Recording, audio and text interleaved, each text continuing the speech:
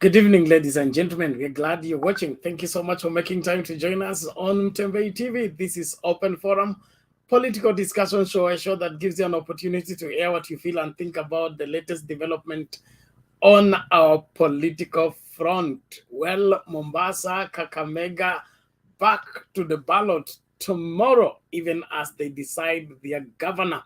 This was as a result of Chebukati and team's incompetence, claiming that the papers had issues in the last general elections that have now ended up in the Supreme Court.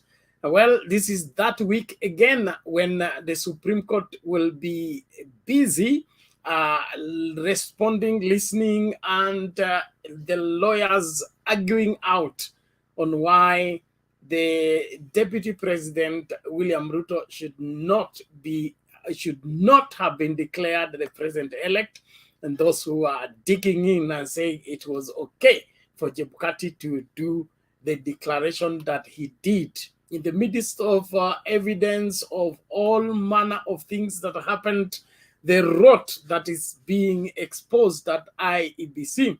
Kenya Kwanza are still on the forefront, claiming their victory in amidst controversies, and shamelessly claiming it is God again.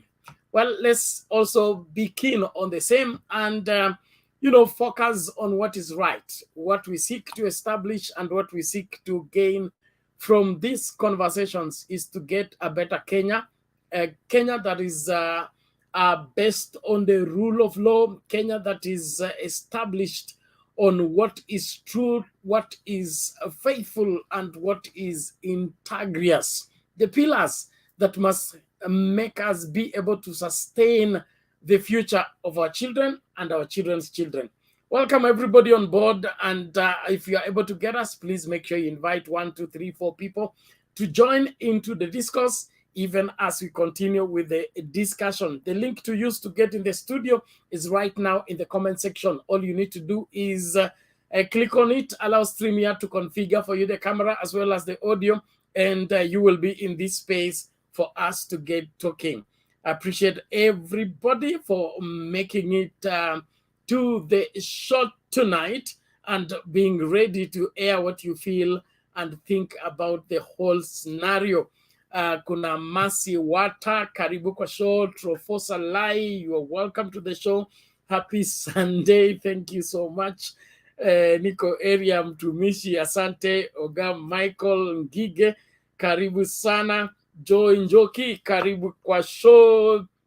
Nani huyu Dahi Abdi, karibu kwa show. Flo Makoha, karibu sana. Kuna Nectar Nyambane, karibu kwa show. Kuna Dorothy Owino, alafu nani huyu Belindo Gweno, karibu kwa show. Fia Ala, you're welcome to the show. Kuna Maimuna Kadei, you are welcome. Innocent Olekuta, DP 4044, you are welcome. Vipi kwako? Nashukuru sana. Kuna Rajab Abdallah, Moses Opado, welcome to the show. Fatin, kuna Aftin Abdi, nakwambia majina magumu kweli. Lindale Firstborn wa Magi, Linda Lee Firstborn wa Magi, karibu kwa show. Nani huyu mwingine huyu Ndushuan Ndush, karibu kwa show. Eugene Japani, karibu kwa show. Zaid Omar, alafu nane Fatuma Nasimiyu, kuna Sagala Khalif, Lili Labin Tracy, karibu sana. Kuna Lipa mdogo mdogo, hey, nashukuru, karibu kila mmoja. Karibu sana, tujumuike pamoja, tuhakikishe kwamba tunafanya yale ambayo yanafaa kutengeneza hii nchi ikuwe bora kwa kila Mkenya, ili tumakinike katika maendeleo yetu na yote ambayo tunatarajia. Mambo Mombasa vipi? Mambo Kakamega vipi? Tungependa kujua hali ya joto na jinsi mambo yanaendelea. Kesho ndio msema kweli, wana Mombasa na wana Kakamega wanakwenda kuchagua gavana wao. Kutakwendaje? njama iliyokuwepo itatimia, ama kutakuwa na ile msema kweli ambapo lazima ngome ya baba ijulikane kwamba ni baba na hakuna mwingine kama baba. Karibu sana Bwana Omar, habari leo? Niko poa Bernard, ujambo? Si jambo, si jambo. Hali vipi? Tayari ballot kesho? Ballot kesho, naona watu wa Azimio wale magavana walishinda na wale ma-MP walishinda sehemu yao, wamecamp sehemu hizo mbili. Hakuna mchezo Bernard, leo wanalala. I think leo ndo wanakesha, hawataki mchezo. Kwa sababu ile kitu Chebukati ametufanyia ndio imetufunza. Naona hata ule MP ule mama ule kutoka Northeastern alisema leo anaenda kucamp huko kukesha mpaka asubuhi. Bas. Nashukuru sana, watu wanawapenda sana Abdul Somad na Baraza. Watu wana roho sana. Hii imetupatia funzo Bernard. Hii wizi imetupatia funzo. Hata hao maofisa wa IBC hatu trust. Hao ni wauda, watu wauda wa IBC. Sasa wakati watu wakaanza kupiga asubuhi, kwanza ni kuangalia box kama kila kitu iko sawa, hakuna karatasi hapo ndani ya box. Wametufunza mambo nyingi. Kesho mtasikia tu mambo vile itakuwa. Alafu ile kitu imenifurahisha pia. Wakumbuke ile speech Martha Karua alisema mtu akianza na uizi anamaliza na uizi. Chebukati amefinywa kwa kona kabisa, na imenifurahisha hata hii LSK, hii mambo ya maloya hii, I think hii nini ya maloya hii wamefile nini zao against William Ruto. Yani paka unasikia LSK ule alikuwa ifoma wa nini yao maloya, mkubwa wa maloya huyu wa Avi anaingia baridi anasema hii ajui kama Ruto atamake it. Kesi kila leo imefailiwa sijui ni watu wangapi Bernard. Hii kesi imekuwa ni hard. Chebukati amewekwa kwa kona kabisa. Unajua alikuwa nadhani kila siku ataibia umzee atanyamaza. Hii kesi imepatia au majaji kesi rahisi, waamue rahisi sana na waamue asubuhi na mapema. Sasa hiyo ndio imenifurahisha Bernard. Kama LSK imeingililia, Avi ameanza kuanza kuwa na panic, na unajua ni mtu wa Ruto. Anasema Ruto haoni kama atamake it.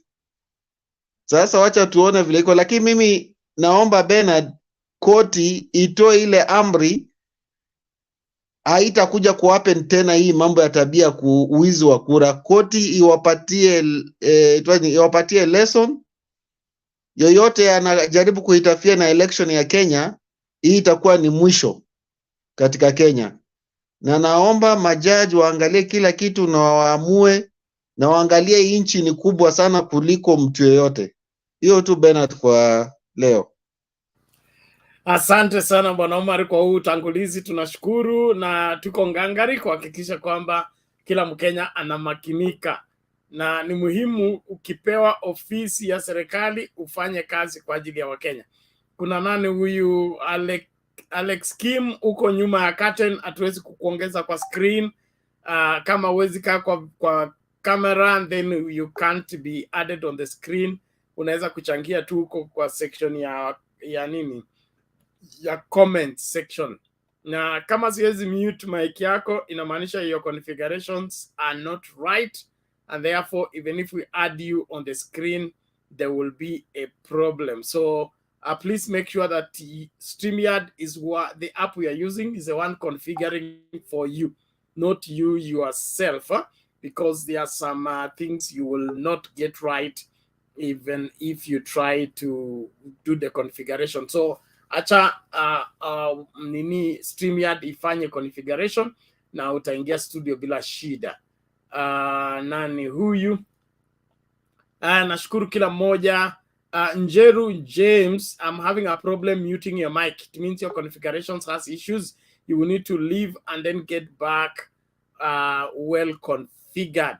Thank you everybody for coming in, and if you're able to get us, please invite 1, 2, 3, 4 people to get in and let us discuss. As Kenyans, we must redeem this country and put it on the right track, and the only way to do that is to get into this conversation in the right way and ensure that we pass across right information for every Kenyan to know what is required of them, what is expected of them.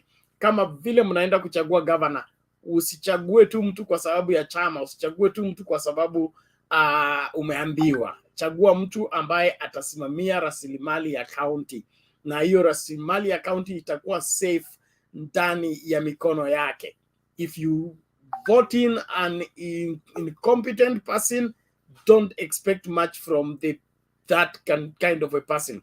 Wanasema siku njema uonekana asubuhi. Kama mtu alikuwa mbunge na kavuja akaharibu pesa ya CDF, alafu unataka kumfanya governor ili afanye nini? Aokoke akiwa governor?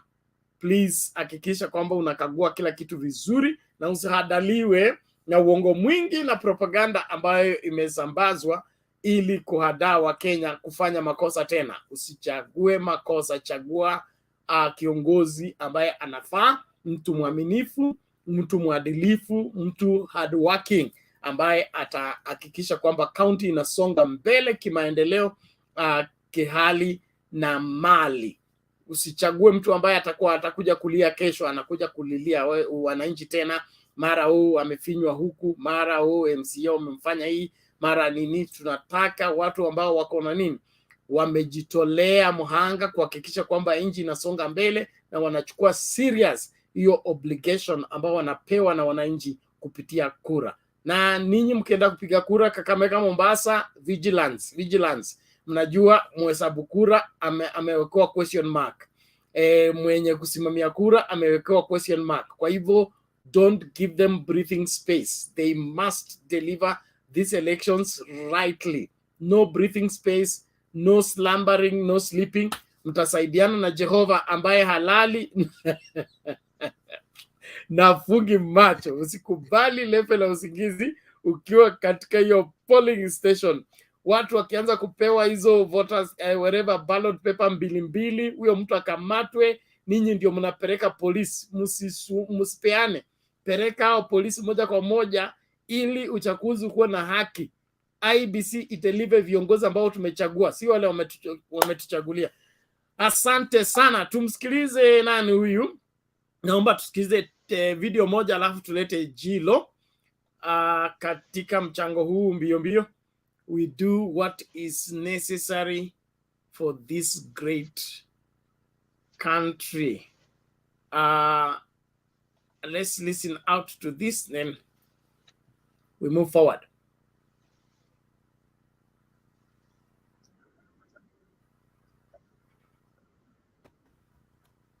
Naibu wa rais wa mrengo ule, nimesikia akisema hata Uhuru asipoongea lazima Ruto ataapishwa. Waje niambie bwana Gachagua atajua serikali ni nini Kenya hii. Uhuru ako kwa mamlaka. Uhuru is the sitting president na ako na mamlaka. Mpaka siku ile atapeana hivi. Mpaka siku ile atapeana ako na mamlaka. Na kama Ruto atataka kujiapisha vile Gachagua anasema, atakuwa anataka kujiapisha kama ile Raila alifanya Uhuru Park. Hiyo hatafanyia Nairobi. Hiyo aenda afanyie kule kwake Sugoi. Nairobi hapana. Kama Gachagua wanataka kuapisha Ruto, waende Sugoi. Wamwapishie huko. Sio Nairobi. Hapa Nairobi ile kiapo itafanyika ni ile Uhuru amekubali. Full stop. Ile Uhuru amesema hii kiapo mimi naenda kupatia fulani sword, ndio itafanyika Nairobi. sio ya Ruto. Ya Ruto haitafanyika Nairobi. Ile yenye Uhuru atakubali, na Uhuru ndiye ako na sword. Na saizi kukienda mbaya sana, we are even ready to have Uhuru to be our life president in Kenya. Yes. Yani ikienda mbaya sana kwamba Raila hawezi kuwa rais sahi, we are willing to have Uhuru to be a life president in Kenya. Sisi kama wafuasi wa Raila, we are willing.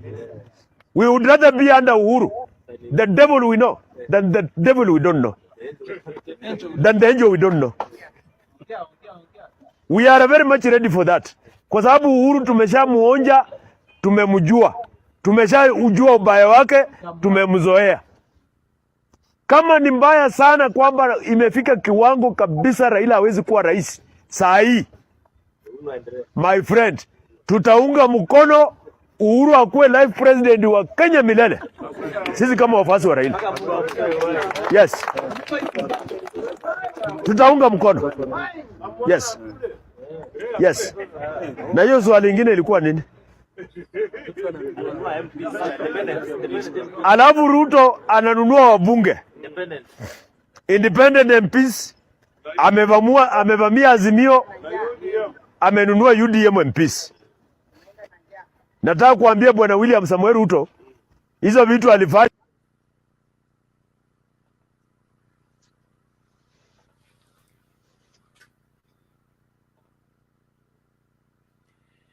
Haya, bunge la wananchi hapo wanasema kama mbaya ni mbaya, basi Uhuru aendelee. Gose vipi?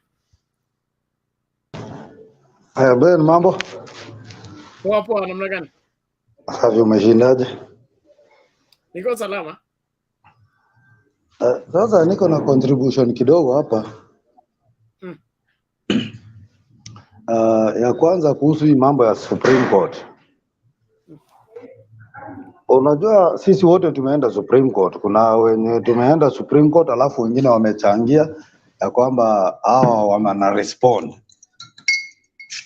So kwa hii response kuna issue nilikuwa naye kidogo.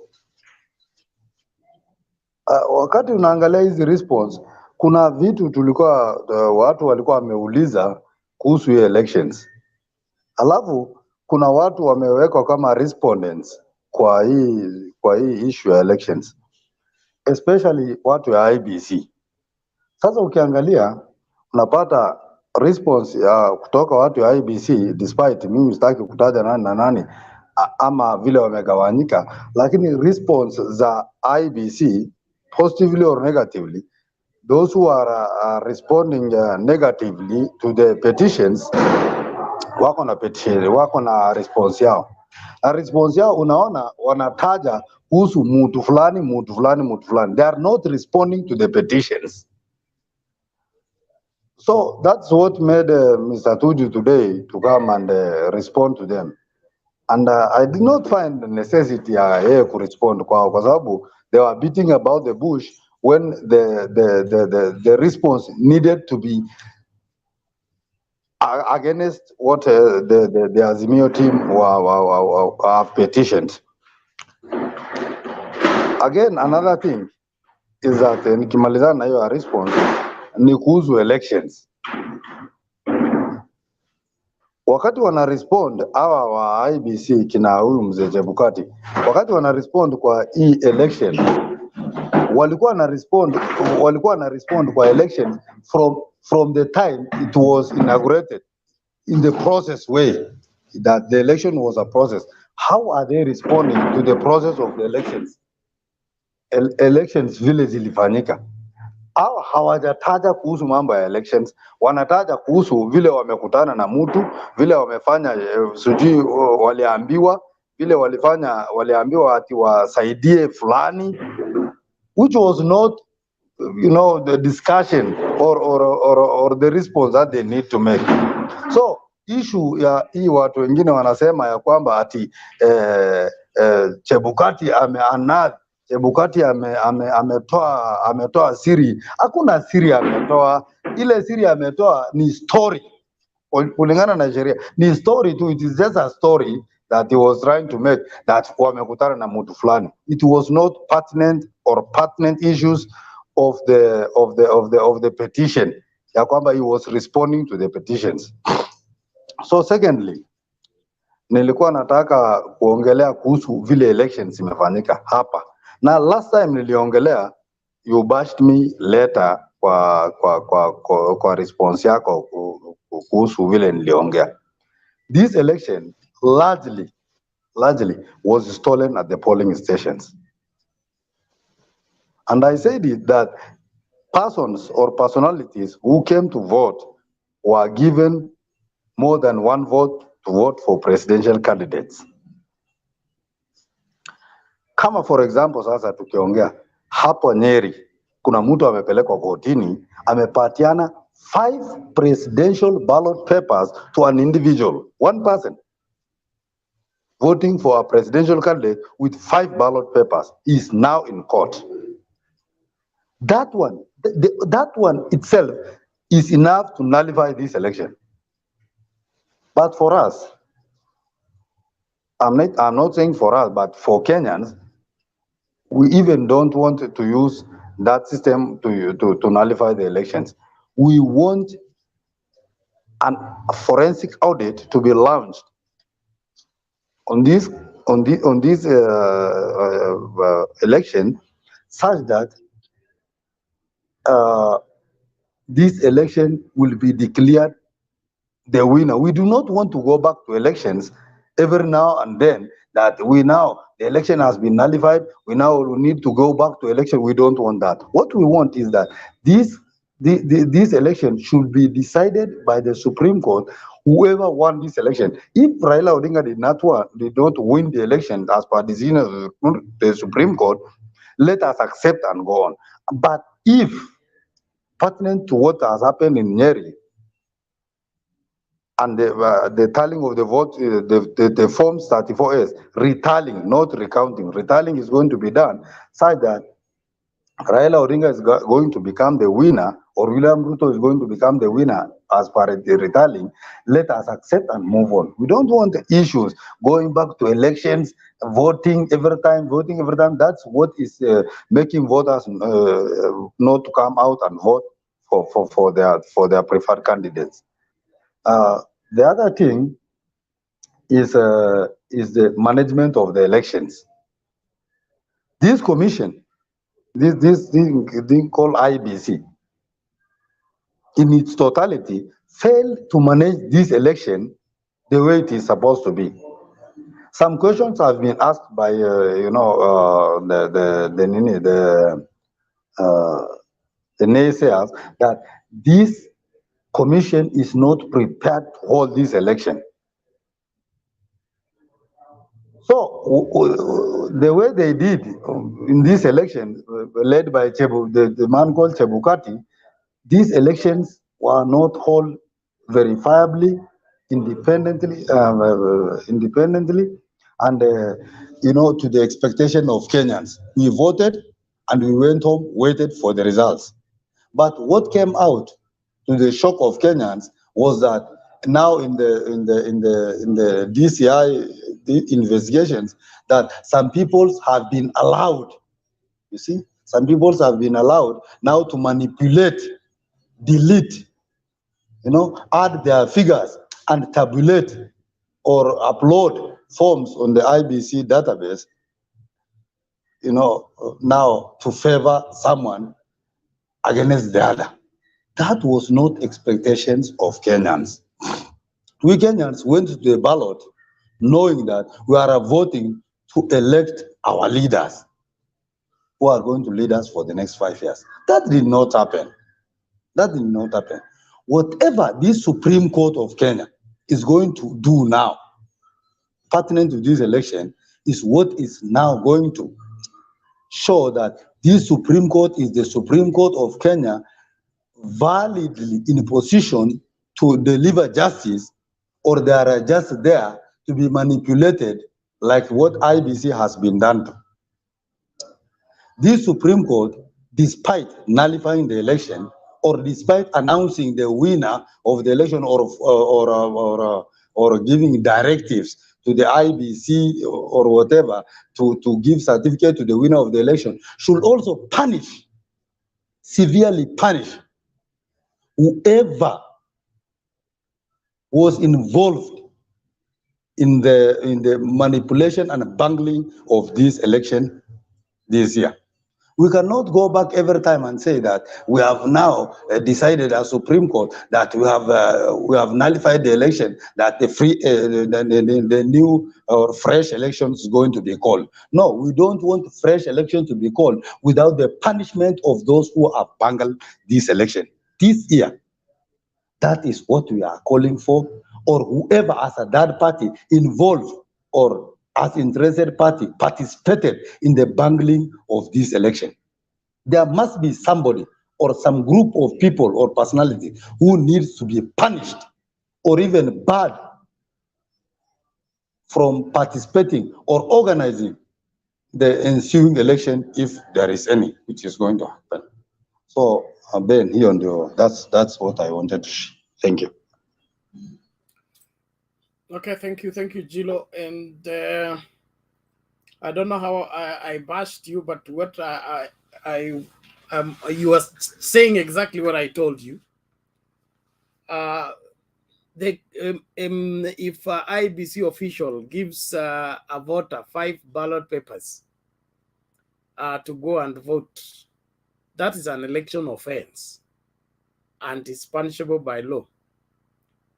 The protest of the agent in some places, it was almost hostile.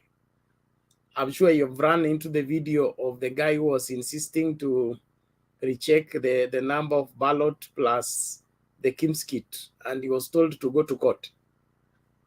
So there is a limit to how much agents can do in safeguarding a particular way of the votes. What we need is to put people with integrity in those positions. Kama wewe ni mtu mwaminifu na umepewa kazi ya kuwa presiding officer, lazima ukuwe mwaminifu kwa nchi yako na kuwa mwaminifu kwa sheria ya nchi. Usiruhusu uovu wa kupewa mlungula hongo hapa na pale kuharibu kazi ambayo imegharimu wa Kenya hela mingi kama hii. Kwenda kwa uchaguzi mara moja baada ya miaka 5 alafu unaharibu huo uchaguzi, it is supposed to be it should not be taken lightly. Your story ya kupatiana to bail 100,000 and all that should be reviewed. We need to get serious people in those serious positions so that they can deliver on making sure that whatever that IBC is meant to do, they do it exactly.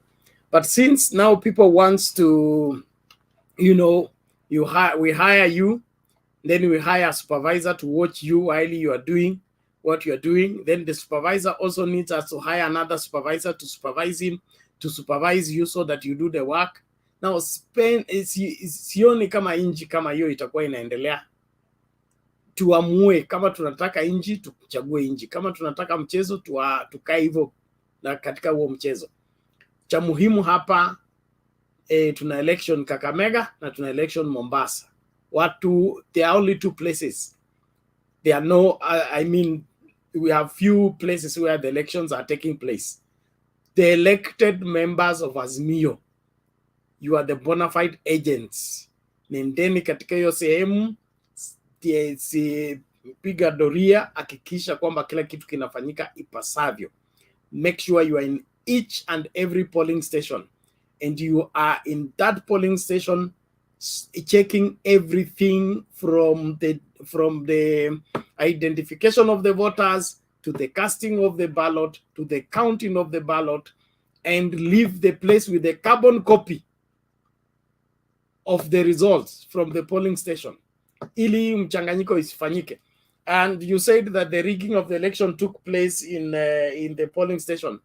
In some places, yes, but majority of this rigging ilifanyika Bomas. Tungoje hii wiki ndio hii utajua mbivu na mbichi. Naomba tusikilize tape moja alafu tumlete Joshua tusonge mbele. Watu wa comments, asante sana. Please to keep it sane, keep it clean. Let's respect one another, do what is required. We are here for a better Kenya. Anything for a better Kenya, I'm in support of it. Lakini kama unataka kusapoti wizi, unataka kusapoti ukorofi, unataka kusapoti watu ambao wamejitolea kuharibu mazuri ambayo tumepigania miaka hii yote, then you are part of the problem and we must solve you this time round. Let's get the step then we move on. Nyang'aya aelezea jinsi Chebukati alivyobadili matokeo ya rais kwa kumpendelea William Samoei Ruto. Karibu katika taarifa za sasa na kumbuka kusubscribe. Kamishina wa Tume Huru ya Uchaguzi na Mipaka hapa nchini Justus Nyang'aya amesema kuwa matokeo ya fomu 34A yaliweza kubadilishwa. Amesema hayo kwenye majibu yake kwa mahakama katika kesi ambapo Raila Odinga anataka mahakama ya upeo kubadili ushindi wa William Ruto. Nyang'aya alisema kwamba maafisa watatu wa IEBC walishirikiana na raia wa kigeni kubadili matokeo ya fomu 34 kabla ya hesabu ya kura kufanywa. Aidha, kwa mujibu wa kamishina huyo, wanne hao walikuwa akidaka fomu hizo mara tu zilipotumwa kutoka vituo vya kupigia kura, wanabadilisha hesabu ya kura na kisha kuziachilia kwenye mtambo wa IEBC. Madai ya Nyang'aya ni mazito iwapo atafaulu katika kuthibitishia majaji 7 wa mahakama ya upeo kuwa kwa kweli hilo liliweza kufanyika. Hili lina maana kuwa matokeo ambayo IEBC ilikuwa ikitangaza Bomas yalikuwa tayari yamekarabatiwa. Kibarua kwa kamishina huyo ni kuweka ushahidi kwenye meza ya majaji Martha Koome, Philomena Mwilu, Njoki Ndung'u, Smokia Wanjala, Isaac Linola na Mohamed Ibrahim. Nyang'aya ni mmoja wa makamishina 4 ambao walipotea Bomas Jumatatu Agosti 15 wakati mwenyekiti wa IEBC Wafula Chebukati alimtangaza William Samoei Ruto kama rais mteule. Wengine ni Irene Masit, naibu mwenyekiti wa IEBC Juliana Cherera na Francis Wanderi. Walisema kwamba wataki kuhusishwa na matokeo ambayo Chebukati alikuwa akitangaza kwa kuwa hawakuhusishwa katika hesabu za mwisho. Tangu siku hiyo, tume hiyo imeonyesha mgawanyiko mkubwa sana, na Raila Odinga anasema kwamba hiyo ni sababu tosha ya mahakama ya upeo kutupilia ushindi wa rais mteule William Ruto. Wakenya watajua uamuzi wa mahakama hiyo ifikapo Septemba 5 mwaka 2022, ikiwa ni siku 14 tangu kesi hiyo ya kupinga matokeo kufikishwa mahakamani.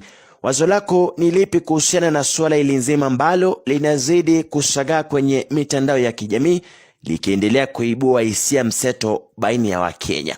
Toa mchango wako hapo kwenye comment section na usisahau kusubscribe na rejea na taarifa zingine.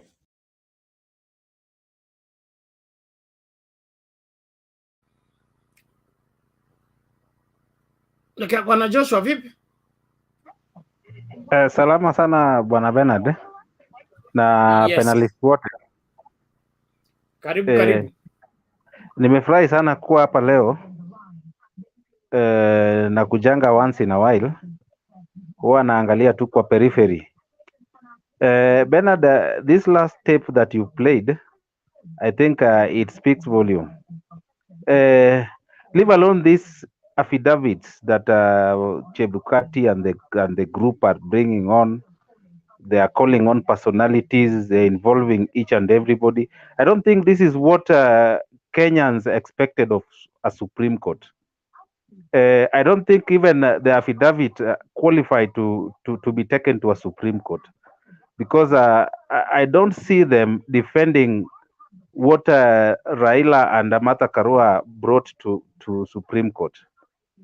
You can't come to swear affidavit that you were approached by Tuju, I don't know, Ogola. For what? How does that one help our votes not to be stolen? I think these are just sideshows. They have nothing to defend, and according to me, this case is like done.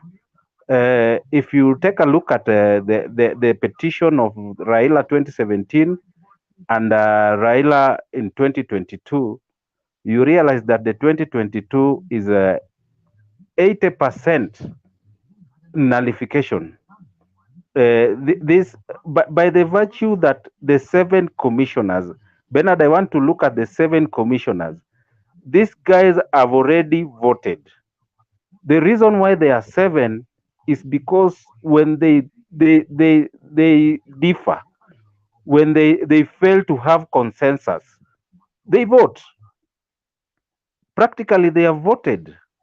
The 4 are on one side, the 3 are on the other side. That is the reason the numbers they are given 5 or 7 or even 3. Eh? So to me, these are the things that they are bringing. I don't know if you look at the affidavit for Chebukati, for Gulie, and the other guy, you realize that it is written by the same person.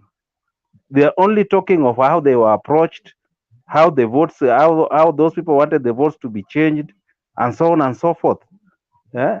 Not knowing that they were being trapped. Yeah? This is what they can be. Even for Honorable Dr. Ruto, that affidavit is not holding waters. He is not defending his win. Yeah? So me, Bernard, even if you look at the 4 commissioners, the descending ones, like the one we've just shown the video, it is a very, very, very strong. It's a very, very strong affidavit. It can be, that one can be proven in any court, because I think Mr. Jangaya was the one in charge of ICT, if I'm not wrong. Yeah? So he can't come to lie that some people get access to the server 377 times. He can't lie to Supreme Court. So Bernard, me, I don't have much. What I wanted to say is this case, leave alone each and everybody is coming with his own version. Those ones are just waiting time because we don't have time. Supreme Court has got very little time. If you look at the other time, in 2017, they only used one thing. And this is the same Chebukati who was told to go and open the server. And he never opened. Little did he know that he will find himself back to Supreme Court. That one alone can be used to nullify this case. Because Chebukati was asked to open the server. He never opened the server. He comes in 2022 again and bungled another election. Just to come and tell us that he was approached by Ogola, he was approached by Tuju. This is nonsense. What Chebukati is telling us is childish. Eh? This is childish. We don't expect that one from a commissioner, a chairman of a commission, IEBC. Yeah? This is not a magistrate court. This is a Supreme Court. We want Chebukati to tell Kenyans how Dr. William Ruto became the winner of this election.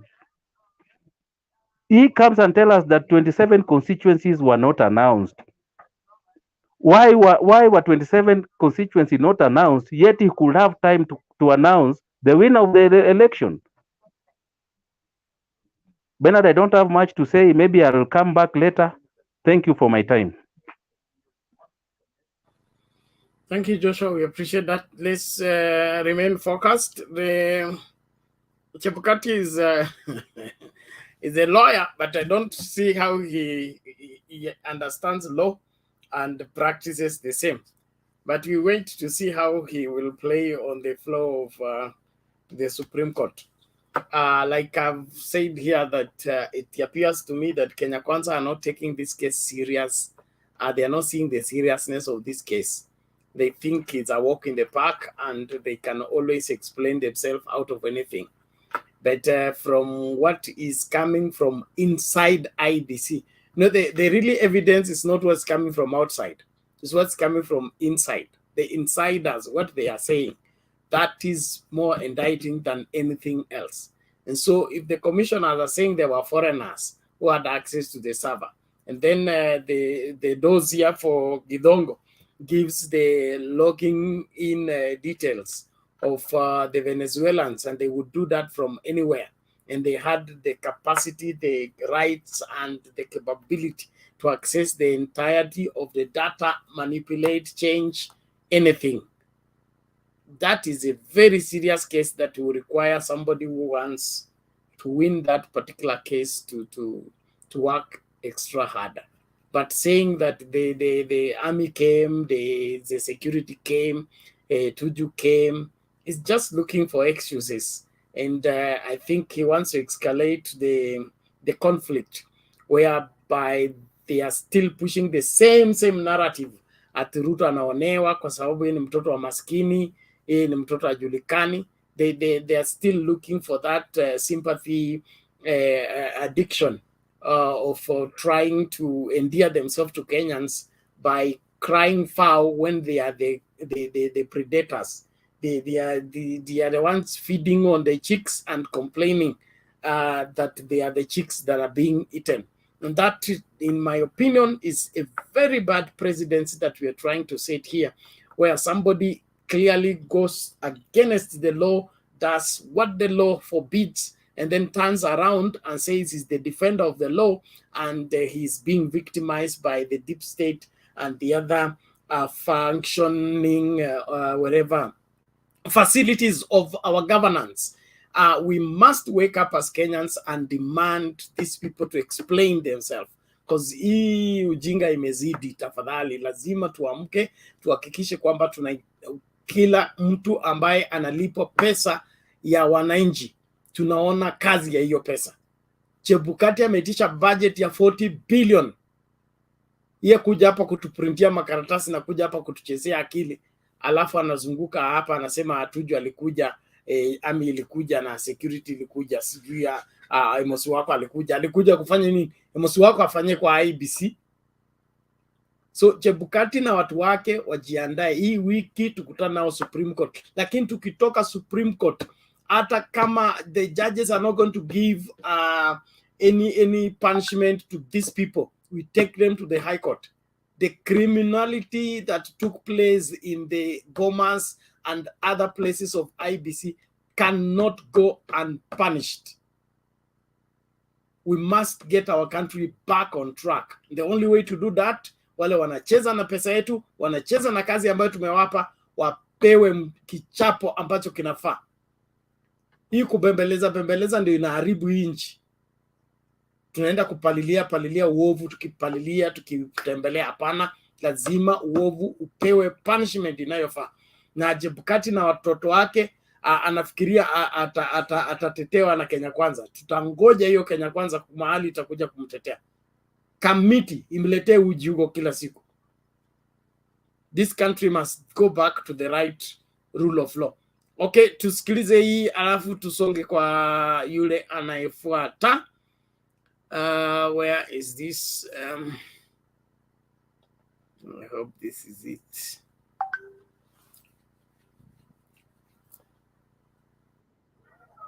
Niwache ni nyamaze ama niendelee? Niongeze kidogo. Mimi tukiwa na ndugu yangu mkubwa Moses Masika Wetangula tulienda kule Sagana kwa nyumba ya State Lodge hiyo ya Uhuru, tukakaa huko. Tulipokaa huko, Uhuru akakuja akaambia Wetana, mimi na Jirongo na Gideon Moi, akatuambia kwamba yeye amevuta Raila karibu ili ampambaze, amuchanganyishe, ili muhula wake ukwishe vizuri, alafu siku ya kuritaya akienda Gatundu na Raila ataenda Bondo.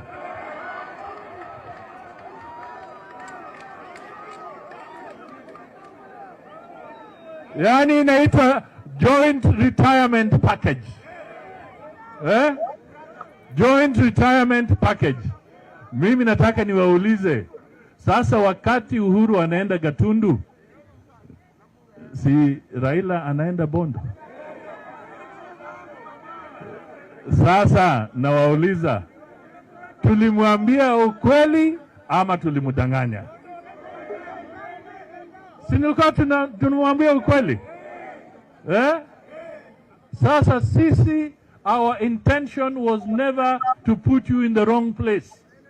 Our intention was always to put you in the right place.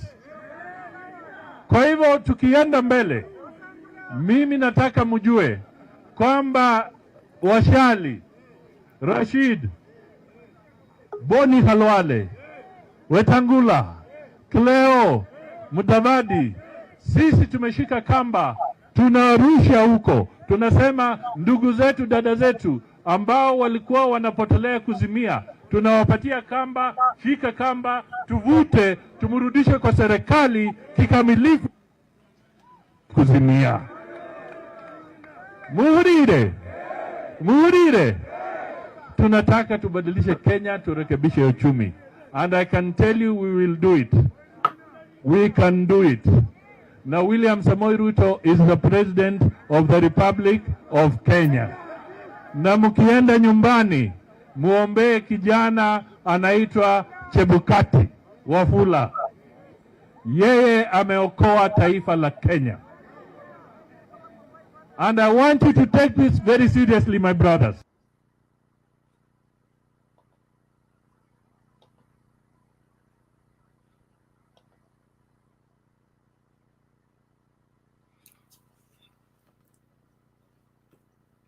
I call that to be shamelessness. Huh?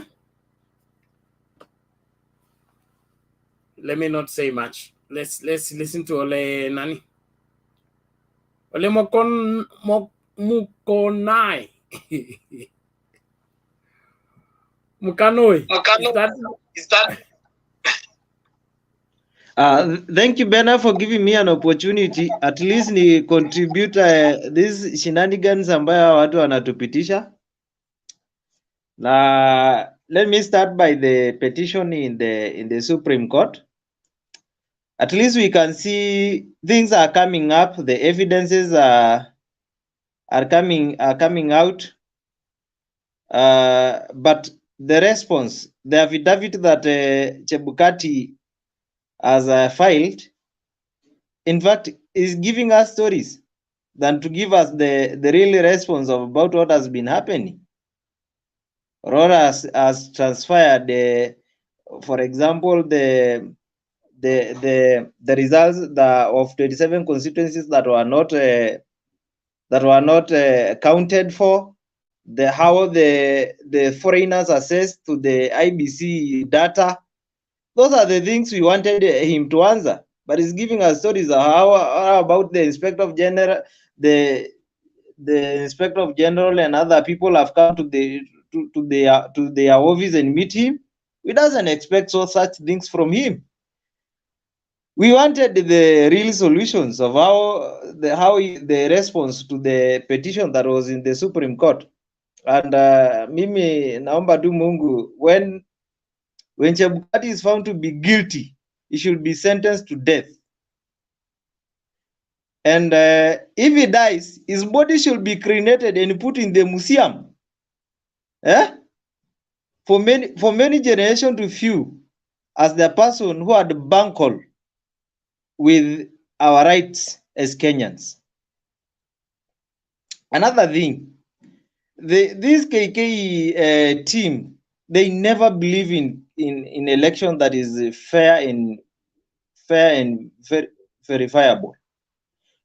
Already there are two foxes that were interjected right now in Kakamega, Quisero, carrying ballots that were ticked belongs to Malala. These people, they are thieves. These are not the people we wanted in this Kenya. We wanted a Kenya which is that if you contest an election, you win it fairly, squarely. Not that you do your own sarakazi things there and there, alafu ati ndio nadeclare ati wewe ndio umewin. And we are very hopeful that the Supreme Court, the 7 judges, will give us the free and fair judgment. We have seen so many things coming up. For example, the affidavits that was filed by the IBC itself. There are so many things that they have talked about, verification of the results, the database, and entirely how the people assess that. And another thing that I could like, if those people, for example, who have says we should have started with the Kenyans who have access, and they are not IBC commissioners, who have access to that IBC data. Those guys should be behind the bus when this petition is through. The likes of Itumbi, the Chirchiru, even if they are experts of IT, they should not play with us. They should have the boundaries of what they are doing. Another thing that we should, I think now Kenyans should have patience for until from tomorrow. Things will happen, I know. And we also thank Tujo for coming out and respond. Yeah, you have seen him saying that he can give the DCI to assess the CCTV's cameras in his home. And that means Marjan and Molu, those who are the way Tuju has described, it means so, because they were looking for the higher bidder to pay them so that they can bangle with our rights. And that one is not allowed. Na shukuru Bernard kwa kunipea hii nafasi. Okay, asante sana Ole, tunashukuru kwa maoni yako na mchango wako. Mute your mic please. Asante. Thank you for that, and it is our duty to hold these people to account. Watu wa Kakamega na watu wa Mombasa, mnajua you are not dealing with ordinary monkey. This is not the kind of monkey you deal with while sitting down. Let vigilance be done. Now, we'll be waiting to hear from Anderson. Anderson Neta is on the ground. Anashika doria huko Kakamega. Mambo lazima yanyooke. Wezi wote wakamatwe, wafungiwe vizuri kabisa, alafu mlete kamera. Okay? You don't slap them. You hold them with the box, unawafungia kwa mti na box lao. Okay? Alafu mnangoja jua linawaka, alafu mnaleta kamera ili julikane nani alikuwa mwizi, anaibia nani. Ndio mnachukua video, ndio tukienda Supreme Court tunawaambia, for example this one. So msi interfere na evidence kupeana makofi bure. Catch the person with the ballot papers, abebe kwa kichwa, fungie kwa mti, mchukue video vizuri, confess mkichukua kwa video, alafu evidence ijulikane. Sisi hatutaki viongozi ambao hawafai. Kiongozi anaiba uongozi ni mwizi. Sasa ukiiba uongozi utalinda rasilimali ya wananchi? You can't begin on the wrong footing and end up being the rightful leader. This madness has to end. This country needs to recover. Na kuna nani huyu anasema, kuna mtu anaitwa Cynthia Osiro anasema this show is very partisan, making its quality very poor.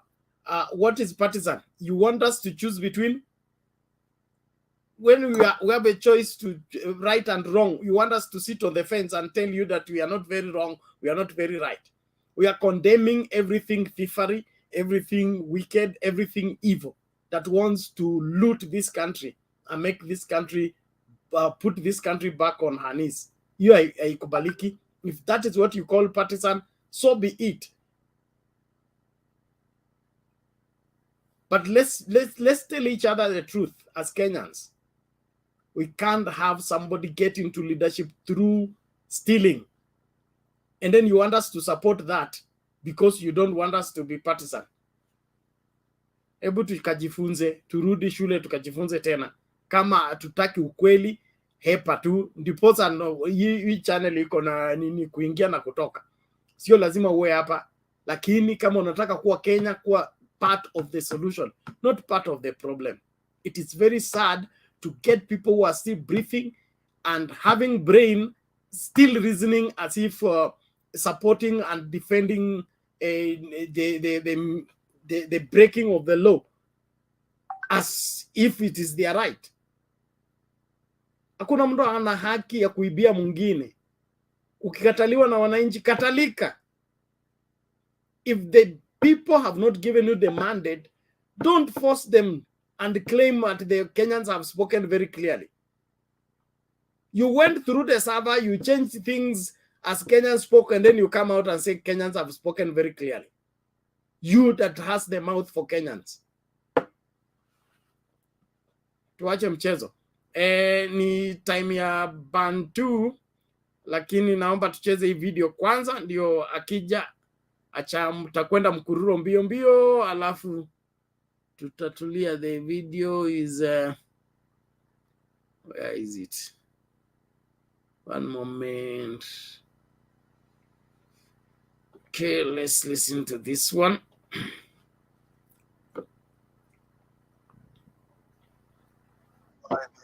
Of Laikipia, Honorable Nderitu Murithi.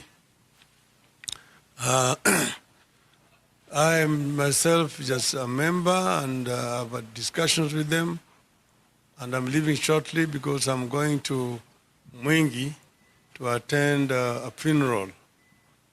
But I just want to say a few things here, that this board has steered the campaign. They have been very engaged in designing strategies of our campaign, and I'm very grateful for the job that they have done so far. As you know, that we have sent a petition to the Supreme Court, and we are eagerly awaiting the outcome. The chairman is going to address you on the issues that the board has discussed. I just want to mention here that 2 days ago, I got a phone call from the Secretary General of United Nations, Mr. Guterres. Mr. Guterres called me to talk to me about the developments in our country, in the region generally.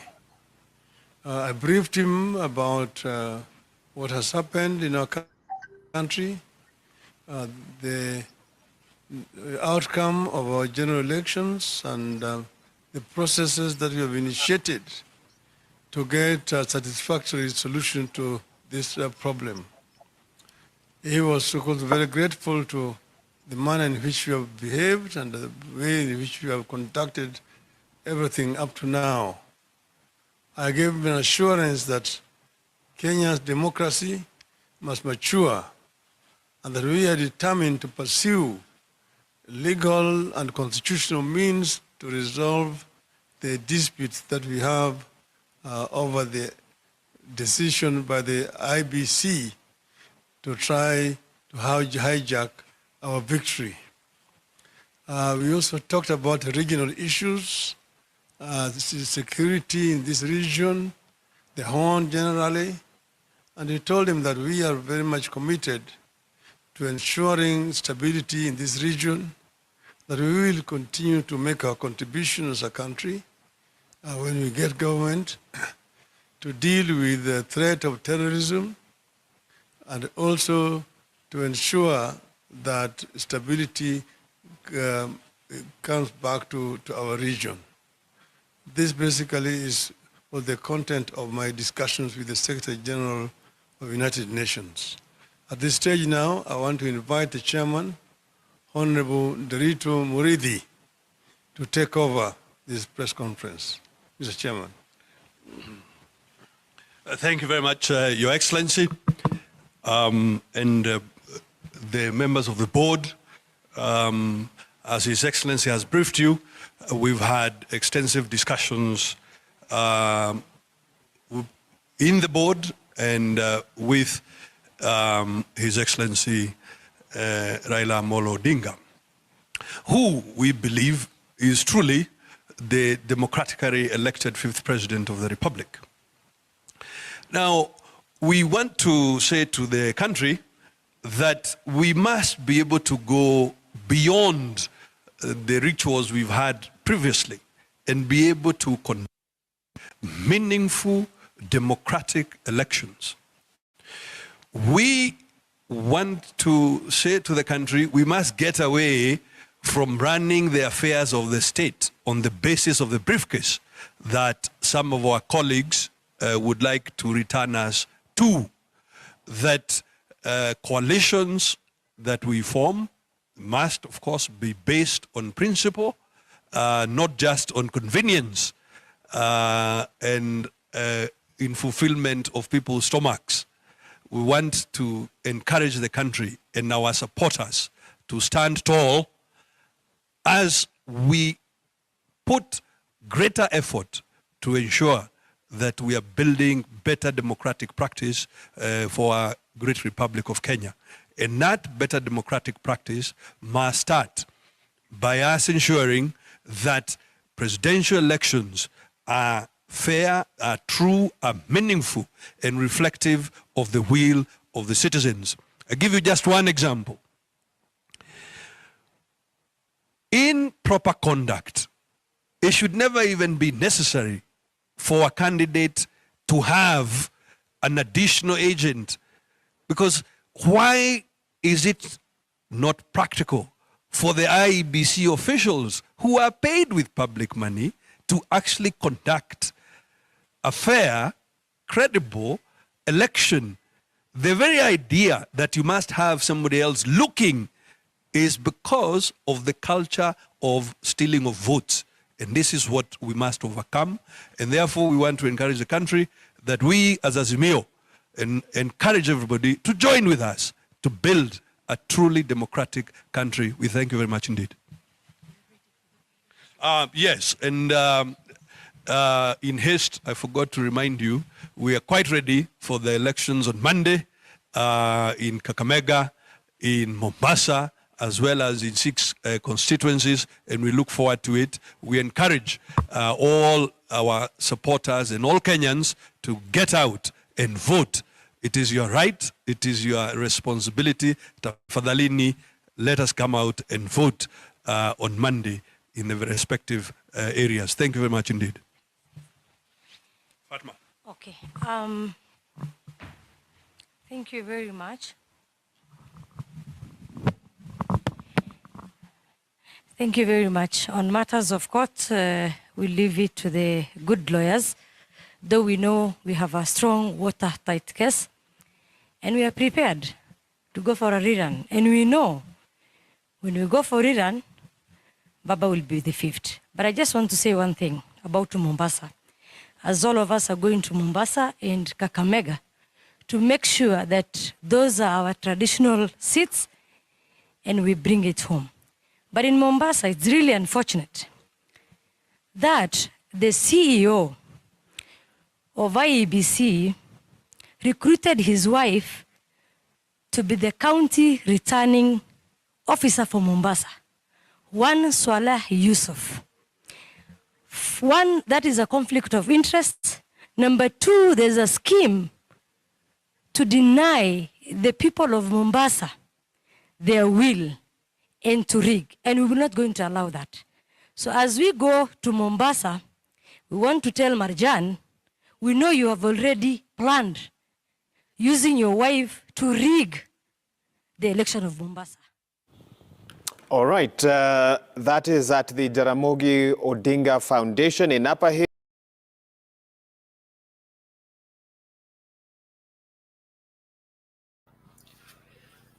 Lawrence Kariuki, he says, Bernard, so elections to be free and fair, Raila has to win. Why is everybody obsessed with Raila? We are talking about truthfulness. We are talking about faithfulness. We are talking about things done orderly and decently. So, for example, what is the business of for your wife being a returning officer? Appointing your wife to be a returning officer in an election where you are the CEO. Is that in order? Is that decent? Does that happen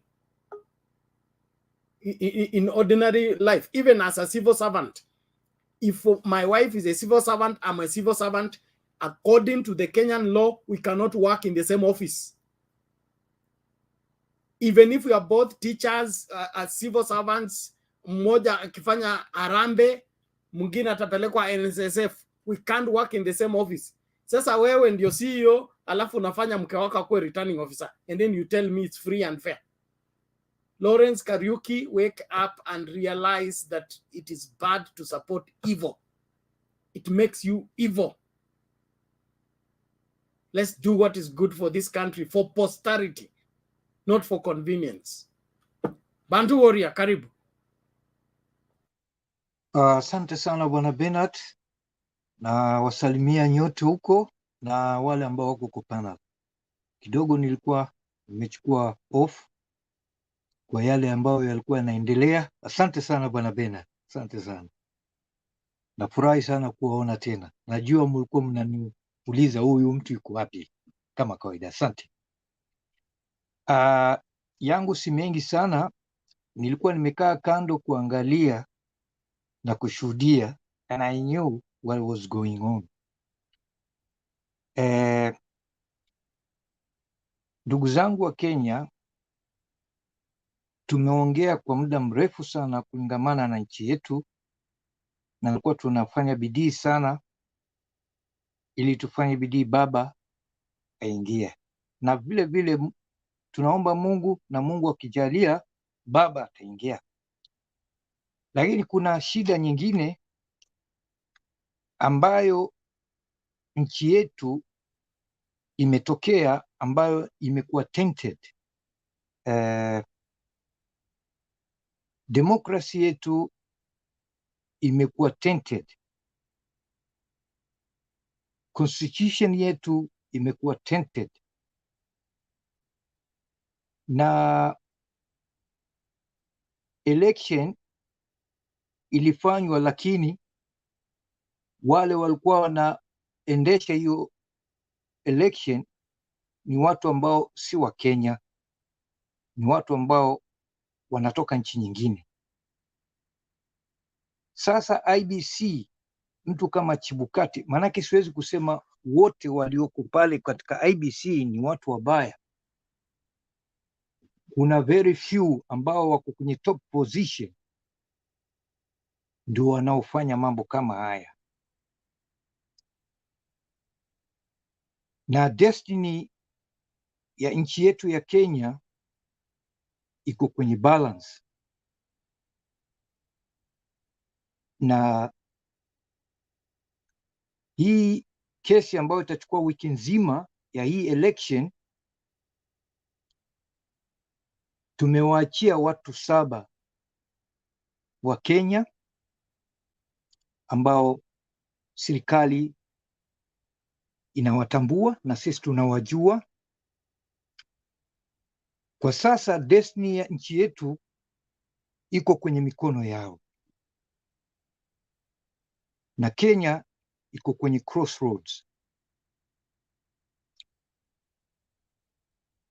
Either tutakwenda juu after the decision from the judiciary, ama we will go down. Can be only one way. Kwa hivyo sisi lazima kwa sasa tungojee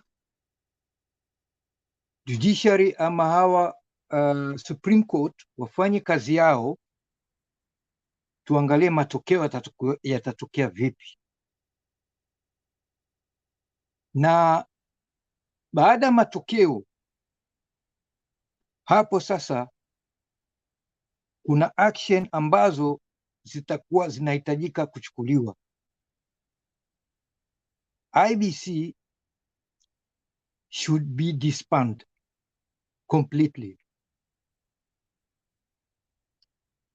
It should be disbanded.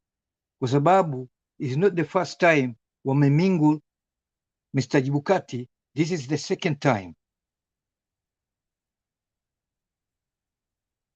Alafu tuangalie ni mambo gani yatafanywa, kwa sababu what I see after hii kesi is not good. Either way, ikiwa baba atachukua, it doesn't look good, and ikiwa Ruto atachukua, it doesn't look good. lakini sitaki kuwatisha wananchi. Nataka wananchi muwe na imani na tuwe kitu kimoja na tungojee majibu kutoka hapa. Lakini the future of Kenya, it is in the balance. Kwa sasa sina mengi sana Bwana Bernard, mimi niko hapa leo, nitangojea tena. Asante sana Bwana Bernard. Okay, thank you, Bandu Uria. It's our duty to safeguard the welfare and the future of this great country by ensuring that the rule of law takes place. Everything unethical should not be tolerated, not by Kenyans that want a better Kenya. And so we should call it out. It's not a matter of being partisan. It's a matter of being integrous. If you don't stand for anything, you will fall for everything that is presented to you. So as Kenyans, especially young people, we make a very grave mistake when we choose to look the other side when evil is being committed before our eyes. If we don't call it out, when it begins to eat us up, it's when we realize that it was all about us. Right now, you're complaining about unemployment. You're complaining about hakuna kazi.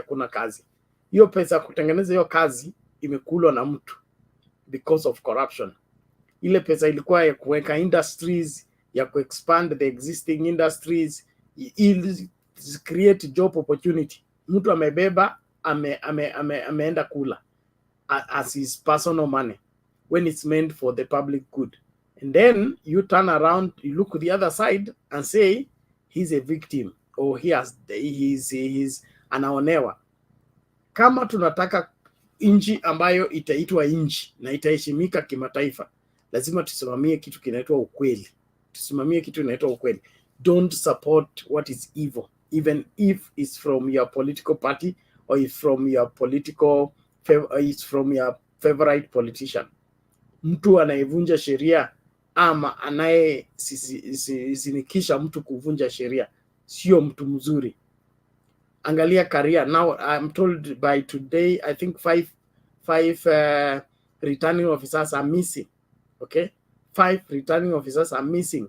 2 are already confirmed dead. Now look at that. The election is not the month is not over. Okay, so why should it be an issue that you are a returning officer and then your life is in danger and all that because of an election? Na nyinyi bado mnaongea tu. Let's wake up and realize that whatever we are quoting is not good for this country. Let's do what is right for this country so that this country can take off. We are getting to 60 years of independence, for heaven's sake. Hatuwezi kuendelea kuwa vile tulikuwa. So all of you that have suspended your brains and want to go and paint yourself yellow, paint yourself yellow, there's no problem. But let it be for the good of this country, not for the convenience of a political party or a political persuasion. Let's look at this before WG comes in. 1, 2. Okay, let's get this first. Raphael Tuju amejitenga na madai kuwa walikutana na mwenyekiti wa IEBC Wafula Chebukati na kumlazimisha kubadili matokeo ya kura ya urais kumpendelea Raila Odinga. Tuju amemtaka Chebukati kujitokeza na kuelezea kipi kilichojiri Bomas na kudai pia palikuwa na mkutano wa siri baina ya Tuju na Chebukati nyumbani kwake katika eneo la Karen. Haya yakijiri baada ya kamishna wa IEBC Abdi Gulie kuwasilisha madai kuwa Tuju na aliyekuwa seneta wa kwanza wa kaunti ya Bungoma Amos Wako walijaribu kumshurutisha Chebukati kubadili matokeo. Wile Lusige na taarifa zaidi.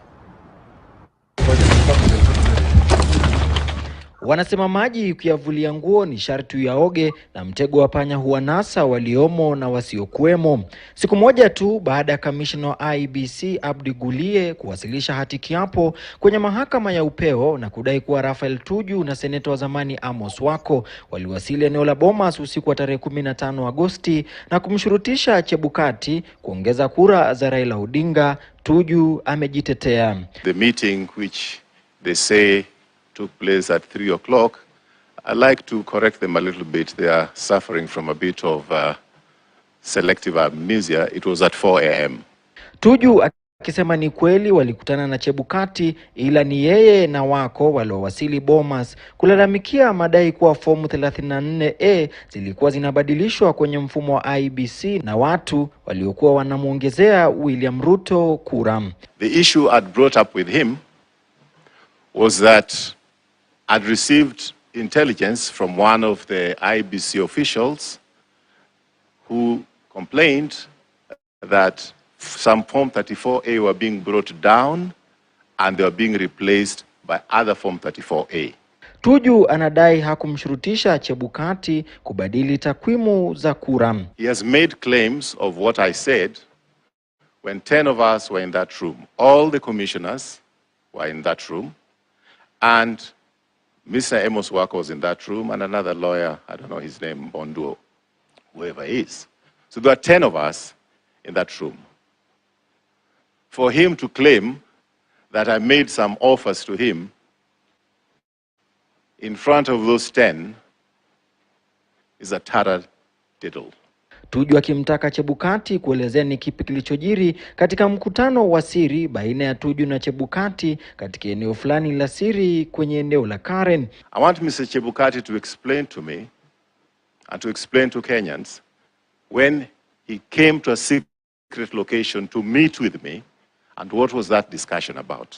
Wakati huo pia Tuju akidai Chebukati alituma watu fulani ikiwemo makamishna wawili wa IEBC kukutana naye Tuju kuhusu uchaguzi wa urais nyumbani kwake Tuju katika eneo la Karen. Mr. Guleye and Mr. Molu did request to see me, and they said it was confidential, and I thought my house was the most confidential for them to come during that particular time. So I'm just telling you that they're not strangers to me. Tuju amesema atawasilisha hati kiapo kwenye mahakama ya upeo kujitetea dhidi ya madai ya kamishna Abdi Gulie. I want Mr. Gulie, or Professor Gulie, and Mr. Molu to explain what they came to do in my house.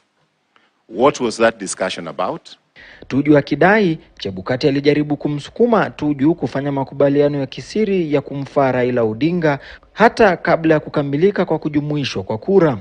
From my discussions previously with them, I was dealing more with auctioneers than commissioners. Willy Lusige, KTN News, Nairobi. Na kwenye taarifa inayofungamana na hiyo, mgombea wa urais wa Azimio la Umoja Raila Odinga amesema anataka kujua ukweli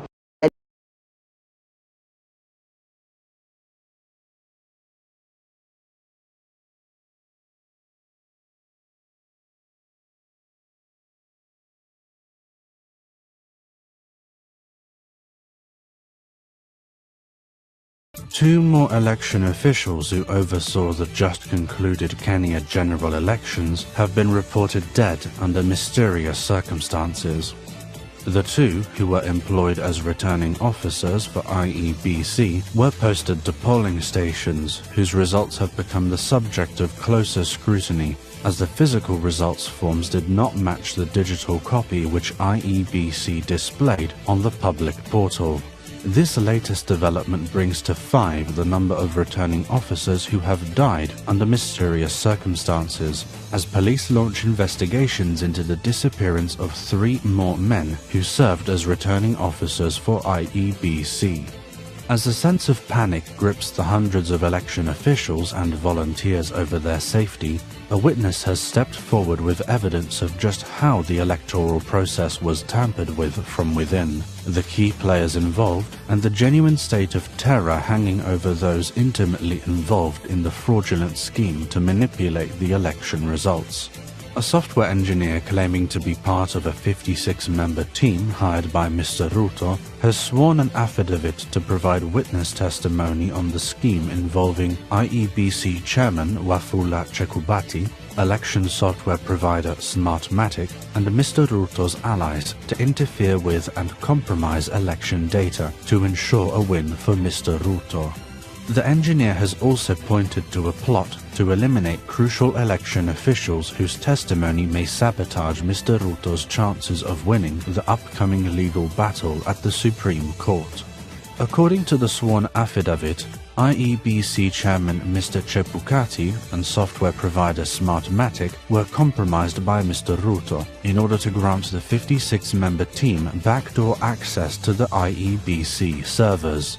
The team, which was stationed in a privately owned residence in Nairobi's Karen area, was given access to the transmission process and would be the first to receive the results being transmitted from the vote counting centers at the ground level. After receiving the data, the team would alter it in order to favor Mr. Ruto before uploading it to the IEBC portal, where everyone, including members of the public, could see them. It was the hope of the team and Mr. Ruto that all the counting would be concluded quickly by using the edited results, and he would be declared the winner in 2 or 3 days.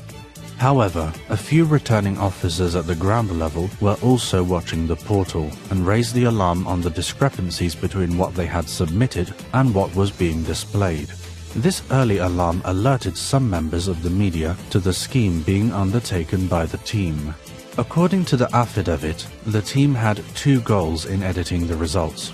Upon receiving the results from Mr. Ruto's strongholds, they would inflate the number of votes he had received and pump up the attendance in regions where voter turnout had been low. This explains why Mr. Chebukati's comments on voter turnout have been inconsistent throughout the election period and have not matched with the figures presented by observers who were posted countrywide. The second goal was to suppress a votes counter for Mr. Ruto's opponent in his strongholds. This was achieved by transferring between 5,000 and 10,000 votes from Mr. Odinga to Mr. Ruto in several constituencies, so as to not alter the total number of votes counted. This scheme was also exposed once returning officers arrived at the election headquarters with the physical forms and protested to IEBC commissioners concerning the discrepancies. The software engineer has mentioned several allies of Mr. Ruto were directly involved in overseeing the process, naming Mr. Davis Chirchir and Mr. Dennis Itumbi as some of the team members responsible for dictating the number of votes to be added or deducted from the results on each form. Having been granted access to the IEBC portal by Mr. Chebukati to upload edited results, it is clear that all the results fed to the public throughout the process could not be trusted. The disappearance and deaths of election officials and returning officers is a worrying indicator that those involved do not wish the full extent of their corruption to be revealed through the impending Supreme Court inquiry. The witness has claimed that Mr. Ruto is behind the disappearances, likely in the same way he has been accused of disappearing witnesses before his trial at the International Criminal Court, to determine his level of involvement in the 2007-08 Kenya post-election trial.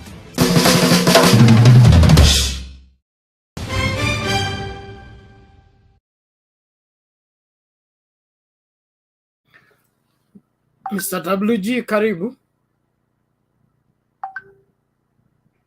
Thank you, Bernard. Can you hear me? Yes, you are clear. Go ahead. Asante sana. Thank you for meeting you once more. I've been away for a while, but I've been following from behind the scenes.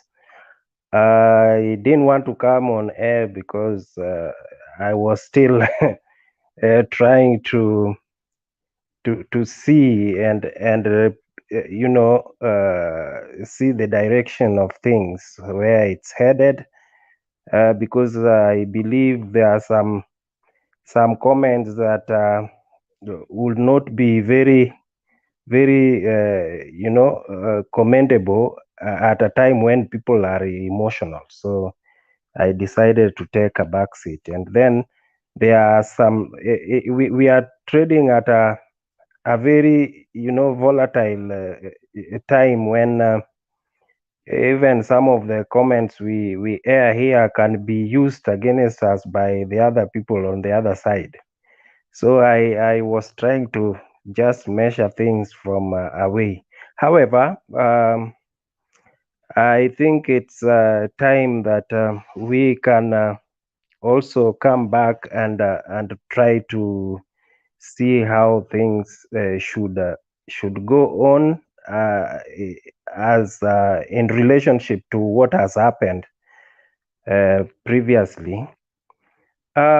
I want to begin by stating that or airing my disappointment, first of all, with the Azimio players, those who are actively around the operations of the campaign and the preparation for the election on the 9th. I think many of them slept on the job. I don't know whether my colleagues here, over the days have also, opined into that. But I feel that there was a slight letdown or sleeping on the job on their side. Because number one, it is quite unfortunate that we are the ones on these sides of pursuing justice through the courts and not the other side. I think our position from where we stood, to me, we were so strong. We were so strong in terms of our relationship on the ground and relationship with the current government.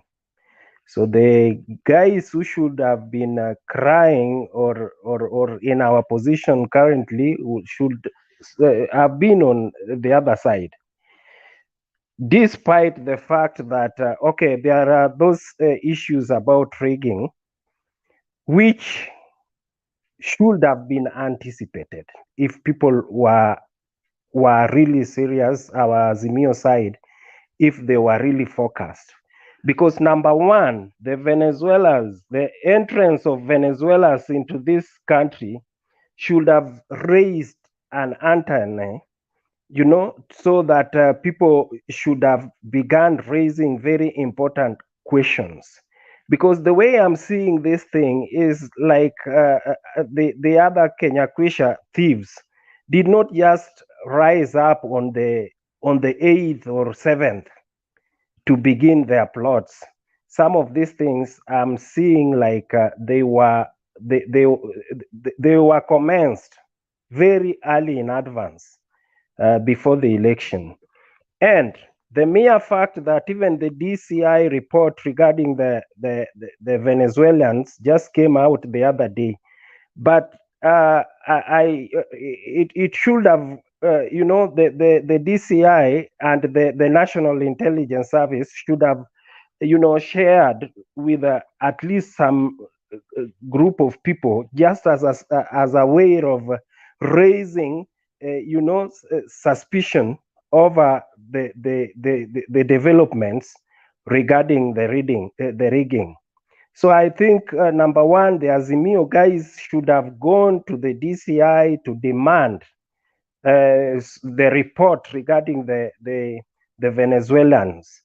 How nobody pursued that further, it baffles me. It seems that nobody cared, nobody was concerned. And I think the other side, the Kenya Kwisha side, had people on ground to pursue two-pronged approach to the election, towards the election. There are those people who are campaigning on the ground, the ones that were visible on the ground in markets and in fields, campaigning vigorously. But there was another one which was underground, which was tasked with pursuit for rigging they were actively working day and night underground, and nobody, so far, nobody detected them until the last minute when the results were coming in. That was a very, very, very wrong thing to have happened on the side of the Azimio. Number two, I wonder if we have intelligence service in this land, which is working. Because if that is the case, then we can only deduce two things. Number one is that they deliberately left these things, they deliberately hid these things from the public or from the authorities that would have taken action. Or number two, there is a reason why they knew that these things were bound to happen, but they deliberately did not want to act. And we also, if we pursue that further, then we just know where this case would end. But I don't want to state that right now. The only thing that I want to say is that someone, if that is the case, that the National Intelligence Service knew, is that the people who should have nabbed these thieves before they instill this kind of this kind of outcome, those people let us down, and they are the reason we are in such a state. So it's very bad that it went like that. Me, I want to I still take that direction. However, now that it has happened, I think we need now to do some things. I'm glad that Baba last time, or was it yesterday or today, the thing that the Azimio guys have asked the supporters to go and pile pressure at the IEBC headquarters and also at the Supreme Court. Some people may be wondering what is the reason for that. I think it's very valid because our opponents are also actively working, and they are, instead of approaching the general public or their supporters, they've decided to raid the Azimio leaders, especially the elected leaders and those who are perceived to be anti Raila Odinga. They think that Raila Odinga is the problem of the country. They don't know that even in the absence of Raila Odinga, people will still stand up and challenge their theft. They will still have people to reckon with. So they are going there, poaching the leaders, thinking that by that they are weakening Raila Odinga. It is not so. They should know that people love Raila not because he is Raila, but because of what he stands for. And that is the reason why I'm saying, even today, if Raila was removed, there will still be people rising up against some of these things that we are witnessing. So they are going for Raila's supporters so that they can weaken him. The world round should see, so that the world round can see that actually the country is ready to move forward. It's only Raila Odinga standing on the way.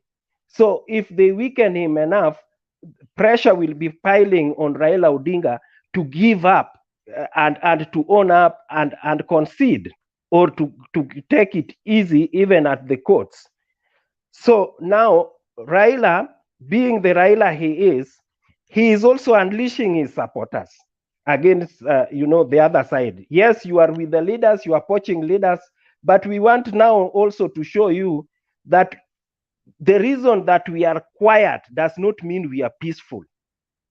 Given chance, we would be very ready to go outside there in the streets and do what is required to force the will of the people the way we did on the ballot. So Bernard, I think I will not go very far, but those are my takes.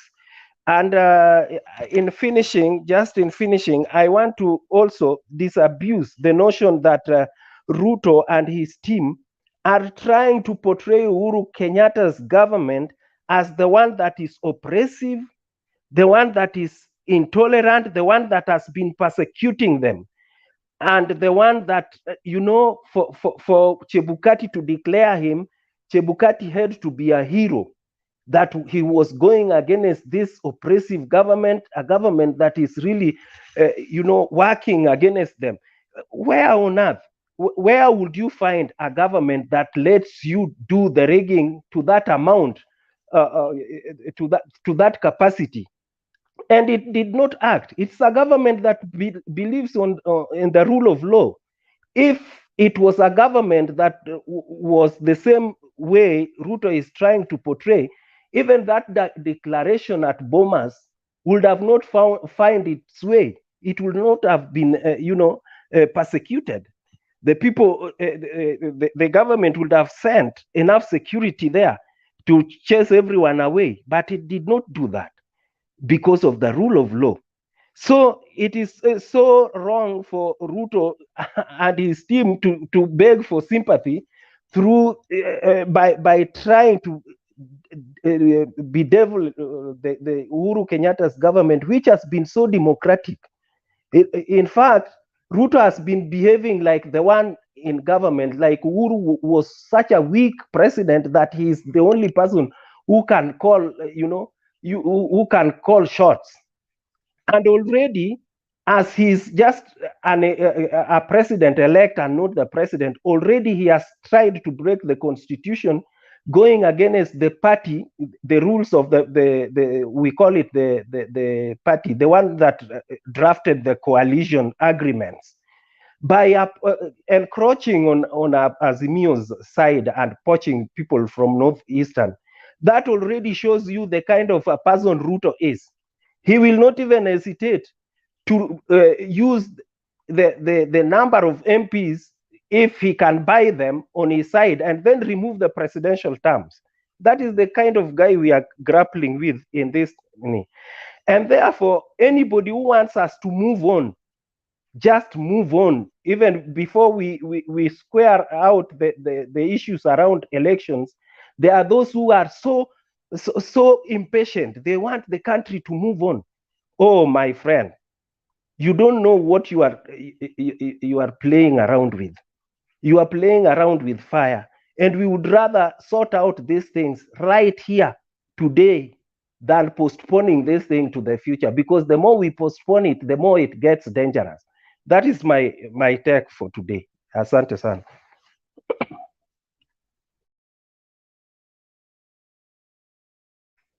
Kwani has Bernard dropped off? Nafikiria Bernard ame drop off, so ni kama tutaenda kwa Walto ndio tuweze kuendelea namna hiyo kitambo arudi. Thank you. Thank you very much. How are you, everybody? Today, I need to talk about three issues here. Number one, I think we have leaders that some of them are very educated, but they don't have wisdom. Because I don't see how can somebody lie and that person is a lawyer. And then this started, I'll go back, 1990s, when you used to send a child in the shop to buy you something, and you give that child 5 shillings or 1 shillings. There is something that you're putting in the mind of that child. So that, number one, that's what bring corruption, and that child will grow knowing it is his right to given money. If you send her, you must give her something. And most of the people who are in our institutions, they growed like that, most of them. And that's why you see this country now, it's very, very corrupt. And somebody can do anything, somebody can kill and get away with it. Because even the person who, the security who is supposed to go and arrest that person, he passed through that system. So I think we need to change this country to give our children a better country, a good nation. And Kenya is the best. We have a good land, fertile soil, good weather, our cultures. So I think we have to do something about that. Wakati unanunua mkate, if you have 4 kids and you buy, let's say, half bread, and that half bread have 8 slices, and you give each child 2 slices, and then one finished the slices, and then he took for another one. That is greedy. So tunafaa tufunze watoto wetu juu hii shida tutakuwa tu nayo kama tutaendelea, kama hatutabadilisha na tutakuwa tukiongea, tutaendelea kuharibu hii nchi. Number 2, mambo imefanyika mingi sana, lakini sisi tumenyamaza, na naona ni kama venye ndugu yangu amesema hapo, ni kama watu wanasema let's move on, lakini kuna hii upande mwingine wanajaribu kutafuta sympathy, wanaenda wananunua, they buy people and then those people saying no, let's move on. They are saying let's move on because they have been paid a huge amount of money. We cannot move on this time around. We cannot move on. We cannot move on. Lazima haki iwe na itendeke. Watu wengine nao, hiyo ingine ya tatu, that is the third one. There is a lot of people of the other side. They have Raila phobia. We must stop this. Me, myself, I respect Raila. Because even now, this Mutembei TV, this that we are watching right now, it's because of democracy that Raila, Matiba, they fighted for this. I remember hiyo wakati mwingine kitambo, hata si kitambo sana, 1990 something, 1999, 98, hizi vitu hazikukua. Saa hii kuna watu wangekuwa answerable saa hii. And this is the truth, you believe me or not, kuna watu wangekuwa answerable saa hii, hata wengine wangekuwa ndani. Lakini saa hii tuko na freedom of worship, of talking. You can say what you want, you can abuse even a leader in social media. I think we need to change our characters for the better tomorrow, not only for us, for our children and for the other generation. That is only what I can say. Thank you very much, everyone. Thank you. Anyumba, utaniwia radhi kidogo. Naona kuna wanadada hapa ndio tuweze kuangalia mambo ya gender kiasi. So nitakuruka alafu tuende moja kwa moja mpaka kwa Elizabeth, alafu Paris ataongea ndio tuendelee. Thank you. Hi everyone. Thank you very much, Simba. Yeah, I'm happy to be here with you this late hours. Na pia nataka kuwashukuru wote ambao mnajinyima usingizi, kujinyima kazi zenyu, at least kukaa hapa kuongea mawili matatu. Hii kukaa hapa kuongea haya mawili matatu inasaidia pahali pakubwa sana. Yeah, some people they are just watching, and at least this show inawafanya wana move, at least wanapata courage ya kuendelea na wanaona yale ambayo walikuwa hawajui, wanasikia mambo ambayo walikuwa hawajui na inawasaidia. So thank you everyone. Mimi sijakuwa hata na mengi ya kuongea, but I'll just talk a few. First of all, mi nataka kushukuru our leader party of Azimio, Baba, for the courage and patience na the spirit that man has.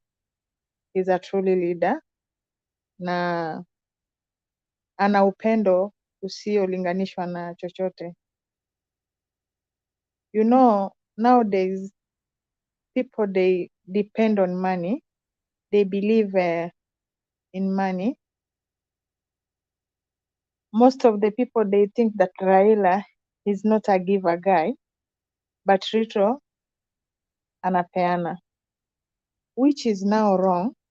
And the people who cannot agree with me now, later they will agree with me. Why? See where this money inaenda kutumbukiza watu. Watu wamenunuliwa na pesa kufanya mambo mabaya. Kuharibu election ambao ilikuwa ni election nzuri, election yenye ilikuwa peacefully, lakini kwa sababu ya pesa na tamaa hiyo ya kukubali kulipwa na kuhongwa, imeleta mambo ambayo tuko ndani sasa hivi, na sio mambo mazuri. Umeona Raila akiongea leo akasema, Bwana Simba, what's happening? Confirm if you're able to get me. Yes, tunaendelea vizuri. Ni nafasi ya Elizabeth ndiye anaendelea tena, amepotea. Okay. Nitaendelea. I think Bernard ana problem. Wanamhack, hawataki aonekane, but ni sawa.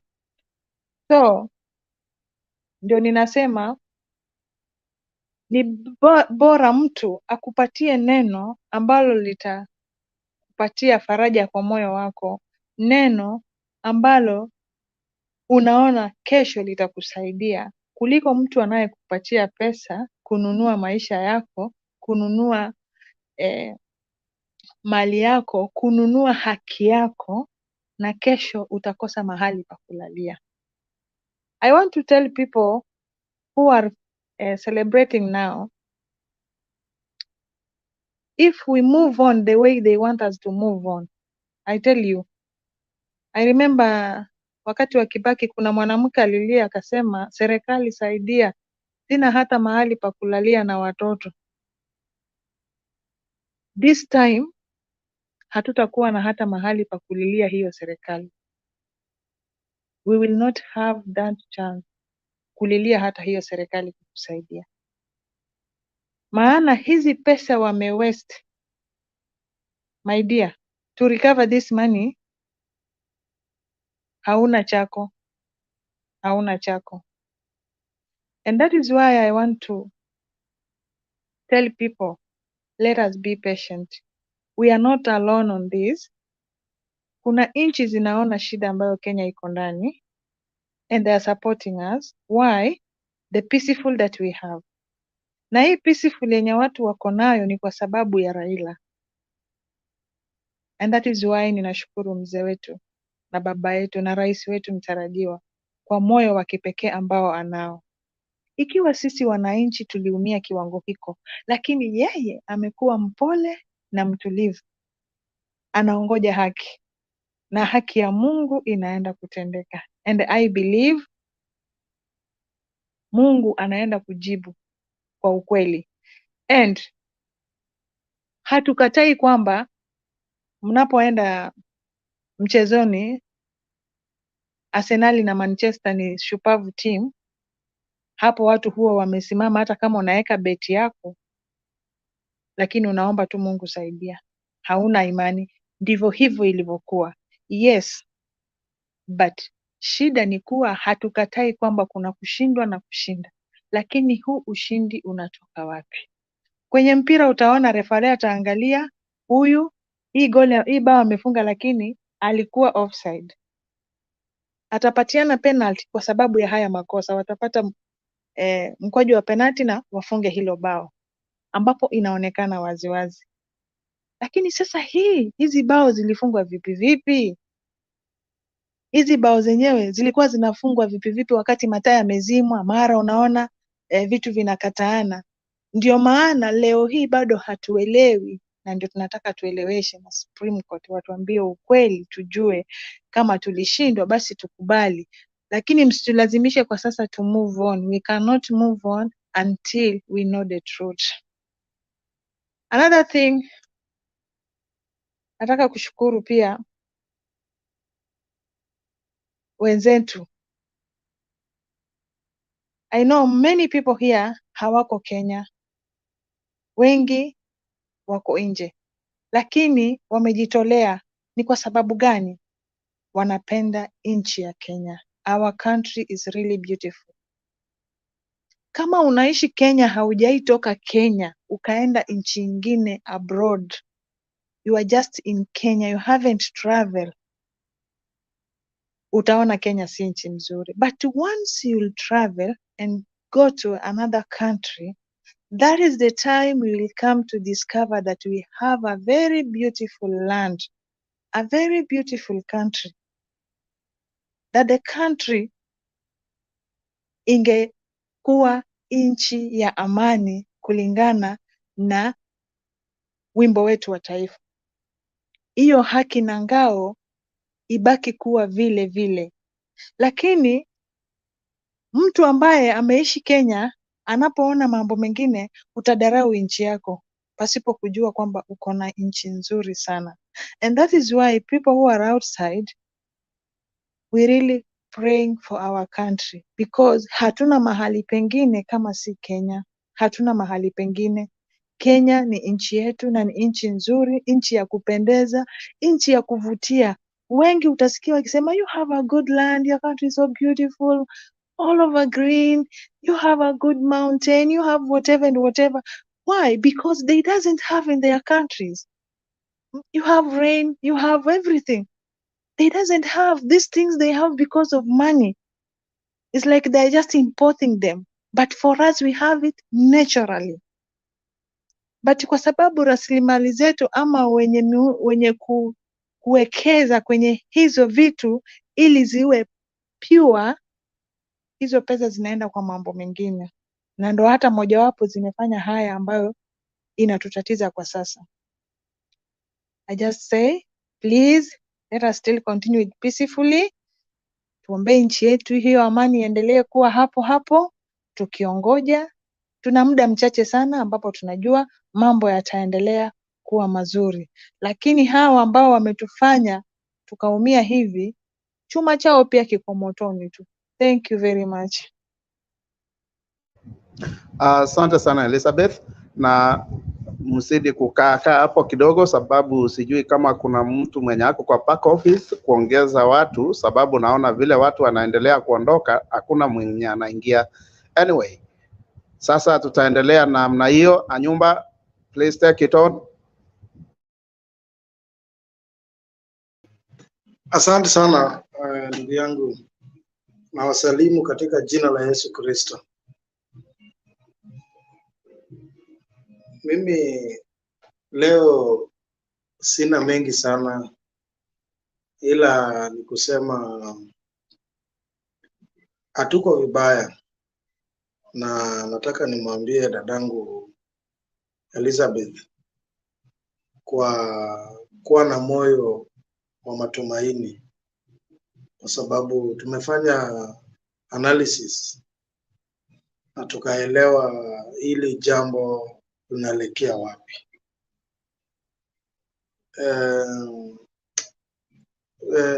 Baba yetu Raila Amolo Odinga amejaribu kama mwanaume kutoa hii nchi kwenye mikono ya wakora, wakati Moi alikuwa anaongoza, na alijaribu sana mpaka akatoa kwenye mikono ya Moi na kaleta kwenye mikono ya Kibaki. Wakati Kibaki aliongoza, ile uongozi tulikuwa tunatarajia Kibaki afanye, alijaribu, but kuna watu walimzunguka, ikawa ile katiba tu kupata haraka vile tulitarajia. Ndio baada hapo mwaka 2007 baba akamwambia, mimi ndio nilikuweka kwenye kiti na nitakutoa. Na bila shaka baba alimshinda, wakaiba. Mimi nilipiga kura 2007, kura iliibiwa siku 3 ya kufuatana. Hapo ni walimuibia Raila kura. Baba kang'ang'ana kaleta katiba mpya. Sasa hivi tunavyoongea, Uhuru Kenyatta ni silent killer, na Uhuru Kenyatta atamaliza Ruto completely, atamaliza Ruto kisiasa kabisa, na Ruto hatawahi onekana katika ngazi za juu ya kisiasa kama hauna habari, kwa sababu hii yote ikifanyika, Raila na Uhuru hawakutaka vita, watu wauane Bomas, kwa sababu Uhuru Kenyatta ndio mwenye polisi, Uhuru Kenyatta ndio anasimamia mapolisi yote, Uhuru Kenyatta ndio commander in chief. Na Uhuru, kama unakumbuka, kuna neno Uhuru Kenyatta alisema, mimi ndio rais na bado niko na uwezo wa kufanya ile naweza kufanya. Nilishangaa nikisikia mtu kama Gachagua anasema ati Uhuru asipoleta kisu tutaapishwa. Tutaapishwa na nini? Na uongozi ni hiyo kisu. Sasa Uhuru wakati aliona Chebukati watu walikuwa wameshafanya masarakasi na wakafanya vituko, waliona wakiintafia Ruto atapata mileage. Na Ruto angesema Uhuru alitumia nguvu ya mamlaka ili kumpokonya ushindi wake.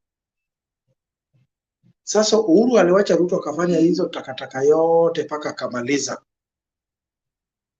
na wakamwacha. Walipomaliza ndio wakachukua hizo vitu, sasa wameenda na yeye mahali atamalizwa kisiasa. Ili jambo naongea, take it to the bank. Ruto kuona kiti ya rais itakuwa kama ndoto kwake. Ataishi akitamani na atajua kumbe hii siasa iko na wenyewe. Wacha vile yeye anasema yeye ni hasla. Hakuna king anaweza tengeneza boma ya king na mtu atoke mbali akuja avuje hiyo nyumba ya king. Haijawahi onekana.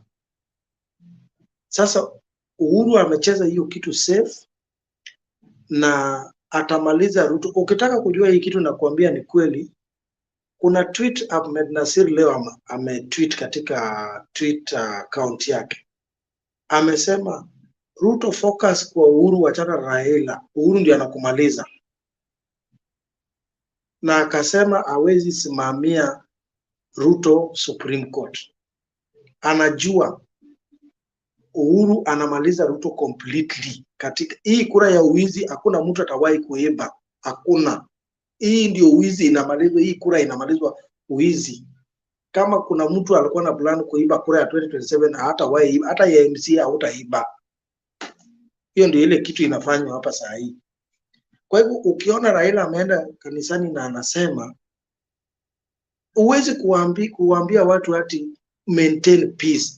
Bwana, we have been having peace since 2018 handshake up to date. We have peace.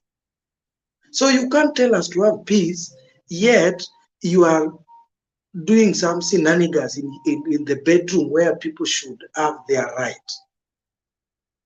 So we will continue having peace. What we need is justice. That is the only thing that we need, only justice, because without justice, there will be no peace.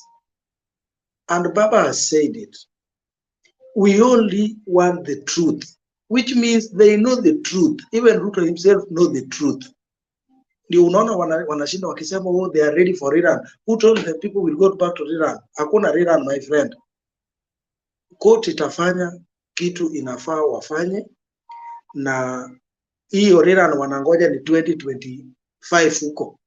Kama court itanalify watu warudi kwa uchaguzi, wasubiri 2025. We are capable with handshake. We will continue with handshake until 2025 kama tutafanya uchaguzi, kwa sababu katika katiba ya Kenya article 142 Google hapo, Uhuru Kenyatta bado ni rais mpaka ile siku yule mwingine ataapishwa. Wachana hizi takataka hadi president elect. Hiyo president elect hiyo ni karatasi. Tunaamini kisu na Biblia, ukipewa kwisha. Hapo ndio mandate ya Uhuru itakamilika, wakati huyo mwingine atabeba Biblia. Kwa hivyo sasa Uhuru Kenyatta alifanya vizuri kutotuma mapolisi bombers kwenda kupigana na wale jamaa, kwa sababu Chebukati tayari alikuwa kidnapped. Na kama Uhuru Kenyatta angeingilia, Ruto unajua angefanya anything, it is a do or die to get the presidency, kwa sababu anaangalia pesa yake ile ametumia. Na kama vile Elizabeth amesema, yule mtu anakununua na pesa yake ili aende akuongoze, si kiongozi, anaenda kutengeneza pesa.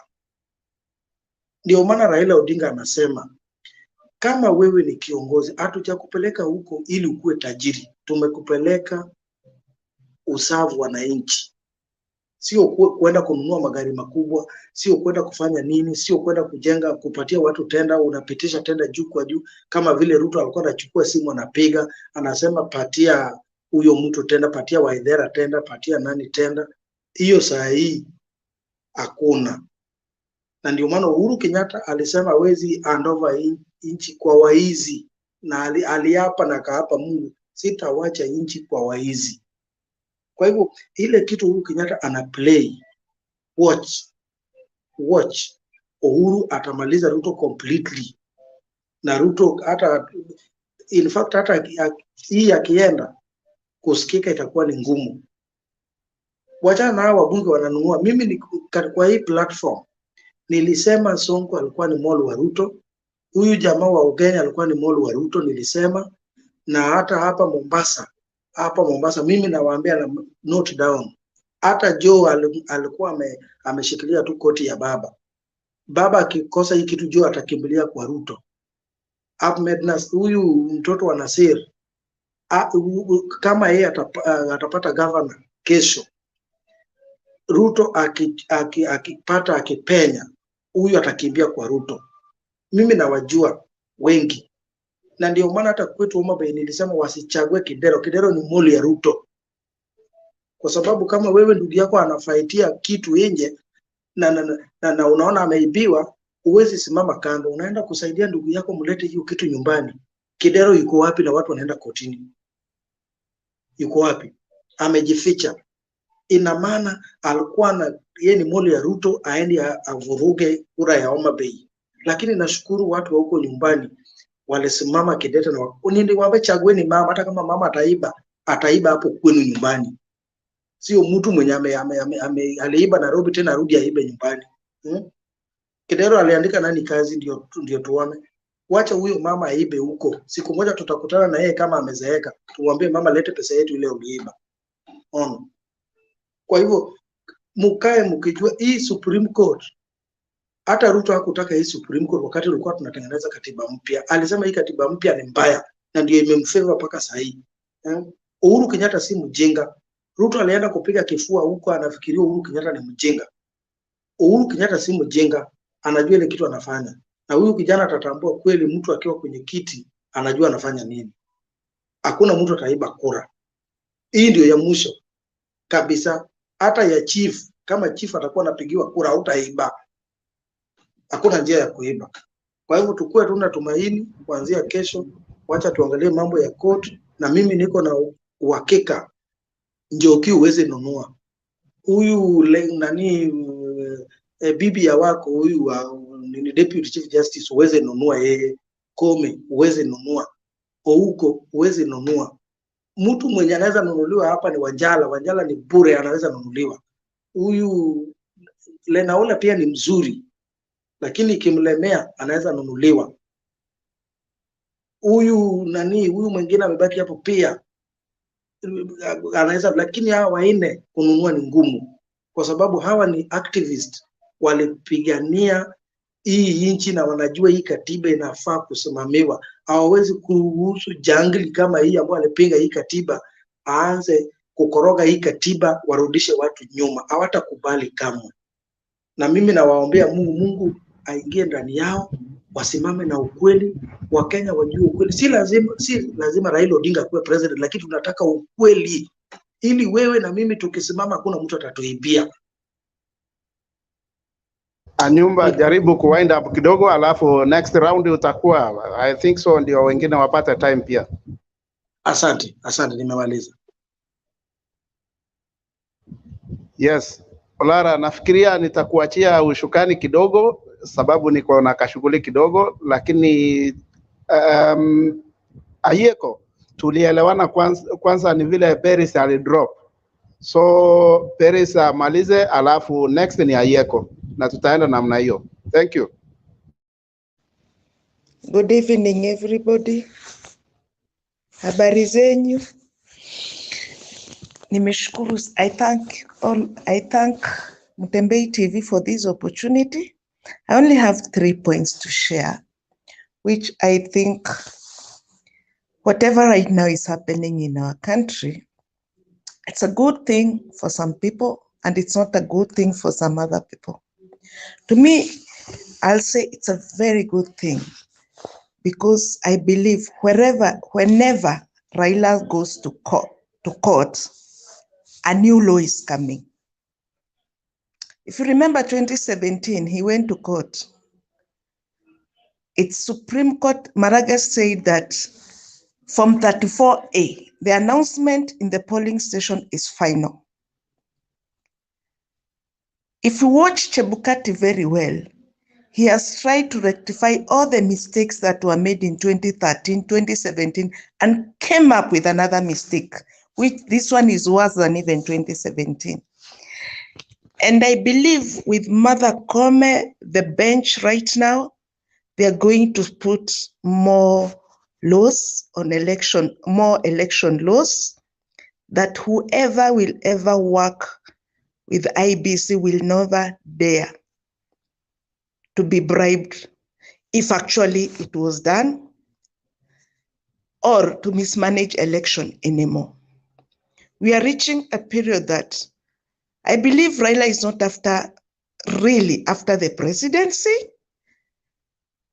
because what he wants is what he has fought for should not just go down into the river. That is my take. And watching at all the scenarios that are coming up, Uhuru and Raila knew what was going to happen. And this was actually a setup, which Chebukati fell into it, na miguu na kila kitu. As smart as Ruto is or believes he is, he also fell into it.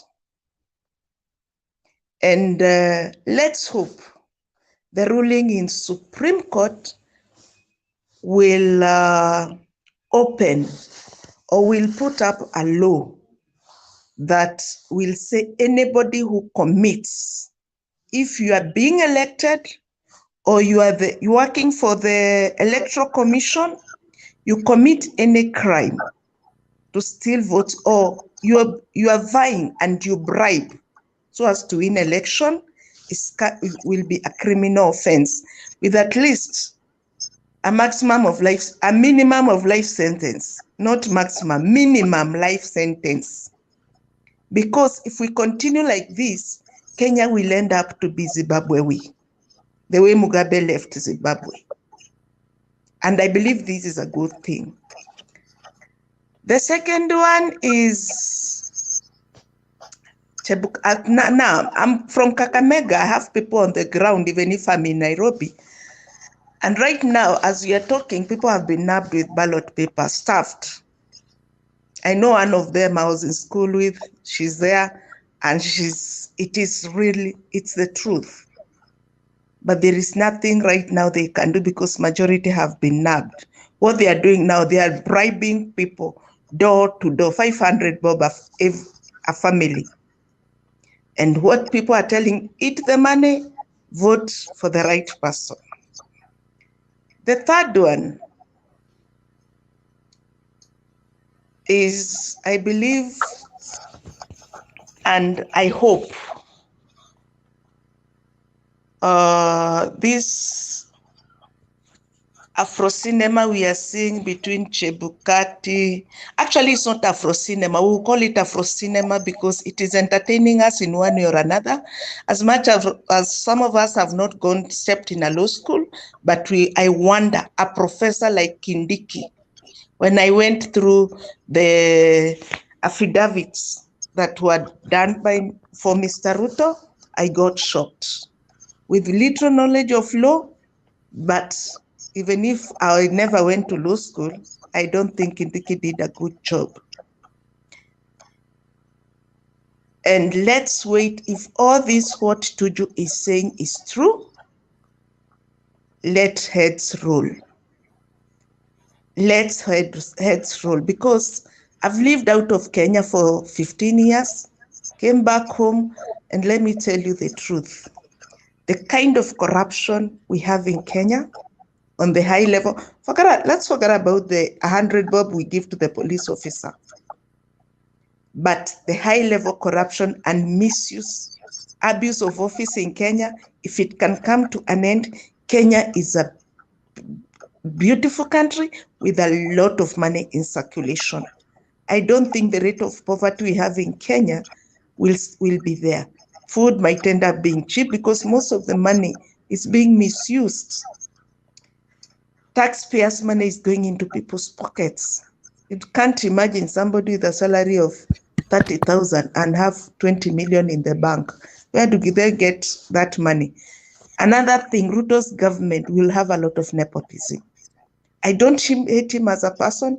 I've been close to people who are very close to him, but the rate of corruption and nepotism that is going to be there, it will be worse than the Moi era. But the only thing we do, we pray for our country and we hold on peace, but we should seek justice, because this time around we really need justice. Because Kenya is the hub of East Africa. But today, go to Rwanda, you'll be shocked. Go to Dar es Salaam. In another few years' time, it will beat Kenya. And I would ask, I've had friends who have been elected as MPs, and I strongly ask and talk to them that the next parliament, they should put laws, not the problem with our MPs, immediately they're in that house, they only think of their stomach. That's all. We need a few members of parliament who can go there and be for the Kenyan people and put up laws that will help the common mwananchi. Put up laws of which will help the agriculture center, because I don't see why a maize will be going for 200 shillings when we have huge chunk of idle land that, apart from the government taking over, they can lease to fellow Kenyans, and then the Kenyans who can afford to do the farming and strictly supply to the government. That is all I have to contribute. The only thing is we pray for Raila Amolo Odinga, the father of democracy, and we pray for our Supreme Court judges. They make the right decision, and they should put this Kenya first and not individuals. Because if they do not nullify this election, these guys have spent a lot of money. For the next 5 years, I think Kenya will go the Zimbabwe way, because they will want to recover their money first. They will want, whatever they'll do, God knows. But let's have laws that will make this country go further and have our democracy. Because even if we have peace without people respecting the rule of law, it is useless at the end of the day. Because I believe if they don't do this time and put tight measures, we are going to have a revolution, and a big one. And it's the youth, the same people who have been blinded by bottom-up model, whatever it is, they're the same guys who will go for the revolution. Because I remember Martin Shikuku said one thing, the late Honorable Martin Shikuku said one thing. Tupatie dakika mbili na naona unaendelea zaidi na Mr. Maida amerudi. This is the last one and I'm cutting off. The last one. Yeah, Honorable late Martin Shikuku said one thing. The day you take money from a politician, don't expect him to work for you. And that is what the new generation do not know. Immediately you take money from a politician, don't expect him to perform, because he has bought you and bought you with your family. So what do you expect him to do for you? Nothing. He bought you. Thank you very much for giving me this opportunity.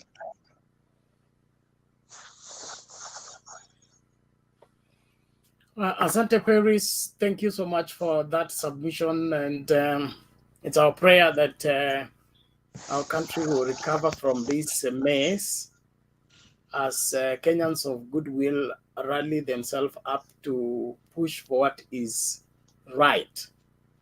There are those who are hell-bent to twist everything and make wrong right and make right wrong. But there are just a few elements that we can all marshal our effort and put them to an end. And that is the way to go. If you must support evil in order to be right, then we don't need to be right. Let's do what is right as responsible people who have children and are looking forward to having a country to live for the children. So we are in this not just for Raila Odinga or for Azimio. We are in this to secure the country. And it can only be secure when we forge for what is right. Let the rightful winners get the seat. Let the people who want to play according to the rules get awarded.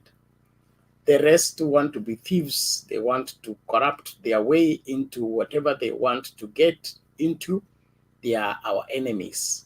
Let's treat them like so and understand that the future is as safe as we uphold the rule of law.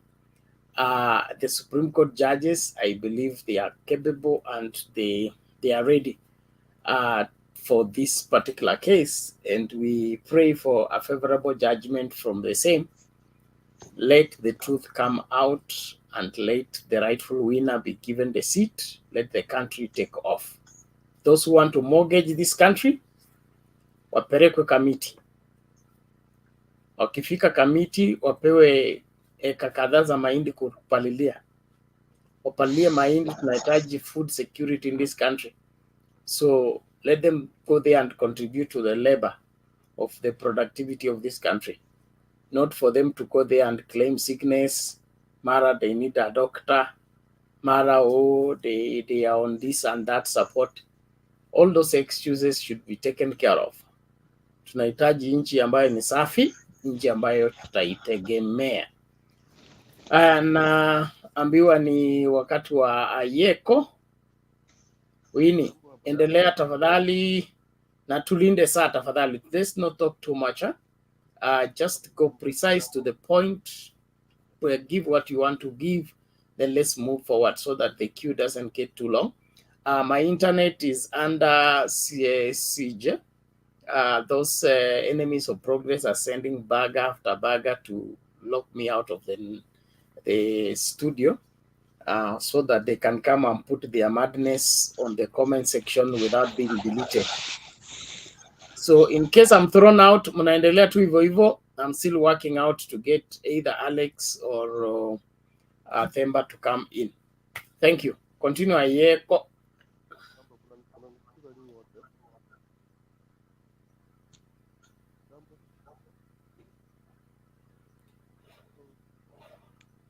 Sorry, we can't get you, Ayeko. Your audio is not coming through. Just But, as a... Yes? Yes? That's better, that's Jambo. better. Go ahead. Poa, endelea.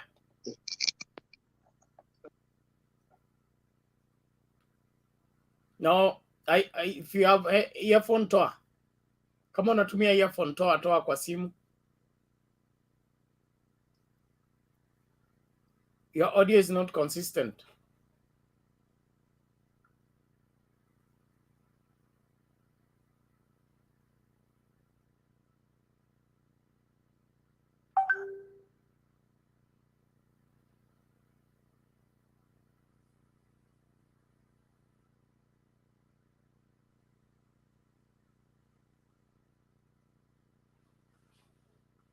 Okay, it seems he has a problem. I just want to respond to this just as he's talking like wherever a naive person. We already told you that the president-elect, that title ended the day the petition was filed at the Supreme Court. If you are conversant with the law, you know that when the challenge is placed, that thing is dropped until the court rules on the same. And it is not just being elected, it is how you are elected. Elections are the process that brings you into being elected is as good as the decision of your being elected. So if there's a question mark on the process that brought you where you are, then your being where you are continues to raise questions. And as long as there are questions, we're going to ask them and we're going to demand that we get what is rightfully for Kenya. And this is not to make Raila Odinga president. We just want the president we elected, not the president that IEBC selected for us through their foreign agents and their messing up of the Form 34As in the portal to give us the lies that they want us to believe. If you so want to follow that madness, suit yourself, but don't ask Kenyans to follow that foolish approach. As a young person, you need to have some sense of understanding that the way you lay your bed is how you lie in the same. We can't have a country of exam cheating, election cheating. We will soon have now laboratory test cheating. So what's left of us? You go to hospital, they take your blood, they go and test, they give you a lie. You have this, you don't have this. And then what is left of this country? Mnajua kuna watu ambao ni kama sisemi akili yenu amtumii, ni vile you are short-sighted. You don't see the gravity of this. You can't allow election cheating, exam cheating, and end up with competent doctors, competent engineers, and competent graduates that are going to hold this country for the future. So before you support what is wrong, watch out.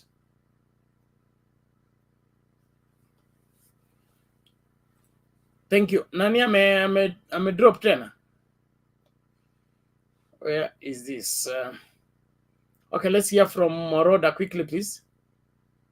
I hope tunafuata mkururo hivyo. Yeah, hi Bernard, hi everybody. I hope you have a very good time today. We are on good, you're good. Go ahead. Sunday.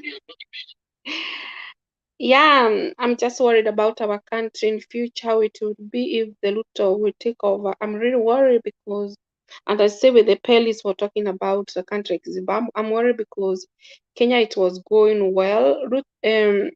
Uhuru was doing his best to do the development and to make our country more control, even department of the government.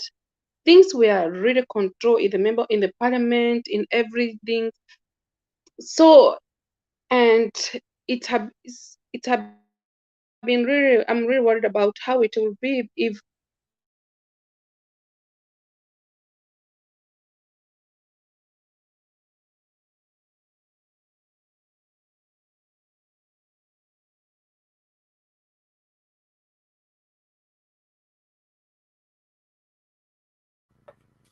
Pole Roda, inaonekana neti yako imekwama. hapana, sasa inafanya kazi. Sasa mimi, yeah, that's actually these things about Kenya, many people wako na huzuni about Kenya. It's not even wazungu. They are really worried. Wako na huzuni, I can't believe this is Kenya. And the way Kenyan people are very nice, are so kind, are very friendly, social. You know, the Kenya it's everybody talk about Kenya. People are nice, people are kind, people are honest. And now unaona pahali Ruto anataka kutupeleka, vile tunajulikana sisi ni watu wazuri, tunapenda watu. Unaona, sasa anataka kutupeleka wapi? You know, this is not about this is about us Kenya. We have to stand together. We say we are not. We want the president bring us together, and president who love his own country, a president who have a really heart for loving, president have heart, deep heart. Unaona kama watu hao wanapatiwa pesa na Ruto, hao ni fake. A true love ni wale wanapenda Odinga kwa sababu Odinga apatiange mtu pesa. That is a true love. Lakini hao wengine ni fake, wanapatiwa pesa. So those are things I'm worried. Pesa zetu zitaenda wapi? Economy. I don't want our country to be like Mali, where those guys, they don't know where they are going. It's always a war. They have never stepped. Unaona kama huku niko wanatumanga jeshi huko, wanawasaidia war. Can you imagine? Tunataka sisi tutumie majeshi wanatusaidia war. Because that's the way we will be. Countries za Europe wanatuma majeshi ama NATO. Unakuanga na NATO inakuja kutusaidia war kwa sababu Ruto anataka tu break up. Kwa sababu every country they have a dictatorship, they have to send NATO. Unajua Ruto anafikiri Kenya ni yake. Ukikuwa na vita ama awe anaua watu ovyo ovyo, unaona majeshi zingine zinakuja kutusaidia war kama Vamari. It always dark all the time. And those countries, they can be development if they have a president who love their own country, who is not. They have a president who is Islam. He always dictates that country. It will always, you know, a country like Egypt, it's very rich, but they have a dictatorship. When you are Christian in Egypt, they kill you, they prosecute you, they believe the human blood. That's why in Egypt, it's not really rich. If they have a president, if it's not Islam, it could be very nice. That means in Kenya, we always say we are an 80% Christian. That means if we have a really politician who love us, who love our country, who care about the future, our country can be like in America or Spain or Italy. But we have the politician who doesn't care. I want to take the power. You know, we need to give other people chance. Like Ruto was in the deputy president 10 years. He need to give somebody a chance to try. And somebody like to have a deputy to enjoy that fruit. We see what they do. Then 2027, we do that. That's the way we need a politician who give other people chance. Not I want to take power and we are there. That's why we never move forward. We want development to live good life. The system of the education is like UK, like the way CBS is, not those days. You know, everything, you know, we are going like glory to glory. We don't want to go back down. We want to go up. That's the way every whole world they want. So thank you so much, Bernard, to give me that opportunity.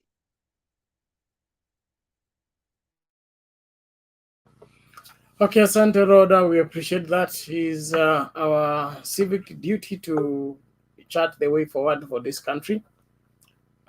Siku njema huonekana asubuhi. How Deputy President performed when he was Deputy President will not be different on how he performs when he is President. It's one and the same person. Offices don't change people, it's people who change offices. So don't be deceived that he will safeguard the resources now, and when he's been supervising over the running down of our institutions and you know, looting everything that is left We can't trust such a person. It is, the Bible says it's required for stewards that a man be found faithful. Before we give you an assignment, we must first of all test and see your faithfulness. If you have not been faithful in the little, you can't be faithful in much. And anybody who can take over IEBC and make IEBC elect him when Kenyans have rejected the person, that is a person who is dangerous. He can take over the army and use it the way he wants. He will take over the police and use it the way he wants. The same thing he talks about state capture. He is the state capture incarnate. Let's go to the Supreme Court. Let's pray for the judges. Let the lawyers present the case. We pray for the best verdict from the place. But this time round, judges, we don't want to be told to go back to an election with the same flimsy, incompetent, twisted, compromised people. Let heads roll. Let people pay for their mismanagement of 40 billion in conducting an election that they don't want results. They go to broke around asking for who can pay to become president. We wake up early in the morning to go and queue on the line to choose a president, and then you get the results. When you have the result, you now begin to go to Karen asking, how much are you giving us to give you the presidents, or we give the other side? Now, any commissioner, God save this country. God help this country. System ya machambazi will not carry the day. No, not under our watch. We must wake up and defend this country with everything we have and everything we are. I don't care who supports the faulty way of going about the management of this country. It doesn't work. We must secure this country. Those auctioneers, wale wanataka kuuza hii nchi, wote wakamatwe. Let them be thrown in prison. Ndio ijulikane kwamba hii nchi iko na serikali na serikali inafanya kazi. Hiyo evidence yote imeletwa itumike. Let it be useful for this country. Tutumie kupokea kuchukua zile pesa ziliibwa, zile pesa ziliokwa ngambo zirudishwe, hii nchi take off. We want to have our education working, our health working, our economy recovering. Sio hii mchezo wa watu kutuibia wazi tena wanakuja wanatuambia niliona fulani. An affidavit, you respond to the questions that you've been asked. Not for you to come and tell us who came to saw you or who came to see you and told you what, and you promised him what. Let me see if I can play a video before Major comes in.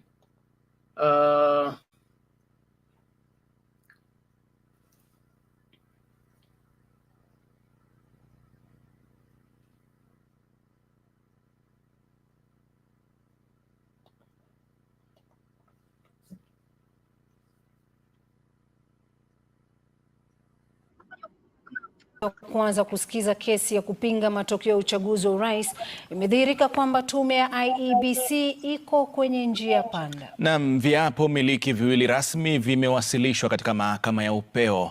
Hati kiapo moja ikiungwa mkono na mwenyekiti wa tume Wafula Chebukati, makamishna Boya Molu na Abdi Yakub Gulie na afisa mkuu mtendaji Marjan Hussein, na nyingine ikichapishwa na kuwasilishwa na makamishna wanne wenye maoni kinzani. Na mrengo wa pili unaongozwa na naibu mwenyekiti wa IEBC Bi Juliana Cherera na unahusisha makamishna Francis Wanderi, Irene Masit na Justus Nyang'aya. Na Marjan ametumia kiapo miliki cha kurasa 151 kupinga baadhi ya madai yaliyotolewa na Cherera, Masit, Nyang'aya na Wanderi. Aidha, Marjan kwenye kiapo miliki chake anasema kwamba IEBC iliwajibika kwa kufuata sheria na kanuni zilizoko za uagizaji bidhaa za uchaguzi. Marjan anasisitiza kwamba zabuni zilitangazwa hadharani na kampuni iliyopewa kandarasi kutambulishwa kwa umma kama inayofaa kisheria. Kuhusu kukamatwa kwa raia watatu wa Venezuela Julai mwaka 2022, Marjan amesema kwamba raia hao walikuwa nchini kihalali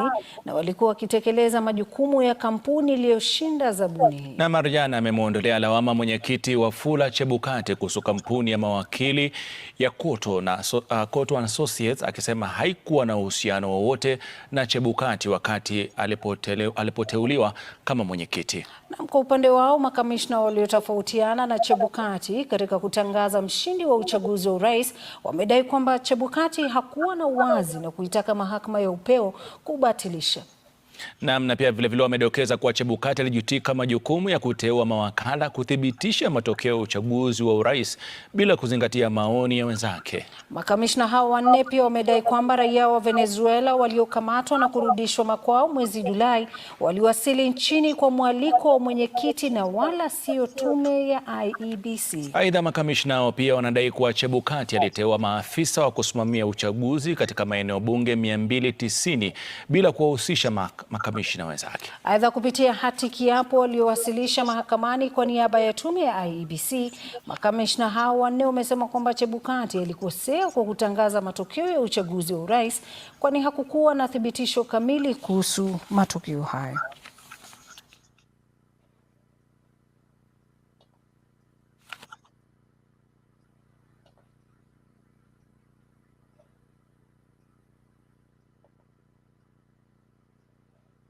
Meja, karibu.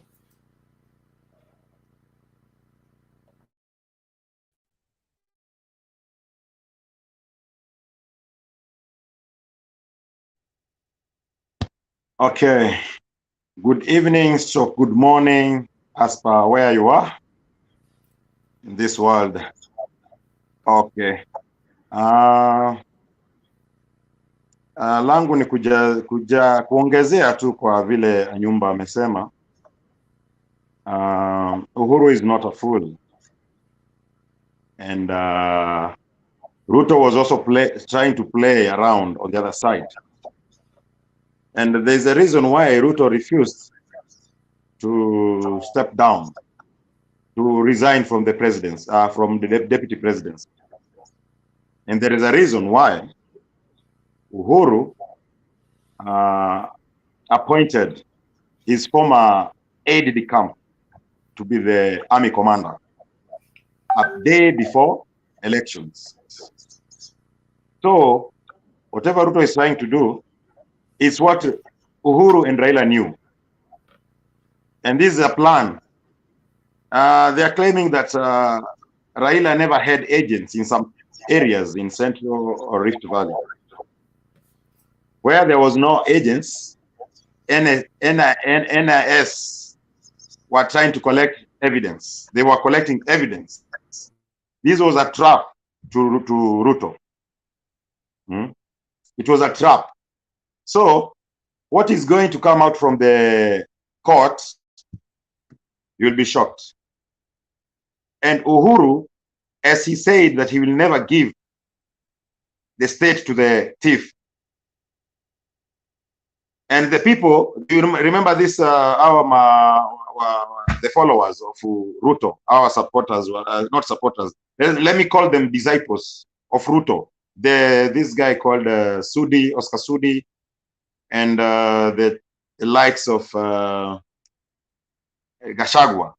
The way they are talking rude about Uhuru, do you think Uhuru can just leave Ruto to take over the country? They have not taken it. They are not sworn in, but still they are talking trash about Uhuru. During even when they were counting votes, so this Sudi is talking bad about Uhuru. Do you think Uhuru will give Ruto? Uhuru will never accept this. Remember, he's the president.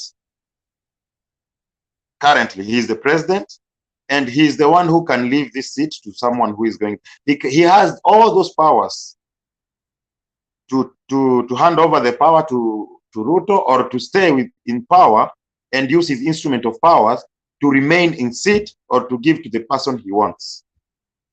But Ruto thinks that the way he's talking outside there, thumping his chest, that, oh, they will never, there is no deep state. He is also deep state. But he don't know what is going on. So yangu nitaachia tu hapo, sina mengine. Thank you very much. The Constitution has a stipulated way of acquiring power from one regime to another.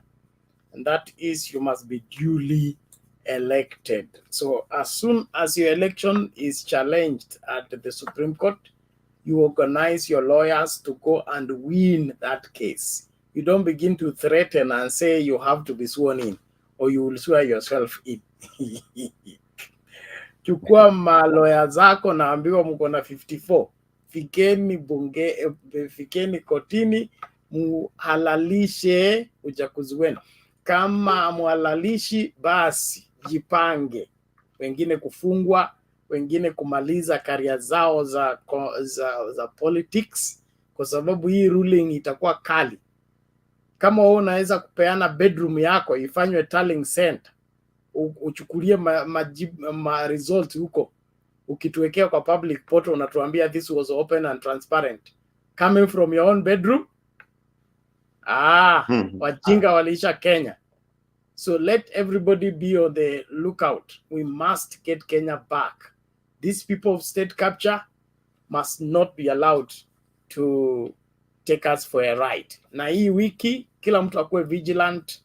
Make sure that you are watching out. The people of Kakamega and Mombasa, go and prove Chebukati and his team wrong by ensuring that you elect your governors, the ones you have decided to elect. Mwache hii mchezo ya kusema serikali sijui nini. Oparanya performed exemplary well in Kakamega. He was not in Jubilee. So you don't need that madness of serikali ama nini ndio perform. Na kuna watu walikuwa kwa Jubilee, but their counties are still suffering. So it has nothing to do with being in government or not. Na kufuatana na watu kama Wetangula, Mudavadi na kitu kama hiyo ni kwenda kinyume na desturi yetu kama Waluya. Sisi tuko na viongozi wetu, Luya elders wasatupatia direction. Kiongozi wa Waluya sasa hivi kulingana na Buhungu tu ni Wycliffe Ambassa Oparanya, sio ma-DVD na sio Wetangula, au wote ni suspects wa uchaguzi na wizi. So don't listen to them. They don't provide leadership for the Luya community. They need to be arrested. Asante lakini. So naomba tusonge mbele. Ni wakati wa nani? Wa Lara? Bwana Lara, vipi? Asante sana. Nashukuru kwa siku ya leo. Natumai Bernard ulituombea kule kanisani leo na tupo imara. Inchi kama kuna maombi imeombewa zaidi. Inchi kama kuna amani, tumeshaangalia maovu mengi, lakini amani tudumisha kama 15 20 sasa. Hatuna shida ya kisiasa. But kitu ambacho nataka wewe kama mtu wa imani ambao unapenda kuzungumzia mambo ya hekima. Hekima inasema hivi: hii nchi maovu ya kisiasa imetendeka mara nyingi na inaendelea kutendeka. Maovu ya kisiasa. Na maovu ya kisiasa maana yake nini? Siasa imekuwa expensive sana. Sisi tunavyo vile sheria imeweka, MCA aenda kuwakilisha kwenye wadi yako kwenye council pale. MCA atafute maji ifike kwako. MCA atafute uchafu utolewe barabarani. MCA ziangalie mashule zote zina mazingira ya kufaa. MCA angalie. MP kazi yake nini? Angalie sheria imetungwa ya kutosha ya kwamba maslahi inafika kwa kila mtu, lakini saa hizi siasa ambayo iko pale, ukikumbuka bwana Bernard, IEBC yenyewe ikitoa budget ya campaign ya MP peke yake iliwaruhusu zaidi ya milioni 200. Ukienda kwa governor walifikia karibu bilioni. MCA anaruhusiwa kutumia mpaka karibu milioni 50 mpaka 100. Jiulize sasa, nini hicho wanapigania? Wanapigania uongozi au wanapigania manufaa ambayo inakuja na uongozi? Pindi hii nchi, the solution is one, and it will come from the ubusara, yani hekima. Ubusara, yani rais awe na ubusara na viongozi wako na imani wakiwa na busara.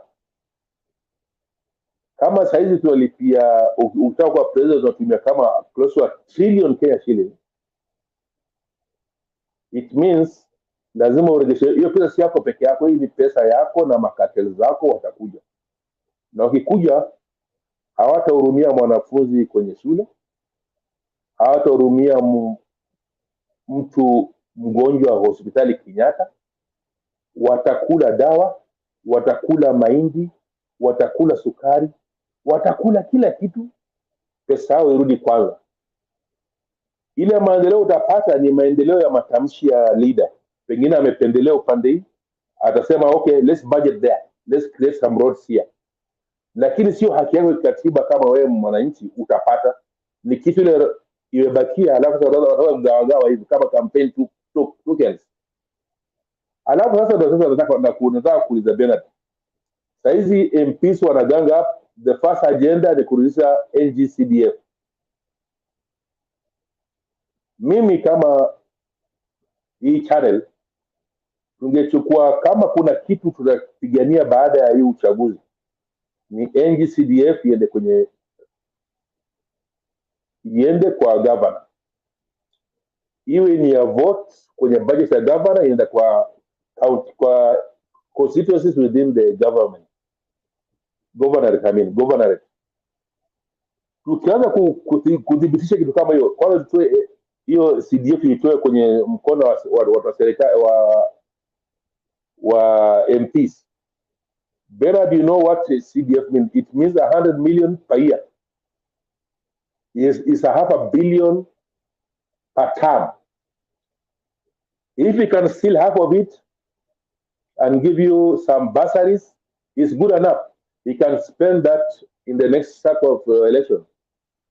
Then the same problem comes here. Then that's why the MPs are very keen to have a IEBC returning officer into they procure them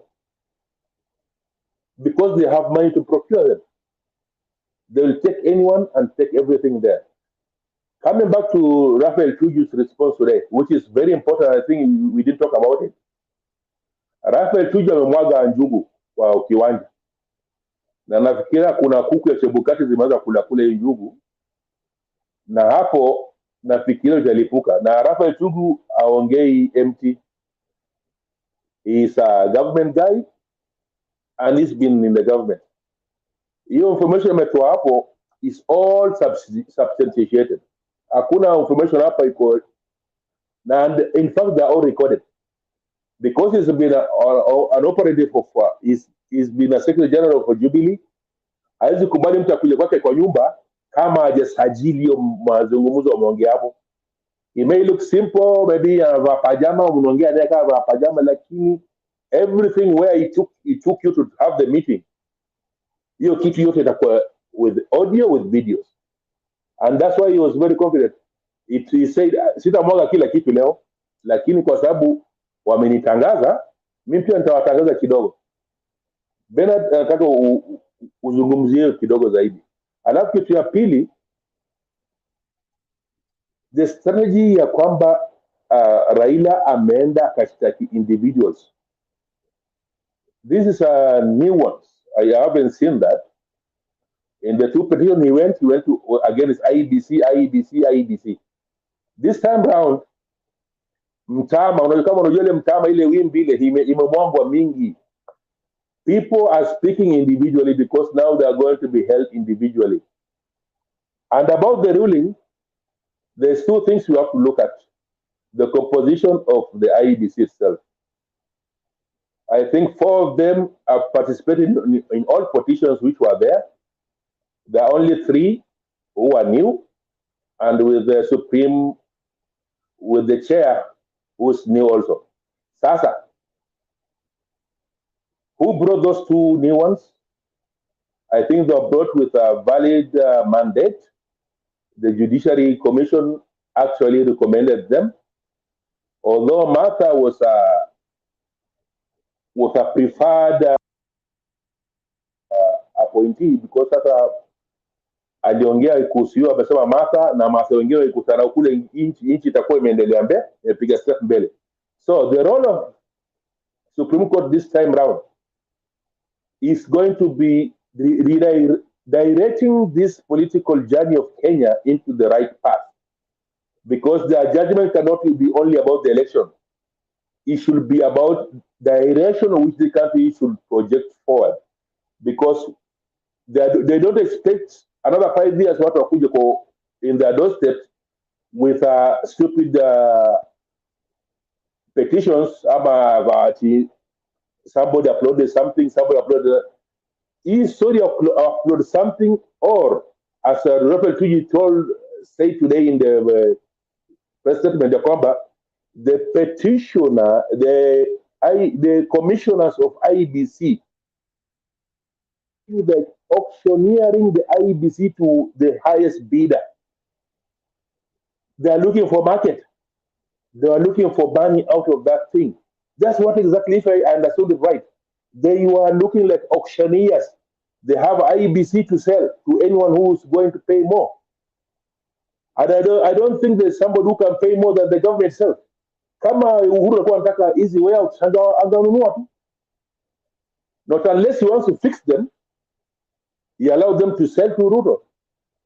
Then he can fix them and Ruto at one stroke. Not unless otherwise he wanted to play Baba, as Mudavadi was saying, then we can all understand that Ruto bought the thing and Uhuru will just let the thing go with Ruto and let this country suffer for another 50 years. And this is not my argument. This is just a market. Asanteni sana kwa wakati mingi. Asante Bwana Lara, tunashukuru kwa mchango wako. Tuju amerespond vizuri kulingana na kutajwa kwa jina lake. Mengi yatatolewa vile kesi inavyoanza kesho. Tunasubiri kwamba judges watasikiliza kila kitu na watapeana uamuzi ambao unafaa. Cha muhimu kwa sasa hivi ni sisi kujihadhari kwanza. Vile history ya returning officer kuanza kudisappear, it is not an encouraging matter. When the case beginning, and there was another allegation by Robert Alai about the junior staffs at the Supreme Court exchanging the evidence submitted with the fake ones. That also needs to be looked at closely. Hatutaki kuwa na nchi ambayo mtu anadetermine kudefeat justice just that way. Let's push for what is right.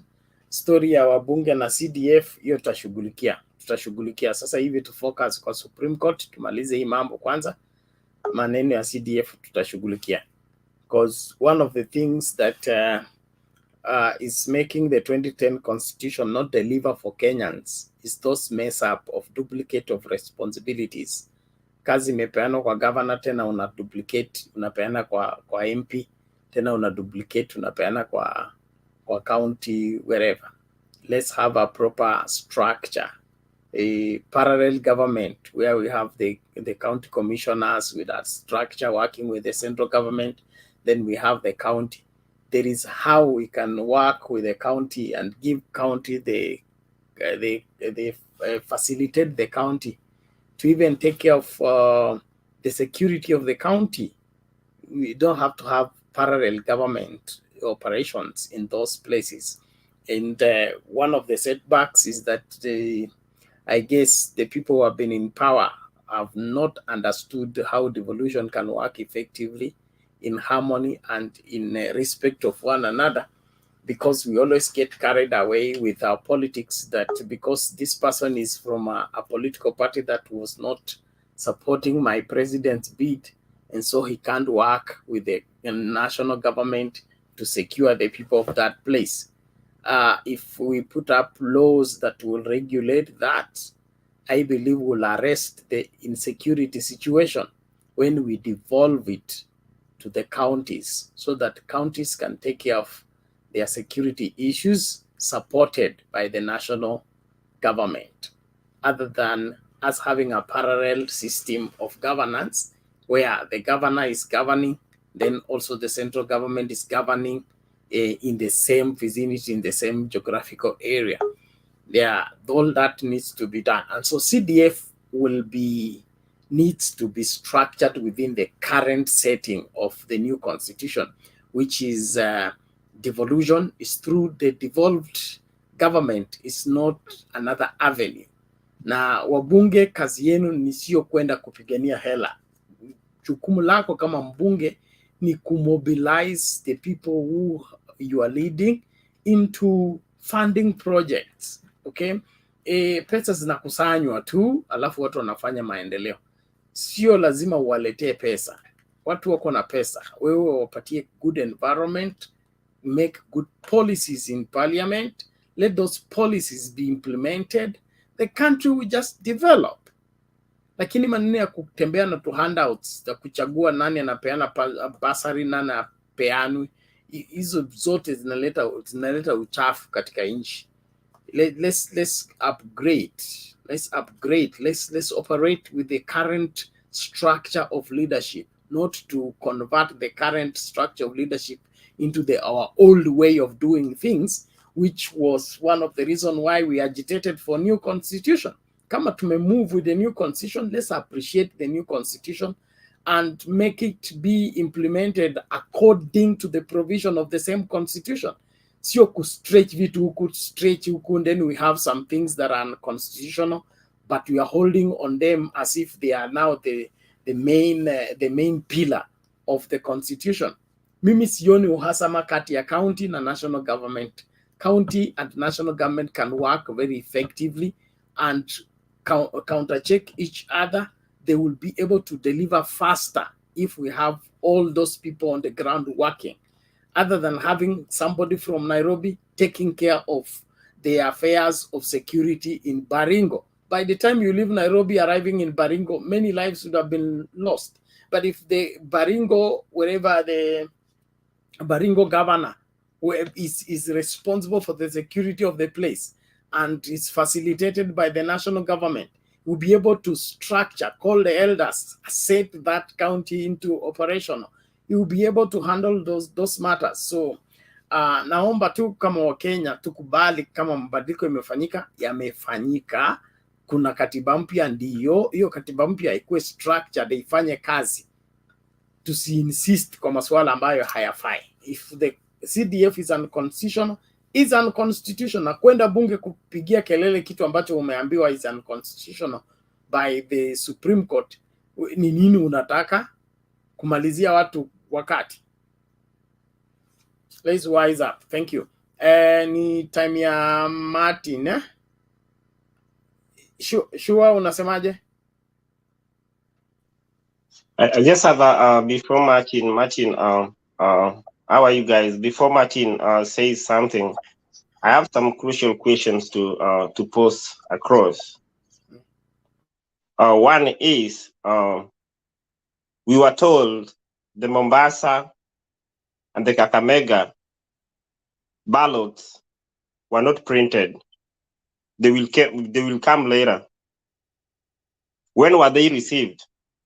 Nani ako na any idea when they were received? And who received them? The second question is, any international printer cannot make such a fatal mistake, because any production of printing is a process.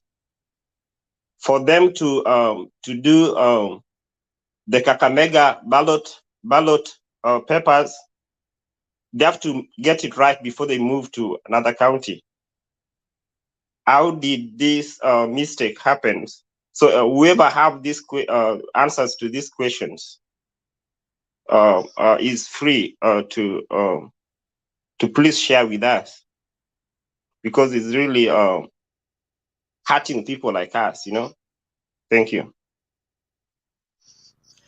So sorry about that, but the Kakamega and Mombasa elections were pushed ahead in a week's time.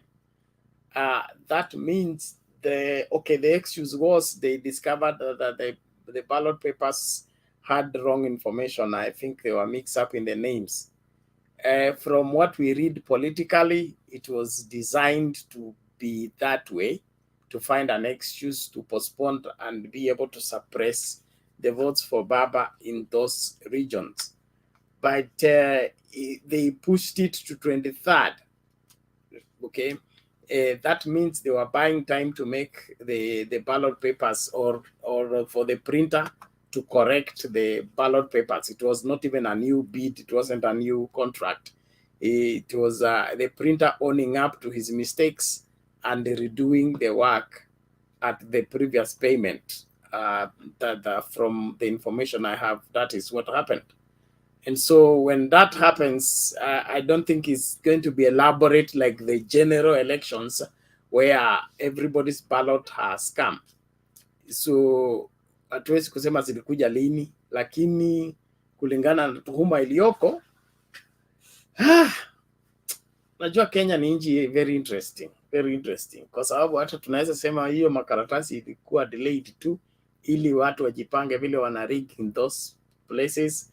They were not ready on how they can rig, but this time around sioni hiyo rigging ikitoboa. Watu wamechoka na mtayaona yale ambayo hayajaonekana. Tunaomba tu ukweli wa mambo usimame, tukuwe na viongozi ambao tunachagua. IBC isituchagulie viongozi, na tukimalizana na hizi by elections zote, IBC ibanduliwe, iende nyumbani kila mtu. Na tutake IBC ya milele, tunataka IBC ya uchaguzi. We have elections once in 5 years, okay? By election, tukitaka scrutiny ya register ya IBC, tunafanyanga nini? So we contract a company to do that. We can always be contracting a company to conduct for us a by election. Wewe unalipa mshahara watu 5 years kwenda kufanya election moja. And then we also want to limit these elections to mtu chairman anakuwa chairman wa IBC, hiyo election ikimalizika aende nyumbani na hiyo elections. Hii story ya mtu kukaa kwa ofisi 10 years ndio inachangia hii matatizo yote ya kwenda kuleta Venezuela kuja hapa kutuchagulia rais. So as the parliamentarians, especially nyinyi mnaenda bunge mara ya kwanza, msiende huko kuwa maziwa lala. Nenda huko kutengeneza hizi policies, tubadilishe hii story ya kuwa na chairman wa IBC wa milele na kuwa na masijui commissioner sijui nini wa milele. Watu wachaguliwe 3 years to elections. Okay, wafanye election preparation. Wakimaliza hiyo election, wakishatangaza kazi yao imeisha, contract yao imeisha, waende kutafuta job ingine. Kama wataki, we'll be contracting companies. We can contract a private company to conduct election. Tunawalipa, tunamalizana, mambo inaisha. Kenyans, we should just move away from this business of rewarding incompetence. Okay, leo nimeongea sana, naomba nipunguze. Olara ushaongea wewe, acha wale wajaongea waongee. Naomba kwa jina la Baba, kabla niweke la Mwana, Martin, ebu mchango wako. Mtumishi vipi leo? Mimi iko salama. I'm very angry with Chebukati and team. hate incompetence. Na unasikika hata leo imekataa kabisa, na umetoka kutuombea kweli. Leo uko down. Nini mbaya? I'm not being heard properly. The baggers, the people send me baggers. Tu, lakini una ile spirit yako ile ya kuchangamsha watu bwana. Leo ni kama kuna kitu imekukasirisha kanisa bwana. Sio church, ni Chebukati tu na ujinga wake kuandika affidavit ya kusema alienda kuona. Kumbe yeye ndo alitumana apewe pesa na Tuju ili amue kuwa rais. Hii Chebukati man and his marijuana wote waweke seli moja, alafu wanifanye mimi nikuwe chairman wa hiyo sel. Wanaona chakula mara moja kwa wiki. Na si mulikataa. Sasa umeanza kumuita marijuana na mulikataa nani mtu wa bangi ya kuja. Unajua jina ingine ya bangi ni nani alikataa? Wewe hujui tukienda rerun tunaenda Quran against marijuana. Sijui nilikuwa nataka warudi kwa elections. Wale waliconcede, wale walipeana support kwa Ruto hawarudi kwa elections. Sisi tunarudi kwa elections baba na marijuana. Hao wengine watakuwa bad by the nasikia watu wakisema ati sijui tufanye rerun. Rerun itakuwa ya Raila na marijuana wa Kenya, si ule mwingine. Anyways, Bernard, let me read something here about it's Raphael Tuju that actually posted this. He said, and this is something we've been speaking here for a long time, some of us. He said the Chebukati's plan to rig election failed from the word beginning. And you remember when we started saying we got them tuliwashika wakijaribu kuhack. He's now inaanza kutokea. Okay. A bit succeeded on the announcement of the result. Remember we told you, hiyo siku zile switch wavy. Turn around, mirror. Unaona? Tulikuwa tumekubali Raila apewe tu na hiyo 7 na Ruto na hiyo, alafu we go back and revisit. But 1 o'clock wakafanya hivi. Kulikuwa na hiyo na hivi, ikageuzwa hivi. Okay, ndio inaanza kukuja sasa. On the announcement of the results. And now he's going home with his belly empty. No secret above the government. Naambianga serikali ni serikali, hailalagi, tunawaangalia, tunawaona na tutawanyanyua. We know everything is doing and planning within and remember this, and outside Kenya.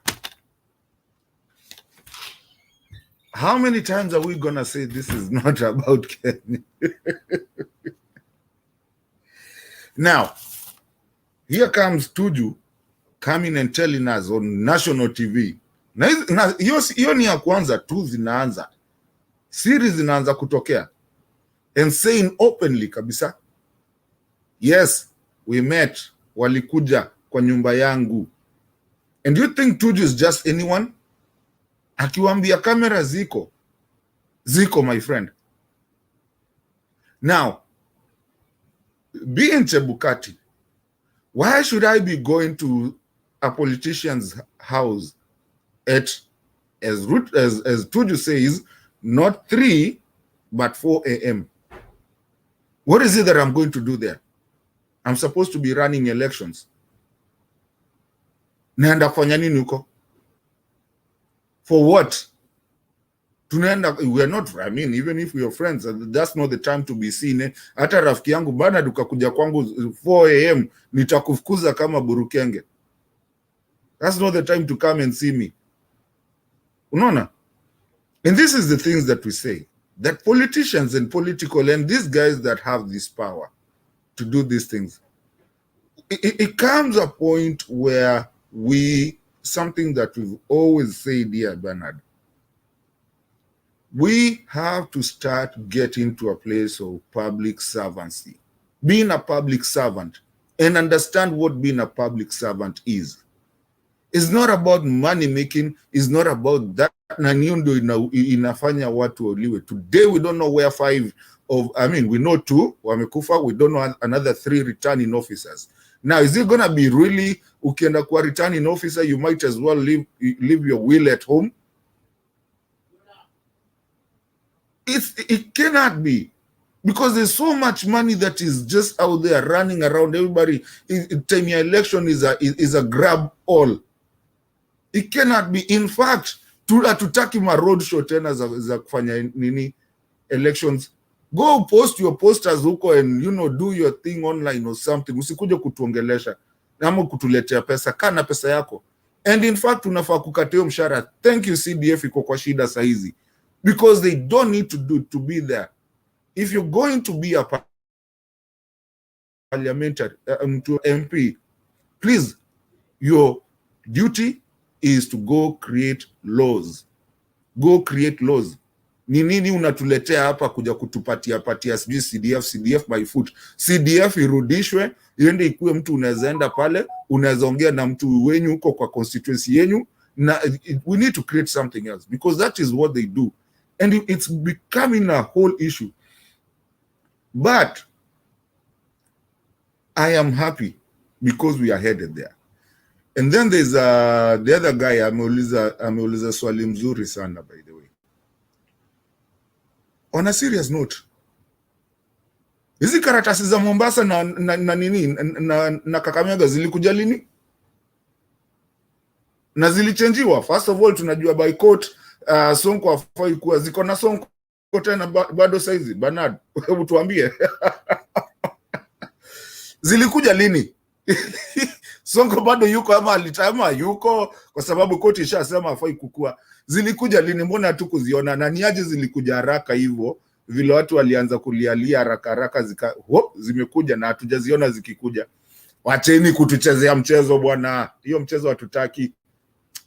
Kama Ruto venye usema, wacha ni msupport leo. Wajinga waliisha Kenya. Wacha nimalizie hapo Bernard for now. Thank you. Chebukati and his cohorts of twisting and playing with Kenyans' minds, we will fish them out. Hatuwezi kuvumilia uovu mara hii, haiwezekani.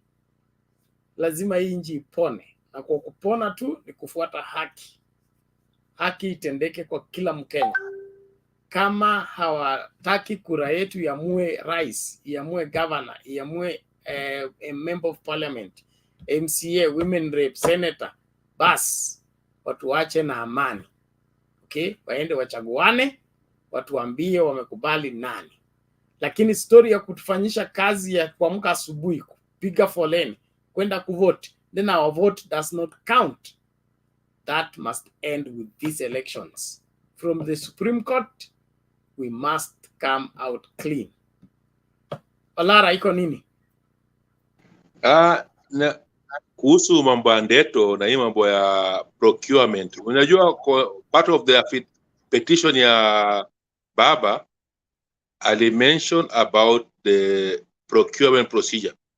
Alafu the worst part is for Chebukati, Bernard ulituambia hapa, the High Court and the judiciary offered to oversee the procedures of procurement and stuff like that. And if that is true, and one of the members of that procurement procedure was Chief Justice herself. She offered herself to look into details of how the tenders were played around, and because this 40 billion is a lot of money, Chebukati ate around with the 8 commissioners, they eat around 2-3 billion out of that, playing out with their favorable printers. Sasa, if by any means the lawyers of Chebukati comes into the Supreme Court, one of the items they'll go and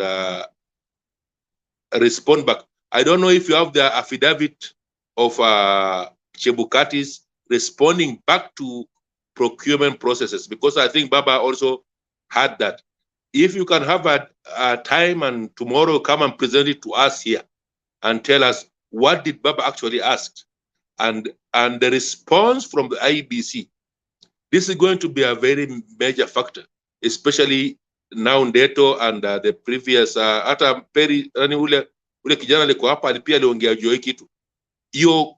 When the printout was done, the new one for Mombasa and for Kakamega. Asante sana, pole sana Mr. Bernard. Okay, thank you, Bwana Olara. I have some gossip here. Let me just share the gossip. This is gossip. It's unconfirmed information. Okay, so I call it gossip. Msinipige mawe nayo. IBC original.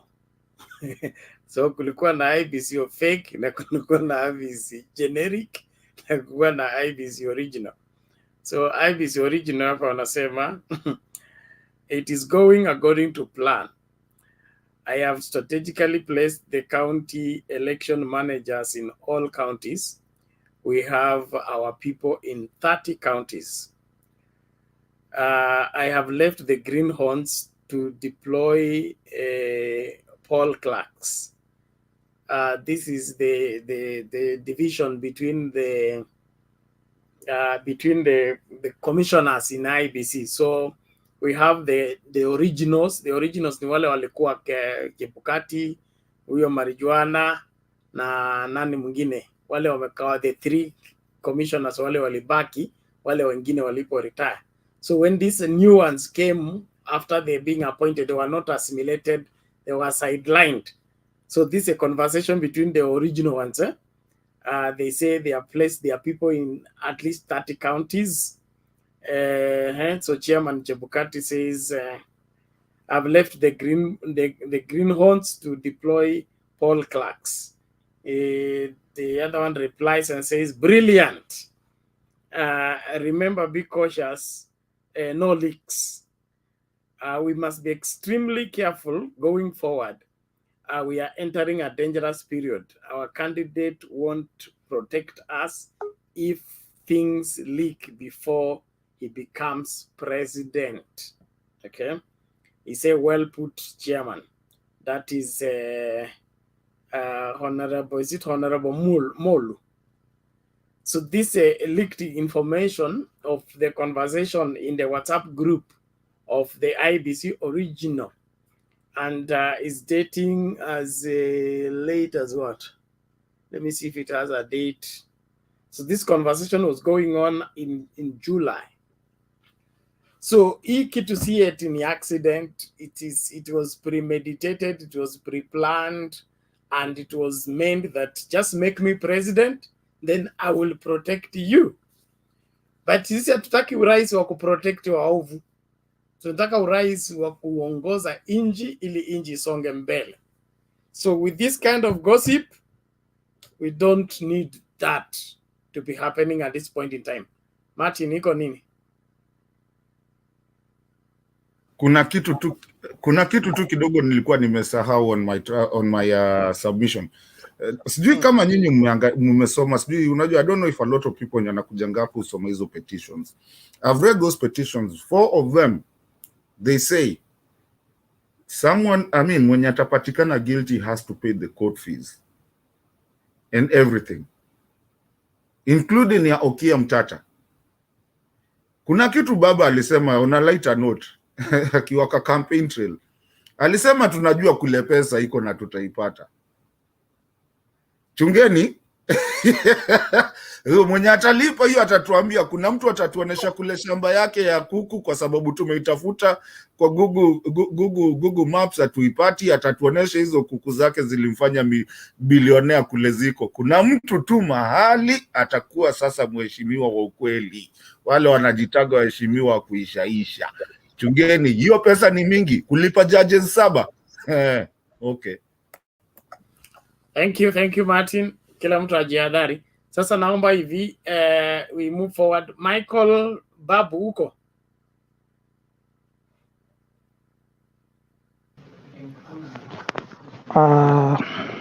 First of all, Thank you, Bernard, for logging me to this virtual. And I really appreciate for those who logged in on time. However, from where I sit, before maybe I ventilate anything, there's something that I'll request all members, including those who are not in this virtual. Let us keep unity and let us not fight one another.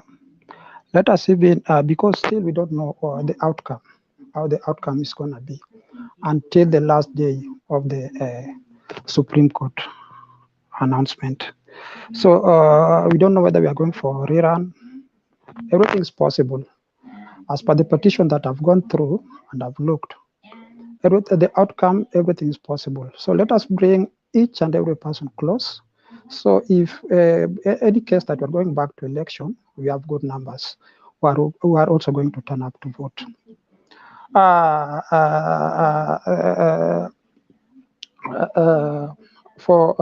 really appreciate it has gone, this election has gone this way. I just want to say that it was not anyone's plan.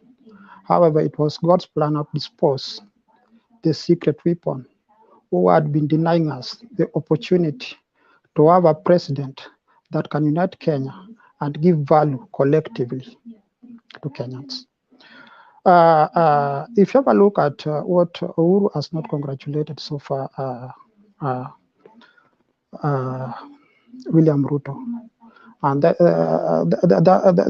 something that really brings me at a compromise situation. I don't know why, but that one enough can tell us where the petition or the direction where the Supreme Court is going to do next. But let us not depend on that again.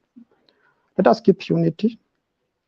And then number two, I don't know what's going to happen. I've heard several people from UDA maybe decamping themselves from maybe the commission, telling them now that this is what you did, we don't want to see you again.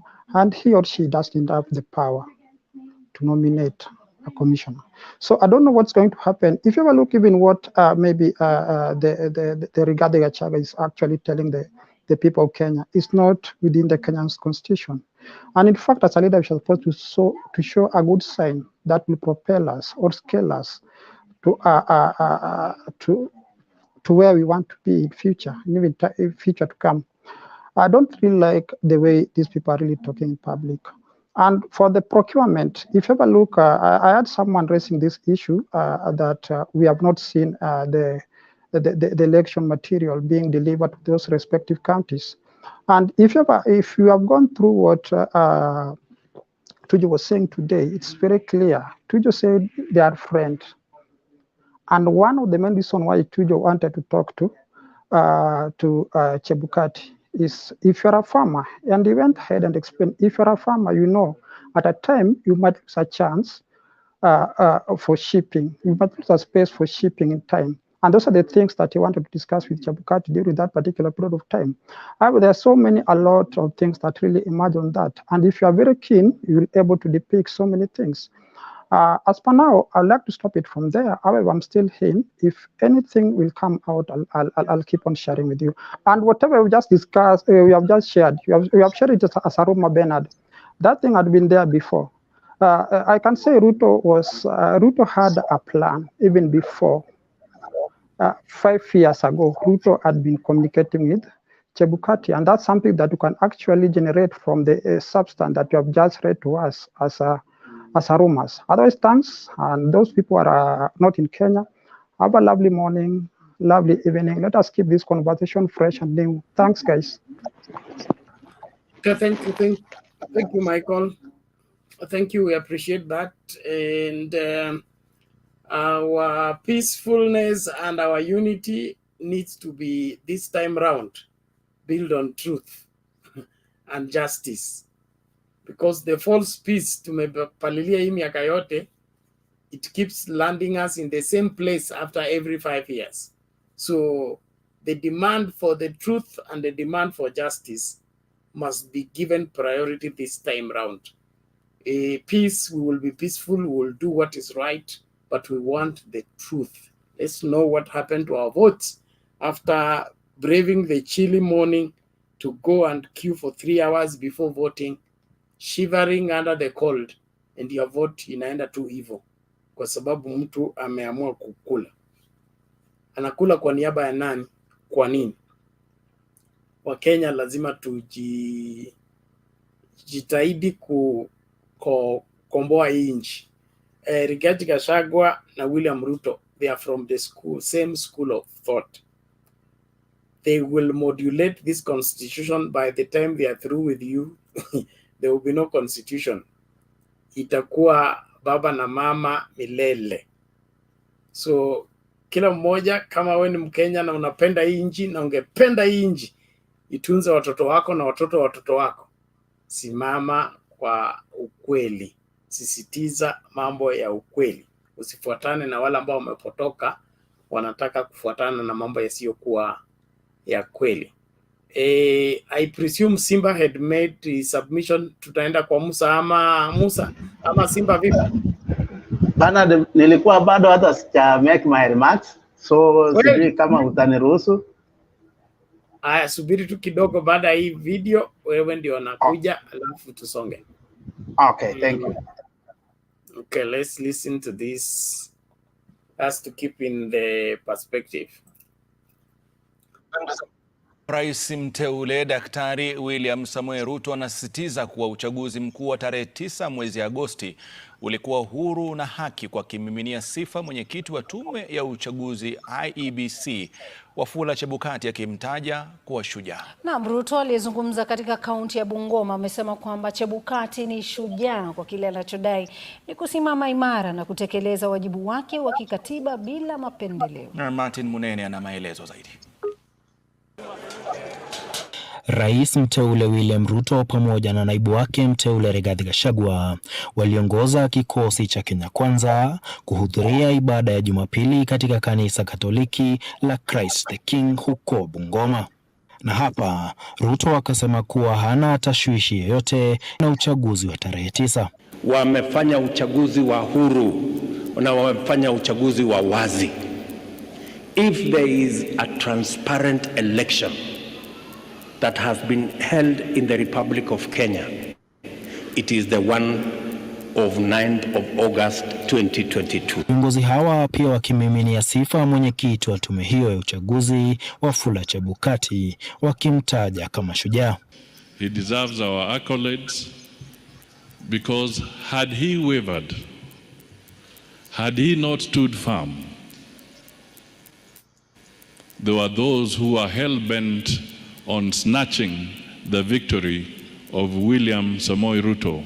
Bribery and blackmail and intimidation and threats and serve in accordance with public interest as a public servant. And I want to say Chebukati is the hero of this election.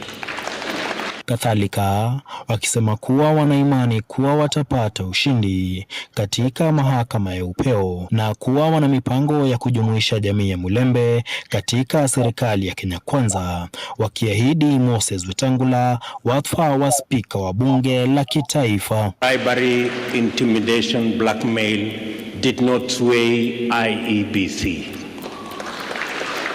We are confident that blackmail, bribery, intimidation will not sway our courts. Katika Kenya Kwanza tumesikizana. Hii Kiingereza yake mingi sana tunataka itumike pale kwa National Assembly. Sababu akili yake ni safi, Kiingereza ni safi, maono ni safi. We'll walk with you. We'll work with you. We'll support you because we know that, as you have repeatedly said, ulituambia kuja tuunde hii serikali pamoja. Ruto pia akiwataka Wakenya kudumisha amani wakisubiri uamuzi wa mahakama. Even as we wait for the decision of the court, let us be vigilant, let us be peaceful, and let us ensure that we move together and avoid conflict. Martin Munene, runinga ya Citizen.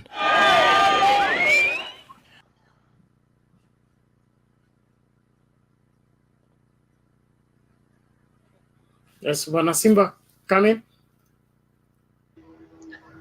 Yes, asante sana Bernard.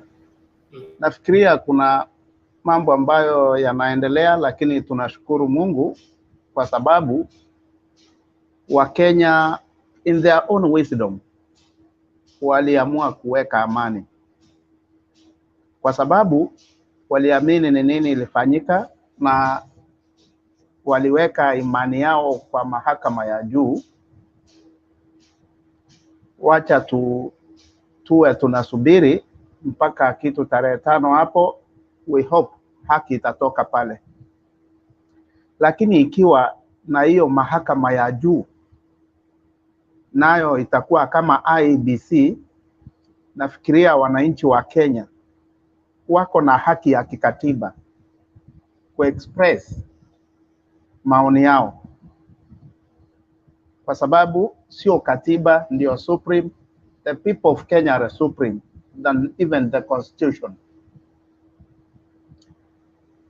Tunasema hivyo kwa sababu tunataka kwamba tujue kwamba uchaguzi ambao tulienda uliafikia zile viwango ambazo ziliwekwa na hiyo mahakama mwaka wa 2017, kwa sababu walisema iwe simple, verifiable, transparent and accurate. With the revelation ambayo imetoka katika hiyo commission yenye imerani hiyo election, imesema kulikuwa na disparities, kulikuwa na uploading, kulikuwa na duplicates. Sijui kama hiyo ndio inamaanisha accuracy, sijui kama hiyo ndio inamaanisha transparency.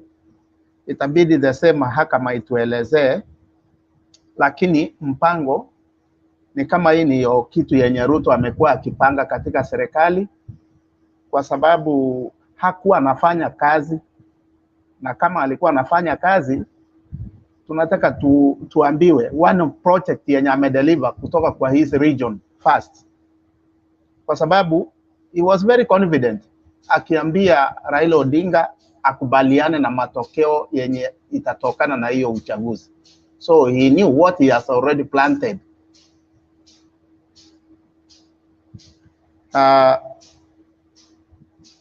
Statement ya Musalia leo, it was unfortunate. Mimi nilisikiza nikasema hata it was like an accident nilisikia, kwa sababu one nilipata ikiwa alarming, deceitful or inciting. If Musalia was true, mbona hakuambia wananchi wake wa Vihiga kwamba walikuwa wanajua wanaingia kwa hiyo serikali ndio wampigie kura? Kwa sababu yeye amechaguliwa wabunge wote na mlengo ingine, na yeye ameenda huko ameambiwa anaenda kuunda serikali.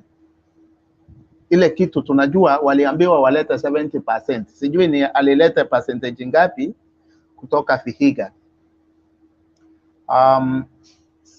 Sioni kama nitakuwa na mambo mengi, lakini mimi nataka nikubaliane kwamba wananchi wa Kenya wanangojea mambo manne ambayo kiongozi wetu Raila Amolo Odinga amekuwa akisema, kwamba tunataka kitu yenye inaitwa truth, then justice ifanyike, tuwe na reconciliation ndio tupate amani katika nchi yetu ya Kenya. Anything yenye itakuja below that, wananchi wako na haki na watachukua hiyo hatua, tena wataichukua kwa jinsi ambayo watu wengi hawataiamini. I thank you all. Asante Bwana Simba, tunashukuru kwa maoni yako na mchango wako. Naomba tusonge mbele. Musa,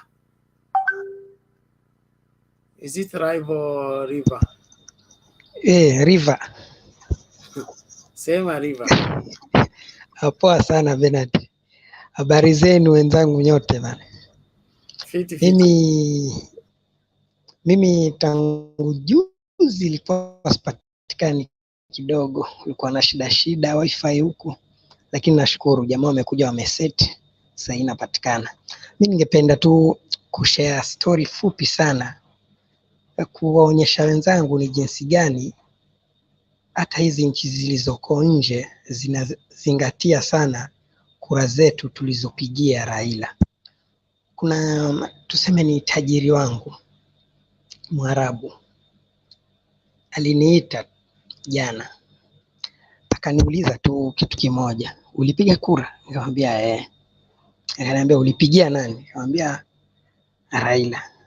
Akaniambia mimi niliishi sana Nairobi, najua historia nyingi sana kuhusu Kenya, lakini Musa, kitu chenye nataka nikwambie, msijaribu kumisi hiyo target yenye mulilenga wa Kenya, msijaribu kumisi. Nikamuuliza kwa nini? Akaniambia we know everything, lakini hatuna uwezo wa kufanya chochote kwa sasa. Subirini koti yenu. Hayo maneno aliyaongea Mwarabu jana, akiniambia hayo maneno. Nikamwambia sawa, hata sisi imani yetu iko kotini, tunasubiri koti itasemaje. Lakini akanisisitiza, akaniambia kuweni na imani na koti, lakini koti isijaribu kumesi kabisa, kwa sababu baada ya miezi 6 wale waliopiga kura ule upande mwingine watakuja juta na hawatakuwa na uwezo tena wa kuamua maamuzi mengine. Sasa nikajiuliza, kama huyu Mwarabu huwa naongea naye maneno mengi sana, lakini kama amefikiria mpaka akaniita akaniambia maneno haya, kuna nini kinachoendelea? Kwa hiyo mimi yangu ni kuomba Mungu, sote tuombeni Mungu, koti itupe maamuzi ya uhakika, kwa sababu kumbe hata huku nje watu wanajua ule ukweli uko wapi, lakini wanasubiri koti itakavyoamua. Kwa hiyo yangu tu ni hayo Bernard, tuombeni Mungu na kwa uwezo wake tutafaulu. Asanteni. Okay, asante Bwana Musa, tunashukuru. Dunia yote inatazama. Unajua njia ya muongo ni fupi. Kuna mzee wetu hapa Jakindu Bay ametuambia kila mara, hauwezi kwenda mbali na uongo. So you can fool some people sometimes, but you cannot fool all the people at all the time. And it's not that the international community is not aware of what is happening. Hata observers wanasema nini, kubali to move forward, wanajua ni nini kinachoendelea. Sisi hatutaki mtu kuiba urais, tunataka mtu akuwe rais kwa sababu tumemchagua kama Wakenya. Hata kitutesa, tutakubali kuteswa kwa sababu tulimchagua. Lakini kama IEBC ndio ilichagua, sisi hatukubaliani na mambo kama hayo. Not this time round. We accepted, moved on. 2007, we accepted, moved on. 2013, we accepted and moved on. 2017, not 2022. No. Kama kumeshindikana, jamaa amesema Uhuru aendelee. Afadhali Uhuru aendelee. Hatutakuwa na serikali ambayo imeanza kwa msingi wa wizi, ukifanya kazi na Chebukati. Hiyo haiwezekani. Yes, Michael, unasemaje? Half a minute. Thanks so much again, and let me thank others again for sacrificing their time to join this virtual Supreme Medium Court. What I'm still advocating for is, number one, let us not be so economical by remaining vigilant as we wait for the Supreme Court judgment. And number two, of something that I didn't mention, if you compare the historical events of general election, the way it has been conducted, this time round it was better. However, we lost it towards the end of announcement, like few hours to announcement. Little did we know what's actually happening at the background, or something that was initiated before this general election. And I'm really happy for this thing to have gone all this process, because there's something that we had been shouting about. However, it has not been sized down so that it can synchronize to our mind. This is what actually going through the IBC. And actually right now is coming out very clear, and everyone is going to see this.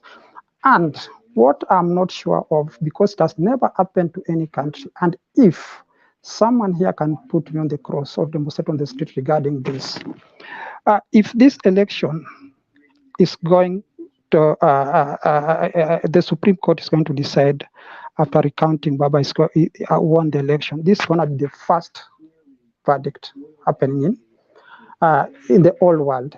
However, it's not easy. It's not something that easy. You have to, for those people, for the judges to make appropriate ruling, they must have a look at actually what is happening in Kenya right now, the spirit, everything that's actually happening right now.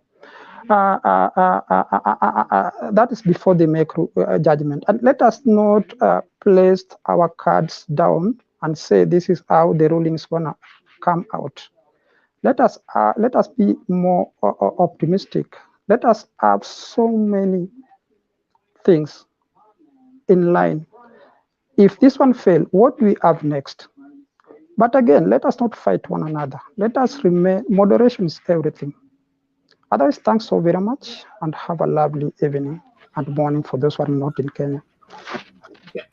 Asante Bwana Michael, naomba one video and then tunaenda kwa JC. Where is this? Okay, one moment.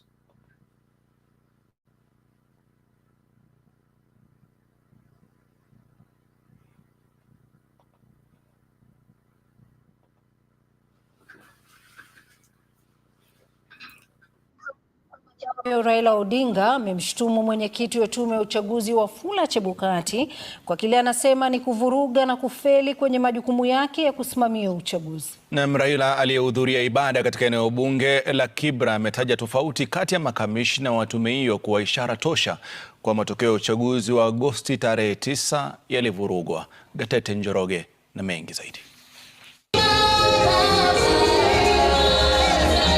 Huku macho yote ya taifa yakiwa yameelekezwa katika mahakama ya upeo kusikiza na kuamua kesi ya kupinga matokeo ya uchaguzi chini ya muda wa wiki moja, mgombea wa urais wa Azimio Raila Odinga ametaka mahakama kufichua ukweli kuhusiana na uchaguzi wa Agosti 9.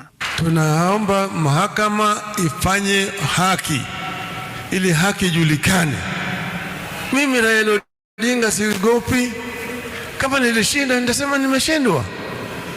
Kama nilishinda nitasema nimeshindwa. Na nitarudi nyumbani. Lakini ukweli uko wapi?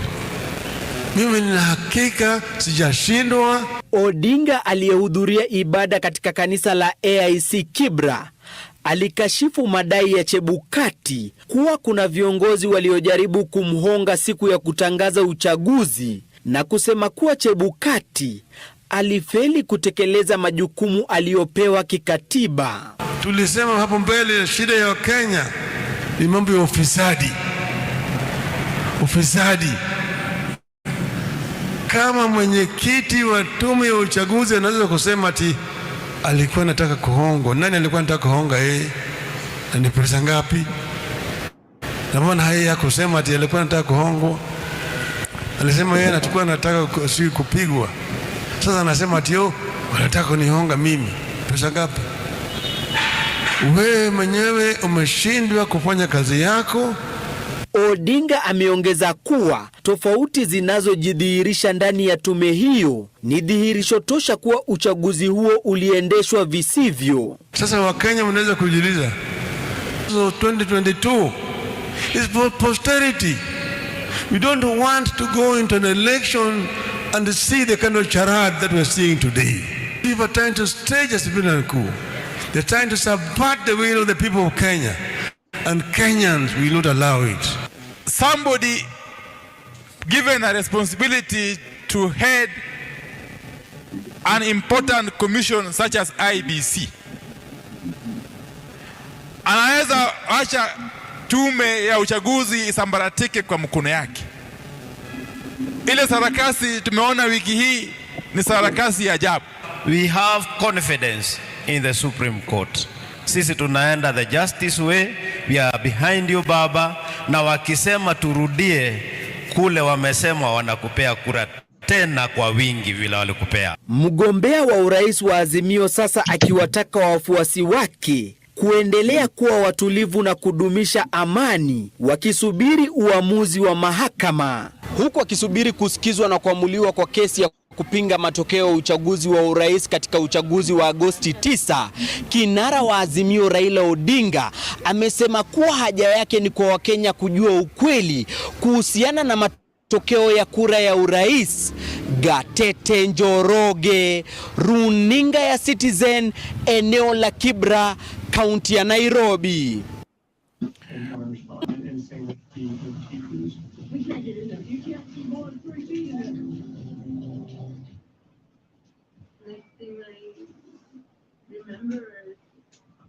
I'm outside the front door and I scream. Everybody made it out, and somebody screamed no. Okay, let's have Jay-Z. Please make your submission. Hello everyone, how are you doing, Mr. Ben? You're good, you're good, thank you. Karibu. Asante sana. Kwanza pole sana kwa hizi attacks, but we are right behind you. Feel protected, usiongope, you are covered. Liza, habari gani? Martin Deto, Musa, Manuel Dihat ametoka, Michael Babu umerudi, Mr. K, Kimere Kogi na Mr. Simba nafikiri alikuweko lakini akaenda. Anyway, nafikiri mimi ni mgeni wa wengi wenu, but sio mgeni sana. I've been with you guys. It's only that we have just met coincidentally on this. I've been trying to come in, lakini kama ungeona Ben, nilikuwa najaribu kuingia na kibia, kuna kitu nashikilia mahali. You'll have to excuse me, but I'm right there. I'm with you guys throughout, and I'm tracking everything. Liz, Ole, I can feel your vile unasikia ukiwa hapo Saudi. Nasikia kilio yako. I pity for you and we are together. Hii maumivu yote tumepitia kama Azimio, tutakuja kupona. And tomorrow is coming. Now, turudi kwa Mombasa, Kakamega, it's tomorrow. I think it's this morning. The next 6 hours, I think. Tuko in a different time, whatever. But it's almost time na inakuja. I can say most of my life has been in Mombasa, and I think the guys are ready. I've talked to most of my friends. Nafikiri Bob, Papa Azimio wako huko atatupea habari kamili at the end of the day of what's going on. Mambo na Kakamega, I believe everything is being taken care of, but we pray for the best. We'll get this win. Unfortunately, I think this Ben, you have heard of this. There was one lady here. She was on the podium. Amesema there is evidence that kuna pre-filled paperwork, ballot papers zimepatikana huko Kakamega leo. Sijui ni leo ama ni jana, wameshikwa tayari. And whoever was talking that, akona evidence zimepatikana. So you can imagine of what we're expecting to get tomorrow. So we need to be vigilant and protect our votes, of which I don't know why we need to protect our votes. We have paid heavily for the IEBC to protect our votes.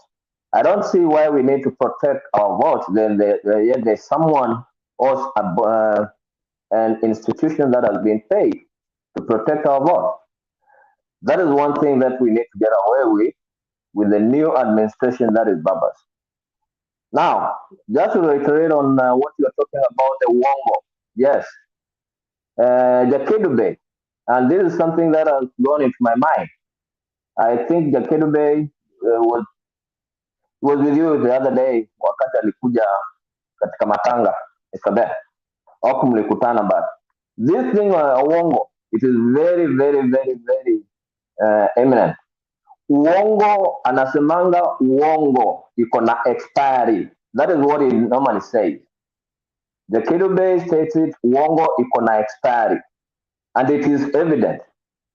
You check today, wherever you cannot put those words together again. the same way you have just cheated in the next 10 minutes. So uongo iko na expiry unlike ukweli. And if you want to know that it is true, those two clips you have played for KKA in Western Kenya and Baba in Kibra, those are two different clips, and one is of the truth, another one is totally the opposite of what it is. Baba in Kibra is still standing on his word, but the KKA, there's nothing.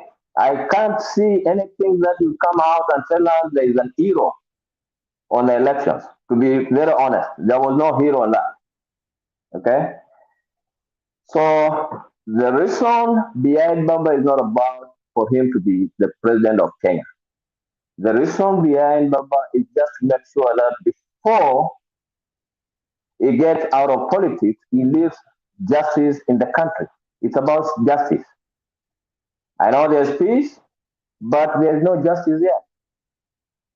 And there will come a time when this justice is not prevailed, then this peace might run out of hands.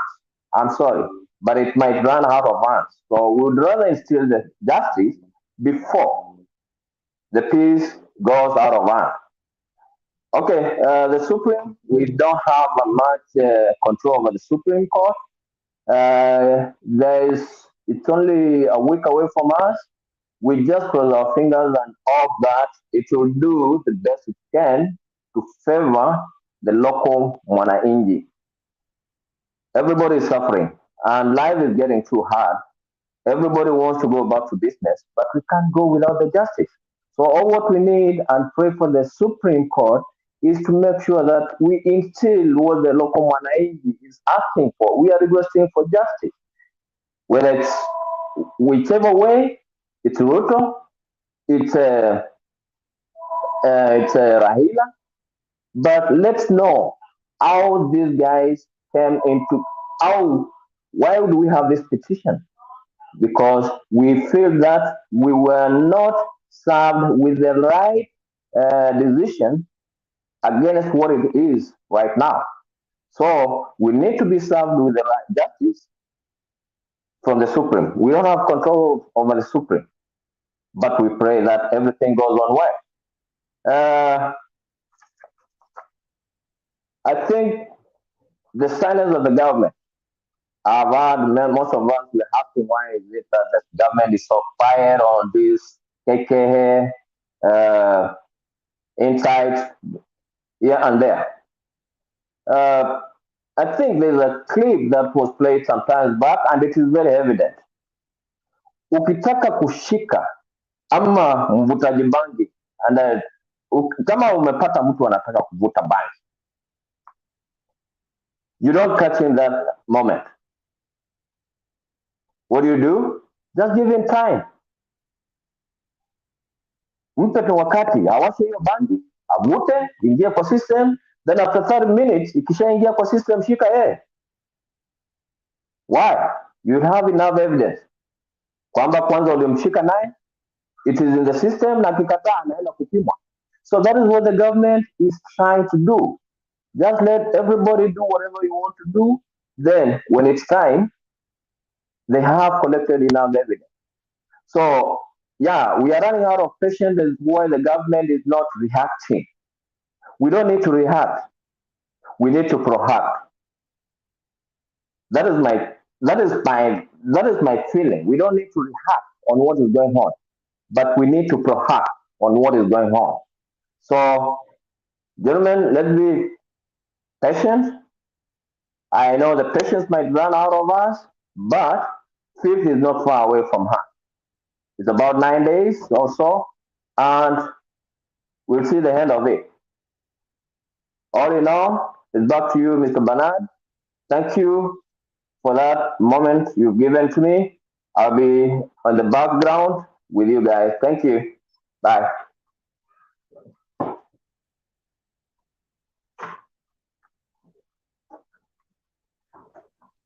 I think Bernard is not. Merusha, okay. Okay, he's back. Thank you, Bernard. Sorry, thank you. We appreciate that. Let's keep moving. Elder Kimere.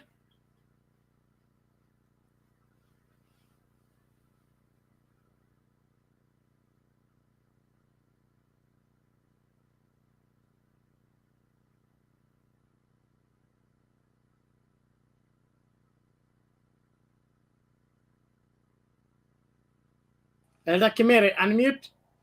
Yeah. Okay, yeah, I was just asking whether it was me. Hi, how are you? Good. Siku mingi, eh?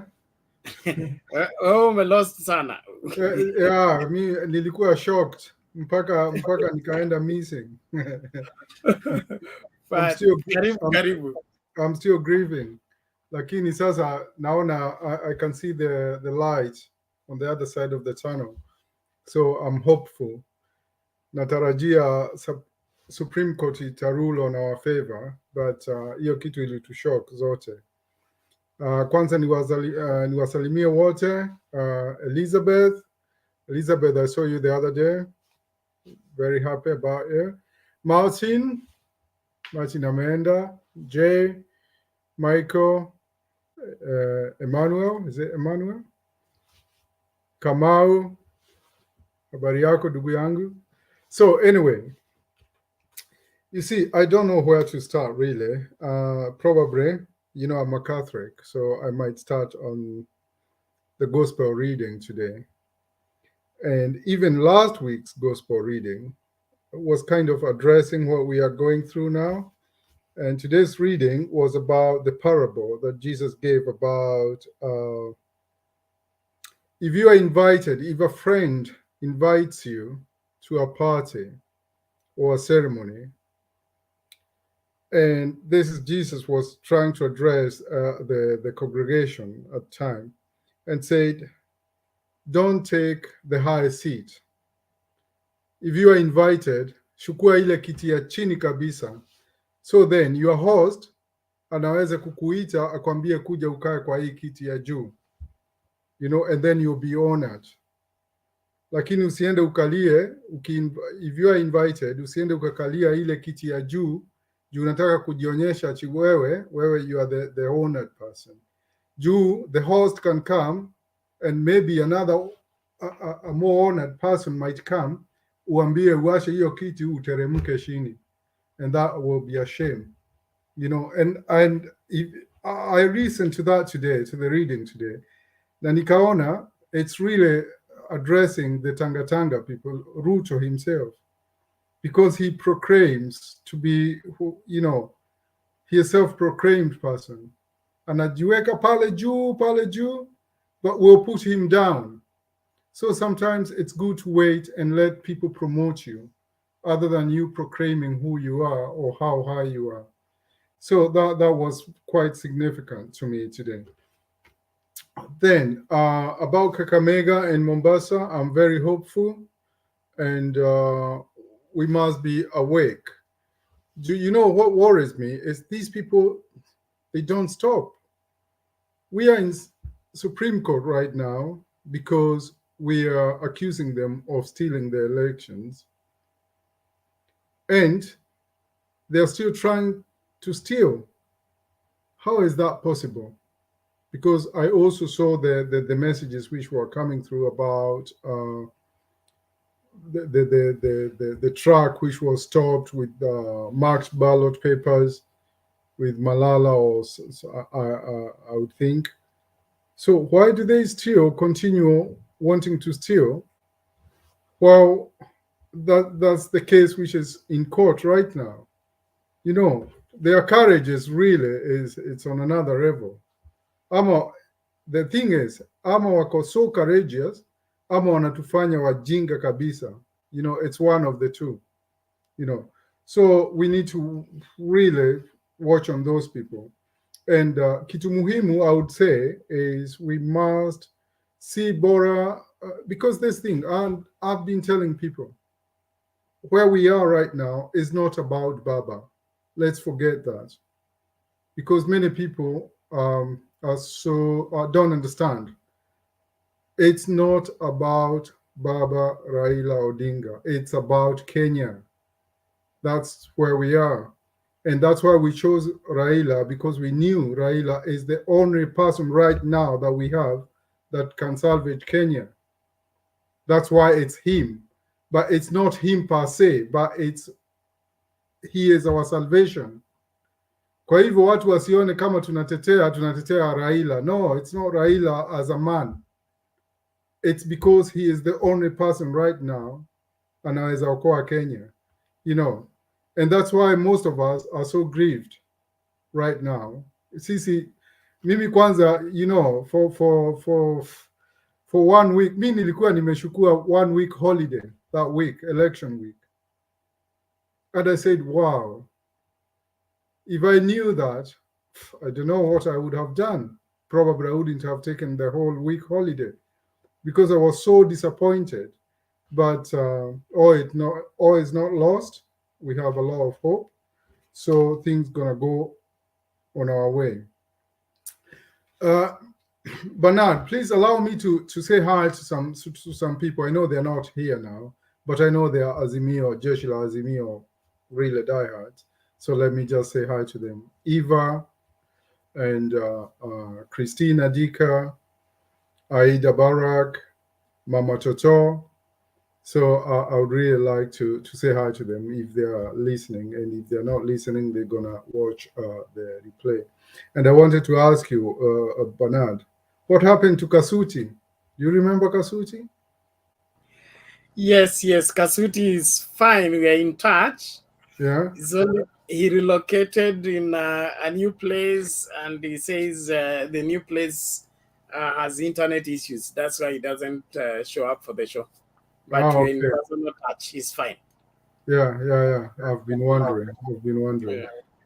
Yeah. So so we are hoping for our lawyers in the Supreme Court to do their best, and I think we have a case. Considering what Tuju said today, was it today or yesterday? Probably in Kenya it's yesterday. And niko na imani tuko na, because the IBC and Ruto, all the affidavits really, as someone said, I think it's Martin, that they are not really addressing the issues in the court. What they are doing is just trying to create some shenanigans. Really, it's not responding to the accusations. So we are very hopeful, and we are almost sure that, and we hope that the judges, which I think that the Supreme Court judges won't be compromised. They don't seem to be compromised. So we are hopeful that they're going to do the right ruling. And I want to assure people here, because most people, Azimio people, are afraid of the rerun. But I personally am not afraid of that, because I'm sure that we voted for Baba and we're going to do it again. And Baba won. Baba said in Kakamega about almost 1 million, but I'm convinced it's more than 1 million. So because I can say in central Kenya, Baba got more than 1.5. I'm sure of that. So, and Baba has always won, and we know there have been always tricks on how the elections have been held over the years. And so if Baba gets even 500 votes in Mount Kenya, Baba would have won anyway. So that explains that how things went. So we are very hopeful. We know the majority of the people in Mount Kenya also want Baba, and I would like to urge our Lake brothers and sisters not to be condemning the Mount Kenya people, because I have seen it on the forums, and we are one people. We are one people, and we refuse now to be separated by all these dirty politics. We are all Kenyans. And we know that when as Orengo said once, that when the mountain meets the lake, or vice versa, Kenya moves forward. So I think we should desist from this politics of trying to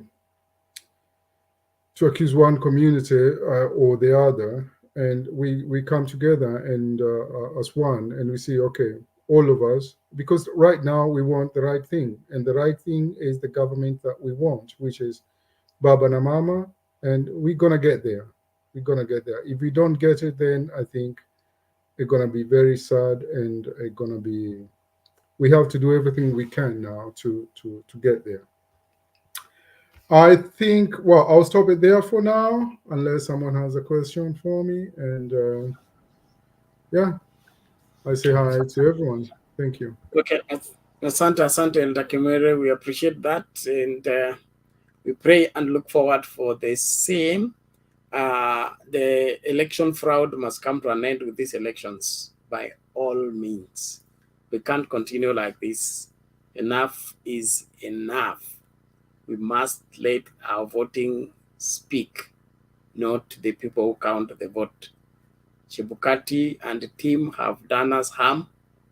We must not give them an opportunity to do us a second harm. So let the Supreme Court judges be aware of that and put the interests of the country ahead, even as they look into the evidence placed before them and the case as the petition. We can't have a country that cannot conduct an election successfully, and we claim to be 60 years of independence. That our independence needs a relook if that is how we proceed being. Well, we'll listen to this video, and then we will have Mr. Kamau, then Emmanuel. But Bernard, something to say. Yes. But sorry, because otherwise it will be injustice if I don't mention these two people. Sorry, I was forgetting that I would like to say hi to, because they are Emilio Thiambo and Robert Abuya. Please, I say hi to them. Thanks. So thank you. We appreciate that, and we believe all is well with us as a people. Let's listen to this, and then we have Mr. Kamau, Emmanuel, mtafuatana namna hiyo.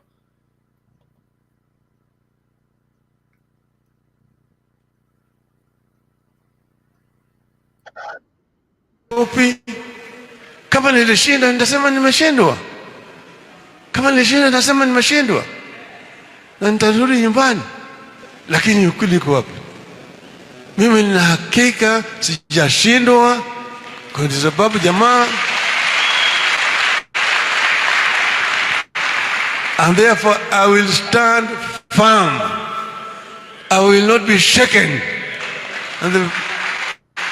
And the voice of the people of Kenya, as expressed on the 9th of August, must be respected by the world. Kura wamesahau, wamerudi kazini. Hapana. Wakenya, watu ambao wamestarabika, wanaweza kuvumilia na kusubiri. Sasa mimi ningependa kuambia Archbishop Desmond Tutu, ambaye aliongoza tume ya maridhiano katika Afrika Kusini, Truth, Justice and Reconciliation Commission, alisema kwa kimombo ati without truth there can be no justice. Without justice there can be no peace. Without peace there can be no reconciliation. Therefore, for there to be reconciliation in this country, first truth must be known. Ukweli iko wapi? Ukweli iko wapi? If there's truth, then there will be justice.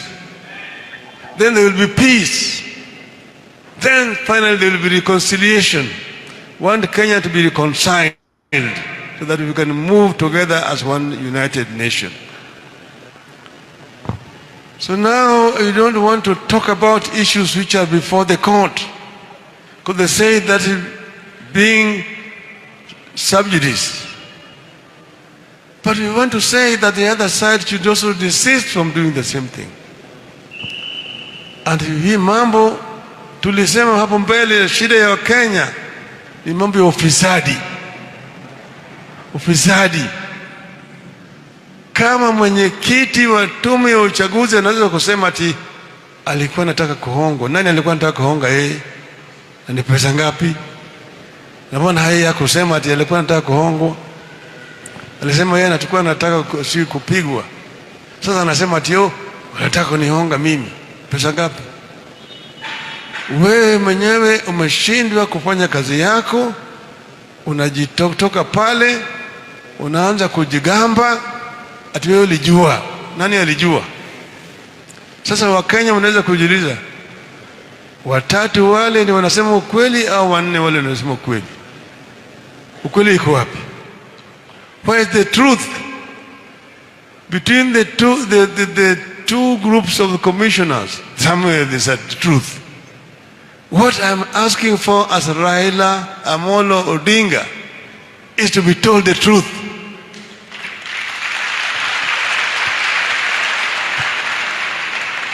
And this is not just because of the elections of 2022. It's for posterity.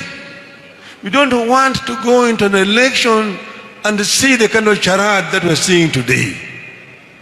Mr. Chebukati, the chest thumping the other side with his two other commissioners, and then the other four commissioners this other side. It's a shame. Shame to democracy. Shame to the world. These are things that we don't want to see. There's what is called civilian coup. These people are trying to stage a civilian coup. They're trying to subvert the will of the people of Kenya. And Kenyans will not allow it. Millions of Kenyans will not allow it. Tunaomba mahakama ifanye haki, ili haki ijulikane. Mimi Raila Odinga siogopi. Kama nilishinda nitasema nimeshindwa. Kama nilishinda nitasema nimeshindwa. Na nitarudi nyumbani. Lakini ukweli uko wapi? Mimi nina hakika sijashindwa kwa sababu jamaa. And therefore I will stand firm. I will not be shaken. And the voice of the people of Kenya as expressed on the 9th of August must be respected by the world. Kama mwenyekiti wa tume ya uchaguzi anaweza kusema ati alikuwa anataka kuhongwa, nani alikuwa anataka kuhonga yeye? Na ni pesa ngapi? Na mbona haya kusema ati alikuwa anataka kuhongwa?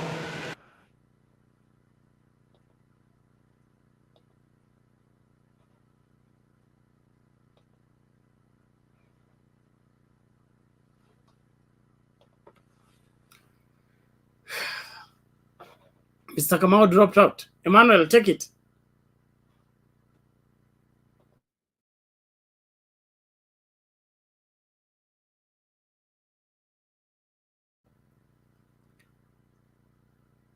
Emmanuel, we can't hear you. Something wrong with your audio?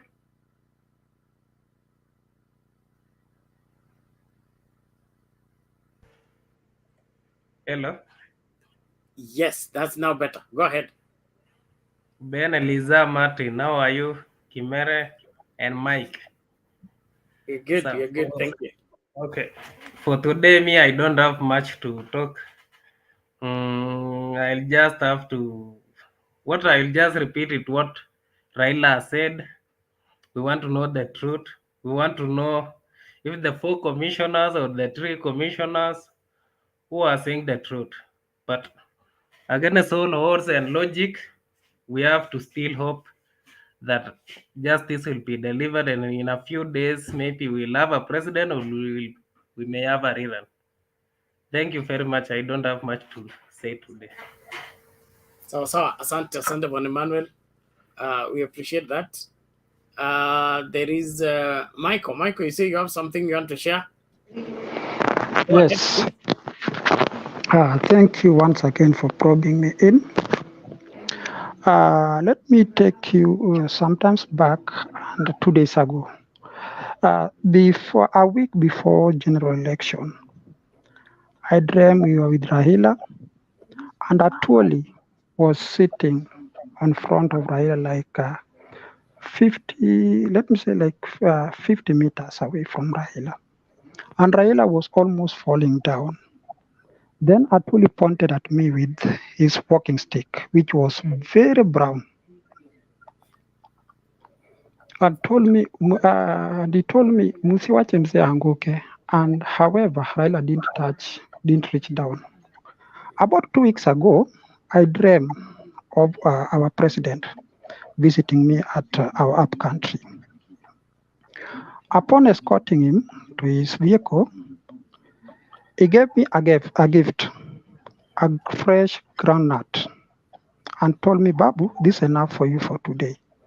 And I'm really happy we have a man of God here who can actually interpret my dream. And if there's anyone who can actually interpret it or translate it so that I can understand my dream, I shall appreciate. Otherwise, thanks so much, and let us continue the discussion. Wow. Thank you very much, Bwana Michael. And before you proceed, it's only that we didn't record the first dream. And I received so many calls from the relatives and cousins and my brothers telling me the dream that you had, the certain prophet also had it. And I think it was shared here. Mm-hmm. All right. Okay, there comes Mr. Kamau. Well, thank you, Michael, for sharing that. And we'll look at that keenly. I would begin by confessing that I am not very good in looking at that aspect of dreams, but I can say one or two things. There is a reason why God gives people dreams. One of it is to warn or communicate a message that one needs to pay attention to. Is either by reason of caution or by reason of warning of something that is about to happen. But now combining your two dreams, the Joseph way, they seem to carry the one message, which in my opinion, there is some a call to leadership responsibility. Our role in the lives of our leaders needs to be attended to. Many of us have a notion of making somebody a leader and then leaving that person and say he will now lead because he's our leader. What we don't appreciate is that leaders are as strong as the team they are working with and the people that are surrounding them. Proverbs 30 says 4 things that go well. It's a lion that does not turn from anything. And then it says the gray hood, and then the he-goat, and then the next one, he says the king when his people are with him. Things go well when with the king when his people are with him. So what is our responsibility as Kenyans in the lives of the leaders that we are even supporting or pushing for? How are we playing that role? If you were around during the bad day of pronouncing William Ruto as a leader, the Azimio people were very angry with their leader, very angry. Ise kama ni wizi, mbona wewe na wewe usiibe? Kwa nini wewe peke yako ndio unaibiwa? Tumechoka. There is somebody who did a video and I couldn't even finish watching the video. It was very painful. So there is, I believe, something that we need to come around, and that is surround our leaders with the support that they need, even when they are at the lowest place. Let's not be people who are pointing fingers. Let's be people that stretch forth a supporting hand towards the same people that we are relying on to provide a leadership. So I would that we look at that holistically from that angle, that we are abandoning our leader, he will fall. But if we stand by them, we make them strong, and they will be able to bring about whatever we desire from them. So it's two-way. The leader leads for our profiting. We support the leader for our profiting. We can't let them bring us profit without us investing in them and helping them being able to provide the necessary leadership. I want to leave it there and probably let wazee wengine wakachangie kwa suala hilo. Sijui mzee Kimere una la kusema kabla tulete huyu Mr. Kamau?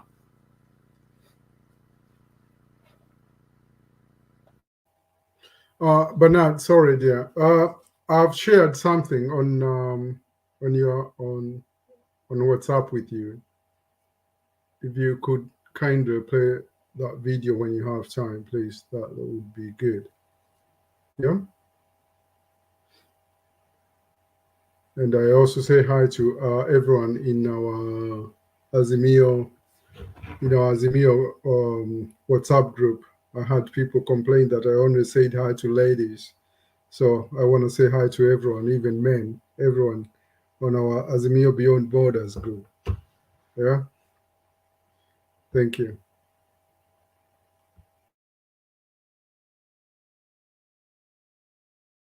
So I think to let Mr. Kamau. Michael, do you have any response to what we have said before we? Actually, I don't have any response regarding that. However, it has been disturbing me since. And anytime I dream of anything, this way, not any other day, it has not come to pass.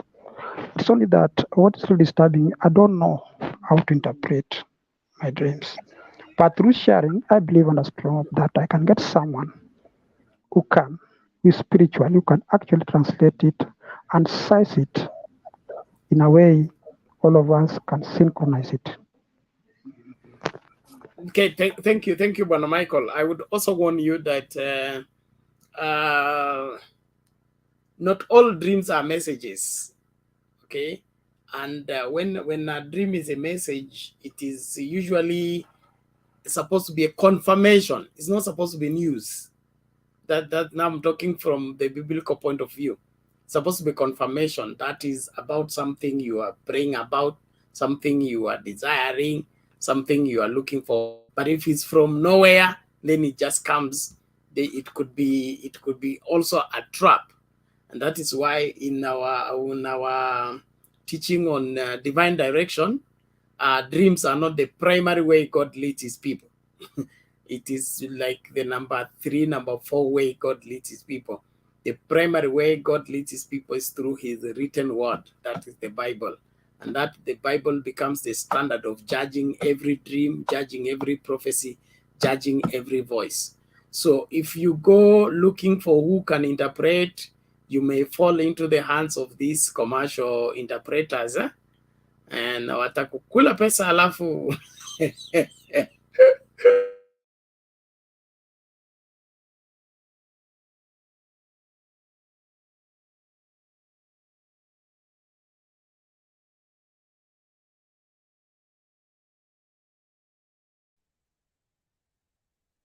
Mr. K, you can take over. The dreamers wamesikia Bernard. Amemkata nje. By the way, I apologize because maybe I was distracted. I didn't understand what the question Bernard was asking me. So I completely replied to a different thing, but that's all right. I think he wanted you to interpret the dream. Oh, anyway, okay, I just sorry. wanted, I was so let me say, I was so distracted I didn't hear the dream. Sorry. I'm really sorry. Kimara, you see, what actually is surprising me, I don't normally go to church and I keep on dreaming. This is something that had been disturbing my mind each and every day. So, and I'm can really you happy repeat you the are dream? here. Can you repeat the dream? I said, on my dream, I saw our president visiting me at our country. Upon escorting him to his vehicle, he gave me a fresh groundnut and Michael, told me, which Babu, this is president enough. exactly? Which president? President Uhuru Kenyatta, with a white T-shirt. Go ahead. Go ahead. That's all about my dream. Unless you have a question on your end. So he gave you groundnuts? Did you say A groundnuts? fresh groundnuts. Okay. And told me, Babu, this is enough for you. And that's how he left. Okay, that's a good thing. Wow. If we can now improvise to be dream interpreters, but we leave it there, really. I think it's, let's hear Mr. Kamau. That dream of yours, I think it has no ending, eh? Because you didn't see Chapukati anywhere drowning in the sea of Lake Victoria? Sorry, maybe I'm going to sound so rude on your end, but I didn't see Chabukati. I'm sorry for that. Yeah, because I would have interpreted if he was sinking in Lake Victoria, I would have told you he would have been angemezwa on a mamba. Anyway, we are as Mr. Bernard said, I don't think anybody here can interpret dreams. But before, I think it's also important to note that dreams are a way of communication from God, and I don't think there is anyone here who can interpret that. But first of all, let me just say hi to Eliza, Martin, Kimere, Michael, of course, and those people who are listening to us at night. I'm happy. I've been listening to many people, and I'm happy to see that there's a Mio team. We are very much encouraged despite being down. Like Mother Karua said, kuvunjika kwa mwiko sio mwisho wa kupika ugali. We know that we have to eat the ugali, and this is a victory deferred, as Mother Karua said, but the victory is going to come home. I don't know how, I don't know when, I don't know which way. It might be a way of runoff, it might be a way of declaration, but I'm sure that eventually the team that supports prosperity, that condemns corruption, is going to win against a team that is of hypocrisy, a team of thievery, and a team of conmanship. Because I think so the Supreme Court has two major decisions to make for this country. One of the major decisions they need to make is what they want to see in the next 10 years, in the future of this country. And the other decision they have to make is how to stop corruption and thuggery in this country, how to start a fresh country. And those decisions have to be made by the Supreme Court, because any upholding the election of one William Ruto will mean that corruption will never end in this country. Will also mean that immorality and, of course, conmanship and what we call immorality and all those things will excel. But once we have a decision from the Supreme Court showing us that we have, as a society, to have standards that can make this country better for everybody, I think that will be a paradigm shift in this country. A paradigm shift so that we can shift from thinking that, right now, if you, for example, in the most unfortunate event, which can also happen, if they uphold the election of Mr. Ruto, I will tell you, the generations that we are giving birth to, the generation that were born in 1990s and 20s, and of course to 2000, this is a generation that will believe that you can still steal, you can still go to church, visit the witch doctor, kill, You can still do wash, be in the church, be in in the church of the devil. You can be doing everything you want in this world and still become a president. That is the example that Ruto is giving us. That you can take life. Welcome, Bernard. Hii niko kwa upako. I'm really on the whatever. So the example that we find in Kenya Kwanza is not a good example for our kids and our future, because many people there, and without mentioning name, these people have made it through thuggery, theft, corruption, wash, name them. And yet they go to church. Today they were in church in the front seats. They knelt down, and it is sending if the election is upheld, then my kids of my kids will believe there is no other way to success. Seek first the kingdom of politics, and all other things will follow. Kwanza tafuta njia ya kukua katika siasa. Haijalishi vile utakuwa. Unaweza kuwa kwa siasa kwa kuua mtu, unaweza kuwa kwa siasa kwa kuhongana, kwa kuiba. Na ukifika hapo kwa siasa, ukifika hiyo kiti ya siasa, sasa kila kitu itakufuata. Mashamba itakufuata, mabibi wengi utapata, magari mingi kubwa utapata, mafarasi, utakaa mahali kama Karen. You know, that is the example of Kenya Kwanza. In fact, it will be very, very sad if Supreme say that this election was verifiable, simple, and it was clean. Where I sit and where I stand, I think it's one of the most bungled election that I've ever watched in the world, because it is now the truth is coming out that indeed these elections was stage managed. Everything was choreographed from the day of procurement. In fact, from the day of recruiting staff, from the HR to procurement to the technical staff to the ICT staff to the PUs to the ROs to the ballot papers to the KIMS kit to the register.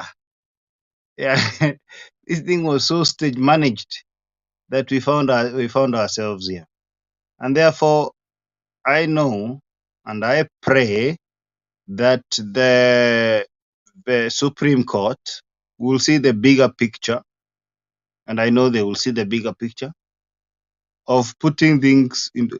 I want them to give them what we call a character development. Kama ile tumepewa na Chebukati. Unajua Chebukati ametupatia character development, because I think Azimio being the most popular party in Kenya and having a lot of people who are sober and mature, tunge celebrate for hata sahi bado tungekuwa kwa street tukichoma nyama na mahindi huko, na karibu State House tunapika omena, those who love omena. But for now we have been given a character development.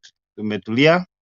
We know that not everything works the way you think, but I hope also them they will get a character development coming soon in the next 1 week. Nao watulie, waache kupanga serikali, waache kuthreaten watu wa serikali, waache kusema vile watu wengine wa resign, waache kupiga threats, waache kupiga kifua, so that we have a country where people are humble. I think Mungu anatufunza tuwe humble sisi zote. Our time imepita, their time is coming. Their time is coming sooner rather than later. Kwa hivyo, those who are listening to me, I just to encourage you that never give up. Never give up. The forces of evil, sometimes they say in the word of God that when the enemy comes in like a flood, the Lord is going to raise us a level against it. So wamekuja kama flood katika maisha ya Kenya, and that is why you see that many Western countries are not congratulating him. Why? Because it's obvious there are many problems, because there has never been an election like this. Hata wakati ya Moi hakujai kuwa na election kama hii, whereby the IEBC commissioners have a problem with each other. That is the first one I've ever seen. Hata siku ya Kivoito hakukuwa kitu kama hii, na ilikuwa hata ilikuwa na ukora, whereby the KPMG give an audit report na wakasema kuna staff ambao ni fake, kuko ghost staff hawakutolewa. It is funny. Wakasema kuna dead voters, we didn't know about the dead voters. Wakasema kuna watu ambao walikuwa wameregister mara kadhaa, we didn't know about it. Tukatoka hapo tukasikia tena tumepatia kampuni ambayo is indicted all over the world, Smartmatic. I mean, so you look at this election from A to Z, it's riddled with problems, and it is only I think this is the simplest case for the judges to me. Any judge with a super mind, ambaye hawezi pata mlungula kiinua mgongo ambacho ndio wanasemanga Kenya everything and everybody has a price tag, na depende siku ile Kimere na Martin Deto watawekewa kwa mfuko ka bilioni kamoja, tutawakosa hapa wakienda Bahamas but anyway, we believe that there are Kenyans who cannot take that because of their principles. Because what is corruption? Corruption is the breaking of an inner principle. It's not even money. Corruption is the breaking of an inner principle, believing that you are supposed to do the right thing and you continue doing the wrong thing. If you get to a matatu na kiti ni watu watatu na uambiwe uingie na ni watu watatu, kataa, because that is corruption. You need to have a principle of life. Si kila siku kila kitu ni pesa. People like Chris Kirubi died with billions buried in their bank. It's not about money. It's about good governance. It's about the people. Whether this middle class, we are saying us we are middle class, but we are working poor. Why? Because of poor governance. Every time you make a shilling, there are about 10 people or 20 people dependent and interdependent to you.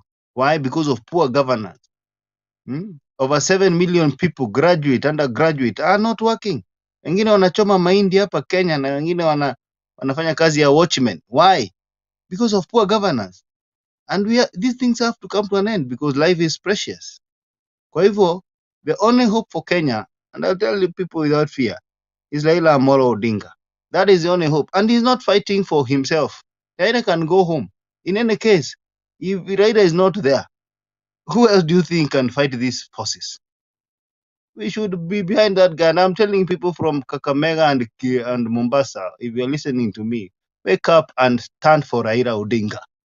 That is the only person. Akitoka hapo sijui tutakuwa kwa shida aina gani.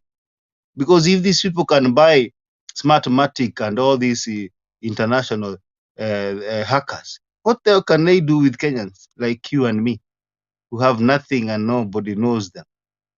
So we have to understand that Raila is not doing it, and he said it today. It's not about me. It's about posterity. Na unaona hata hana shida na kukoa, hana mapolisi na hana hizo vitu zote. Kwa hivyo mimi na wasihi wa Kenya,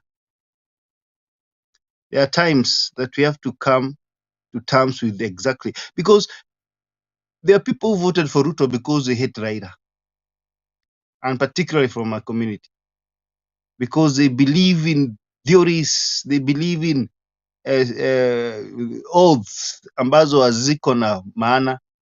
And this group called Raila phobia, wako na Raila phobia, they should come out from that, because when they go hungry, all of them.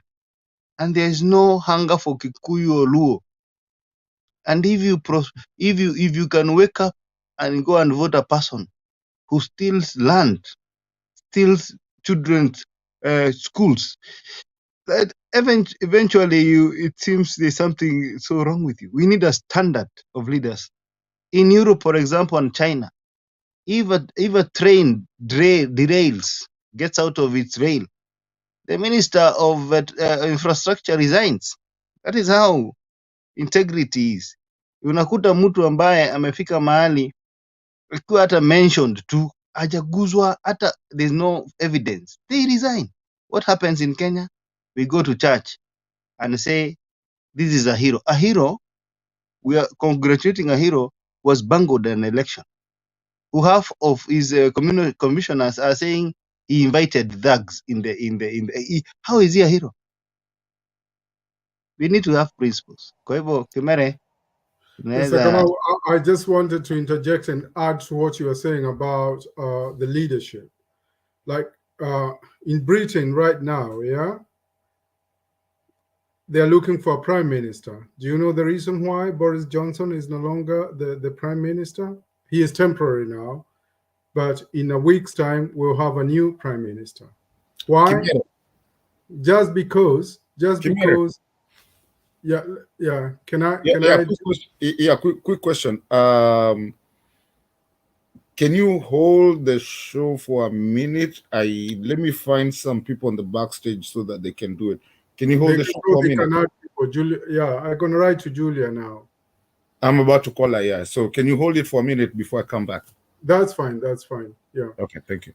Yeah, so what I wanted to add this is, like, now Boris Johnson is the current prime minister, well, was, but he has been impeached and he is no longer, he is just holding that seat as the Conservative Party is looking for a new prime minister, and probably we're going to have a new prime minister in a week's time.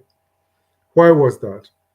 The reason why Boris Johnson lost his seat is just because during the COVID in 2020, they put the rules during the lockdown. He held a party in Downing Street, number 10 Downing Street, where his residence is. And that has costed him the seat, only because the rule was stay at home, no public gathering. The guy had a party. He has lost the seat just for having that bloody party. Yeah? You see? That's how serious it is. 2 years ago, there was an MP in Westminster, and he also resigned. You know why? Because at the question time, he was late. He came into Parliament late. That guy resigned because he said, well, I have disrespected my position. Now look in Kenya. That can't happen. You steal, you kill. How many people? I saw the other day a report that 70 MPs have all cases in court. 70. That's a big number. And we are electing these people. Yeah, some of them have corruption cases, others murder cases. We see that governor from Migori. Was it from Migori? Maybe Elizabeth, you can help us in this. I think Obado was vying for Migori governorship, isn't it? He was the governor of Migori. That guy has a murder case, and yet we are still trying to elect those people. That means the problem is not only with the leaders. The problem is with ourselves as well, if we elect those people. And if you talk, you will see a lot of people on our charts here now, chatting and trying to defend those people. We know they're doing the wrong things, but it's the people we want. That means that there's something wrong with us as well, the people who elect those guys. So we must change the culture that we have. We absolutely must change. And I support you, Kamau, as you say, the only solution, and I said it here earlier, the only solution we have is Raila. And that's why I said that the problem is not about Raila as a man. is Kenya. We are trying to salvage Kenya, and the only man right now, and we should be thankful to God that we have him.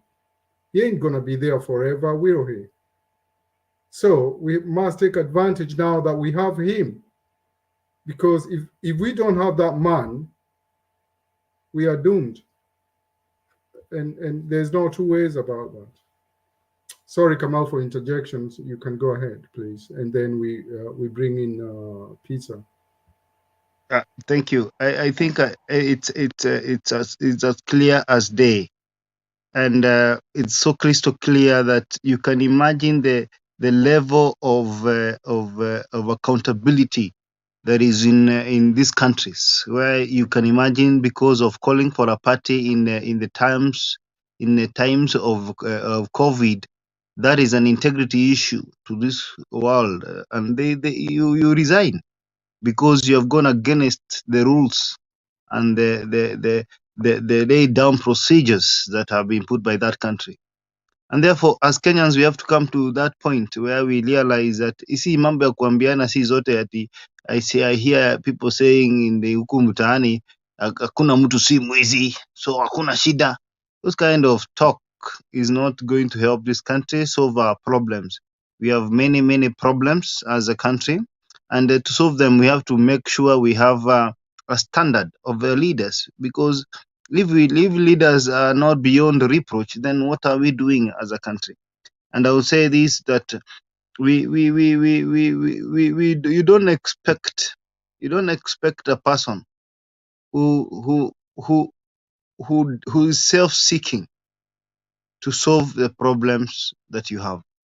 You have to have a person who is sacrificed, because the reason why we choose leaders, MPs and governors, is because we want good roads for our mothers, we want employment for our youth, and if you don't do that, then you'll forever complain.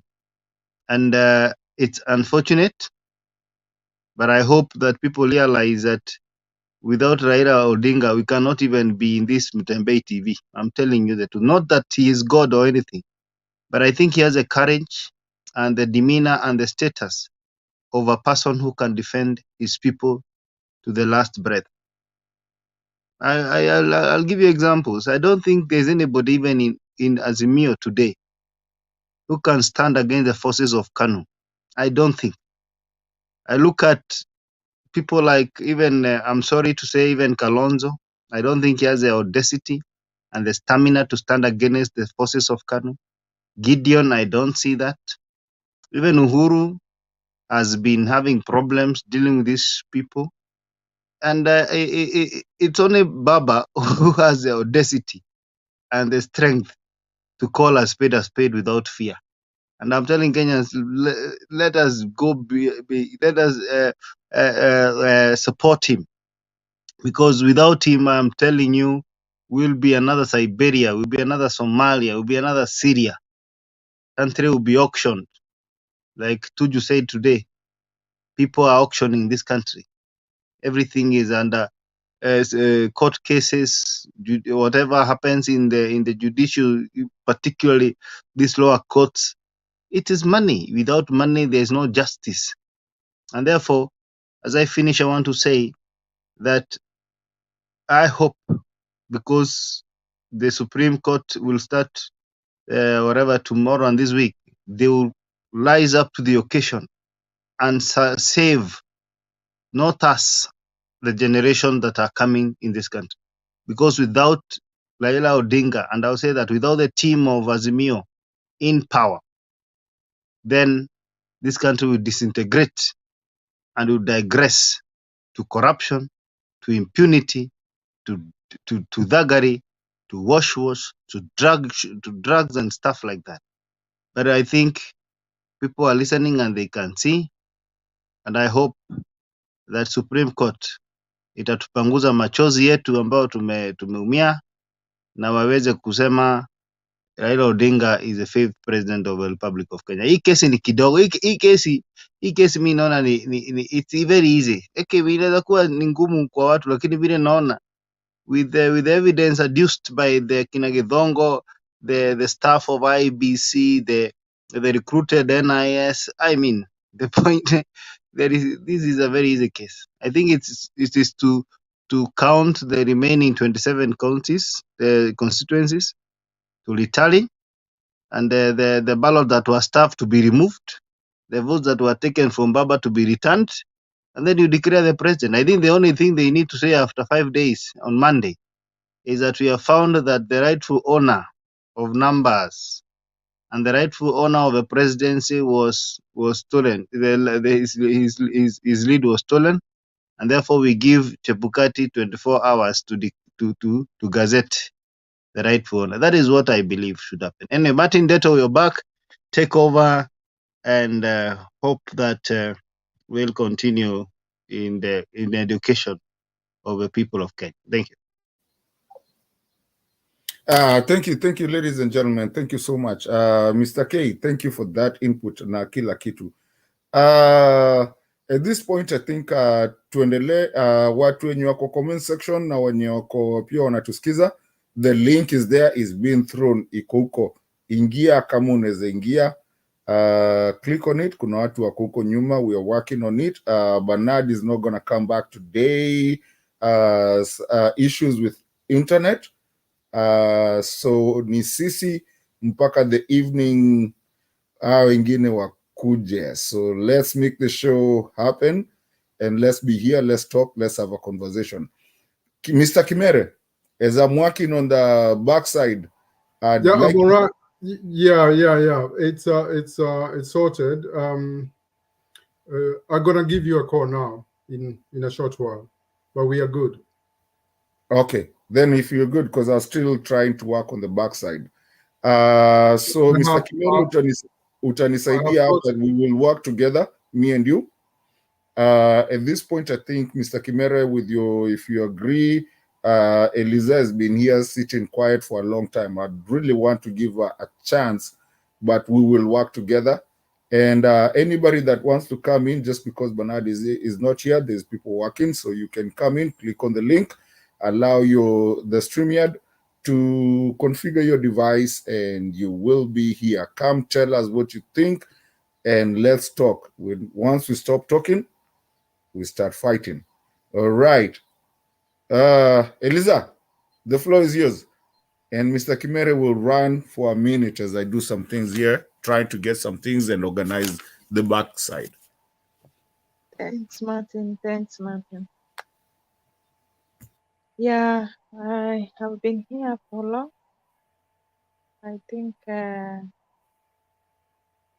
many hours, and I'm happy to be here because I think it is my responsibility as a Kenyan, and I feel good being here in Mtembei because this is a platform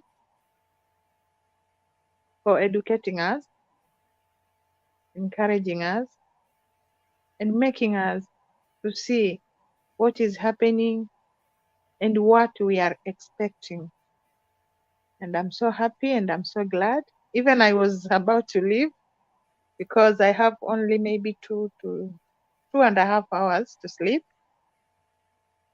I was almost to leave, but I thank God for this opportunity. I don't have much to say. What I can say now is just everything happened with a reason. With this matter, everything really happened with a reason. If you see, you go through all we have been through since 9 of August, really, this is about God. Yani tulikuwa tumefungwa macho toka 2013, 2017 until 2022. Na kuna mmoja wetu hapa amesema ukizoesha mtoto kwamba ukimtuma dukani anunue mkate, akija unampatia shilingi 4. Kesho pia ukimtuma dukani, akija unampatia shilingi 2. Nenda kanunue peremende, nenda kanunue bajia. Kuna kitu unapanda ndani ya huyo mtoto. So, hivi ni vitu ambavyo vilipandwa. Vimekuwa vikimea. Na ndio kweli tunaona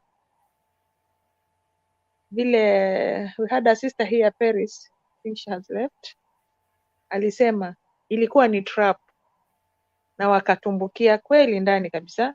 Chebukati akaingia na Ruto akaingia pia mzima mzima, na ukikumbuka kwa clip zake kuna mahali alisema mkiniangalia mimi nakaa mtu wa kuibiwa kura. Tena akarudia hiyo statement, ukiniangalia vizuri kweli nakaa mtu wa kuibia kura. Alimaanisha yeye si mtu wa kuibua kura, hatukuwa tunaenda kupiga kura, hizi kura zilikuwa zinaenda kuibiwa.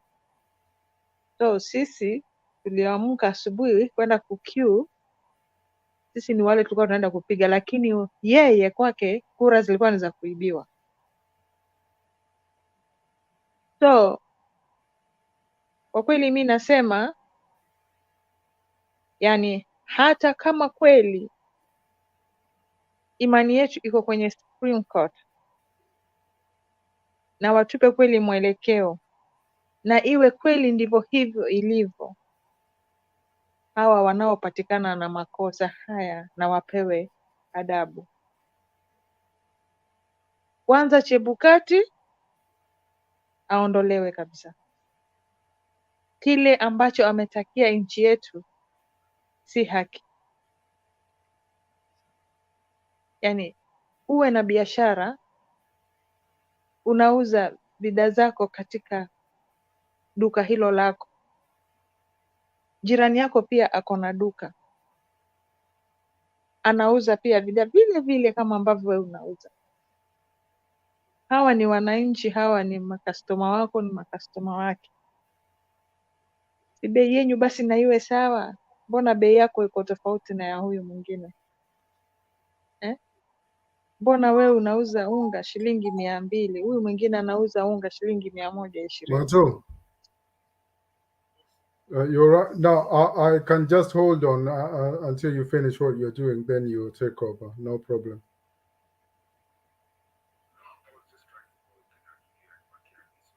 Okay, that's fine. No. No, I've talked to Julia, so she'll be in backstage. That's all right. And if we need videos, we'll just be sending it to her and she'll be doing.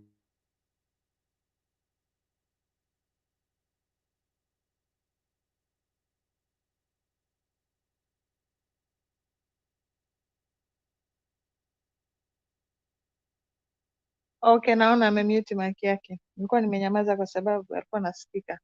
So mimi nitazidi tu kuwahimiza Wakenya wenzangu ya kwamba tuzidi kuombea nchi yetu, ya kwamba this time round iwe in the end of these games.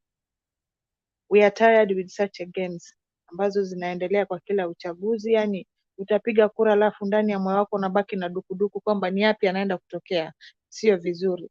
Afadhali this time iwe ni mwisho, manake si mara ya kwanza wala mara ya pili, imekuwa ni mazoea.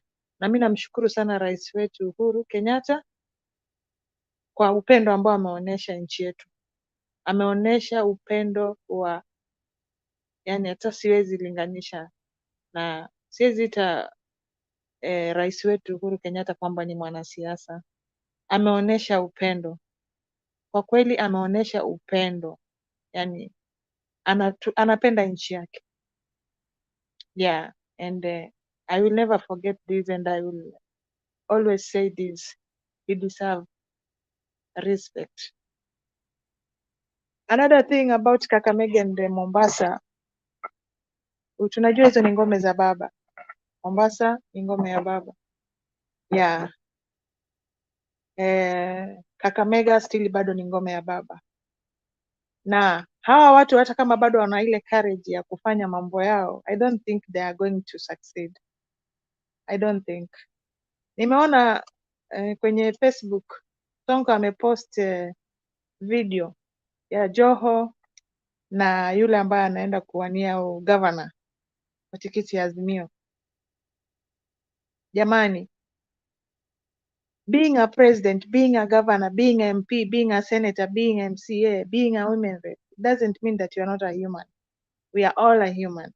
We deserve they deserve life, to live a normal life like each other.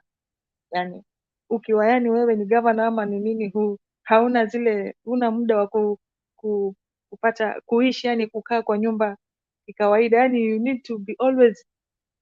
I don't know what he mean about that, but the way I understand him is like, yani tunataka mtu ambaye ni wa mizaha kama huyu. Yeye amesahau, akipatana na mambo, akiwa anashebesha, akipiga picha za ujinga akipost, ilizuia watu wa Nairobi kumpa kura kama governor, akapigiwa kura, akasimama akapewa kura kama governor. So mimi naweza ambia Sonko aache upuzi wake. Mombasa ina wenyewe. Mombasa ina wenyewe. Na kama ulidanganywa ukaacha Nairobi watu uende Mombasa, hata utapata nini huko Mombasa? Hautoshi. Mombasa ni Azimio na ni ngome la baba. Kwa hivyo tuna imani ya kwamba asubuhi ya leo wana Mombasa wanaenda kumpigia Azimio, na tunajua tuna ushindi Mombasa. Vile vile Kakamega, liwe liwalo, tunajua hizo viti mbili zilikuwa zimepangiwa porojo, manake walijua kweli kabisa hizo ni ngome, na walitatiza hizo kura wakijua kabisa huko baba alikuwa atoke na kura nyingi. Vile vile Kakamega, na hata hivyo alitoka nazo. Hata hivyo Kakamega tulipata viti vingi kwa tikiti Azimio, na Mombasa pia. And hii kiti kimoja ambacho kilikuwa kimesalia na kile ya Kakamega, bado Azimio inaenda kuchukua.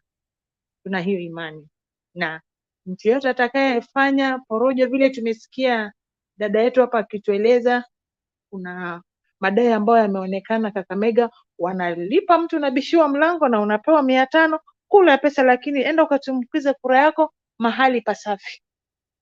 Pesa ukipewa kwani utakataa? Chukua pesa kula, lakini kesho ikifika nenda tumbukiza kura yako mahali pasafi. Hilo tu. Kwa hivyo ninawashukuru wote wenzangu, tuendelee kutiana moyo, tuendelee kuangalia, ukiona kitu kibaya mahali, pasha wenzetu. Karibuni sana wale ambao wanaingia, na sisi pia ambao tunaondoka, muendelee kukaa na kuweka joto, msiache jiko likazimika. Okay, thank you so much. Asante sana, Elizabeth. Pole sana, actually, I thought you had spoken. To some of us.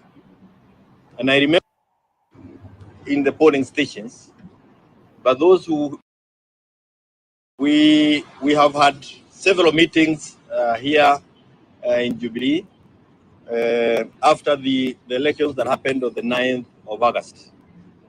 Today, we had the opportunity of meeting those whom we had picked as our coordinators, not for purposes of being in the polling stations, but those who we had kept within some counties to ensure that they can report back on many issues and on what happened on the 9th. This was done way before we had started the voting exercise. And we have received some very interesting reports, certainly shocking to some of us. And I remember saying that these are specifically from our Kenya region. We have others from the other regions we will be bringing in later. I remember saying earlier on in the week, maybe last week, that there was never a yellow wave in Mount Kenya. And you can underline that 10 times. There was never a yellow wave in Mount Kenya. The polls that had been done by many agencies, including the commercial ones, were accurate, they were truthful. What happened within Mount Kenya was massive rigging. And the rigging was done not by the employment of one scheme, but multiple schemes that were all aimed at taking votes from candidates who had anything to do with Jubilee, and also from our presidential candidate, Raila Amolo Odinga, together with the running mate, Mother Wangari Karua. It is already on the record, and this was documented by even Tuju before he left as the SG of Jubilee. The recruitment of POs and deputy, no, it's ROs and deputy ROs. The deadline for application was on the 5th of May, 2022. The assessment was done by Chebukati of those who had applied on the 28th of April. So he has already gazetted the people he wants to recruit, but he continues inviting applications all the way to the 5th of May. We worked with the deadline of the 5th of May. So what this did to our side was that the people we were having as to apply and perhaps be recruited as ROs and deputy ROs were locked out. We were duped because he gazetted more than a week earlier of the people he wanted to recruit. A predetermined outcome is what IBC was working with. One of the anomalies. The second one, and this is again for Kenyans in Mount Kenya region, there was nothing like 55 or 60% turnout. Anywhere in Mount Kenya where we got 40% turnout was a record. The turnout within Mount Kenya was below 40%. Anything else is cooked.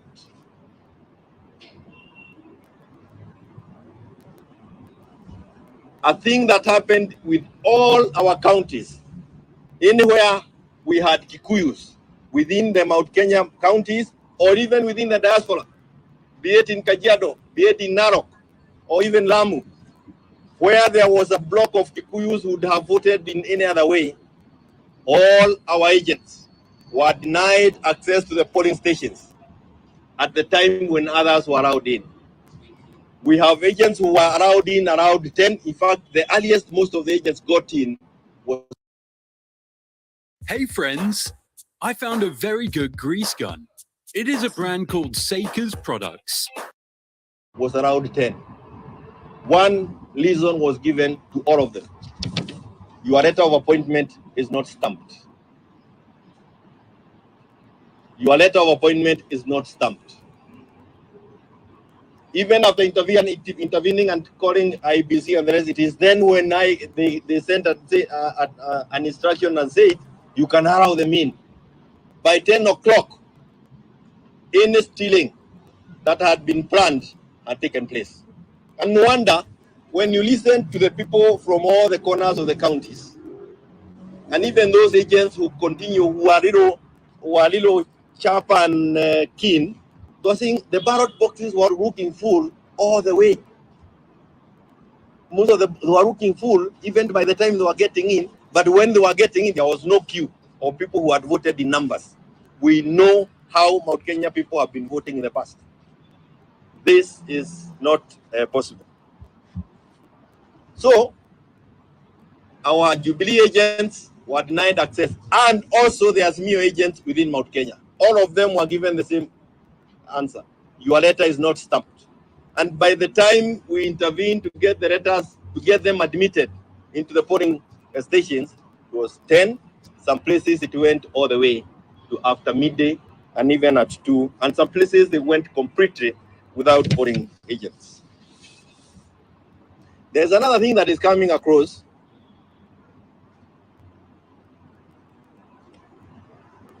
And this is the issue of assisted voters. All of a sudden, Mount Kenya, we had too many voters who needed to be assisted. The literacy level just shot up 2022. Very many people could not read. They did not even know the candidates. They did not even know even what they had gone to do in the polling stations. And this is what happened.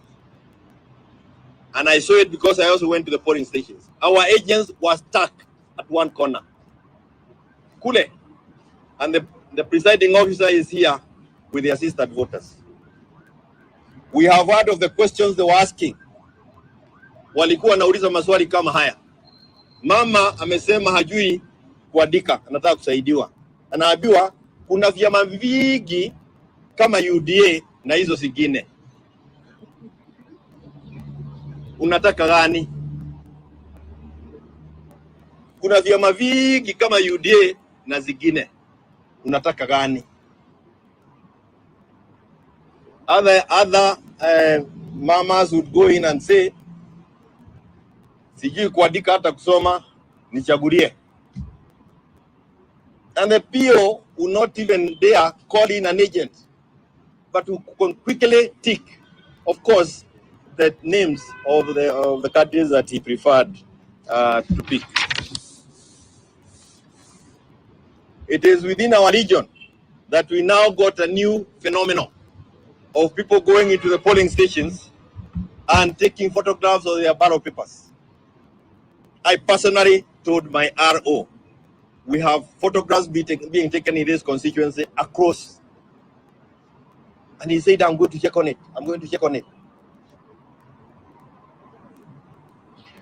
Why was the ballot paper why was the picture? Why were the voters taking pictures of the ballot papers? It is because there was a salary, there was a payment that was supposed to be given to those voters after they have left. It was evidence. I voted as we agreed. Where is my reward for voting? There was massive rigging and massive voter bribery within Mount Kenya region. And I want to tell you, I don't believe that there was really an election in that area. Ile ukola ilifanyiwa watu wa kwetu ni kitu ambayo we will have to think hard about it. In Nakuru, for example, Nakuru County, 10 out of the 11 deputy returning officers, 10 out of the 11 deputy returning officers were from one tribe. The 11th one was from Turkana. All the other 10 were from the one tribe. Hata kama ni kabila yako wewe mwenyewe, hata wewe una haya.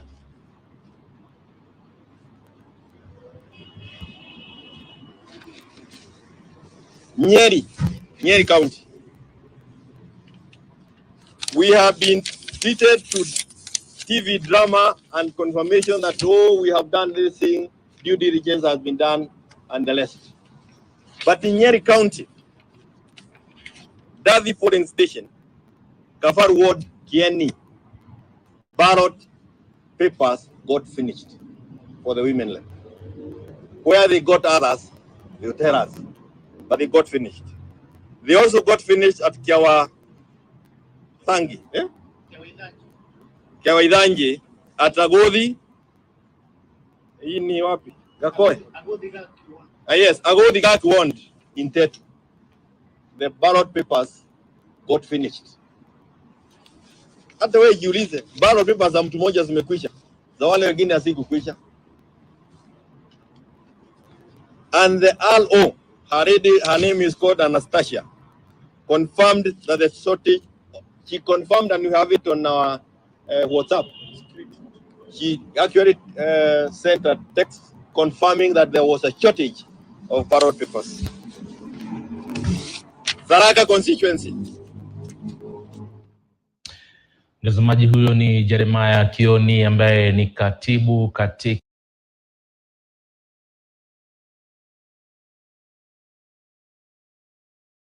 Friends, there you go. You have seen how voting went in Mount Kenya.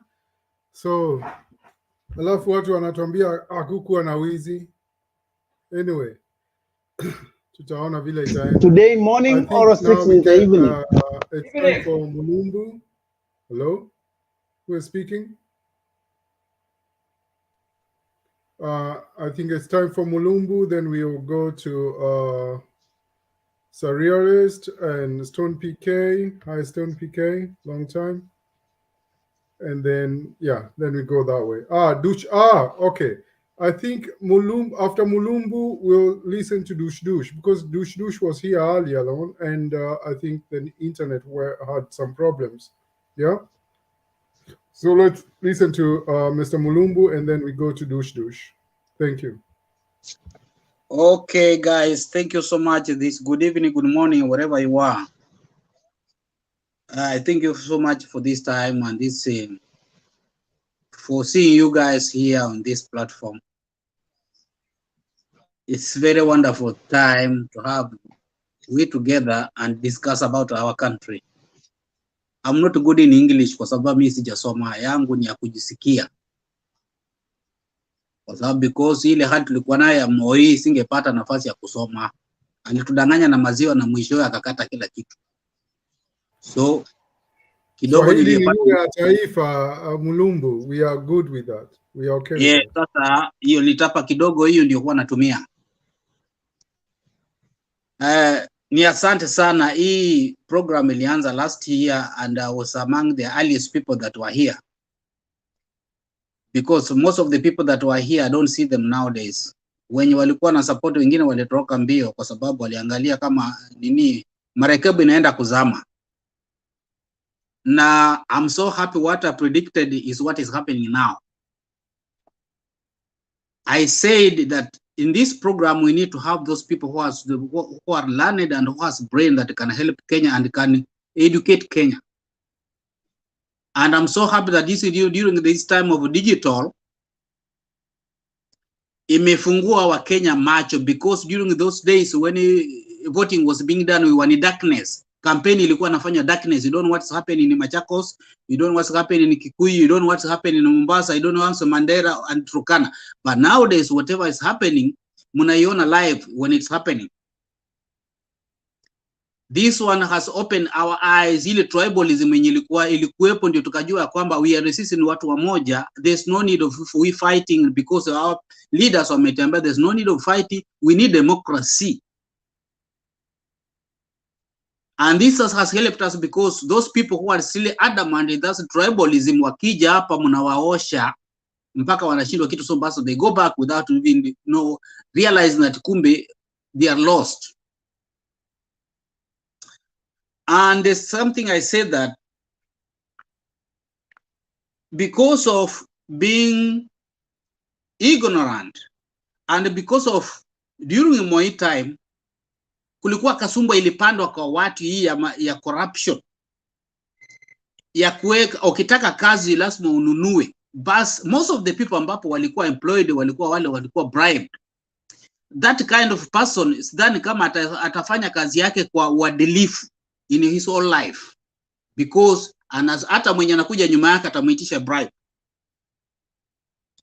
That hiyo kasumba ndio imekuja mpaka imefika this time we are here, and then hiyo ndio kitu Raila amekuwa akipigania na wale wengine wako nyuma yake na wale wengine walikuwa mbele yake, because of the right of everybody na haki ya kila mtu.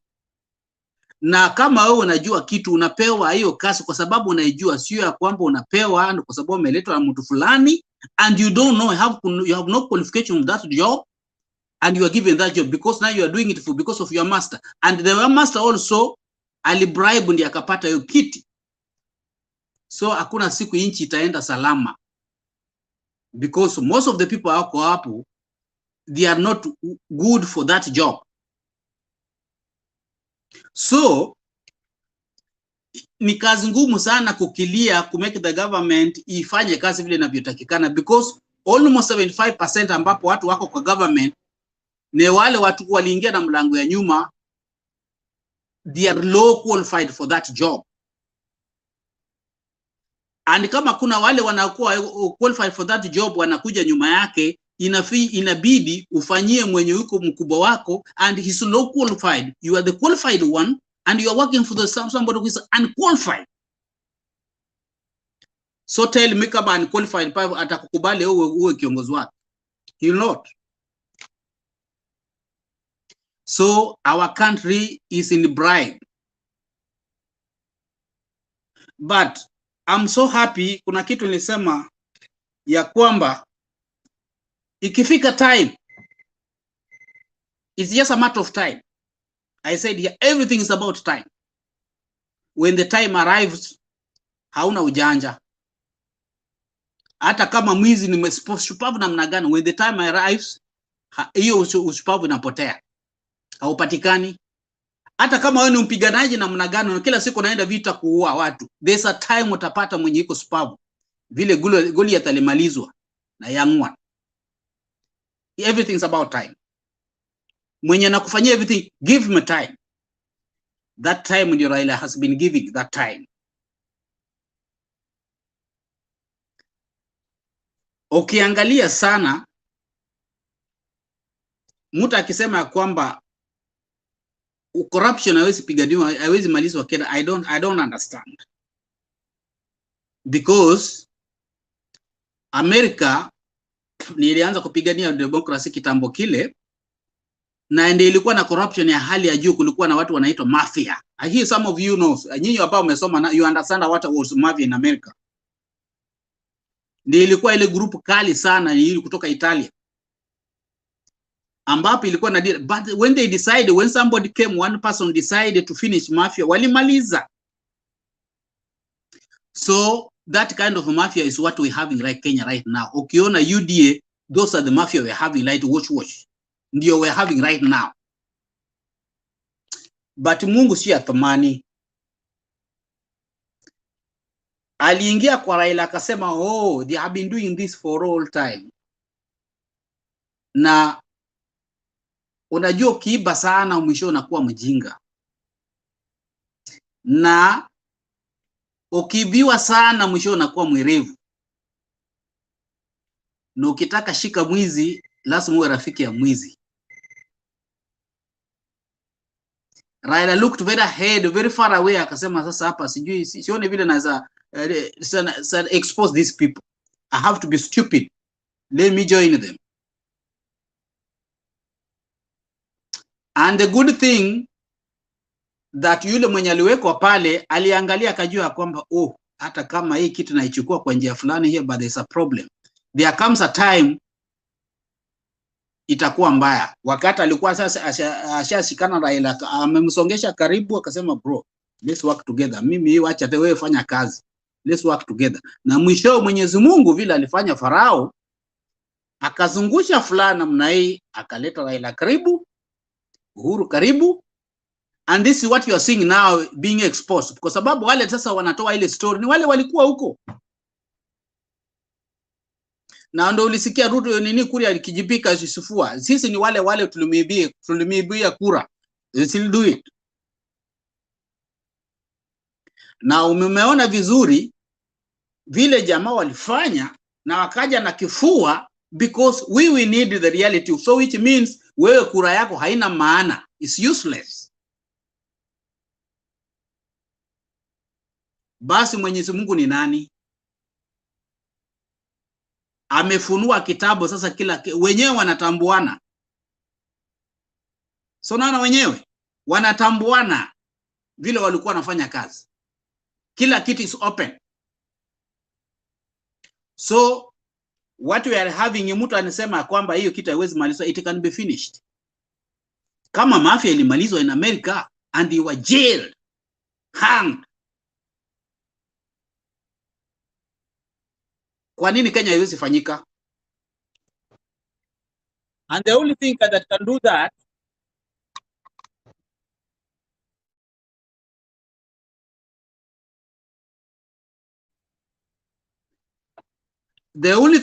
do that, is our courts. Because Mungu amefunua na amepatia koti yetu macho. So wale wenye watazamisha inchi is the court. The Supreme Court ni itazamisha Kenya ama iweke Kenya kwa ramani. Because now they see the nakedness of the devils that we have in Kenya. So okay, the only Supreme Court that we have right now. Mulumbu, yeah. Jaribu utamatisha tafadhali, yeah? Okay, namalizia. Thank you. So only court ya Kenya ndiyo inaenda kumaliza hii. Na kumaliza hii ni kwamba kama koti imepata ya kwamba Chebukati na makosa na inaonekana live, na wafumbie macho, Kenya itaingia kwa mahali pengine ambao wengine hamtakadiri kuwa pale. Na kama the right court ipate ya kwamba Chebukati alikuwa na makosa na wale wenzake watatu, these people akuta mambo ya sijui nini, Chebukati faa wekwe 50 years jail. Wale wasaidizi wake wafae 40 years jail. Nini wale wasaidizi wale walikuwa walishikilia kutoka kwa constituency, kutoka kwa counties, wale waliingia katika ufisadi wote, iwe ni 20 years jail. Then ikifanyika hivyo na kuambia hakuna siku moja mtu ataenda kwa election na aibe kura ya wananchi kwa manufaa yake peke yake. Na kama Supreme Court haitatoa uamuzi ambao unaweza linda Kenya na kura ya mwananchi, then we are doomed. Asanteni sana ndugu zangu, let's fight together, let's make our Kenya be great on the face of the world. Thank you. Asante sana kwa your submission, Mr. Mulumbu. Sasa naomba tusikize Dush tafadhali, alafu ukimaliza tunaenda kwa Stone PK. Asante. Dush, unmute and speak. Good evening. Good evening. Can you hear me?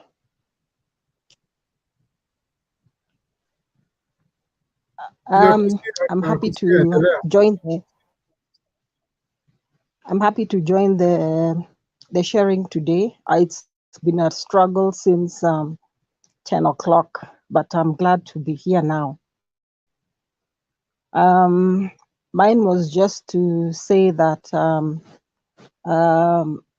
my admiration of the way people have persisted in following their rights, especially from the people from the groups who have been fighting for human rights in the country, and also politicians like Baba and the group. They've really fought for a very long time.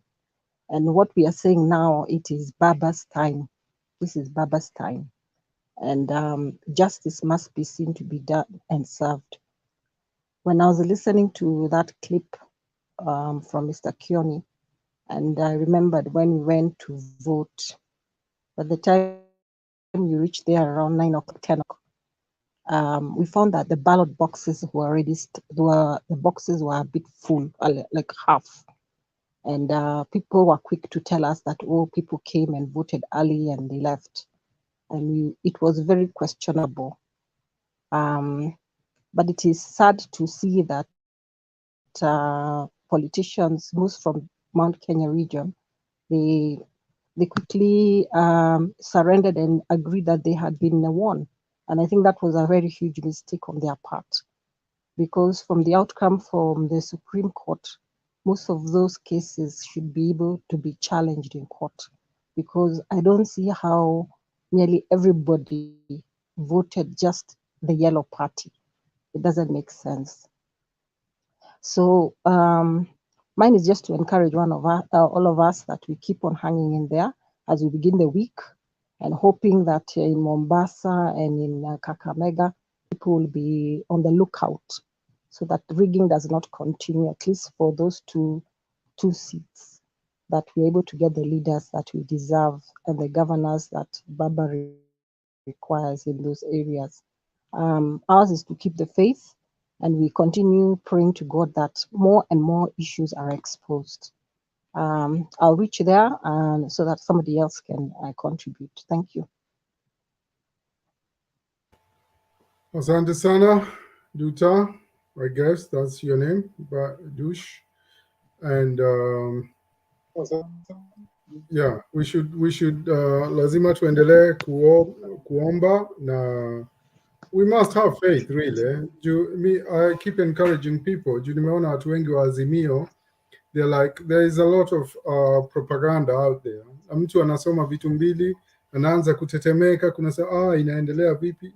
You need to have faith na ukue strong. Si ati kila propaganda ikitokea unaanza kudoubt, kutetemeka. If we have evidence, it's there. And I think we have the evidence. There's a lot of evidence out there. So, and mambo mingi tumejionea na macho yetu. It was very open, like in Bomas, really, we could see people exchanging files.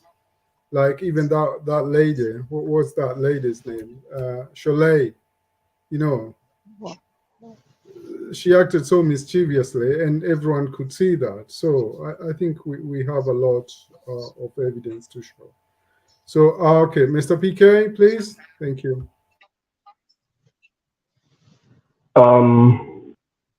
Thank you very much, Kemere, Ogi ndugu yangu, and all the panelists. Jambo, good to see you. And yeah, here we are. Tunaota moto, trying to pass time, and inaitwa ni kama vigil. To me, it's like vigil as we await what might be seen as our very reckoning moment in our country, Kenya. Because I think as much as some people or some part of the country may not really know how serious this thing is, those of us who have been there for a little long, I think, know exactly where this country is. Not headed. You know, people are saying, oh, we are heading for this and that. We are not heading anywhere. We are already in it. We are in the very, very deep, dark pit that the struggle we are doing, in my opinion, is to try to get somebody who can give us a rope to get out of that. And if you think we are headed somewhere, you may not have your sense of judgment right. Excuse Stone PK, please tell Ndush to mute her mic, please. Oh, Dush, we are getting feedback from your mic, if you don't mind. Yeah. Wow, thank you. Dush.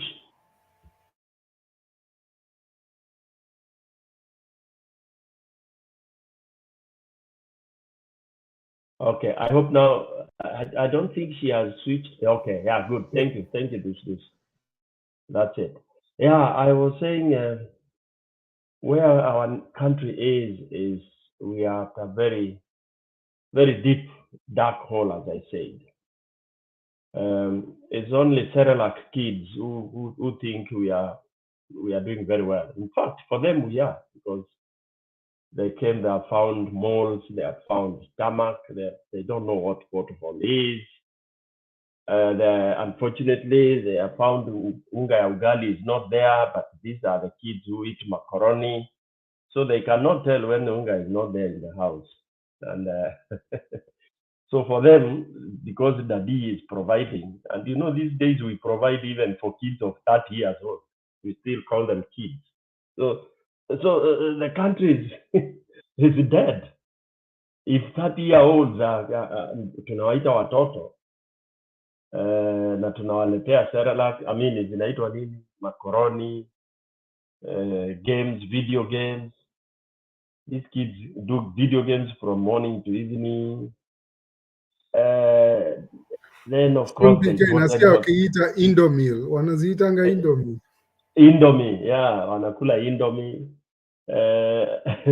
Then unakuja unamwambia you know the country, and then luckily we pushed them. They voted. They went and voted somewhere somehow. The IDs, we brought them home to them, or rather we gave them a note. They went to that place. Wameambua angojee pale kwa canteen akikunywa chai, ID inaletwa kila kitu. The kid wants to go to the US, you know, or the Netherlands to visit uncle, auntie. Unampatia kanot, kimbia Nyayo House. Somebody is waiting, umempesa 12,000, kutoka saa 2, saa 8, saa 9 amepata passport. Then you can imagine where we are.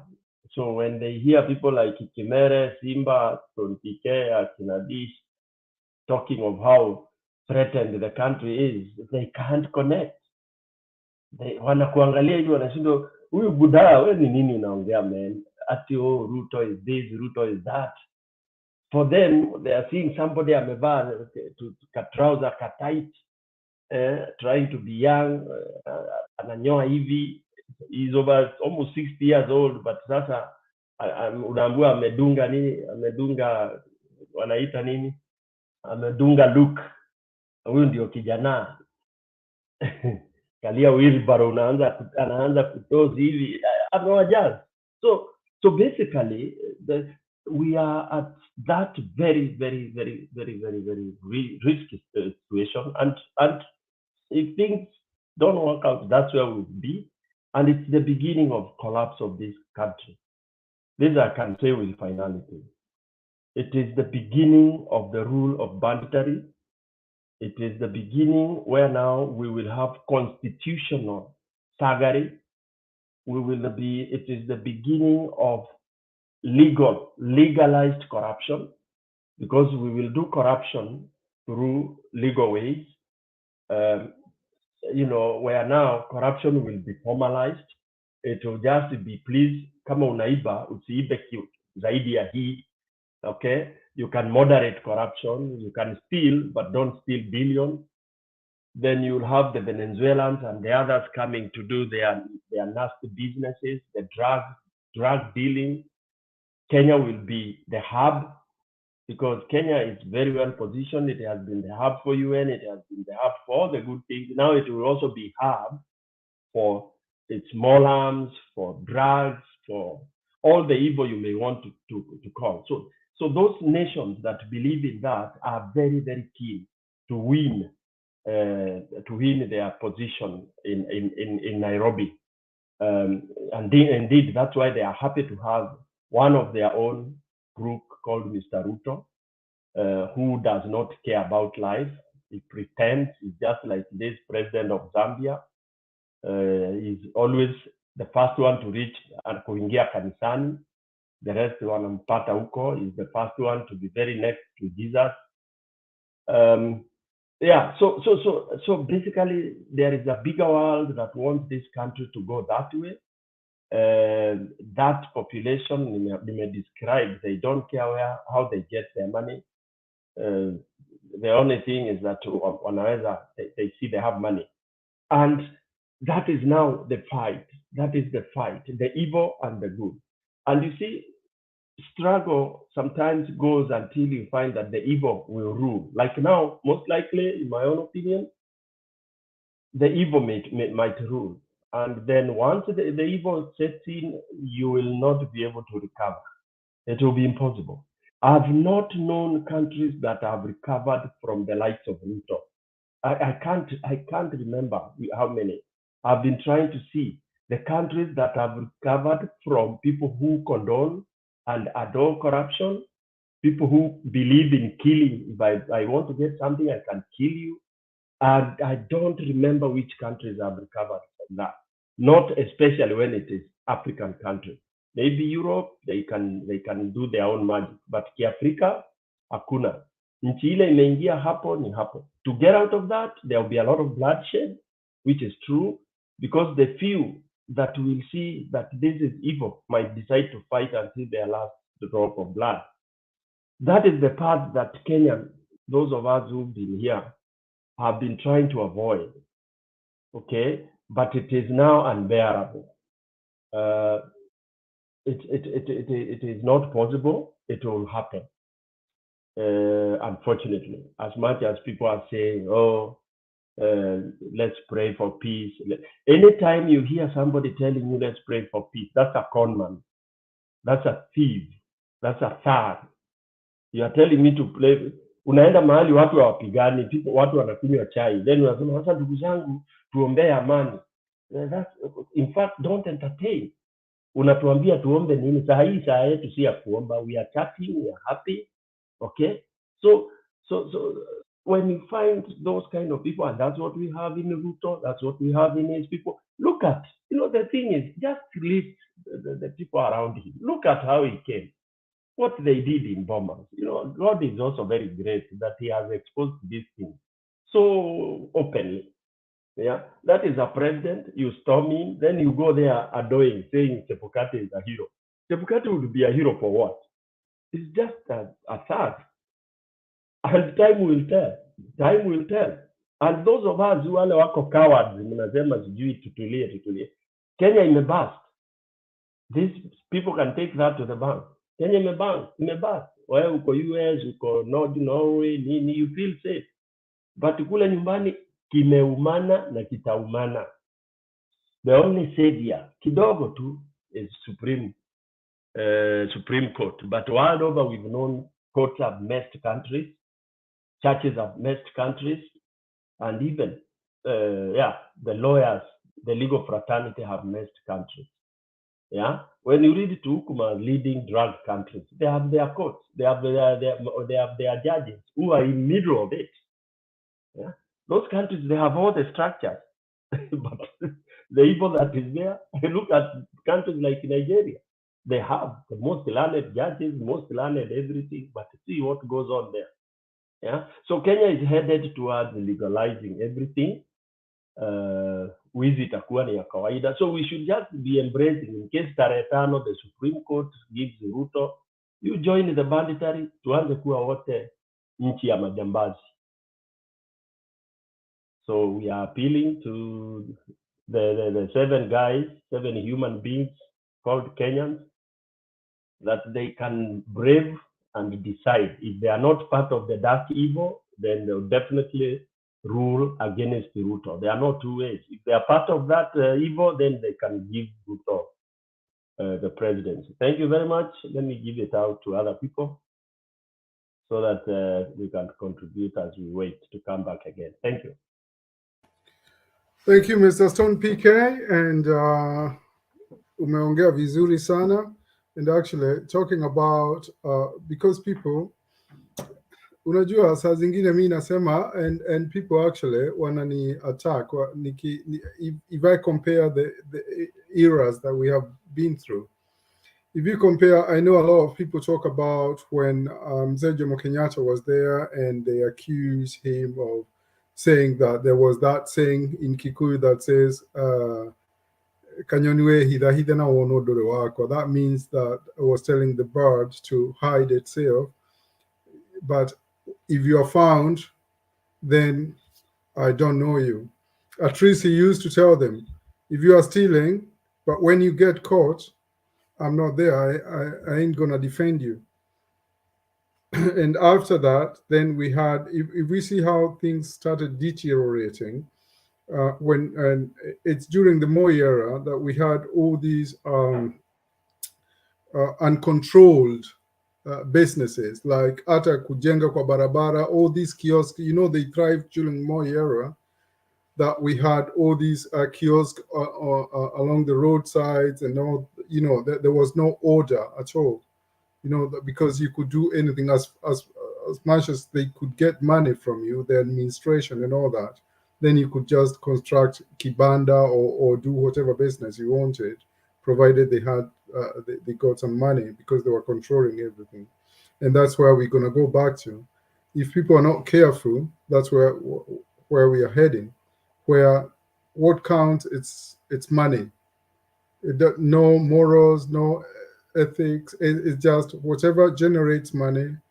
However you do it, it doesn't matter whether it's the right thing or the wrong thing. Provided someone gets their cut, then you're good to go.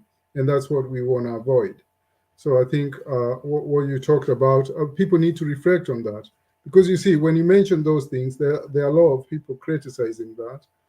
But it's because some people, like you say, the Serarak people, they don't know anything else other than what they have now.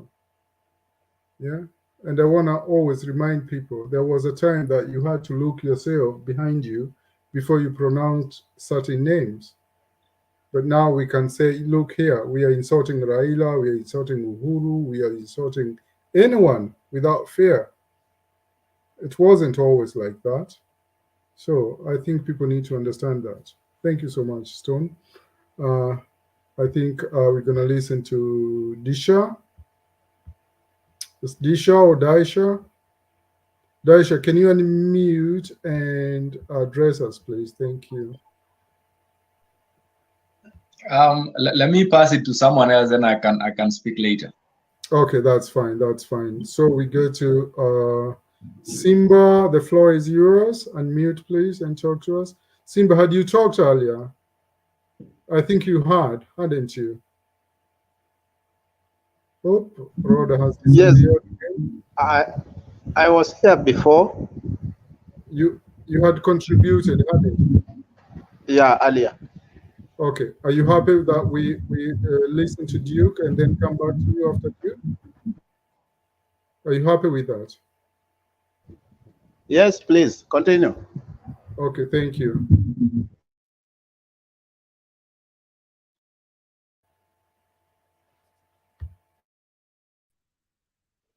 My time.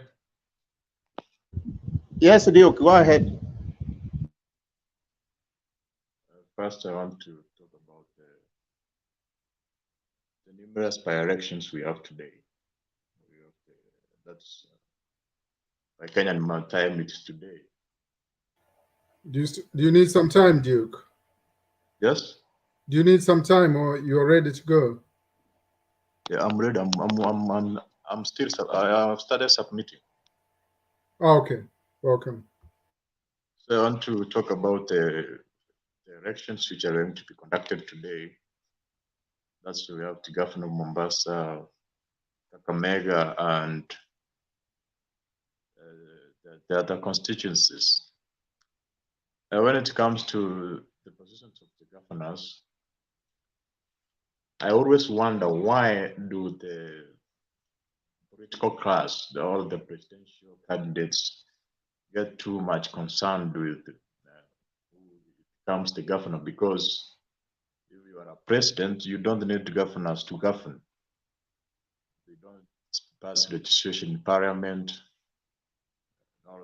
nor the Senate. Therefore, Sorry to interject, Duke. I think we can't hear you very well, probably. I think there's your voice keep on fading and coming back. If you can adjust that for us, please.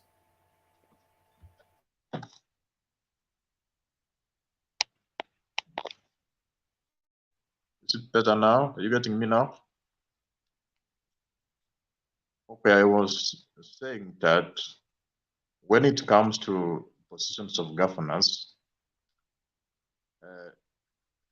the presidential candidates should not be concerned of who becomes the governor, because it's not needed for you to govern. They don't assist you when it comes to running the nation at all, because they are not involved in legislation. Therefore, it's as if that the routing which goes on across counties maybe benefits those presidential candidates in a way or another, because I see people fighting to control the governors across Kenya. And I feel it should be an affair of the local people, because they are the ones who understands who is capable of managing their resources properly. So at national level, the political parties, the presidential candidates should not be interested too much to take many governors, because it's not necessary for you to govern. Therefore, I feel I'm not in Mombasa, I'm not in Kakamega, so the people of Mombasa and Kakamega are the one who should know who is best to manage and control their resources. And also, I should take this opportunity to thank the people of Nairobi, because it's like 100,000 were supporters of Raila Odinga, but they did not support Igate, they supported Sakaja. So it means it comes to a person, the qualification of a person, but not what you are told to vote for. So people should actually select their leaders on the individual basis, but not on who is on a particular political party or who has been backed by who. But the point of interest for me is Rongai, Nakuru. So I feel it is time for us to take all the dynasties home, because we find people who are purporting to be leaders not because they are qualified, it's not based on their merit, but because maybe they are carrying a name of their parents. And also because they have a lot of resources or money to use. So I would be happy if Raymond Moi will be defeated, so that we do away with the dynasties. coming to the Supreme Court, also the unfolding event today was about that's yesterday and today was the affidavit by Chepkati, and then there was a response by Raphael Tuju. Chepkati claimed that ASMIO, the top individuals from ASMIO, in cooperation with the security individuals, came to and tried to compel him to retard the results so that they can announce Raila Odinga or they can force a rerun. That's as per Chepkati's affidavit. And that should be very unfortunate because Chepkati even said that he have some videos and audios, and if need be, he will be giving that to us so that we can actually be able to check by ourselves what happened. So you can see how the hypocrisy of the top readers, where they are claiming that their victory has been stolen, and yet they are the one who are actively involved and who are trying to do that. Yeah, Duke, you've been here for a long time. Please, usitupatie hiyo kitu. What's the evidence that you have? Kuna mtu alikuwa, what do you have? What did Chebukati put that proves to you? Martin, let him finish, and we'll have a raft of questions because the way he is going, we have a lot of questions for him. Let him just finish because he already started at the wrong foot, but we'll get to that. Let him just finish, please. You know, Ndeto, you should actually understand what I'm talking about. I'm actually talking about the affidavit of Chepkati. So you should have read that. I'm discussing what Chepkati, those are not my words. They are the words of the IPC chairman, Chepkati himself. So I'm not coming up with my own facts. I'm discussing about the affidavit. And when it comes to... Duke, excuse me, Duke.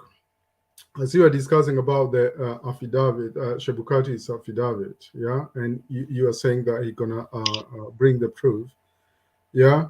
Then you can discuss also. Lafal Tuju said that he's gonna release the CCTV also about what's happening. And I want to answer to you one thing about you talked about the governors. Yeah, yes. so I cut Deto, but then I'm intervening myself. So Deto, you will continue as well. And but Kimere, even the way you cut me out, sorry. I have the affidavit right now. I'm looking at it. Tell him to tell me which paragraph. Yeah, he will tell us. He will tell us. I just wanted to respond to him about the part about the governors, because he was actually sustaining that. Why should the presidential candidates or the parties be interested in the governorship? But these governors are running on party tickets. So it's the interest of the party to promote their governors. That's the first thing. Where do you reside, actually, by the way, Duke, please? May I ask? Where do you reside? I think that's not necessary because there is a reason why I'm asking that. Is it a must for me to discuss that? Well, because I wanna understand where the way you are reasoning. I would like to understand what other exposure you have to understand why the presidential candidates or whoever in that matter, whether it's an MP or whoever belongs to the same party as the governor, why they should be supporting the governor of their party. You know, so I gave we need what to I said. We need to put the party factor in that. So just don't say that because they are devolved, then they shouldn't be interested.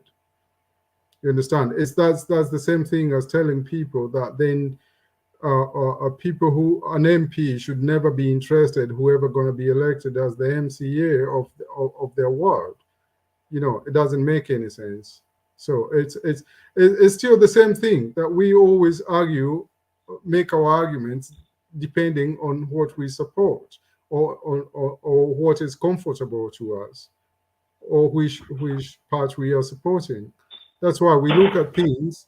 You know, everyone has their own interests. Where your interests are, obviously you're going to support that side, and you're going to try to defend the side where your interests are. And that's human, that's normal. So you see, so, and some things that, you know, some discussions don't make sense at all, but we know your stand, and you know our stand as well. Obviously we're going to always support Azimio, but because we believe in their philosophy, and that's why we can never support UJA, you know. You're So, giving me nightmares. Can I pick the next card? hello, You are who's giving that? me Stone. nightmares. Stone, is that you? Yes, sir. Yeah, you're not even in camera, we can't see you. Okay. Oh, someone else is giving Stone PK nightmares. Sorry. Who is giving you nightmares? Was it someone else or me?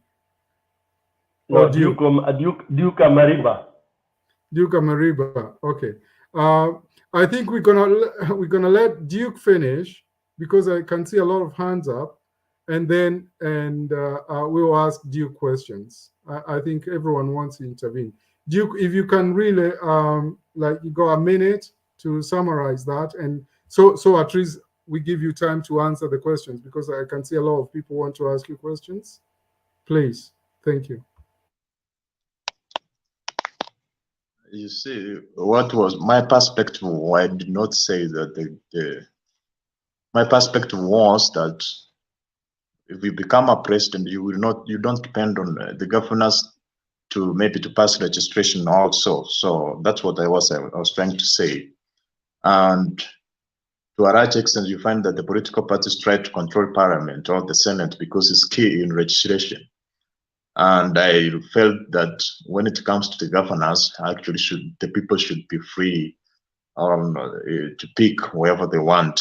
So at the top, I think Duke, sorry to interject. I think I just gave you the answer. Did I give? I just gave you the response to why they do that. And also, you see the policies are supposed to trickle down. You know, because as much as they are devolved governments, yeah, there are some policies which are common policies, which come from the national government. You know, some things, even if the county governments are independent and they are devolved, they depend on a lot of policies coming from the national government. You understand that? And also, first of all, you know, the money, unfortunately, the counties don't generate enough money for themselves. They still depend with the money that comes, and that's where the allocation comes in. The allocation comes from the national government. They are not independent. They still rely on the money trickling down from the national government. So it's important. They are intertwined. You can't really separate them completely. Do you understand that?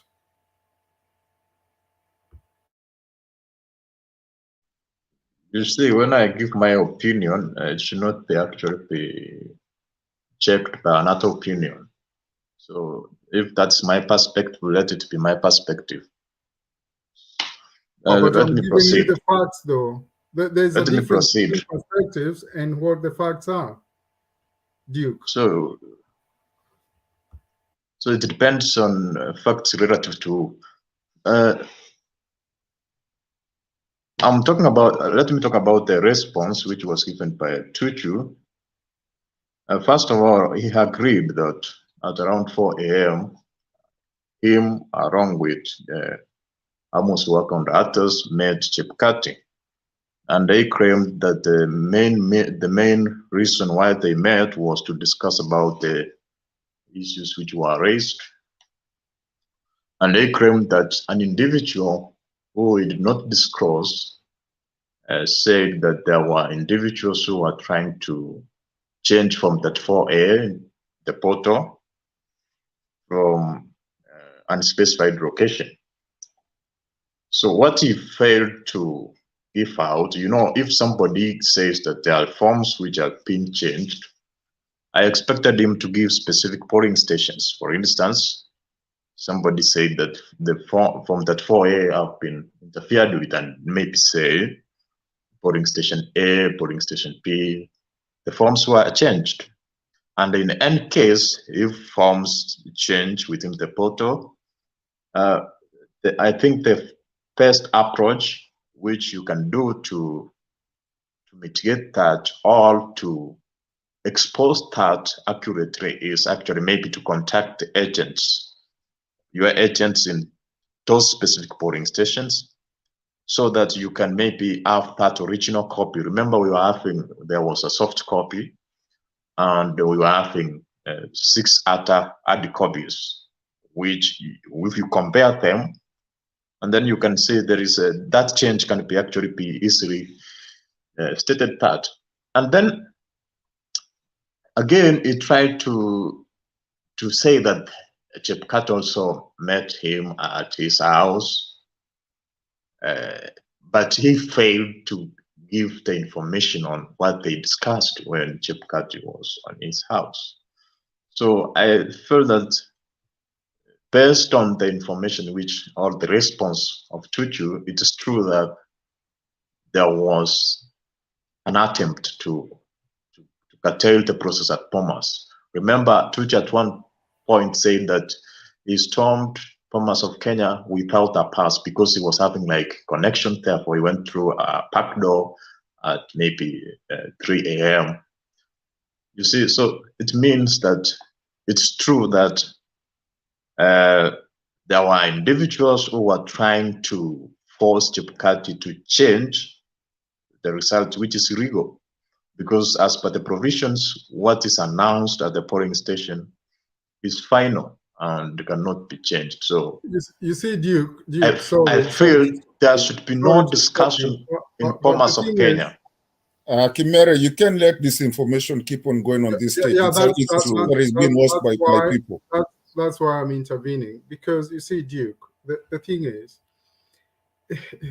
you're giving the interpretation or the perception of whatever you want to capture on that.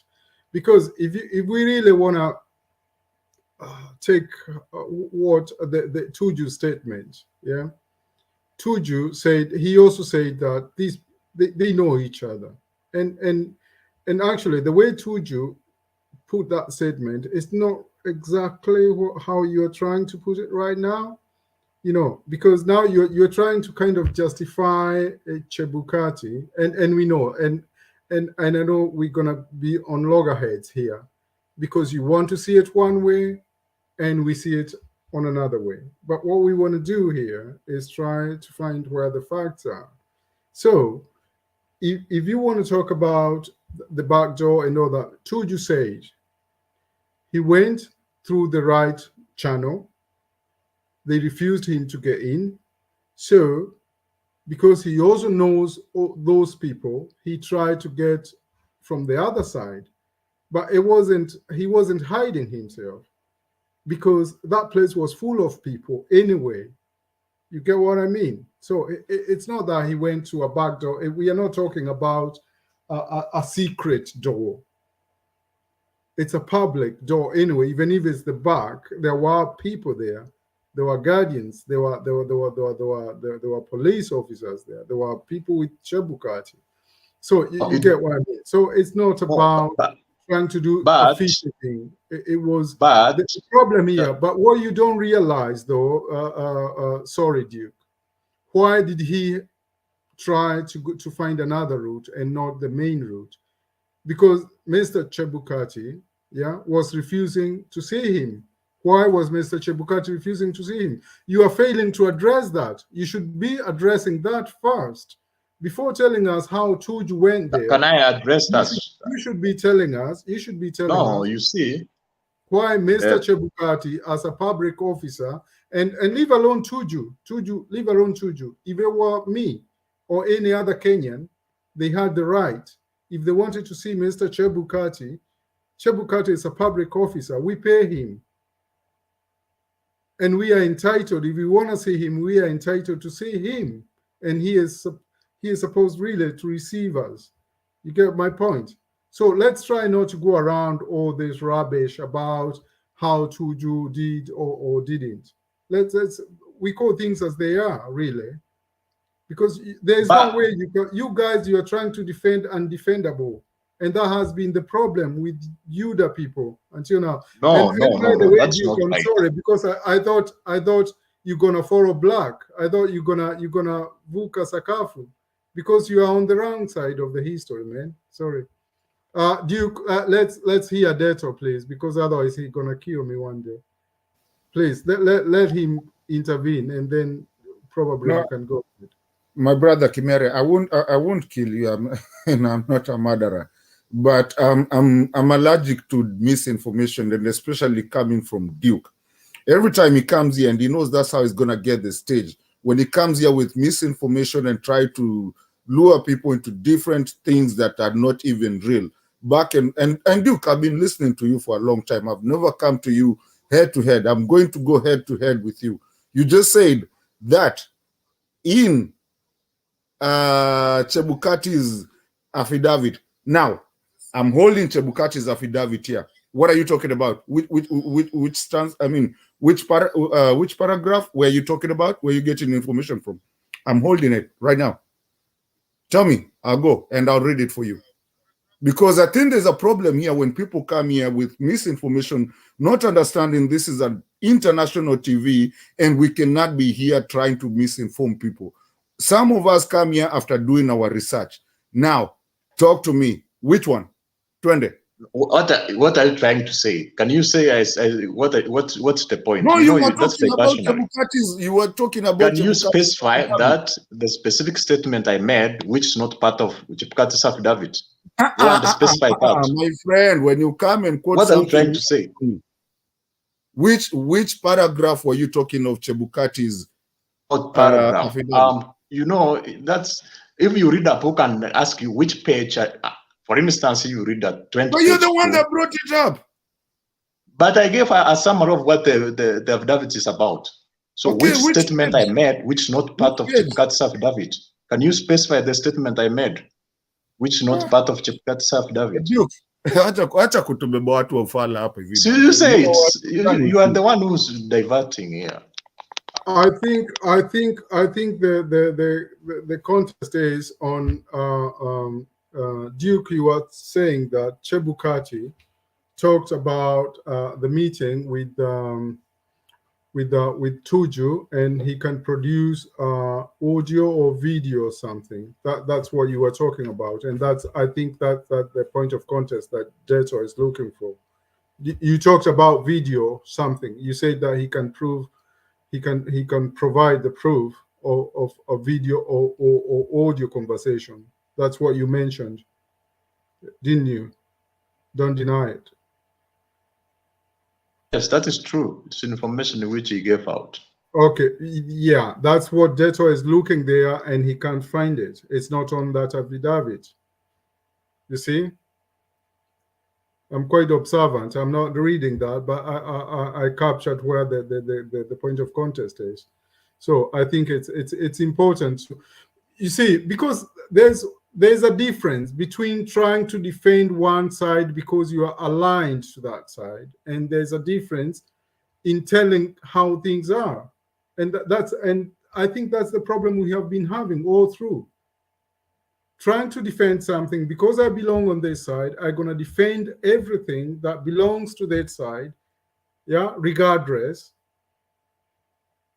and accuse the other side even if I know there's something right on that.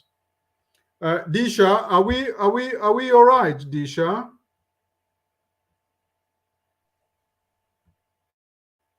Disha, what's happening around? Are you still busy?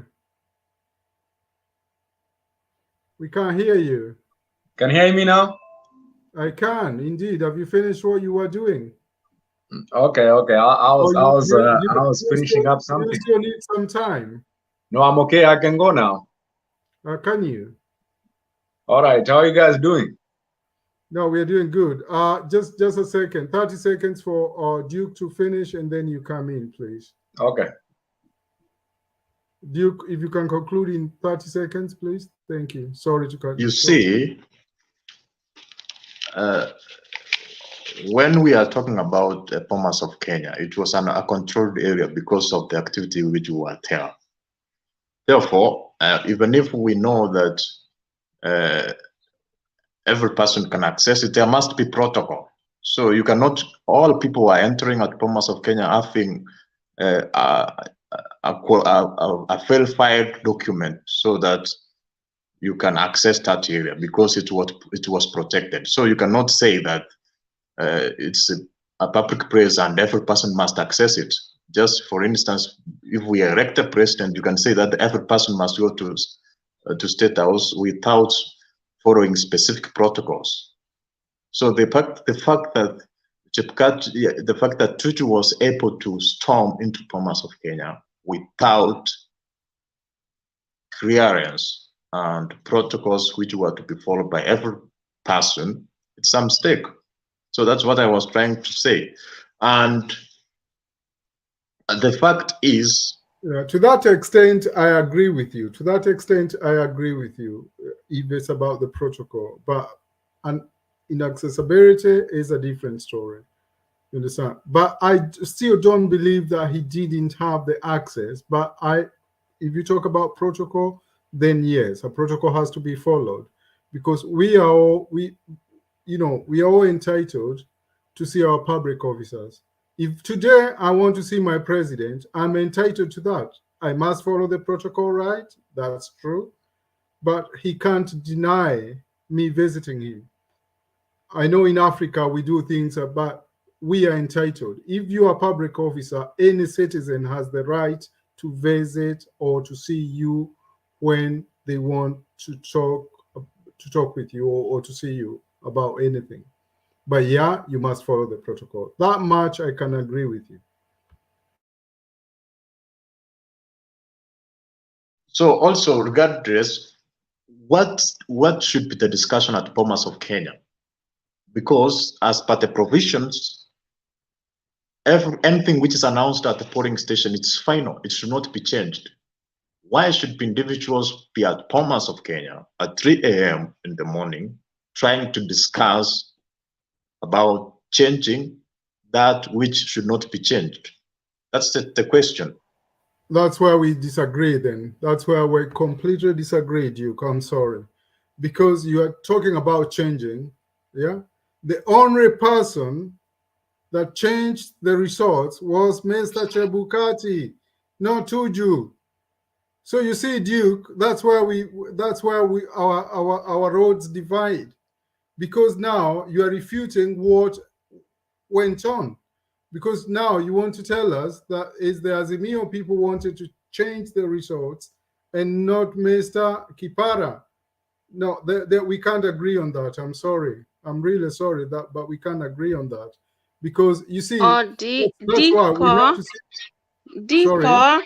You need to have another Diko, you have another way of thinking. I wish God can open inside eyes. He will. And you see, Rhoda, you see the truth, real. Waidera, hold your horses. Hold your horses. Duke will change. I'm sure he will change. If we come, Mutembe is going nowhere, and I'm sure we'll have Duke in 2 years' time, and Duke will be a different person. I can guarantee you that. Okay, so let's listen to Disha and then go to Rhoda, please. Disha. Thank you, Duke. Thank you so much.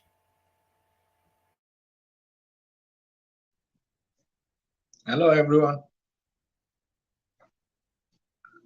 I can see the debate is moving, I think, in a different direction. I think it's so awkward when you come in with emotions or a preset mind. It's normally tough withstanding your argument. But all in all, I'm grateful. Now let me try and be objective. I've learned to put down my emotions since the election were declared. Let me try and be objective. Remember, we have got two going on tomorrow. Okay. I I wish them all the hope you're best. not in that. Sorry. I hope you're not in those two going on tomorrow. No, I'm not even in Kenya now. Okay. So let me start from the point of now the case is in court. Like I just went through the petition of Azimio, and there are so many prayers inside there.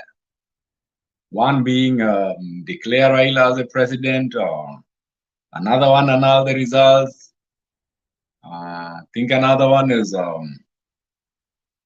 find the chairman culpable of fraud and irregularities. But on my own thinking and on my own judgment,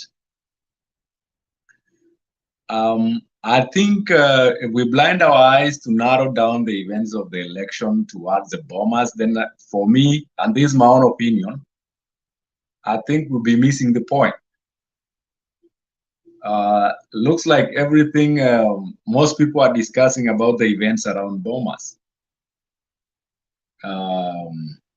But for me, I think the election as declared by the 2017 court of Maraga, it's surrounded mostly on the process and where the elections are really held. And the declaration was that the elections are held at the polling station and they are final.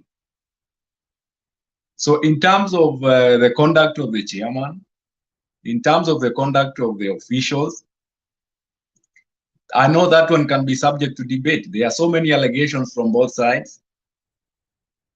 And they remain allegation until the case proceeds in court as from, I think, tomorrow. So whatever Tuju alleges, whatever Chebukati alleges, it's going to be subject to the interpretation of the court.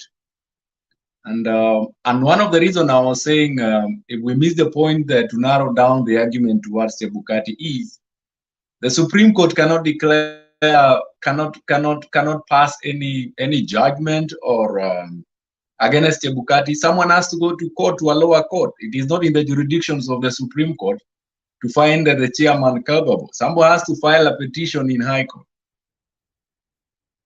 because that is an election offense. But what the Supreme Court is at the moment is on the validity of the presidential election, not in terms of, they can give an insight on whether the officials conducted themselves in a proper way, but in terms of giving a judgment, in terms of the conduct of the officials and the chairman, that is subject to someone else filing another petition, and just to start from the High Court. So I was trying to go through the Form 34C and see, try checking whether the results on the Form 34As, and that the reason I'm saying that would be the main document that we analyzed in that court. And my hope would be there are people with contrary documents that shows that whatever is in that Form 34C is not really what came from the polling station. And it goes ahead, and if you have any other allegations in terms of the court, it look at the process as Maraga did in 2017, and if it finds that the process was fraud, then I know that the court will order maybe another election be done. But in terms of when you go to, in terms of the numbers might have disparities. But the question would be, does the disparity, is the disparity enough to cause the nullification of the election? That is when you narrow down to numbers. So my thinking was, I hope that there is evidence in terms of Form 34C and Form 34A, where the numbers are derived from. And in my opinion, that will form the primary document for this argument. Thank you so much. Yeah, you're right. And actually that's what the case is. The case starts from the forms and the process. because there are mistakes. The accusations are, and the evidence leads to that, in both the forms, the numbers in the forms 34As, which is the final, as you say, because as Maraga said, the Supreme Court said that the election finishes at the polling station. And in the polling station, we've got the 34As, and that's where the mistakes start. And then the whole process. Because you see, when we talk about the process, what do we intend by the process? The process is not about filling the forms. The process is all through, from procurement of the electoral materials, from hiring the ROs, the POs, all that's from the process, the election process. It's not only about the forms and the ballot. You understand? So all those things will be considered. And there are a lot of mistakes all through, from the process of procurement to the ballots themselves, to the people involved, to the numbers not summing up. So that's all what we are all looking for, and that's whoever is presenting the case in the Supreme Court, that's what they're gonna provide as their evidence. So and the two parties know this. So no one just goes to the Supreme Court just to play around or just to be famous because we went to court. These things, we are not lawyers here, and we are talking about these things because we have seen, we know. So the experts in it know more than we know, and they are not just wasting their time, are they? So that's important to know. Thank you anyway. So I think we go to who haven't spoken. Martin, if you have a rebut, and then we go to Joshua. Martin? No, actually, it's not a rebut, it's a sign off. Thank you, Richie, for coming in. I really appreciate. Tumekuwa na show mzuri hapa, and I appreciate. I just wanted to tell everybody that it was a good day. Thank you, Kimere, for holding it. Stone, mko hapa nyi wote. I just wanted to tell everybody good night, and tupatane kesho. I'm just signing off. Thank you. Na Duke, next time kuja na nini, kuja ukiwa na facts, because nimekushikia hivi everything no kuweza sema. Let's just be factual when we come to this, because people listen to us. There's a lot of people listening to us. Anyways, thank you. Thank you, Martin. I'm grateful. So Richie, how are you, Makiadi? Are you ready to take over, Makiadi, please? Hata mnanisikia kweli ama microphone yangu? Tunakusikia vizuri sana. Okay, safi sana. Wacha kwanza niwasalimie, mnafanya kazi mzuri. I always appreciate you here. I think we can still. Are you happy to take over? Tuko sawa, tunaweza endelea. I don't know tulikuwa tumefika konani. Okay, so we got Joshua and Kuseo. Those are the only people who haven't spoken. And then you can start all over again from Stone PK. Okay, safi. Maridadi. Joshua, karibu.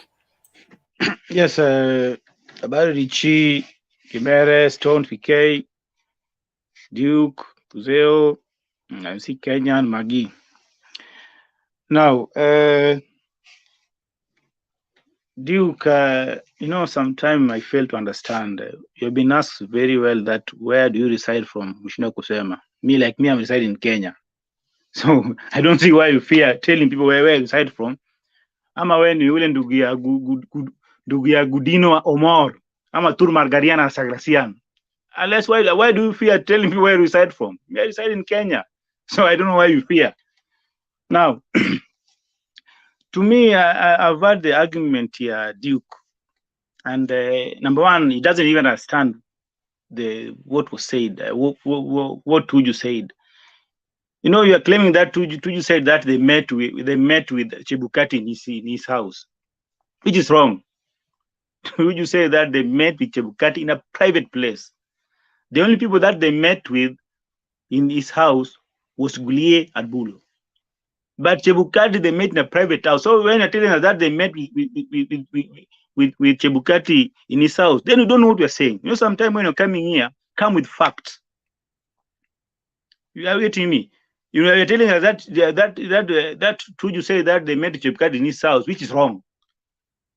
Tuju say that they met with Chebukati in a private place, which he refused to disclose. So no, that's why sometimes somebody is coming with a fact, with the information, and it doesn't have a fact. You see, the affidavit for both Chebukati and Gulie and Tuju, to me, if I was part of the court, they should be struck out. Both affidavits should be, because they are now name calling, and now now the things are coming out clear. What is normally happening in your election? You see, these are things that normally happen. Tuju saying that he knows very well Chebukati and Gulie and Bulu. They know them very well, and the same figures, and the same people who were there in 2017. Now, to me, I understand that our election is the highest bidder, and the highest bidder was Ruto. Tuju saying that the people Gulie and Bulu, they came to his house, and they are not commissioners; they are bidders. So, in short, if you are a bidder, the highest bidder, the one who's going to carry the day. So this now, they're now washing the dirty linen in public. This is what has already been happening in our Kenya election. And that's what even what happened in 2017. So now Tuju is coming out clearly, telling us what normally happened behind the curtain. And this exactly what happened in this election. And being that the highest bidder was Ruto, he was given a certificate. So, sometimes when somebody is defending something, me, I cannot defend both whatever Tuju said and whatever Chebukati is saying. The issue here is not what happened in Bomas. Are you getting me, Duke? What happened, whether they met with Tuju or they met with the reason why they're bringing the name of Wako in this thing. This is just reverse psychology. You know the relationship that Wako had with Mwili. So that in any case, Philomena Mwili will reject the nullify election. They don't say that, no. You saw, even Wako's here, and Wako is one of the people, has some relationship with Philomena Mwili. That's what is being said. So this is just a reverse psychology. They're trying to drag the names of people in this election that in any case, it's going to be turned down. They're going to say now, you saw. So the issue here, Duque, what Chebukati should tell us, why did he print extra ballot paper? The reason why all the process is opaque, like Cherare is saying that everything that Chebukati is doing is just opaque. He should tell us why are these commissioners claiming that his processes are opaque.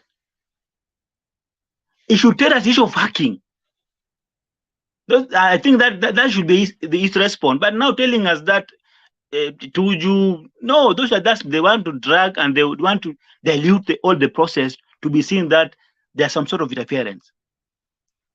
And the clip and the audio that Chebukati is claiming is the clip and the audio that they met personally with Tuju. No, the one in Bomas. If you don't know Duque. What Chebukati want to bring, because you cannot purport that you want to bring an audio, yet in the room you are more than 10 people. So and that's why Tuju is telling Chebukati, dare to bring can you bring whatever you're claiming? And Tuju is saying that I also have some audio with Chebukati. So these people, they know each other. So the issue here is not what happened in Bomas. So Duke, when you come here and unatuambia, I don't know what, nini. Sometimes I understand. I really a Kenyan. To me, I'm still doubting you. You're not a Kenyan. You are not a Kenyan, my friend. I'm telling you the truth. If you're a Kenyan, then tell us where you're coming from.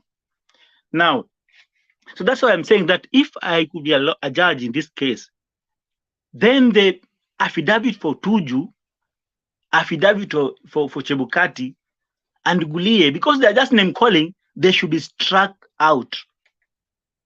Because I'm just wondering that whatever Azimio has raised is totally different from whatever the affidavit you are getting from the response from Chebukati. We want to hear why he decided to print extra, why the issue of extra ballot paper. We want to hear the issue of hacking. We want to hear why they formed the 34A was changed from JPEG to PDF. That's the thing that we want to hear. But now telling us the issue that no, the Tuju came, I don't know what, Tuju wanted to bribe, then they're confirming to us that this is what has always been happening in our election. That's why we're saying that we need to wash away this commission totally. Hawa watu watatu walibaki hawa ndio wanasumbua, Gulie, Chebukati and Bolu. They are the one who are disturbed because you know just hear the name of the four commissioners being mentioned, but now the name that being mentioned here is Bolu, Gulie and Tuju. Now Tuju is saying that they came, Gulie and Bolu came to my house, and even he's having a CCTV footage, and then he's telling us that these people are not commissioners, they are bidders. And when somebody call you a bidder, when it cartel. So in short, he said auctioneer. Yes, auctioneer. So sorry for that. Auctioneer. Sorry for that. Auctioneers. So in somebody mention you as an auctioneer, my friend, that is a very serious name. In short, that you are a cartel. So whatever Tu is telling us is exactly what has been happening in our election system. I'm telling the truth. And Tuju anasema kuwa, I know these people very well. I know them very well. Not in only on this election. I also know them very well in 2017. These three guys. So Duke, I understand. I don't know. Me, I'm better na shangana wewe. Why? To me, I don't even defend what the affidavit for Tuju. I don't even defend it because that's name calling. We don't want to hear name calling. We don't want reverse psychology. Whatever Chebukati is giving us is reverse, so that our attention towards the hacking itoke huko hivyo. Tupeleke our attention bombers. Kuwa kulikuwa some individual walikuja pale. Aya, Joshua, wind up. We are winding up. I'm just mad with the Duke because Duke anakuja hapa hivi na some statement that they don't even make sense. So thank you very much, but I want to tell you that the affidavit for both Tuju, Chebukati, Gulie, their name calling, they should be struck out. Okay, naona kuna mikono imeinuliwa. Ni swali, kama uko na swali nitakupatia nafasi ya kuuliza swali. Dakika moja alafu tuende kwa kuseo. Wacha nianze na ni Duke kama ni Duke. Sasa umebadilishwa jina bana. 1 minute. First of all, he's trying to say that Chebukati should tell us about the printing of extra ballot papers and the hacking and all that. He has responded to that, and those are just allegations. So do you want him to tell you that there was hacking if it was not there? Also, you are talking about the reverse psychology. Remember, we are trying to understand the differences between the commissioners. So they are trying to say there was opaqueness. So when you come and explain what transpired before, it is accurate and in order. And they are trying, the four commissioners are trying to say that they were not part of verification. And we are told that verification was done a day before the announcement. And they were there. They walked out just like the last 2 to 3 hours. And all of them were given final results. So we should actually go back and understand that. Fred Momanyi, 1 minute. Okay. I wanna I want to be so brief. I want to tell Duke that you are not new in this channel. It's like whatever you're telling us, bro, you're just trying to joke with our minds. You know, we are not this is not a campaign place. Because whatever you don't, your statements are not substantiated. You know, you don't have, you need to substantiate your statements. You see, and this issue of saying that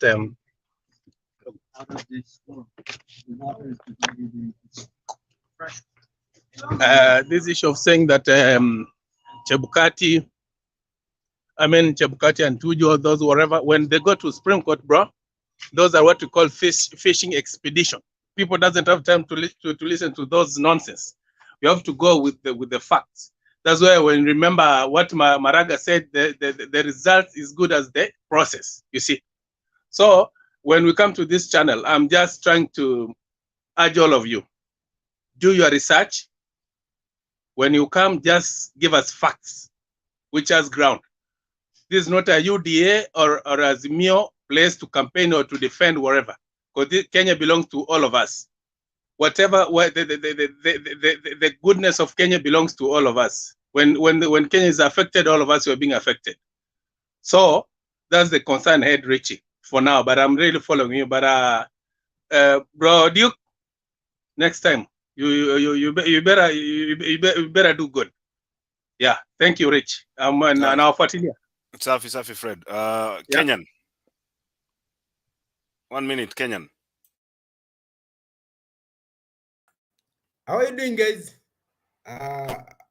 Has been like a couple of days. Simba, Joshua, Stone, Richard, Redo Maggie, Fred, just greeting you guys. Lakini kitu hivi ati mnasema ni Kenyan. You have to choose a political side. Kuna Republican, kuna Democrat.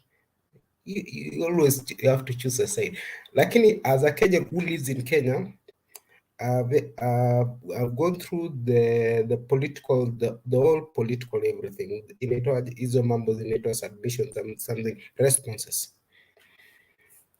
Then what I wonder about TV, what is wrong with our IEBC? What is wrong with our IEBC?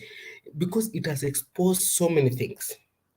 This thing has exposed so many things that I even didn't know. Like for example, I don't know if I should trust Tujo or I should trust Chebukati. But I can say this one. I will trust Chebukati. I will never trust Tujo. Because why? Because Juliana Cherera. Because of Juliana Cherera. Those were the other side. So then there is the other side. Inaitwanga hii side ya kina Gudie, inaitwa Modu ama inaitwaje, na kina the other side. So the minority but the majority. So anything Tuju says is very political. It's very political. So it is political as it gets. So I'll trust what Chebukati says because it is not political. The other side is very political. Tuju is a politician. Even I don't trust any politician anywhere in the world. Take it to the bank. I don't trust any politician in the world. Last time I had ilikuwa naitwaje huyu jamaa anaitwaje, the American George Bush. No, read my lips. No more taxes. What happened? Taxes. We are going to put Kenyan, uko na swali ama unatoa submission? A submission. Huko umefikiwa, ngoja kidogo. Sawa. Nitakuja kwako. Osea, karibu. I think he has gone far. Let him finish. Okay, sawa. Endelea basi, amekubali.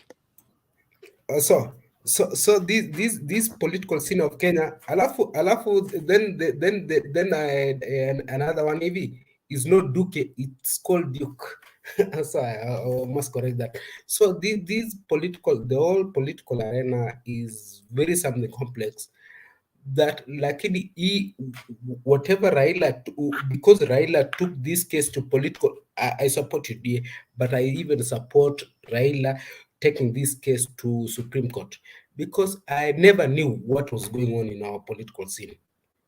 Now it has exposed everywhere. Everywhere imekuwa exposed. Now we know what Amos Wako used to do. Now we know everything. We know about our democracy. Now we have already known. Ama nani hajajua?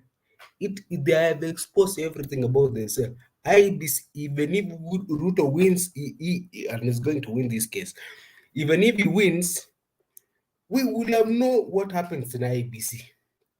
We'll have known.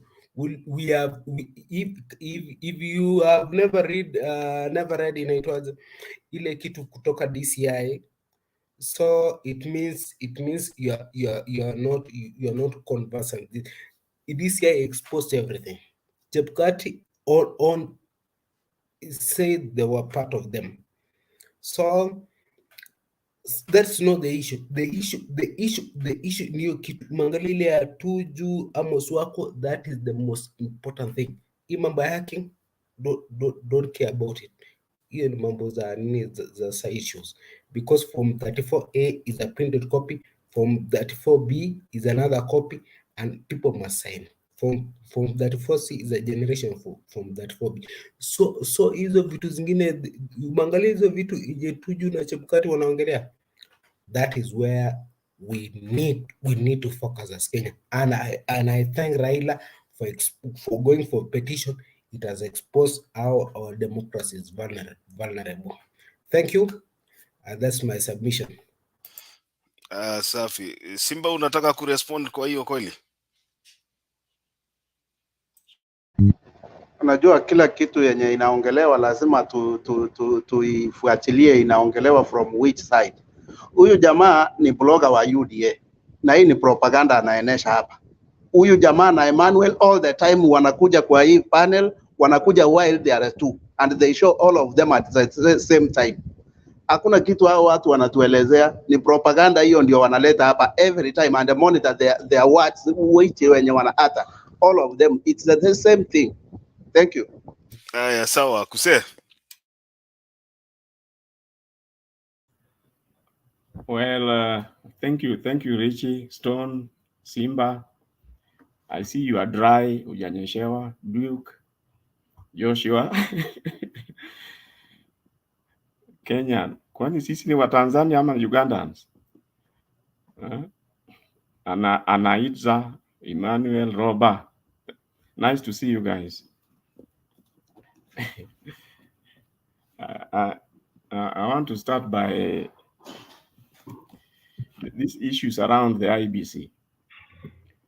Now, remember the powers that the IBC gets in them to conduct the elections, especially the Chebukatis, the ROs, and the POs. Now, these are all issues which are already in law. But looks like the people who framed these laws, there is one issue they forgot. They never imagined that the referee would be involved in scoring goals. I think you all understand what I mean. It was never imagined that the referee is so determined to the extent of scoring goals for their preferred team. This is very unique. Very unique indeed.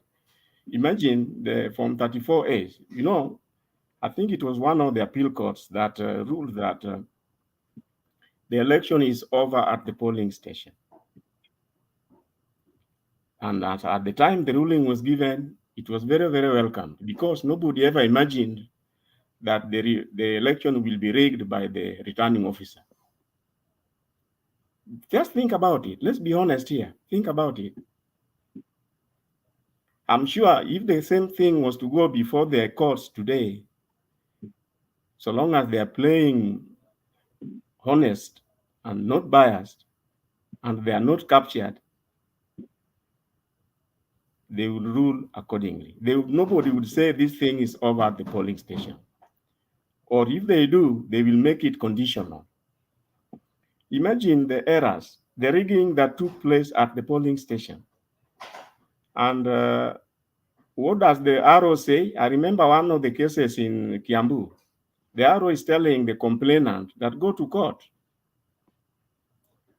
Chances are that he knows very well that with a 108 strong panel of lawyers, like I said here early, why even go look for a lawyer if you can buy the judge? He challenged the fellow to go to court. It was very painful. I watched it. It was very painful. Go to court. And imagine, you know that in court, he knows what you are going to get because he's accomplished, he's already in court. Anakungoja tu. And I want to point something out here. You remember the Osoro case that was thrown out? This one, which was trying to say that the election court has got powers to check the tally and, if found necessary, declare the right winner. Now, I kept saying here some time back that one strange thing which happened around this election is after the elections, after the winners have been declared, there was a rush to push in boxes and ballots into the polling stations. And you are aware of the arrests or people who are arrested with ballot papers way after the winners have been declared. Ask yourself what was going on. Then you link it quickly to what Osoro was trying to take before the High Court. Now, you are going to, they realize that in all the elective positions, there was going to be people contesting. And their lawyers, the panel of 108 lawyers, are going to go to court insisting, pleading with the judge, allow us a recount. Then now you can connect the dots and realize why, after the elections, why are people still concerned with ballot papers? Why? Because by the time we go to court, the scheme was well planned. By the time we go to court, we insist, sir, Mr. Judge, just allow us to do a recount. Now, when you do the recount, you find that the difference between the winner now and the challenger is even bigger. And remember what the High Court has done? The High Court has thrown that case away. That, in other words, the election court is free to declare the winner found established at the end of the retallying and recount. So don't be surprised if the petitions which are coming to court are all going to be, okay, in case of doubt, let's go for a recount. Now, this was happening in very, very strategic counties and winning positions. The only And that is recount why they see them all smiling. Oh, okay. Anyway, so anyway, there we are. I wanted to say that when you say that the election is over at the polling station, without checking whether it is really over, assuming people start fighting at the polling station because of the rigging, because as I said earlier, nobody expected the referee to be the one scoring the goal. So it will be the opposing sides, and they should be separated by the number of people who have voted. Now, you realize that a goal scored by the referee, it is a triple goal. It's a triple goal. Remember, I'm very sad with the case that took place in Kiambu. You realize this fellow was completely helpless because the person who is supposed to be the referee is telling you to go to court. Now, think about it. There are 8 hours in the day to vote from 8 to 5. I think that those are how many hours? No, from 6 to 5. It's like 10 hours, is it? Now, it is imagined that within the 10 hours, the declarations will be possible at the polling station. Now, what the framers of the Constitution did not look at is that you may actually have the 8 or 10 hours gone, and the polling station is not in a position to declare a winner. So what happens? They never provided any route. Remember, the polling ends at 5. After that, you are supposed to do the counting and declare a winner. Issues arising, like the changing of the forms, the number of the double voting, the people who are getting maybe 5 ballot boxes, papers, people who are colluding with agents to staff the voter abuse, it never occurred to them that you may do the 10 hours or 8 hours and you are not possible to conclude that election. So when you say voting, polling station is the end, you can see now what happens going forward if the issues are not resolved, like is the case in very many of these. What happened? The polling station ROs started dictating what happens there. So here then comes in the auctioneer idea, the auctioneer route. In other words, the bidder, the highest bidder, is declared the winner. And if the other person disagrees, go to court. Now, you can now realize how shambolic all the elections are going to be in Kenya. Where does that? People are using the same law to rig elections. It is how much you can pay the RO. He declares you the winner. The rest can be sorted later. And that is why last week I was saying that imagine a governor has been declared and they rig themselves in. The first thing they do is to start destroying the evidence before you put a petition in court. Remember, the returning officer told you go to court, and that will take place not immediately. Do you see? There's going to be no justice in Kenyan elections at that rate. Now, anyway, let me quickly go to Bomas, then I conclude. The Form 34As, which have been altered, left, east, and wherever, they end up with Chebukati. Now, the law tells Chebukati, you cannot change them. Polling ended at the polling station. Voting ended at the polling station. The results which are there, you can't change them. You can't change them. So where does that leave issues which arose at the polling station? Where are they going to be resolved? How can anybody rely on those results? The Form 34A is presented. We know that they were altered. There is evidence they were altered. There is evidence they were deleted, substituted.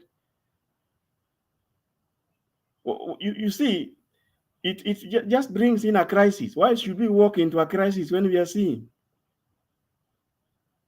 In other words, as I said in the beginning, nobody imagined that the referee will be involved in scoring goals for one of the teams. And I think that is why, as I said yesterday, the Supreme Court has got a very, very big challenge. They have to show a lot of wisdom. And for those who are saying that, oh, the Supreme Court has 14 days to make and conclude this election, somebody has just said here, they must either nullify or uphold the election, isn't it? But trace the Form 34A. I don't think a serious Supreme Court is going to uphold the election when he knows that the Form 34As are defective. Now, anyway, when the issues, remember the affidavit for one of the commissioners, Yagaya, and the affidavits from the Azimio side, the petition rather, they have names of the interference. They have names of the people who interfered with this thing. They have details of the forms which were substituted. If you remember one of the affidavits filed by Gidongo, one of the participants there who was hired, and I don't want to say, as I said, I don't want to say he hacked the system. He did not hack. He got the correct credentials, maybe granted through the same IBC. He even pointed out that go and check Form 34X from this and this polling station. I'm the one who handled it. It has 2 stamps, he said. It has 2 stamps. One of the stamps is mine. And why was he stamping it? He was stamping it because it was inflated by I think 30 or 50,000 votes. Now, remember, if something is wrong with the Form 34A, what should happen? So wind up. If something happens with Form 34A, what should happen? If the agents are there, they're supposed to correct it, amend, and correct it on the same form and let them sign for the amendment. Now, that was the issue of this additional stamp you see here. It was hoped that the members of the public who are viewing this on the portal would not have issues with the additional stamp. And after all, they are all showing that they are for IEBC, isn't it? So there you are. So we have the people, at least some affidavits have named the people who are involved in collapsing or deleting things, substituting forms. And now here is somebody who has actually owned up. You can say, is it a hands witness? This one is an eyewitness. A transaction witness has said, and he has pointed which form you go and check on the portal. I don't want to say which one it is, because you can also take the opportunity to read the affidavit. You see, he narrowed down on a specific Form 34A, which they amended, and it is posted there. Now, those are the forms Chebukati is told to rely on, and he has no powers to amend them. So in other words, right from the polling station, you know something is wrong. And what does the law say? He has no powers to amend them. Well, there lies the problem. Makiadi, I have other faces to do, so I'll do them. We'll come back. We'll come back to you. Let me. Okay, so thank you. Later. Thank you. Oh, okay, no problem. I want to move forward. Kenya umeongea na tumekupatia nafasi. I want to move to Anaiza. Unless kuna kitu burning. Wacha nipatie Anaiza kwanza. Let's be at least brief, ndio at least tufike mtu wa mwisho pale. So 3 minutes hivi. Thank you very much, Richie. I try very much to be very respectful, ili nisikosee mtu heshima. But every time I listen to Doc, I was expecting maybe baada ya huyo mtu wake kutangazwa elect atakuwa happy, but he's just a sad, miserable, the same duck as usual. If it quacks like a duck, walks like a duck, then is it Duck, Duke, whatever his name is. And then leo amepata sympathizer na mtu anajiita Kenya. Whatever you think, whatever you do, whatever umesikia ati, even me, I'm Azimio Damu, but I swear to God, I do not take what Raila says as gospel truth. You have to measure it. Alafu wewe unataka kuja hapa ati fulani amesema hivi. Come on, style up. You have a mind. Think. Listen. Gauge. Analyze. Measure yourself. Kwani unaambiwa tu sahi ati tuju akuja kuambia fanya hii unafanya. Ruto akwambie fanya hii unafanya. When will you ever smile, Duck? Miserable from the beginning to the end. I was expecting by now you would be smiling, celebrating, shining, but you are just the same person. Unakuja hapa ni kama, oh, nobody knows the trouble I've been through. The same face you are wearing before the election, you're still wearing it up to now. Well, miserable loves company. That's why you've met Kenyan to accompany you in misery. Wacha niwaambie, raundi hii, Raila has made change, whether he's declared the president or not. This man has brought change. Na mutajua hamjui. I'm inviting you, Duck, is it Duke, Dick, whatever your name is, and you are a miserable counterpart, Kenyan. Jifunze. Measure things. Usikubali tu unaambiwa kitu unafuata. And then unakuja hapa. He's not Kenyan. Sorry? Anakaa Rwandan. Whatever he looks like, Rwandan, whatever, confused.com, whatever you are. You don't come here. Kenyan ni Mganda. I do not care whatever he is, but I was expecting, he's so miserable, so that's why quacks like a useless man. Unakuja una hasira, una huzuni, una shida, ni kama ume I want us to maintain decorum. I don't agree with the Duke on many issues. Anaiza, najua unanisikiza, but I want you to argue on facts and issues at hand here. Zile tumekuja kudebate. I don't think addressing somebody's face is helping anyone here. Ama nimeongea vibaya panelists. You know, sometimes uko sawa. Let's argue with what we are. Our scope is politics. Wachana na sura ya mtu anaiza. So if you want to come back and finish, wachana mambo ya Duke vile anakaa. That's not important to us. Maliza. I want you to address issues. Politics, wachana na mambo ya. We are not here kupendana. I apologize. Yeah, I apologize I apologize if that has offended. But what I'm saying is, I was only referring to the first time I met Duck, and then the next time I'm meeting him is the same thing. Whether mpende msipende, raundi hii. Now I will tell you the truth. If your man is announced by the Supreme Court is a winner, good. Nobody here will have a problem. But what I'm advocating for is have a mind of your own. Ati unakuja hapa, you are zeroing in on Tuju. I watched Tuju, and I was looking at his facial expressions. I wanted to know, Tuju, what is the deal, man?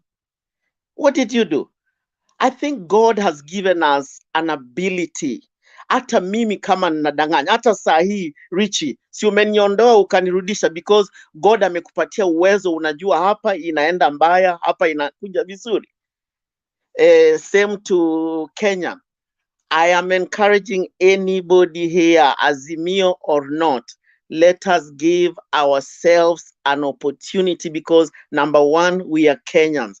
But usikuja hapa na propaganda, unakuja tu, Tuju amesema hivi ni mbaya, or Ruto amesema hivi ni mbaya. There is an opportunity for us to interrogate issues. And the issue is, Duck na Kenyan, mutajua hamjui. Assalamu alaikum warahmatullahi wabarakatuh. Anaiza, ulikuwa umeenda kando lakini umemaliza mzuri. Thank you. I like that. Let's stick to politics. Emmanuel, nimekuona mara mingi sana ukiongea hapa. Unless you have something to say burning, nataka wale watu wamekuja hapa saa hii waongee kwanza. I'll give you a minute. Okay, Richard. Hello. Endelea na kusikia. Umesema umeniona mara kadhaa, but nilikuja ilikuwa kitu saa 3 hapo, but nimerudi saa hii. So for me, I want to comment on what my other colleagues have said, but for the previous speaker, he was sounding rude, and I want to thank my fellow Kenyans, including Kenyan himself and Duke. And by the way, these guys are coming from Kenya, so that another man's coming from another country cannot defend something which does not affect him.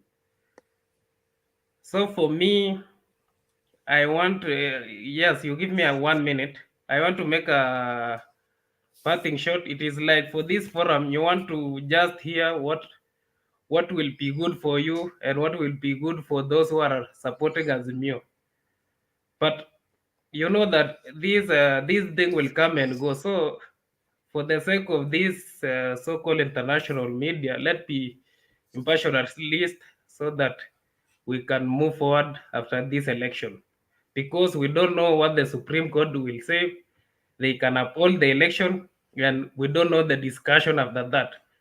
Will you go on the opposition side? Because it is like many of you guys are supporting Azimio. Like this man called Kuseo. Kuseo said that Chebukati acted like a referee.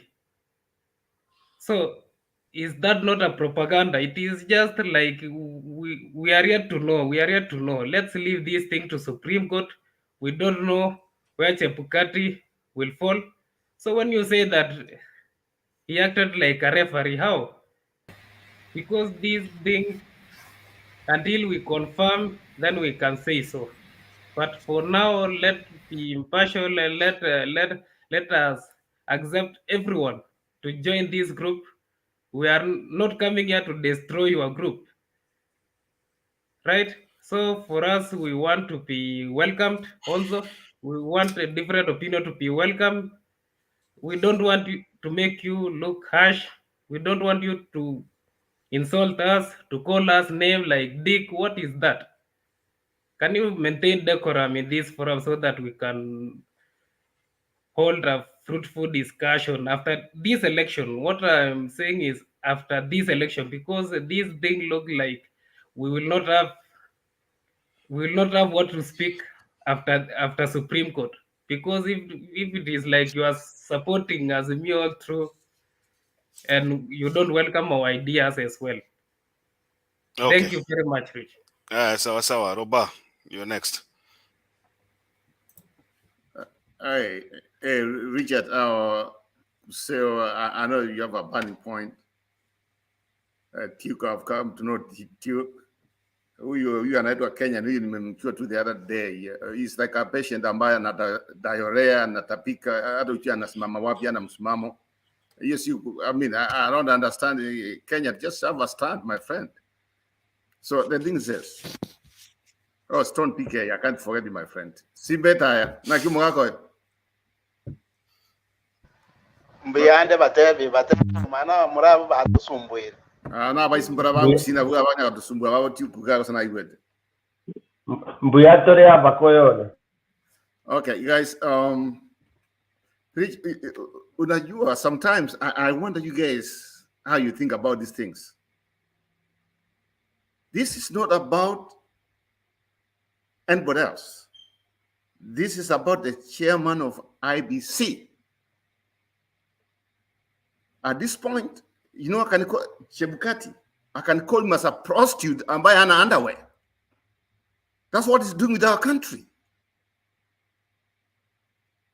Imagine you are given an election of a country of almost 40-something million people. Then what you do is just to ruin everybody. To ruin everybody. When I see Duke comes here, Emmanuel and the Kenyan try to rectify some of us. You guys, you don't know even what democracy is, to tell you the truth. Maybe you don't understand it. Maybe you never went through what some people went through. That's fine. I can't blame you that. But you guys, when you talk whatever you are talking, let's have open-minded. Why should we have a chairman of IBC doing? You can't tell me everything which is being accused of, everybody's wrong, or everything's false. Something is happening somewhere. You know, like say you said about an official, you can call it an empire, you can call it an adversary, whatever it is. And now Chebukati is sounding like it's UTA. That's what he's sounding like. And you know what? Wanasema dalili ya mvua ni mawingu. I know at least some Swahili in high school. In Kikuyu huko. Dalili ya mvua ni mawingu. When we had all these Venezuelans, when we had UTA saying, oh, IBC, don't touch them. Now, are they independent? They are not. So Chebukati is saying he's retiring in a few months. You know what he does? Like anybody else? Kutuuza sisi our democracy. And the people don't like, oh, you know what? As long as he's getting my guy, they don't care. And that's why we are developing a generation ambayo might not even be accepted outside Kenya. People think that stealing and doing evil thing, as long as you get benefit of it, is a good thing. I mean, our country was headed in the right direction. until this guy without hair on his head, Kiparaman, came in as the chairman of IBC. Now he has teared our country apart now. Angalia says, we are divided.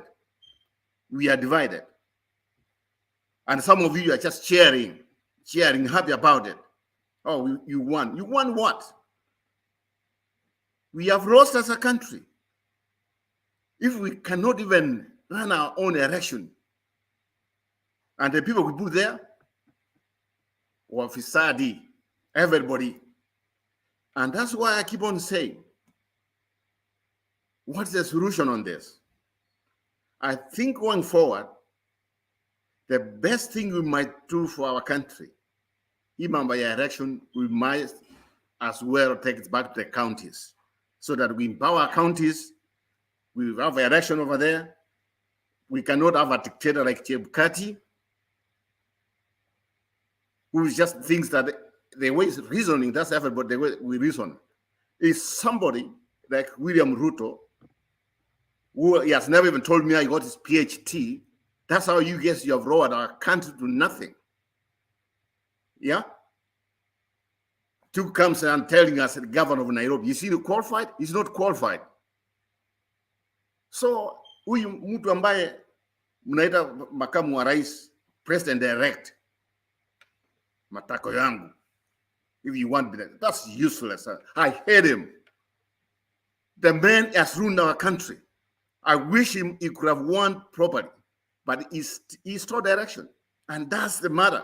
He stole. He stole. Whether you like it or not, he did it. And he's calling himself smart. UDA should be declared an organization for cartels. And I'm telling you, somebody told you, you don't know what you don't know. We will fight. We will fight. Na nyinyi mkichukua hiyo mchukue. Prepare your weapons. Do whatever you want to do. We will not let these people tear our country down. This is too much for us. This is too much. What I was expecting was, when you come here, say, you know what, when this thing started, Makiadi, when it started, I thought it was a joke. This thing is just like exploding on our face. I know the courts tomorrow. That's fine. Whatever comes out, we cannot have this IBC again. These people were there. I don't care if they are the 4 or the 3. All of them, they have to go. All of them, they have to go. EIBC, imekuwa kama is a roaching, okay? It's a place where everybody goes there to help themselves, and that's what we call Kenya. That's what we call Kenya.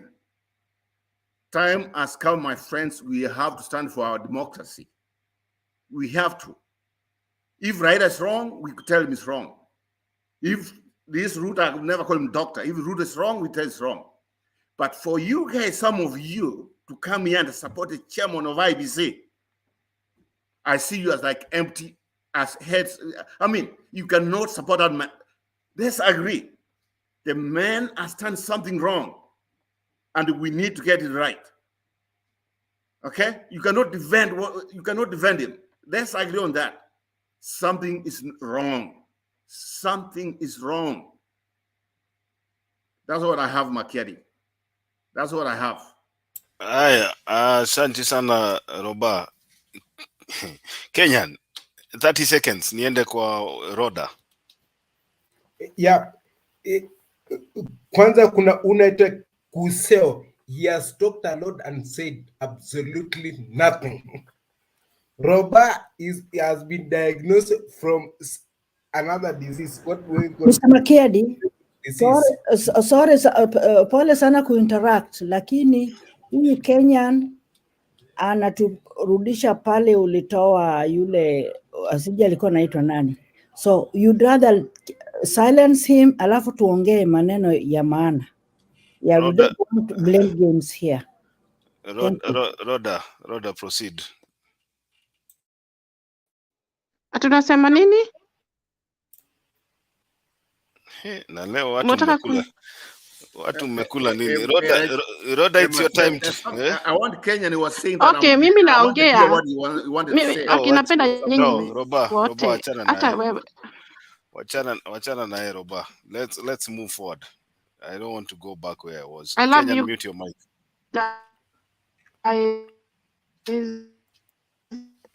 I love all Kenyans with all my heart. Napenda nyote. I love you all Kenyans very much from my bottom of my heart. And I love my country so much. I can die for my country. I can sacrifice my life to die for my Kenya because we have a very fantastic country, whole world. They all will look Kenya. Oh God. Even before we are born, Kenya was created. The name Kenya. Kenya is a nation of revival. We are blessed. And as if we have politicians who have a very good mind of thinking, I'm telling you, our country can be like a US or Britain or UK. But we have a politicians. See, people like Chibukati is destroy our country. He doesn't know who he is. Just, if he is very clever and he loves his own country, Kenya, he could give Raila Odinga to win because Raila Odinga is a man, love his own country. Raila Odinga is a man who have been fighting for our democracy from 1992 with the Kennedy Matiba. I know the history. My dad used to tell me Raila Odinga went to the jail 1982 when Moi was the president. He wanted to change the government because he was tired. He wants democracy. So Raila Odinga is a man. He's a fighter. He's a hero. And I'm telling you, I'm not living Kenya. When I meet all the people from Africa, Senegal, Gambia, Sierra Leone, they tell me, why Kenya you don't love Raila Odinga? They tell me that. I tell him we love him. People, men and women, they come here whole night and discuss what can we make our country forward. So I could ask all my brother who is here, if you don't love Raila Odinga, please open your heart. And we love you. Just love him. And I'm telling you, our country will be better. Can you imagine? Hata wazungu wako na huzuni because of our country is going back home. We know Ruto is coming to destroy our country in corruption. It will be darkness. So I wish I knew all Kenyans. We can come together and we say we'll not go back in slavery. We want to go back in Ghana. We will not go back in slavery again. My dad used to tell me when Moi was a president, we were living the slavery. My dad, he used to put his legs in the water to go and to remove Moi. And always Moi was stealing our vote. So, Kenyans, oh God, we come together like sister and brother. We love one another. We have one red blood. We don't have yellow. And we defeat this enemy called Ruto and Chibukati. We tell them we don't want you. We can make it. Why not? We can do. Even a country like Chile, they did demonstrations. And they say they don't want dictatorship. Whole world. Nobody want to live in the dictator. We want freedom and democracy. Whole world, they are fighting for freedom and democracy. Whole world. Nobody want to be slavery. Nobody want to be like this. We want freedom. That's why we are coming here 24 hours discussing what can we make our country more great. I want my country to be like a Europe, the same system. Everything is in control by the government. Law, you cannot do this. You cannot marry a girl who is under 18, no abortions, no trust, many things, many things the government can do. But it's us, Kenya, we have a responsibility, not Chibukati, not Ruto. Us, we are the one answer for our country. If you really love your country, please, it's better you sacrifice your life. to sacrifice your life, is to come here and we talk the point, can make our country forward. Because we love our country. It's very blessed. We have a tourism places like animals. Most of the America used to come to see animals. Maasai, they do them entertainment. We have a good hotel like Mombasa, like islands. You know, our country can go very far if we have a politicians who are charisma, who have thinking, another way of thinking. You see, like people like Ruto, he's coming to bring us back. Instead of we go up, he's taking us back. Nobody want to go back again. We want to go far. And when we die, the next generation will come. They say, wow, our mom and dad, they fight for us. And the next, you know. So let us come together as brothers. We hold hands together and we defeat the enemy. That's what. And we say, you enemy, you don't have a power in our country. Our country we have been, you know, like we know the history, like Moses Jomo Kenyatta, he was fighting for our democracy. He went for the prison. Can you imagine? We can't forget. We can't. So let us not let the enemy to make the fear, because right now many Kenya, they have fear. They fear Ruto. Who is Ruto? Ruto is just a small man from Kalenjin. Don't fear him. He cannot do anything. Our voice matter. You know me, I know the like this country I'm living, it's really democracy. There is a government that respects us. They always say, it's us. We call it democracy. Of course, it's a law by the law, but they hear our voice. If we don't want, they know that. And then politicians, they listen each other. They think different, but they listen one another. We have opposition and this, but they listen one another. You know, if it's something is going well, they plan, because Europe is visions. They wake up in the morning, they make visions. Thank you so much, and God bless you all. Thank you. Maggie. Habari zenu. Makiadi, long time. Stone PK. Quite long. Hata mimi niko na kila mtu Roba, Kuseo, these other ones I don't know. Sijaona Duke namjua Omariba. Face, please. Tunataka kusia face. What? Kenyan? What's wrong with that? That boy? Endelea, Maggie, endelea, it's okay. Thank you. Pengine alivuta bangi kidogo. Najua watoto. Hao ni watoto wa bangi. I don't know why Makiadi even entertains them. Yeah. Yeah, what I want to say is this. Whatever has happened in our country is quite a shame. Ni aibu kubwa, hatujawahi kuona maishani and everywhere, because country, you know, is a very respected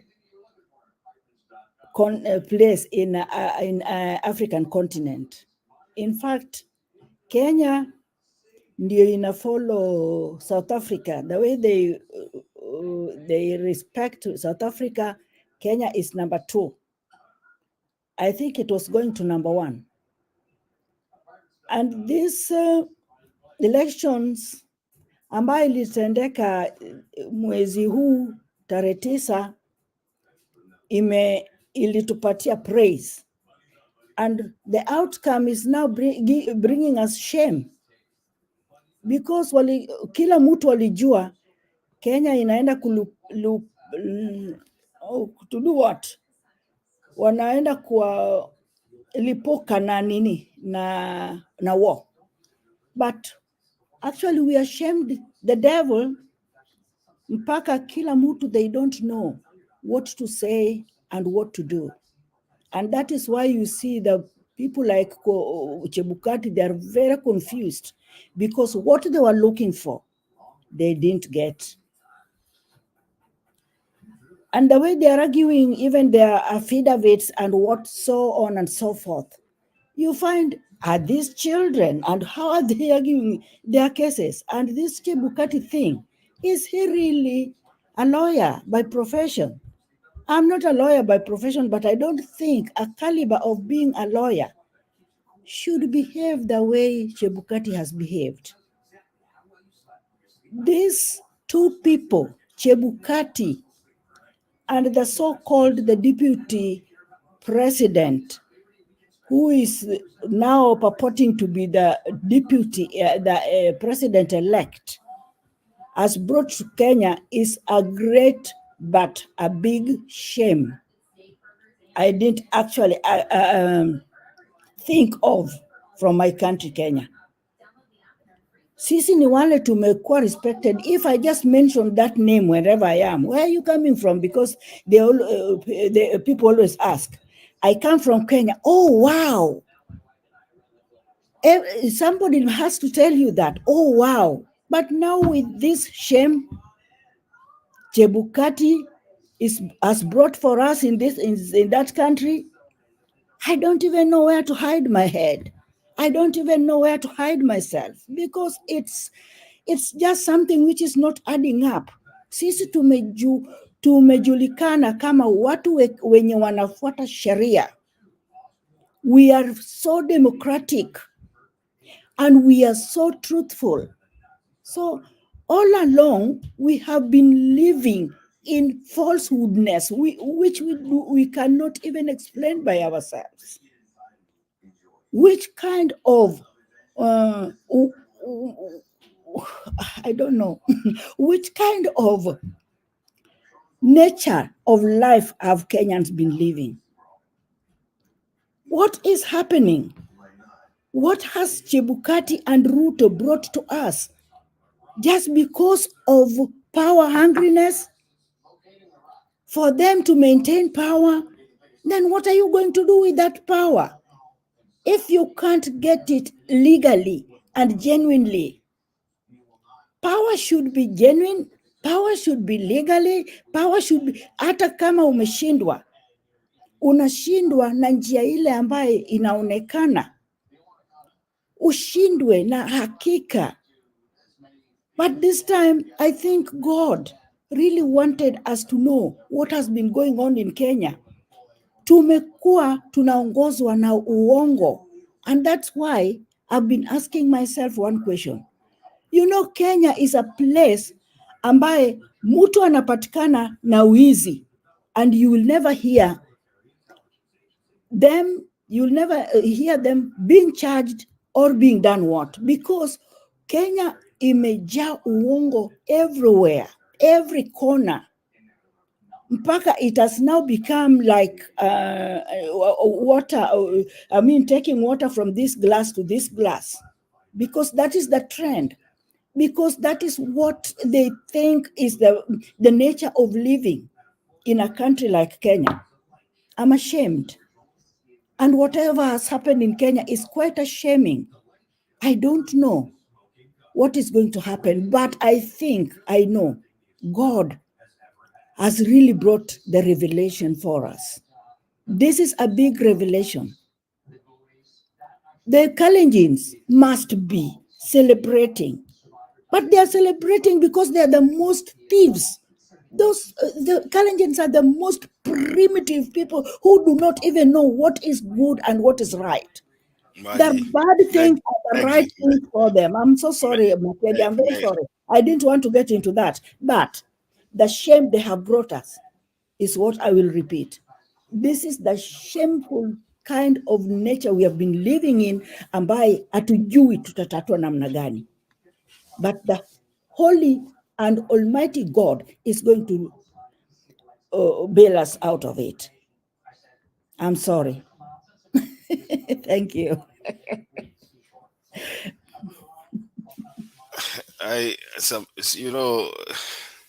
Sometimes I think we are going, wacha to control emotions, because as much as tunafanya politics hapa, no, vile tunafanya politics, in fact, it is good. Mtu mmoja ama it is good mtu to be mmoja emotional, actually. Yeah. It is good to be emotional sometimes, because our okay, let me not say that. That part of the country, that part of the country in Kenya, you know, they don't know even how to reason. Whatever Maggie, whatever has happened, Mr. Makiadi, it's hold on, Maggie. the country. It is even shame to them. Maggie, let me guide you there. I think we are taking this too far. Thank you. It's not about a particular group of people from one place or the other. It's about individuals that have taken advantage of the support they have from a certain part of the country. So to actually balkanize a whole community because probably we do not agree with one person or two people from that side.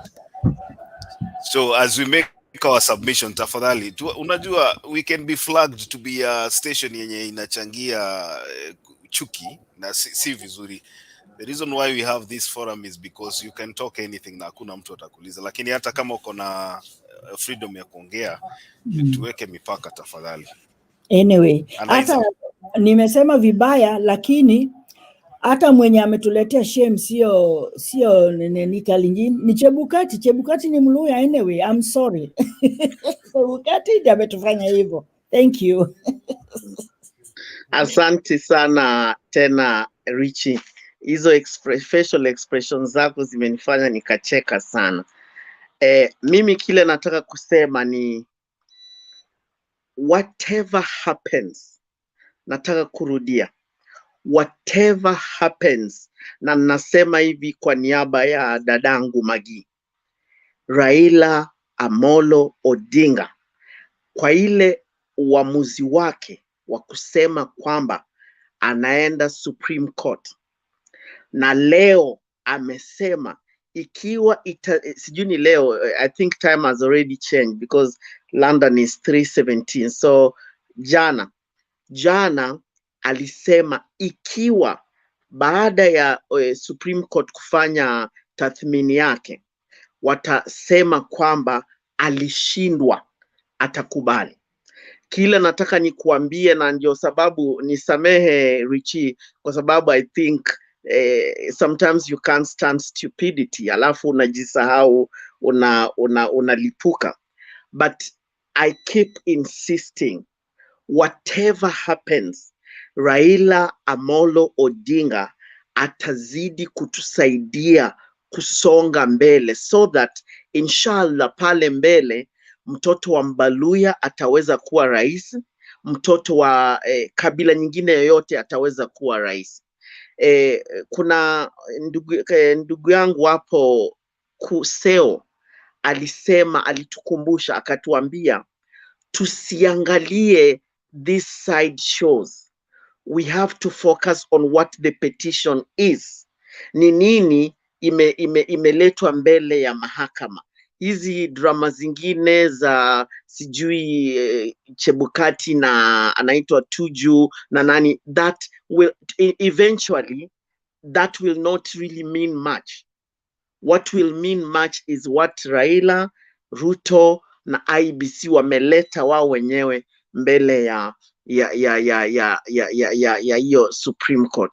Kwa hivyo mimi kila nataka ni waombe, nizidi kuwaomba sisi sote kwamba whether ni mtu ana support Ruto ama ana support mtu mwingine, lazima tuangalie, tujue kwamba whatever Raila is doing is good for the country, so that we can challenge what the IEBC is doing. Kuna watu wengine hawana hizo, they don't have the audacity to challenge, but Raila Amolo Odinga has the audacity to do that. So for me, I don't think it's a waste of time, Maggie, and I want to encourage you, na yule dada mwingine mwenye alikuwa Roda, I think mwenye alikuwa nalia, nakwambia Kenya will succeed. I believe God loves Kenya and Kenya will win eventually.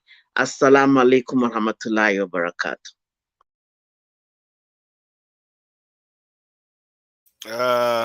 Roba, 1 minute and then turudi hapo juu kwa yes, Makieda, and I also want to encourage our sister Rhoda and Maggie. People are not sleeping. If it means Ruto's presidency is going to be pushed back, already the process has started. He can do whatever he wants. He can do whatever he wants. And if that's his presidency, if it comes, Kenyans should prepare hardship, a very bad economy, and whatever it is, that one is there. That one is going to come. So the thing is this, at this point, this is not about Raila or whatever. This is about a man who was in between the two parties, I mean, as Mio and UDA. And now he has turned one blind, is supporting one side, and this is something he did even from the beginning. This is very bad. This is very bad. In any way, the worst thing he could have done is just to shut up and he leaves. But to find what he has done right now is going to take us backwards another 5 years, some backward steps. But let me finish and say, just let me say it this way. The Kenyan community all over the world, those who are willing, we will not let this one go the way it's going right now. We cannot do this.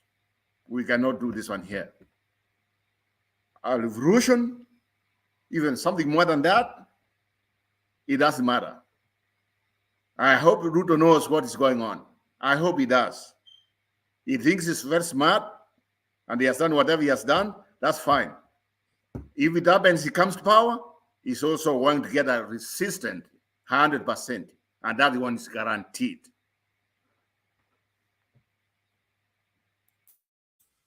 So then we go to Duke.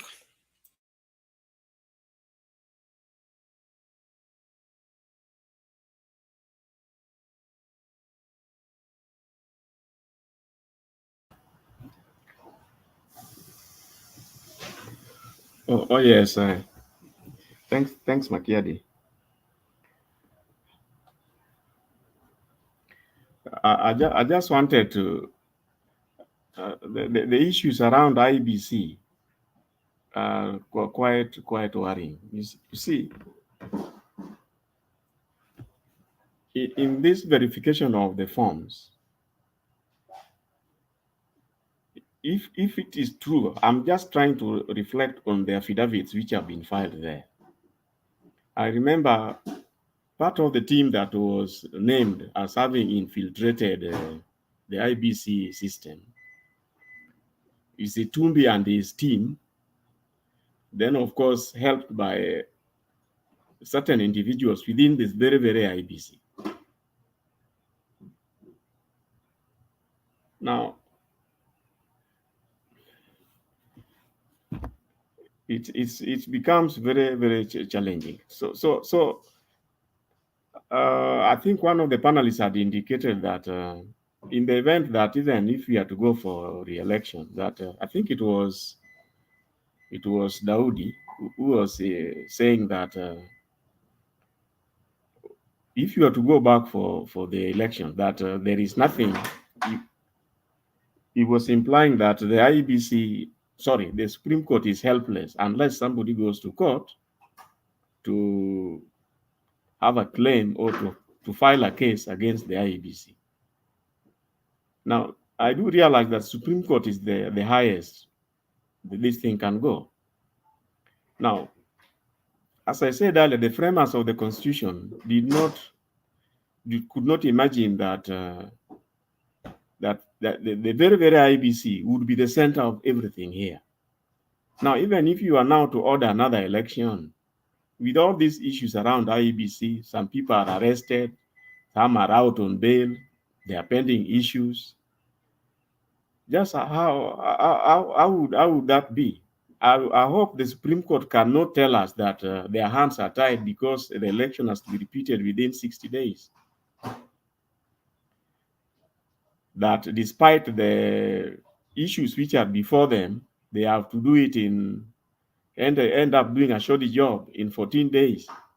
I think that as far as I'm concerned, if wisdom is with them, they should have it within their armpits that they'll do what it takes to ensure that justice is rendered, given the unique circumstances around the rigging of this election. They were definitely not anticipated by the framers of the Constitution. To that end, I think I'll just adopt a wait and see. I see how they are going to rule on the way forward. I know they'll come to a conclusion regarding the election results, but the way forward, I also bear in mind that replacing an IBC is not an easy thing. It's not an easy thing. So I think I'll just adopt a wait and see situation. Thank you. Duke. You see, most of you are trying to demonize Chepkati without understanding the process. Even if you are appointed as the chairman of IPC, you may even resign within a day. The best is that the integrity or the fairness of the process depends about you have 46,000 workers, 46,000 presiding officers in 46 polling stations spread across Kenya. And you have to wait for all the 34 forms from those polling stations. So there is some areas there are chaos, others people fight. You are not a god, and so you are not everywhere. So for me, I feel that the IPC chairman actually, even starting from Kifuitu, remember in 2007, Kifuitu was unable even to trace the returning officers. Their phones are off. So in that difficult circumstances, it's very difficult for you to take the blame. So in this scenario, assume you are Chepkati. Therefore, you are waiting for 6,000 presiding officers to bring their Form 34As. The Form 34As have been uploaded to the portal. And you are 290, not 46,000. No, there is a difference between constituency. You was waiting for the 290. What? Arrows, not 46,000. I'm talking about the presiding officers at polling stations. We have returning officers. He was not waiting for them. He was waiting only for 290 constituency. That is for physical, but you are talking about the Form 34A, which is the primary document.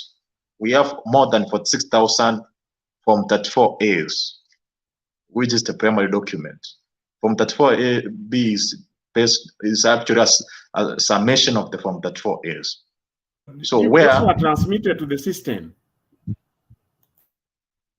That's true, but also those forms must be available at Bomas of Kenya, and you are not allowed to change. So if you are Chepkati, what can you do different? How can you do? You are to try to, what can you do? Because you have to wait for the forms. You can't change what is in the portal. So you have to sum the total. And we have two groups. They are monitoring you. Others are telling you do this and do this. And these two groups are very powerful.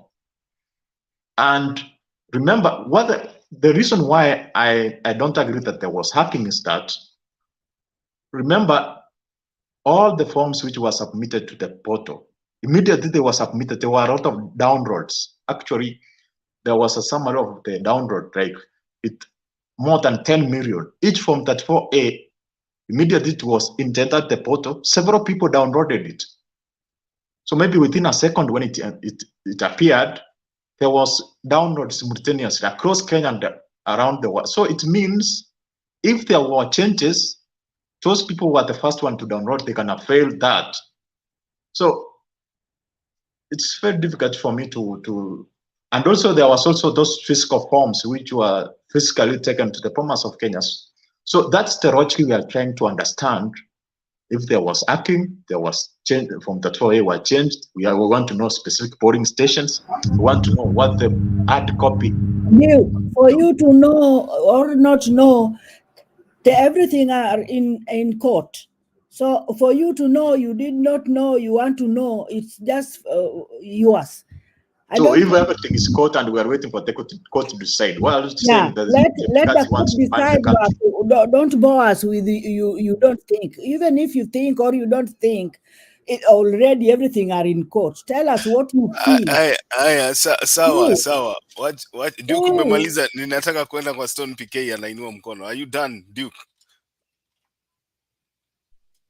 Yes, okay. I'm done. Okay, thank you. Stone PK. Thank you, Richie. I swear, Mutembei, I'm going to take, I think I'll leave Mutembei. I can't really stand some of this nonsense I listen to here. Duke and Chebukati, I cannot even hire you to count my chicken, and I don't have many. I can't hire you to even keep the simplest data. You are totally incompetent with your Chebukati. Why do you take the position of a chairmanship? Why do you take the job if you don't know what to do with your ROs and everybody else? You are just useless, you guys. Totally, totally incompetent. That job has a job description, terms of reference. Duke, I don't know even whether you are educated. Sorry to say that. I'm harsh on you today and tonight. Because what you are presenting to us here, it's total nonsense, total rubbish. I mean, we are men and women of a lot of integrity here, very highly educated. And we sit here listening to garbage, telling us Chebukati could not do anything. Then let him not declare nonsense. If I'm Chebukati and I'm not getting feedback from my team, I'll just say it's over. Let's postpone the elections. That is the way to go. When my team can't supply me with what I need to give out an integrity, well-standing results, I'll simply have the authority. I don't know whether I'm going haywire from my fellow panelists. Why, if you have been failed by your manager, what should you do? You simply say, my managers have failed me, and tonight I'm not able to announce, I'm not able to tell whether the election is fair. Duke, please get out of this shit, man. Don't tell us that he could not. The more reason why we should throw him into the garbage. If he could not control, he's as stupid as Kibuito.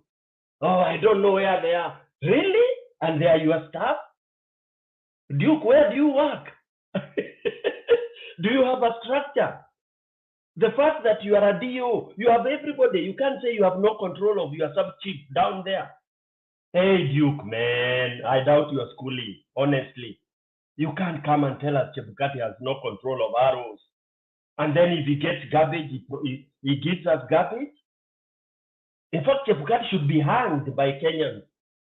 If you cannot get your arrows, then what was he announcing? Oh, he's waiting for Forms 34. Hey, he's waiting. This is really the most nonsensical statement I'm listening to here. Lastly, let me talk about the garbage also from somebody called Kenya. I think this panel, what we do here, it's not a school. It's not a primary school debate. It's not. These are men and women of very high intellect who come here to analyze the issue, not to talk around nonsense like what Kenyan have been telling us. Excuse me, a revolution is building, is simmering. You may want to call whatever you want, because Kenyans, again, we are so stupid. Oh, Amani, oh, Amani. I want you to go and Google, read how revolutions come out. Duke, you seem to be so young that you even don't read. Yeah? Revolutions come because of such useless statements made by people like you. Oh, you are defending nonsense. It is so simple. Election is simply supposed to be people vote, count the same votes, don't put a lot of interferences there and there. What was this? Chebukati was going in and out of the room. Why was he in a hurry to announce elections if he didn't have everything in order? Man, this guy, we are going to hang him, take it to the bank. After akipewa redress in a Supreme, we are going for him as individual Kenyans. Take that to the bank. Thank you. It is annoying, honestly. You have a very good moderator in the name of Makiadi. He's giving you airtime to feed us with all this garbage. Then somebody called Kenya comes here giving us nonsense. I don't even think Kenyan has voted twice. Hey, man. Kenya is in the darkest pit today. Iko kwa shimo. We are not even we are trying to salvage who can pull Kenya out of that bottom-ended dark pit of doom. We are nowhere, my friend. Wherever you are hiding. You even hide where you are, which means you must be part of that dark evil of Ruto. If you are an man of integrity, why can't you say I'm in Europe, I'm in Kenya, I'm in Zimmerman, I'm in whatever. You are here like a spy. It's horrible. It's terrible. Tell us where you are. We don't care. Why are you here, hiding your identity? That it doesn't matter where you are. These Kenyans here are people of integrity. When they ask you where you are, you ask by Kemere, who was doing what, who was moderating. And it was an open, whatever, question. You wanted you to see whether you are relating with what is on the ground. Then you start giving us your narratives that are making no sense. Anyway, I have so much for you. Thank you. Back to you. It's really disgusting. Aya, Roba.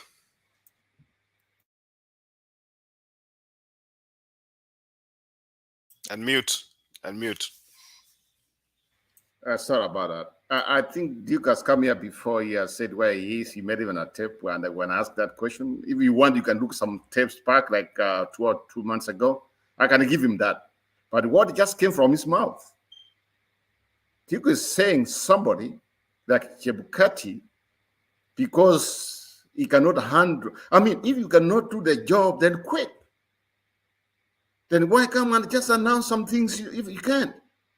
Yeah, Duke, I can tell you, when I go my ship, I have the 300 guys who walk behind me. Everything comes to me.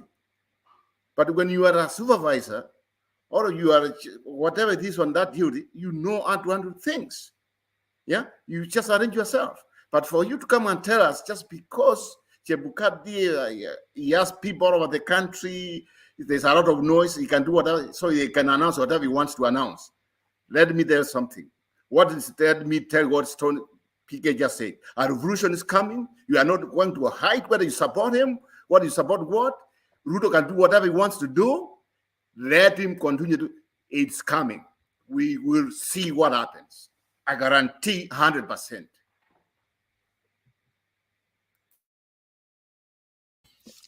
Simba Netaya. Yes, I think on that very issue, Duke, sometimes wakati kila mtu anaongea juu yako, you have to see ni nini unaongea. Wewe ni mtu mzima. I think from here, wacha mimi nikwambie, 27 years ago, that's when I was out of school. So you can minus your years, then you get how old am I. Na nakwambia hivyo as your big brother. Whatever you talk before people na ni watu wazima, hata kama inakulazimisha lazima uiongee, do it with respect. Anyway, sisi nchi yetu ya Kenya, watu wanaipigania, wanakufa, wanajitolea maisha yao ndio nchi iweze kusimama, sio kuprotect someone, a skeleton of Chebukati mwenye munaita hero. We don't know amefanya nini hiyo kuitwa hero, and we are waiting.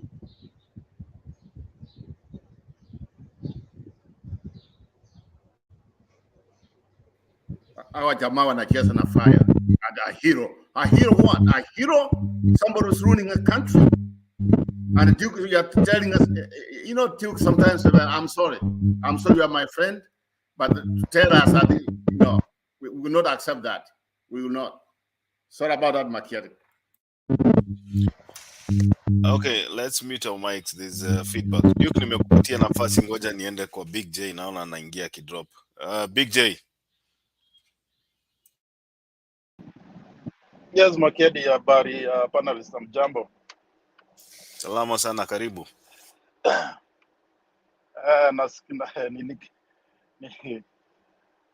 Inaitwa Kenya. Unajua ubaya wa Wakenya wengi, kwanza especially wale watu wameingia UDA, they think backwards, they don't think forward. I mean, wanafikiria kwenda nyumba, hata kama mtu amesoma namna gani, it doesn't matter education. Because when we have already 3 ROs already dead, and someone coming to tell us that this election was free and fair. Kuna watu wako na ile, unajua kondoo inakuwa na mdudu mwingine kwa brain, na watu wengi wako na brain hiyo mdudu kwa brain, I swear. Because how can you say the election was free and fair? Na watu wamekufa, returning officers. They are dead. They are buried.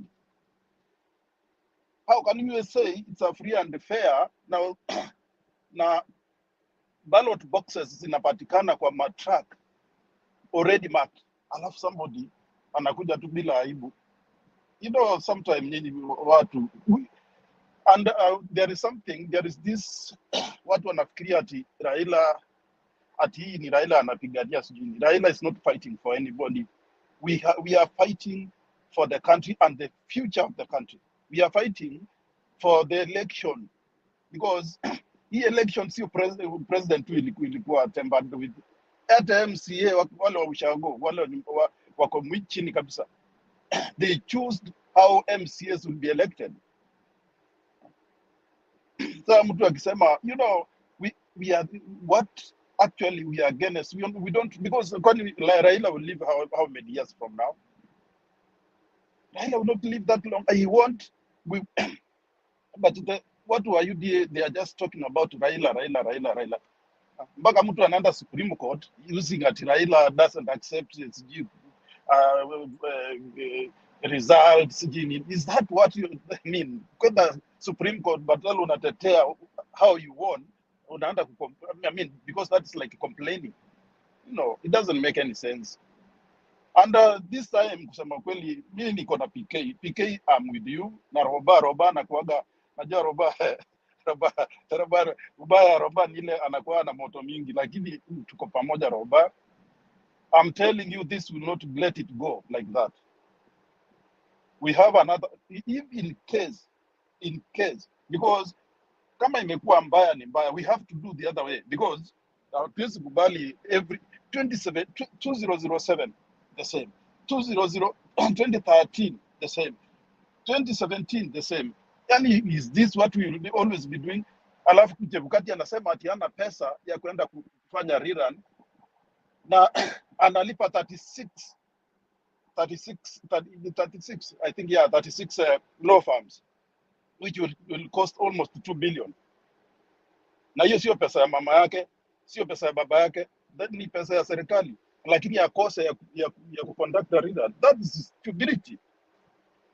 Anyway, kuna vitu zingine unaangalia unashinda tu upate mtu, yani hata umuume masikio Roba, kwa sababu kweli umuume tu masikio, it's very hurting. Alafu mwingine hapa anakuja amekunja sura, anataka kutuambia ati everything was Chebukati was okay. Okay, kitu gani? You come in front of many people, always trying to show yourself going opposite because you are good debater. Kwa sababu inaitwa gaje tick, inakula ng'ombe hata kama imekufa. We are not going to accept that, and we are seriously we are not going to stop. We are not going to stop. It doesn't matter how long it takes. Hiyo ni kitu tumeamua. Na by the way, kuna watu wanatisha watu, sijui wanatisha watu Rift Valley. Sisi ndio wala tutishiki, mimi sitishiki. Kama ni maneno, you know, kama ni fujo, tunajua fujo pia. Kama ni mshale, tunajua kurusha mshale. Ikiambia ingie kwa masikio, inaingia. Sometimes things inafanya mtu unakasirika. You feel so bad. What we are trying to fix now is not 2022 election. From 2007 up to now, we want everything to be seen. And this time we are lucky because we can see what is happening. 2017 hatukuona, 2013 hatukuona, 2007 hatukuona, but now we can see. Alafu mtu mwingine anakuja hapa kuleta sura sijui imekauka. Nani Makiadi, wacha tu niachie hapo. Nasikia nataka kushika moto. Asante, usipande mori bro, usipande mori Big J. Okay. Now I'm ninashikilia Makiadi kidogo. I want to give in to, I saw the first hand ya Roba alafu ya Kuseo, yes. And then kuna Roda, and then kuna Megi. So tufuate huo mkururu. And before Roba you come in, let's not be mistaken. We are not saying that Ruto cannot be the president. Of course he can't, he's a thief. But if he is elected by Kenyans vizuri tu, kura zihesabiwe vizuri. We have no problem. Tutajua Wakenya wametaka mwizi our lead. That is simple. Akiwa That is simple. akiwa amekuwa elected na Kenyans, good. Wala good, tutajua Kenya kweli imebeba waizi dunia mzima. Na ni nchi ya waizi, na inataka kuongozwa na mwizi. Na mwizi. Roba kami. Lakini sio kuiba. I was next. Big J said I should speak after Big J. Let's mute so that Roba can. Let's all mute. Yeah, Big J. Sober. Big J, I can see you sober in Japan. Let me say this. What a story, Big J, you just said. If Ruto will come in, win the election in a proper way, there's no need of Ruto. That's democracy. That's how democracy works. But this, we can't be cheated. We can't be cheated every 5 years. Enough is enough. Every 5 years. Every 5 years. Every 5 years. Yeah? It is time for us to say enough is enough. And this time, we will push him back. And that's why we want even the clarification from the USA embassy. I mean, the ambassador. The red comes from like 1 hour from where I stay. We want clarification because they came there with what happened in Bomas of Kenya and everything. We want to get clarification where they are. Okay? But the thing is this. If Ruto could have just won an election, nice, clean, there's nothing you can do. You welcome democracy. Lakini wanakuja wanakuambia kaeni hivi hivyo hata ukikalia msumari vile Moi used to do. Kaeni hivi hivyo hata ukikalia moto. No. When I see my mom cannot wake up because of the frustration from us, she has been fighting all this time. She has been, I mean, some of us were emotional because even our parents are right now. They are. And some of them are growing old. Yeah? I came in the other day, I just told you, my mom was telling me, so does it, not my grandmom. She was saying, does it mean I'm going to die before I see other than 2 communities having a presidency in Kenya? After this happened, how do you feel when your grandmother tells you that? And you know what? The worst thing about it, she even doesn't have electricity in her house. She has never had electricity.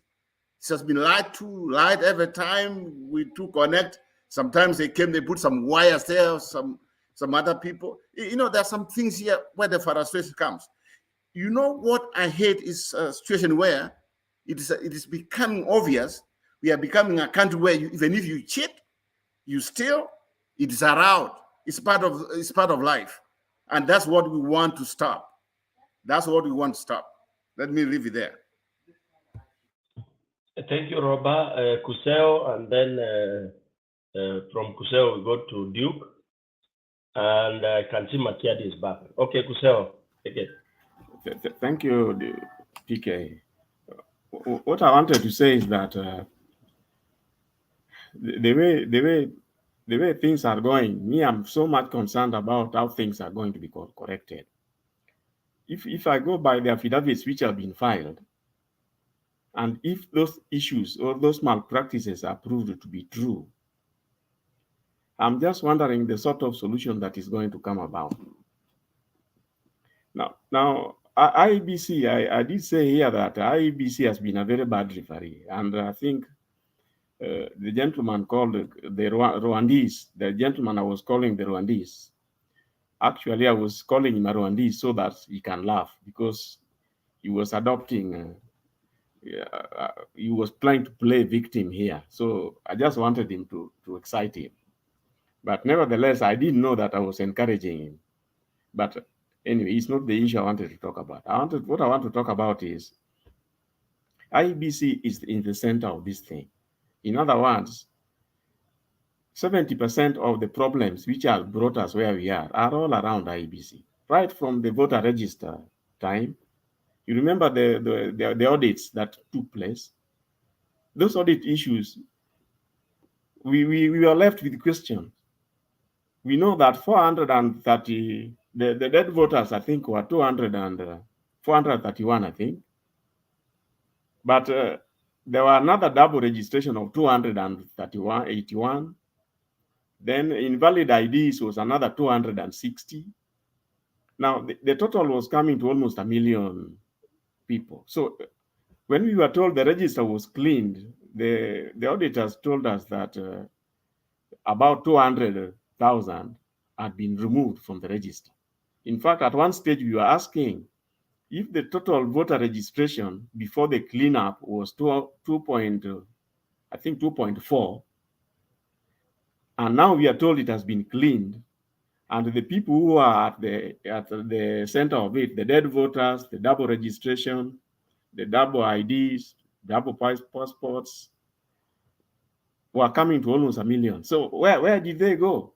Because if all of them were cleaned in the register should have ended up at less than 2.2, maybe 21 million something.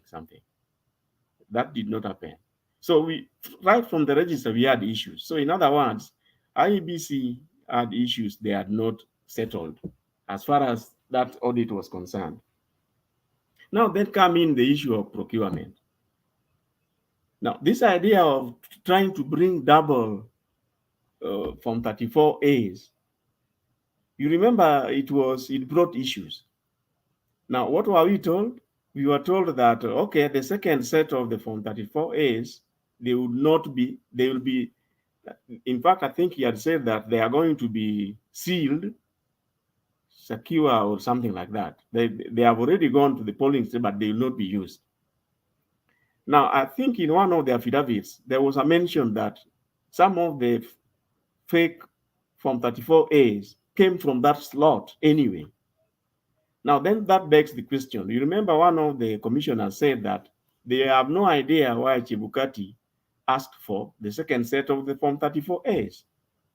And anyway, the blames are more. My issue is that 75% of the issues which are leading us where we are all IEBC. They are all IEBC. Now, that's why I went back and said that the framers of the Constitution, especially around the elections, they never anticipated a situation whereby IEBC would be determining, as the institution, determining who wins, coming and making very, very unfounded declarations. The commission itself, then of course, I'm sorry to repeat again, they said that the election is over at the polling station. They did not look at the issues arising at the polling station. So how are they resorted? How do you resolve them? So that by the time the forms end up with Chebukati, even if somebody interfered with the transmission, we still have intact results which are reliable, we can be verified.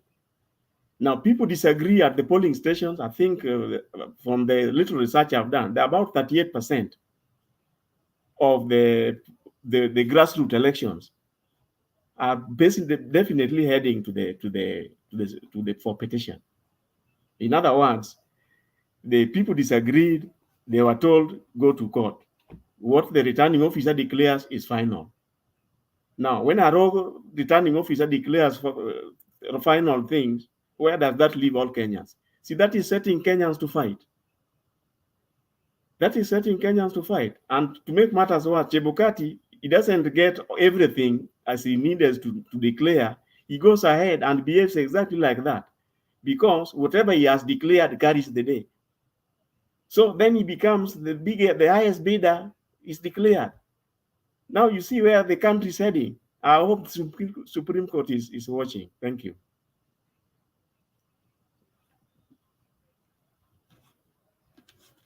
Richie, ilikuwa sasa Mareba Duke, nasikia anaitwa Duke Dark. Duke was it a question or whatever it is? Then Richie, you can take off.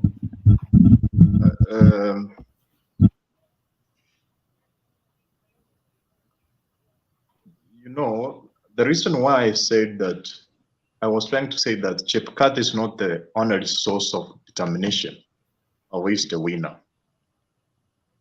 And the way the electoral process was designed was to use something like to do with blockchain technology, whereby information is captured and then spread to several areas so that it cannot be changed at one point. So if you want to change it, it becomes very difficult because you cannot coordinate all the areas. And at the polling stations, we were having like six copies of Form 34As, the original and the 5 carbon copies. So one was to be pinned at the door of each polling station, and people took photos of that. 4 were to be given to the agents of each of the 4 presidential candidates.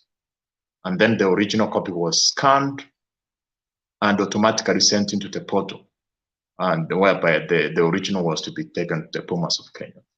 So my question is, Stone PK was trying to say that Chebukati should stop to announce, because he can say that there is nothing I can announce, so he stops that process. That's not true, because all forms were submitted to the portal. Forms were filled physically at Bomas of Kenya, and the Constitution confines him to use those documents.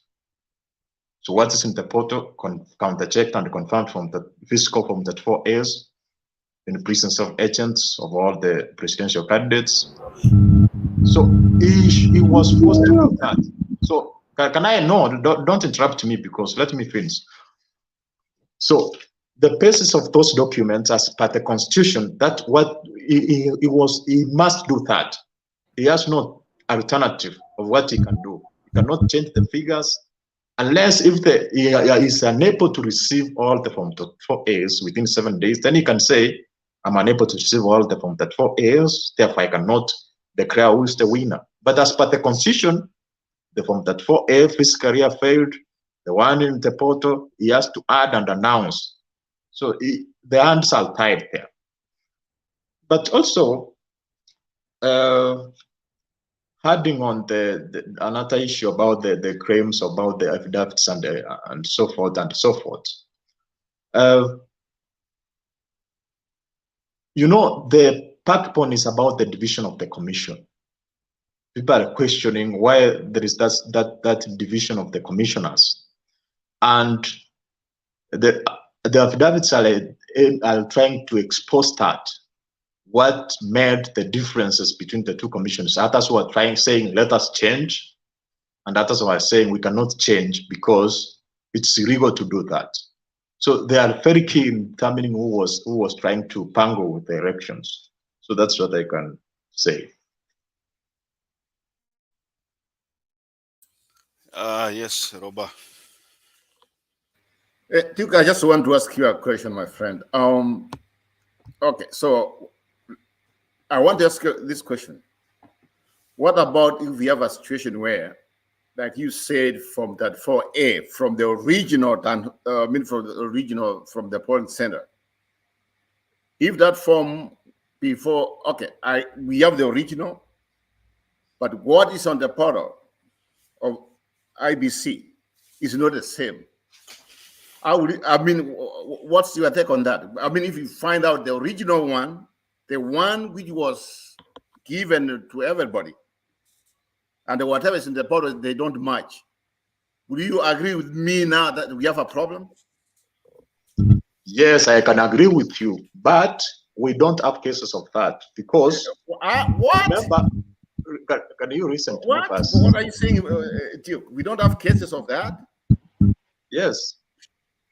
So did you see Gitonga, or Gitonga is? Why don't you say you don't know whether they are? Don't say we don't have. Say you don't know whether we have.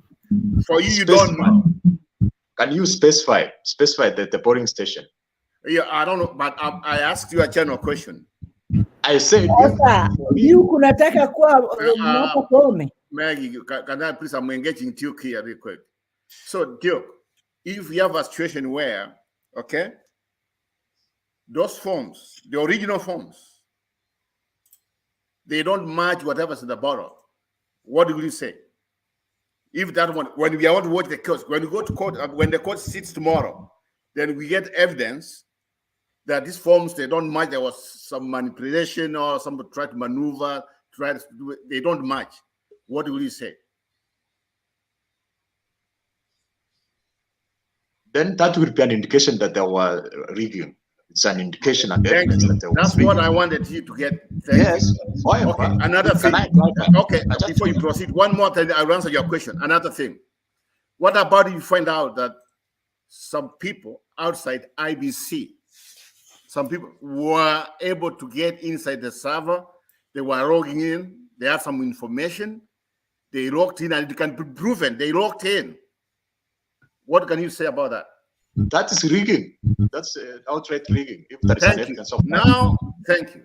Let's wait to see what comes to court. You are talking, Duke. Talk now. Yes, you remember, Chepkati was asked that question. What if the physical form at Bomas of Kenya is different from what is in the portal?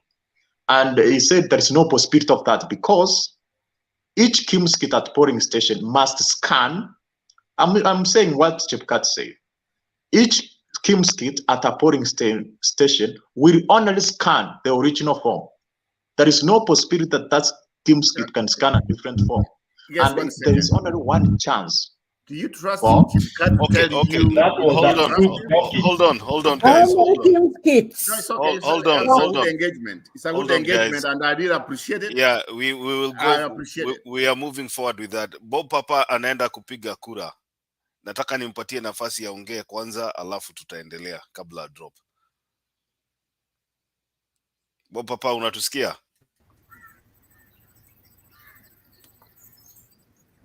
Yeah, thank you very much. You know, I've tried to listen to Duke from the background, and Duke is lying to you. Just a few minutes ago, he told us that from 34A comes with 6 carbon copies. You know, Duke, there is a press conference by the commissioner called Molu, and he told us that because of you know, you can't exceed 3 or 4. That booklet has got only three I think 3 or 4 from 34As. One original and duplicate. Now you are lying to the people there in the studio about that there are 6 of them. Please, Duke, sometimes have some decorum. You know, people are grown-ups. People watch television. People are can access information, and you have constantly continued to lie and defend Chebukati. Number one, Chebukati, in his affidavit, he has not mentioned of any annexures. Listen, put down your hand, because it is irritating when you keep on lying continuously.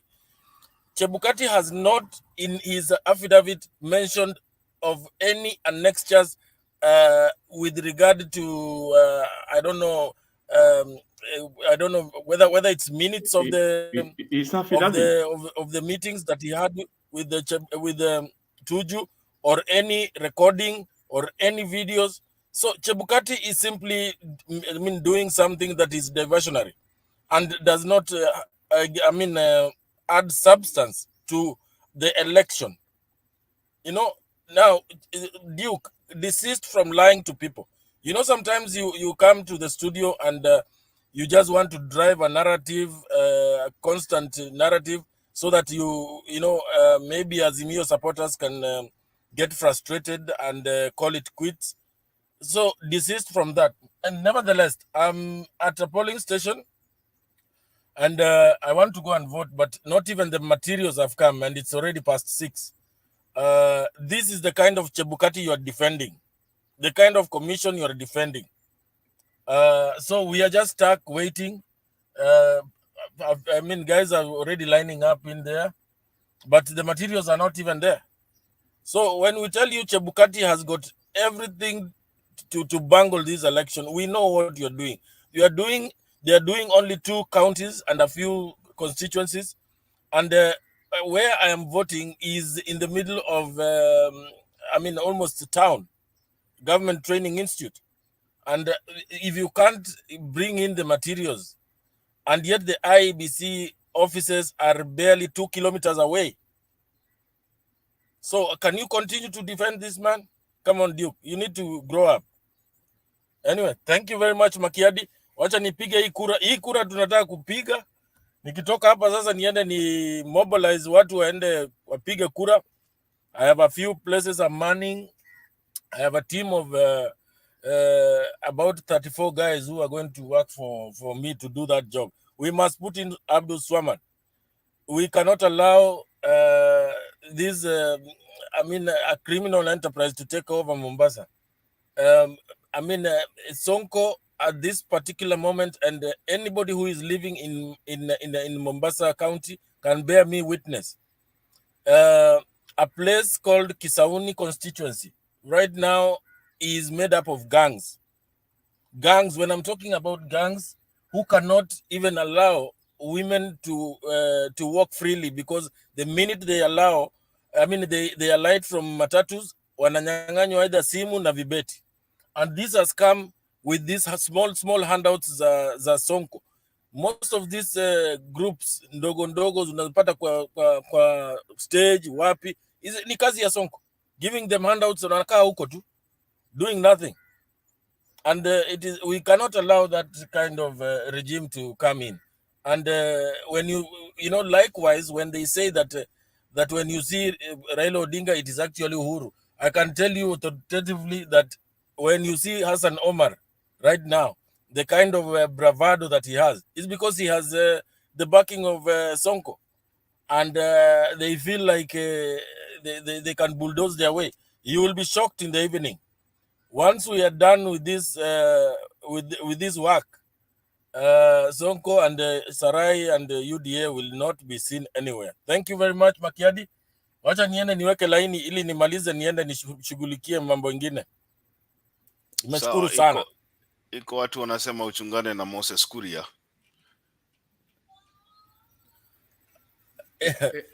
Moses Kuria yesterday No, I'm good. I've got enough support right now. I've got enough support. Jioni ndio nitaenda kushughulikia agents ili wale wanachunga kura.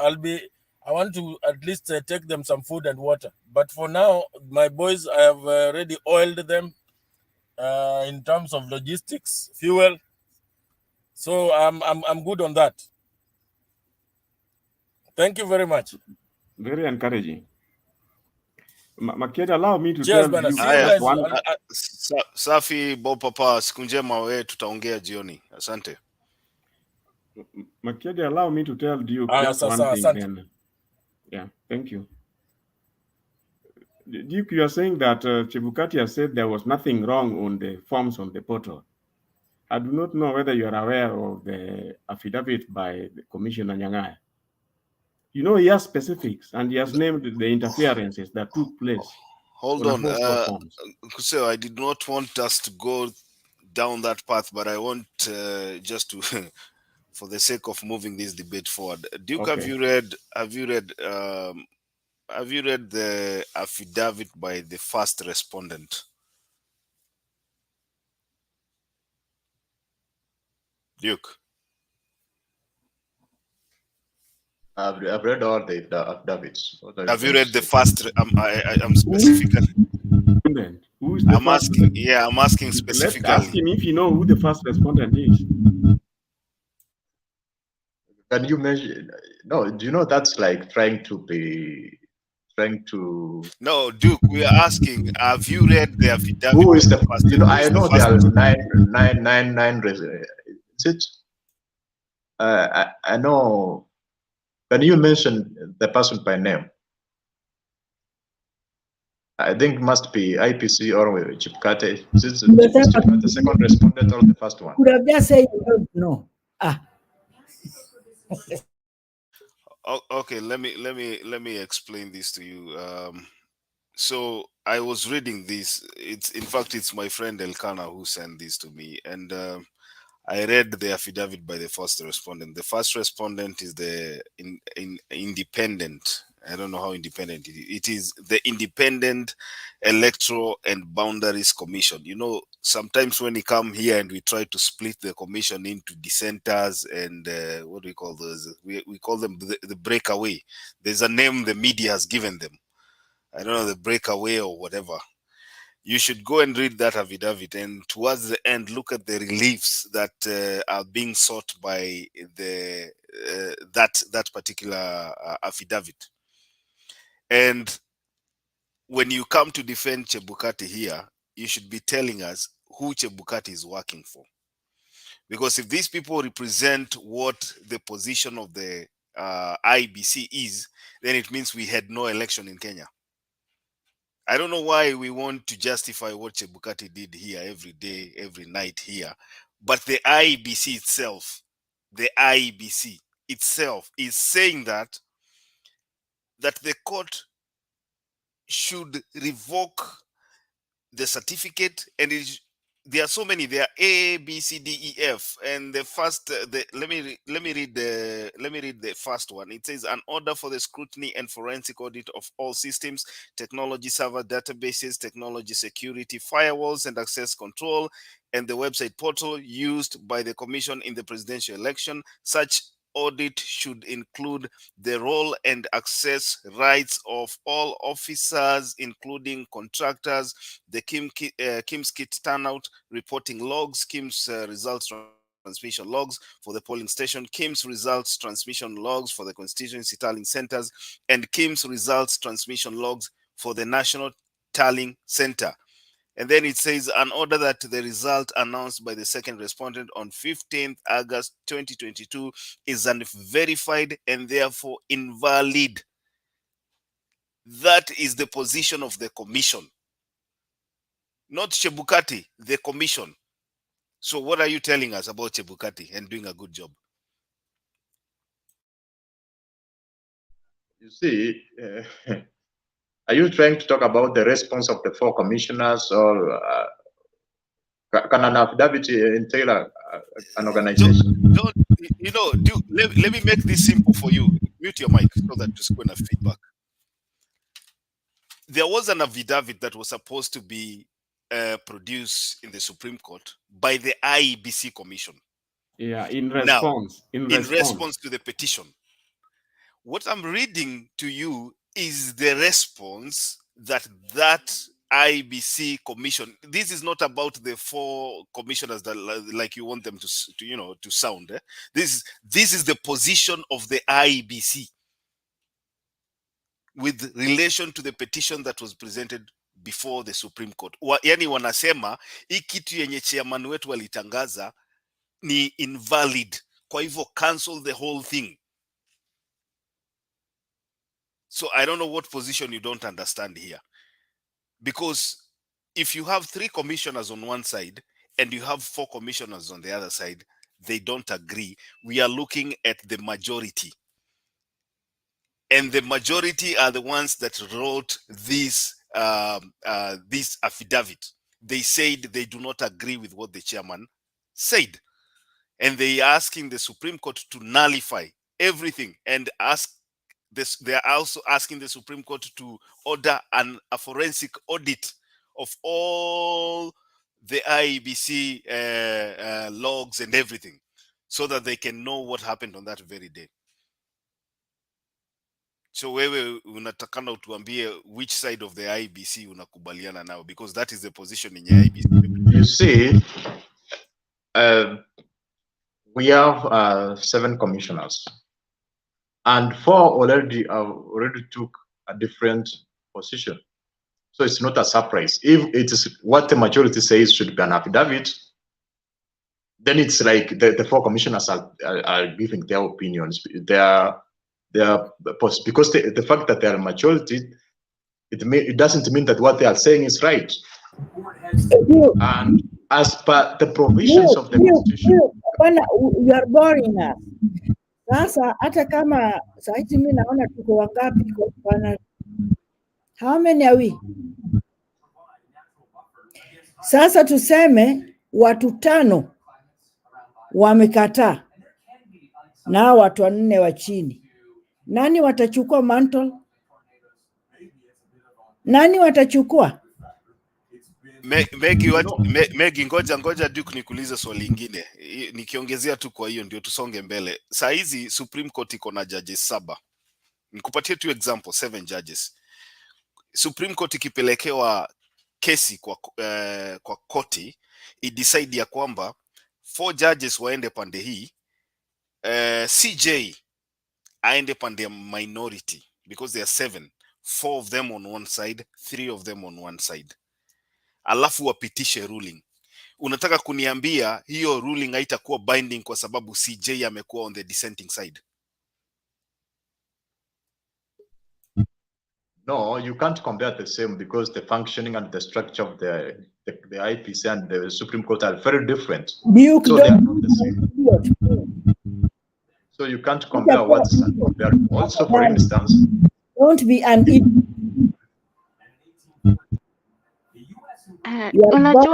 Unajua kama nini huko kwetu mimi nimetoka, Ruto walifanya fake. Nimetoka county ya Kiambu. Everything was fake. Ruto hakuna kitu alipata Central. To be honest, hakuna mtu anapenda Ruto Central. They just fooling him. We know what happened 2007. Just love. He killed our people. We have a memory and we have a curse. By the way, Ruto his curses to our grandmother, grandfather. Roda. And let me tell you, Duka,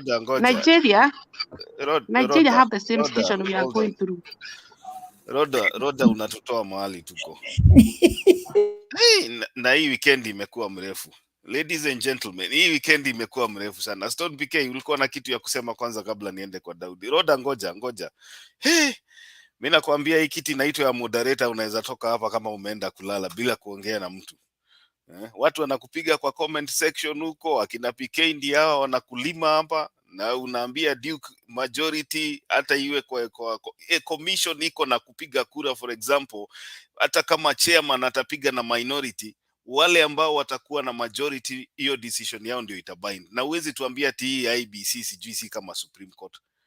So what they are presenting, the 4 commissioners ambao wana present hiyo nini whatever petition, whatever answer kwa hiyo petition, hiyo ndio position ya commission even without the chairman. Stone, karibu. Asante Makiadi. Unajua mnachokesha akili bure. Ebu ask Duke 1 + 1 what the answer is. He will tell you it depends. Then why are you wasting time with Duke and his generation on the other side? These are guys who have no answers for anything. Even exams, they don't pass at the university. I can bear witness. They don't pass. They are failures. They can take me wherever they are. They don't pass at all. Hiyo mambo iliisha. Ni Google, nini, buying. We know very well. Some of us are lecturers at times on part-time. We know what they do. That's why even discussing and reasoning, even read their thesis or anything. Bure kabisa. Simple argument that the majority, you have a Supreme Court, 7 of them. Ama you have the IBC, there are 7. Unauliza huyu mtu ananiangalia hapa Duke. What of you 4? Ati anaanza kusema it depends. What is, mulisomea Kiingereza wapi Duke, my dear young brother? Where did you learn your English? Everything, it depends. Depends it's a fact, it depends. Does the Supreme Court wants us to say it depends? 1 and 1 is 11. Is 1 add 1 is 2.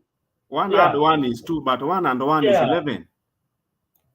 So anyway, it depends whether you're doing binary or in for me, Makiadi, when we are voting, we have no issues of basis. We are issues of adding 1 + 1 + 2 + 3.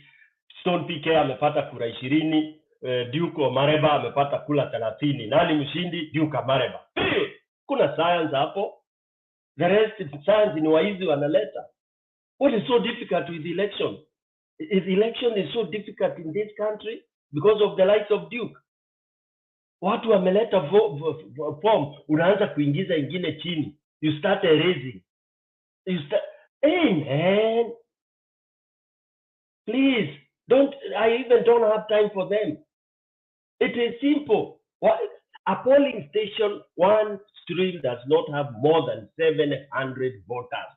I keep on saying this. How long does it take you to count votes cast by if the turnout is 100%? Kwanza this time wanasema ilikuwa 40%. 40% of 700, they are less than almost, I think, 500 or 400 people who should have cleared that in 2-3 hours. Then the PO counts that quickly. Piga hiyo form picha. Wacha kuanza kufikiria vile utaingiza Raila. Kama Raila ameshindwa kwa hiyo polling station, Why are you starting to engineer how he is going to win? This is the Kenya we want, but we have to deconstruct it. We have to destroy the rubbish Kenya and then start another one. The likes of Duke have to go to the Mashimo ya Sahau. Then you have new people. I can see some other guys commenting that side, but that's the thing. Fagia takataka, then start afresh. We want to have people who can count, people who can contest, people who can say wananchi wameamua, huyu mjinga ndio amechaguliwa hapa. Usianze kuleta usayansi yako vile wananchi wamesema hapo kwa kijiji, chukua hiyo. Then watalan, watasoma na kitabu yao. That is what we want. Don't give us technology. This rubbish of sijui tallying. What are you tallying? It's nonsense. What are you tallying? Then tally what has been sent to you. Oh, you know, there is, ujinga ile iko Kenya bana, because we have Kina Duke, we have a long way to go. And that's why I keep on asking, can Kenya have a really, fair election? It's not possible. It's not possible. Thank you.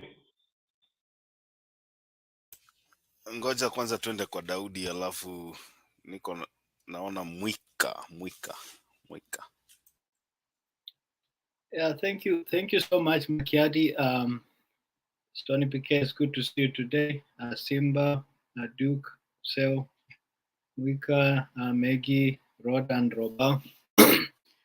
I would like to just begin by urging any Azimio supporter who is out there, if you have something small for people in Mombasa, please get in touch with Bob Papa. We need to support that machinery to bring that seat home. If you have $10, $5, or however amount you have, please put it into work. We need to bring that seat home. That is just me doing some advertisement and some PR work for Azimio. We need to do anything possible to secure that seat. On the next issue is what our brother Duke is arguing. I think a lot of people come here, they depend on some of us to get good, verifiable information. But if we come here to misinform them, then it becomes a disadvantage to a lot of people. We have over 450 something people more watching. So I think it behooves us to provide accurate information. And what pained my mind was Duke reacting to a petition without actually going further to read it and verifying it. I think it is good to give a response from a point of information rather than just responding to sound smart. So please, let's be responsible citizens and people who can provide better information to others out there. We don't want to be the people who mislead and misinform others. On what is going on in Kakamega and Mombasa, as I started with just a statement of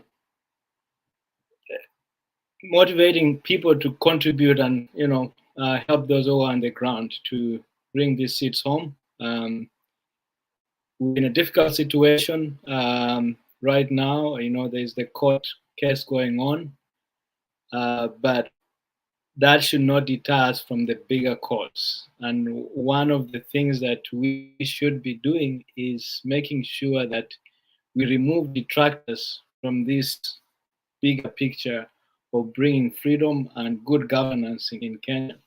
So if we can prevent Sarai from getting that seat, if we can prevent Mr. Cleophas Malala from getting that position, that will make Baba's work easier. That will make Kenya a better place, because once these people form a cabal, it is going to get worse. It's going to get worse. So one person out of that cabal, out of position of power, is better than having them there. So if you can do anything, if you can call someone to go and vote, if you can call a friend who can call a friend to go and vote, please, let's do that. We need to make these people history in the country of Kenya, because a future with those people in power is something that pains my mind to even think about, because we do have a future to bequeath to our children and grandchildren. I don't think the many of us who are represented here tonight would want to live a Kenya that is led by the other side of the divide, because we know what they've done, we know what they're capable of doing, and that's not a country that we would like to live. That's the only inheritance you have for your children and grandchildren, a country called Kenya. So would you want to leave that to, quote unquote, the mafias, modern day mafias in Kenya? I don't think so. So it's a responsibility, more than you can think, that you should make a contribution towards this cause. $5 could go a long way in doing that. $10 could go a long way in doing that. So just giving you an opportunity to think about it. Thank you, Bwana Makiadi. I don't have much to say today. I just wanted to say that. Aya, asante sana Daudi. Wacha tuende kwa Mwika. Ni Mwika ama ni Mweka?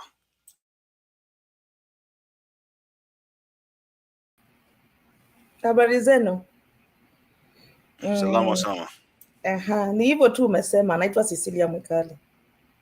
Nimetoka Machakos. I've been following the show behind the backstage huko, but juzi tu nilikuja once. Sijakuwa hebu kurudi sababu of job and everything. Lakini hata leo nimechelewa kuingia, but at some point I was also background, lakini nikakuwa held up tena. Anyway, hii show inatusaidia sana. But whatever it is, like kina likes of Duke wanakuja hapa kutufosia their ideologies. We all know what happened. Even a blind man can see. Chebukati was put there by Kenyans. The fact that alienda kwa hizo forum nini akachukua, that is us who chose him there. And is meant to respect the constitution of Kenya, of the electoral constitution, whatever it is, which dictates transparency. Hapo kwa hiyo kitu yote, we never saw transparency in it. It was a sham thing that just happened in Bomas of Kenya. Sa alafu Duke mwenyewe anatuambia hapa, there is nothing like that. He's trying to push towards that. Akukwa na wiziwa kitu. Ikweni 34 AC or whatever, the election was stolen. I mean, the rigging was there. It happened. So acha kutuambia hivyo. Ni vile tu unaona Ruto kama leo akisema the election was so transparent, it was so fair, whoever is going to goje koti. Tunangojea koti hadi yeye anajua whatever he's doing. They are trying to push Ruto there. Ni sawa, God forbid aingie. Ruto is one man that is pushing for one party to rudi kwa Moi. Na akiingia hivi, it changes the constitution to favor him and his likes. Is that the Kenya that we want? Ya kina Gachagua and everyone? Hell no. Aturudi hapo. So no matter what, Koome najua kwa Kenya yuko Uganda. And I know she's a mother, besides so many of them. Wakiwa wasaba. At least, they say, wakiwa wasaba, kutatoka mwenye atasema, hata kama they not ruled to our favor. Hatukuta kosa mmoja, mwenye atasema this was wrong. But our prayer is, wote waina watano ama wasaba, waseme this was sham, na waamue vile wataamua. But vile tunataka, ni Raila akuwe kiongozi vile kila mtu alimchagua. Hata kama wale wapata ine sisi saba tuliona hivyo. So huyu Duke kuja kutusukumia na wengine hapa wako online kutudanganya na tunaona, that is very wrong. That's not the Kenya we want. Wengi wetu tuko nje tukitafuta maisha nzuri Kenya. Say the dollar is trading at 120 shillings. I mean 120 shillings to a dollar. What does that tell you economy wise Kenya? We are at a bad state. We are already in a hole. Tutatolewa hapo na nani? Ambado tunaambiwa tu hivyo. Wanafuata Ruto, Gachagua, kina Nyoro. Hao ndio tunataka wakuwe wa kesho. Sitaongelelea Songo sababu that's a gone case. Huyo aliisha kitambo. Sababu hata Songo isipokuwa pesa aungemuona kwa limelight, ni pesa hatujui anatoa wapi. Sisi tunataka haki na haki tutapata kotini. Tuko na hakika koti itatupatia haki yetu. So we are behind Raila Amolo Odinga na Martha. I know with those two, in the next 1 or 2 years, tukiwapatia nafasi hivi, Kenya itakuwa mbali sana. One, tupate tumalize corruption, ndio imetuharibu kabisa. Na corruption in this sense imeanzia na mimi na wewe. Sababu kama unapatia polisi 50 shillings pale upite, wewe ndio unafaa kufungwa. US nimeona hivi, ukipeana corruption bribe kwa polisi, wewe ndio unafungwa. That's the Kenya that we want. Nikipatikana mimi naonga polisi niende ndani, it doesn't cost me. Kama itafanya to streamline Kenya yote ni sawa. But kina Lives Oduka come in here to engineer that, whatever we are trying to fight. This is not about us, it's about the generation to come.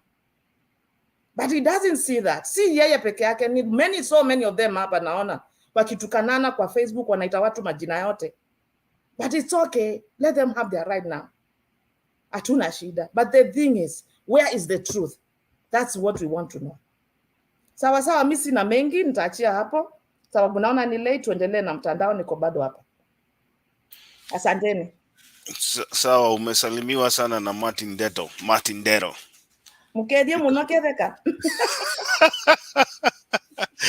Amesema Kedia ebu sijui amesema namna gani, lakini amesema nini huyu mkamblo? Amesema Richi salimia sister yangu Mwekali na you sees Matavie sees. Sawa. One more thing that nilikuwa nimesahau. If you read petition ya Ruto na ya Chebukati, wanadifa. Ruto ameandika hapo, amesema the 27 constituencies, they were announced by these affected commissioners. Chebukati huyo ametuambia they were not able to announce it because of whatever came up in Bomas. So where is the truth now? Sasa mimi sielewi, lakini wacha Mungu aamue. Tunataka ukweli tu. Haya, asanteni. Sambamba sana. Roda, umeniambia unataka kuongea, nikupatie dakika moja before niende kwa Alex.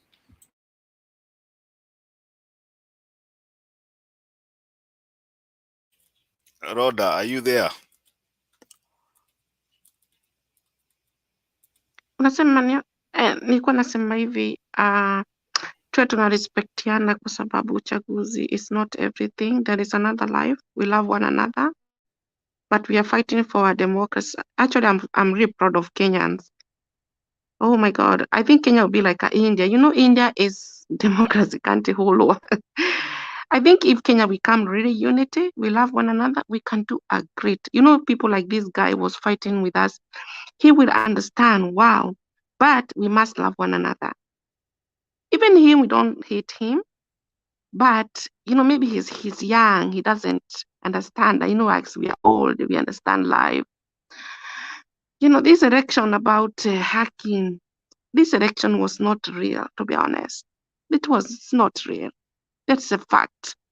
The election was the best in Kenya was 2002. Even Ruto know that. 2017, 2013, they did the same shit. 2017, they did the same shit. Na Chebukati akaficha makaratasi from that. Na hata, unajua mimi nilikuwa na support Uhuru, but I didn't get happy when I see people were killed. Mimi nililia nikasema, aki watu nauliwa kwa sababu ya elections. I was very sad. Unaona, I'm so proud with President Uhuru. Alikuwa nasema, it's better I get out in State House. Lakini sioni watu.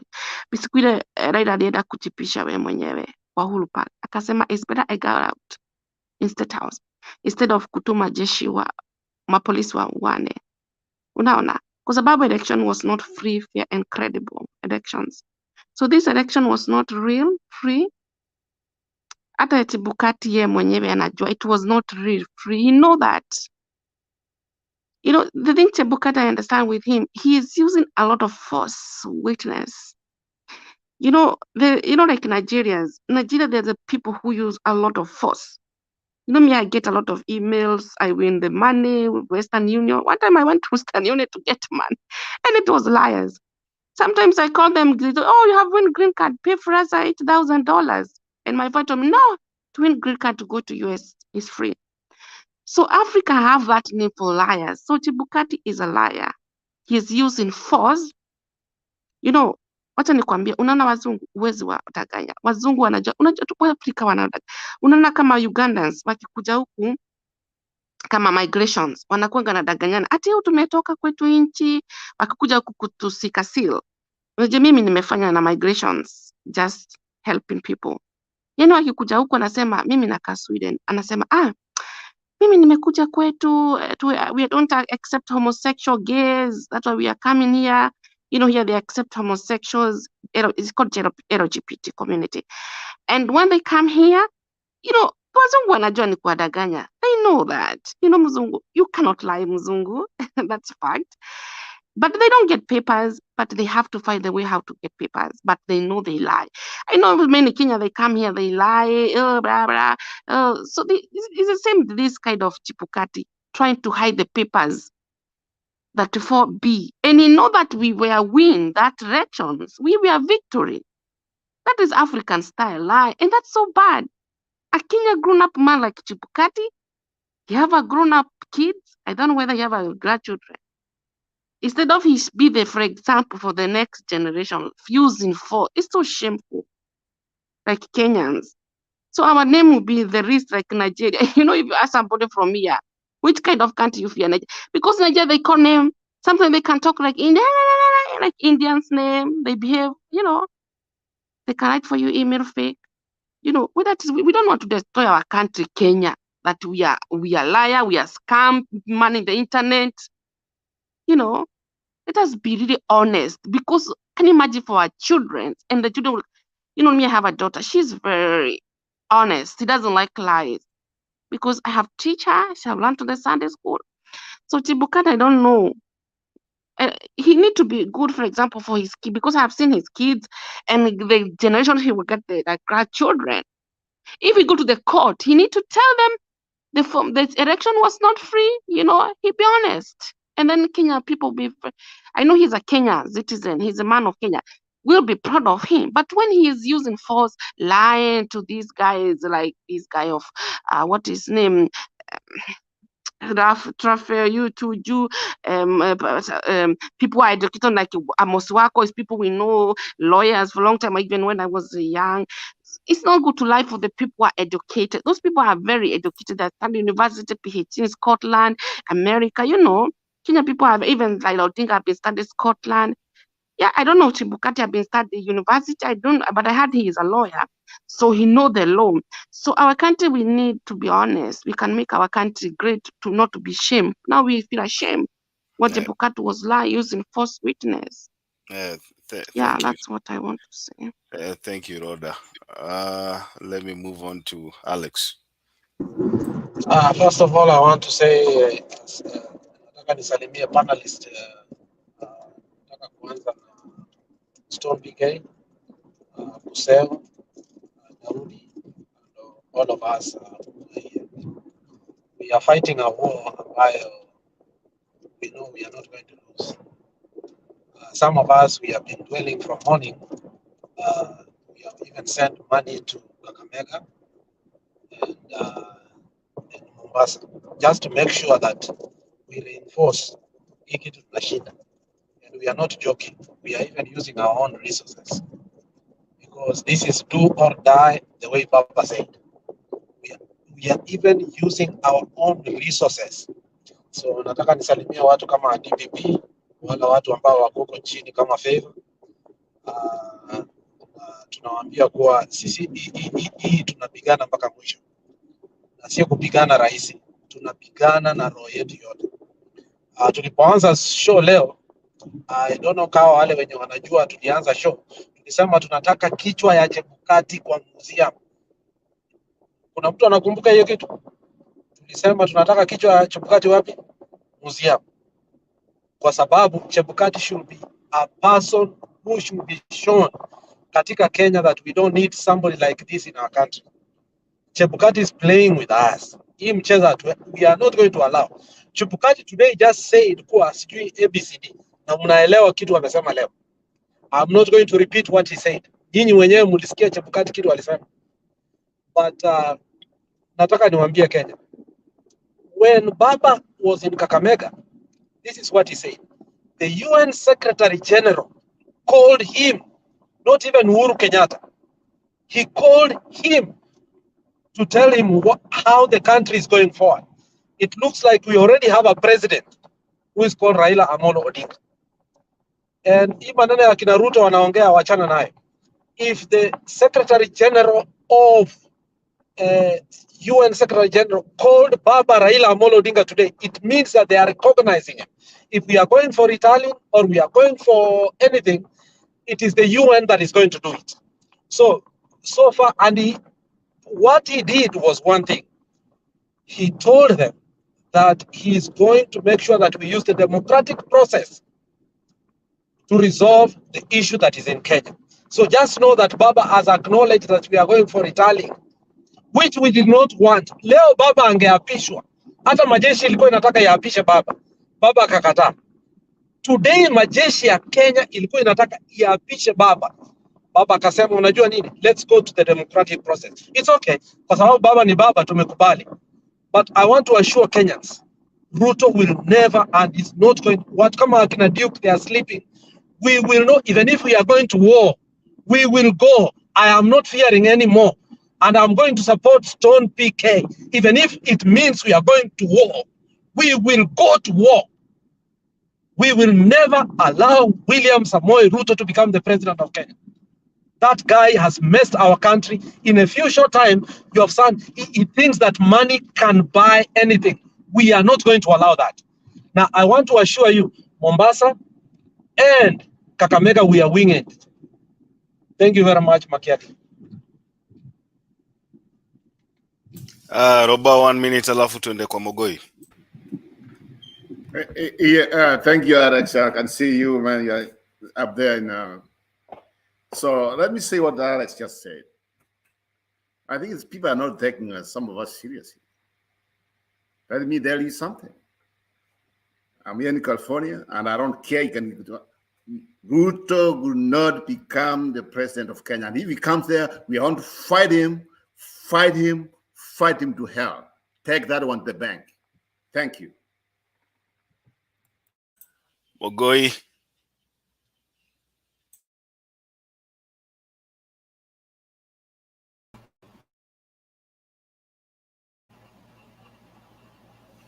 Okay, thank you, Makiadi. Thank you, everybody, the panelists, and those who are watching us, and those who are on in the comments section. Yeah, Alex, I can see your pain. Actually, it is painful, by the way. Some of us, we are just trying to comfort ourselves. It's so painful up to this moment, but we are hoping things will be okay. You know, I tried to come here because of Duke. You know, you are allowed Duke here to annoy most of us. We have been annoying listening this thing while Duke was here for a long time. You know, when somebody come here and tell us that Chebukati has no option because he was managing a lot of POs and presiding officers and the returning officers all over the country. Now I wonder, why did he apply for the job if he couldn't manage to handle those things? And you are telling us here, oh, he was to handle the result from 46,000 polling stations, and they can't change nothing. If that was he used to announce the result, they were sent in the first day. Why couldn't he announce the result the next day? If he could not change anything, because those were the results he received the same day when election was over. Online, he was sent those documents immediately. Then he could have tallied and announced the result the second day. Why was he hiding by himself without announcing anything until coming after 1 week to announce the result? Keeping the Kenyans behind the black boxes. He had the TVs on the bombers. He didn't announce anything. Okay, if he was a genuine guy, he could have announced every polling station. When it comes to bombers, he announced it. He put it on the screen. People could be okay with it. But you hide yourself with the forms and you're telling us they are in the portal, and you are adding by your own self. The commissioner are not adding, and you are coming with something to read on. Really? Are you taking Kenyans like fools who don't understand anything? It is annoying. Then when You know, when some of us, we say, let us have genuine election for future people who treat us to come out and be elected and lead the country. We are not saying, oh, we hate Ruto. We want the genuine election. If Ruto wins genuinely, let him be given power. Then when he wins the country, Kenyans should not complain. They should accept it like it is us who elected Ruto, who is destroying the country. That's what we want. But when you come in there and you rig it, saying you want to take it by force, now how are we Kenyans going to accept that though you win election, so we are suffering because we voted you in? We didn't vote for you. Now you want to rule the country the way you want.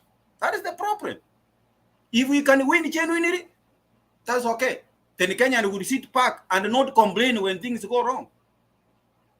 When things go wrong, they will accept it is us who voted for him. But if we don't agree with the side, we didn't vote for you, you are rigging yourself in.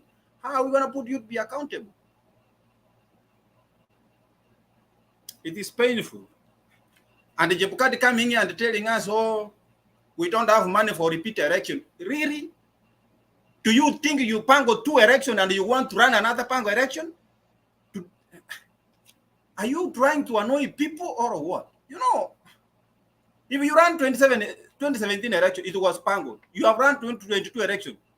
In case it get pangoed again, and you say you are going to there to repeat election, you need money. Are we Kenyan stupid?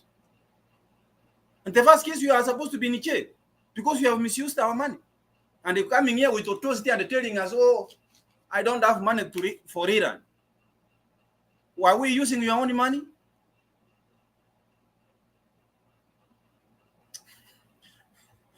I don't know. Sometimes I get upset with such a kind of statement when you make and you know you are the problem with the country and you are trying to make some comments which make people more annoyed. Instead of keeping quiet, I like what Jose was saying about the Constitution of Kenya, about the 7th Supreme Court, because he said, okay, we don't have the law which guides on how to solve the dispute when the commissioners are the culprit of the election. You know, that's why I was saying this case is so tricky, and this Supreme Court, this is where they are going to guide us, by the way. Because the Constitution thought that the people who will pango the election are the participants, but not the chairman and the commissioners. But here we have a case, the referee or the chairman are the cause of the problem. Now, how are they going to determine this case? He can't say go for re-election or a repeat election for 60 days. Because the same people who pango the election are the one going to conduct the election. That's why I'm seeing there is a challenge here. And that's why we say the Supreme Court now should think beyond this constitution we have. Now we can say it is a paper. We can now take marijuana the way Wajakoya was saying and put it aside for 2 years and think for something else.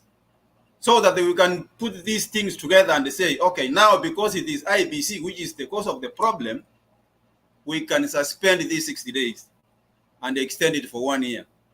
So that we bring somebody here who can be accountable and being a good manager of election before we repeat the election. Thank you, Makiad. That's what I can say for now. Thank you so much. Asante sana Mogoi. Wacha nipatie Daudi a minute alafu niende kwa Jasin. Thank you so much, Makiari, for. I just wanted to, because I see there's a lot of vitriol and anger towards Chebukati. However, if we leave this to Azimio and what the petition is, the kind of petition that is before the Supreme Court, we might be seeing Chebukati walking down the street or somewhere in Malindi enjoying whatever stuff he's gotten from KK. So I'm just giving people a thought here. I think there should be a popular case brought against Chebukati. Whoever, any well-wisher out there who has this cause at heart, I think we should start thinking about bringing a legal suit against Chebukati, because this is something that has to be done. And I think if that is done, a lot of healing will be registered across the country. So tomorrow, if we see Chebukati walking scot-free, I think the message is there are going to be a lot of people who are going to be coming for you. Not the way that is being aired here, but in a legal way, so that at least you benefit from public housing at Kamiti or Manyani or somewhere for some time. And then maybe we can reorient you so that you can come back and be an upright citizen and live among law-abiding citizens. It is criminal what he did. It is one, theft. Two, obviously he has wasted a lot of money, public resources, so that is corruption. Another thing that he has done is treason. And this is a very big, it's a very big offense that is committed. In other countries, I won't mention them, people like those are shot to death. But I think I want to believe that Kenya is a democratic country, and we treat people who have broken the law in a way that is civil. So whatever he committed is treasonous. Some people have, spread words like civil coup and things like that. But what he did could have taken that country to a state of unrest. Had it not been for Raila Odinga to come up and say, hey, supporters, cool down, the country would be burning. So what essentially he did is he almost took us back to 2007. So if the courts let him walk scot-free, I think there are some well-meaning Kenyans who will bring that guy back to court. And I think he should find his rightful lodging at committee. Thank you. All right. Thank you, Daudi. Justin.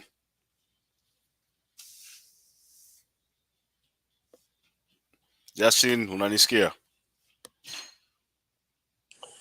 Hello, can you hear me? Yeah, go ahead. Okay, I'm a new follower. I think I've just contributed once last week. I added you by proxy because I don't think the moderator could have added you, but I know you are my supporter, and you better speak something that I acknowledge. Thank you.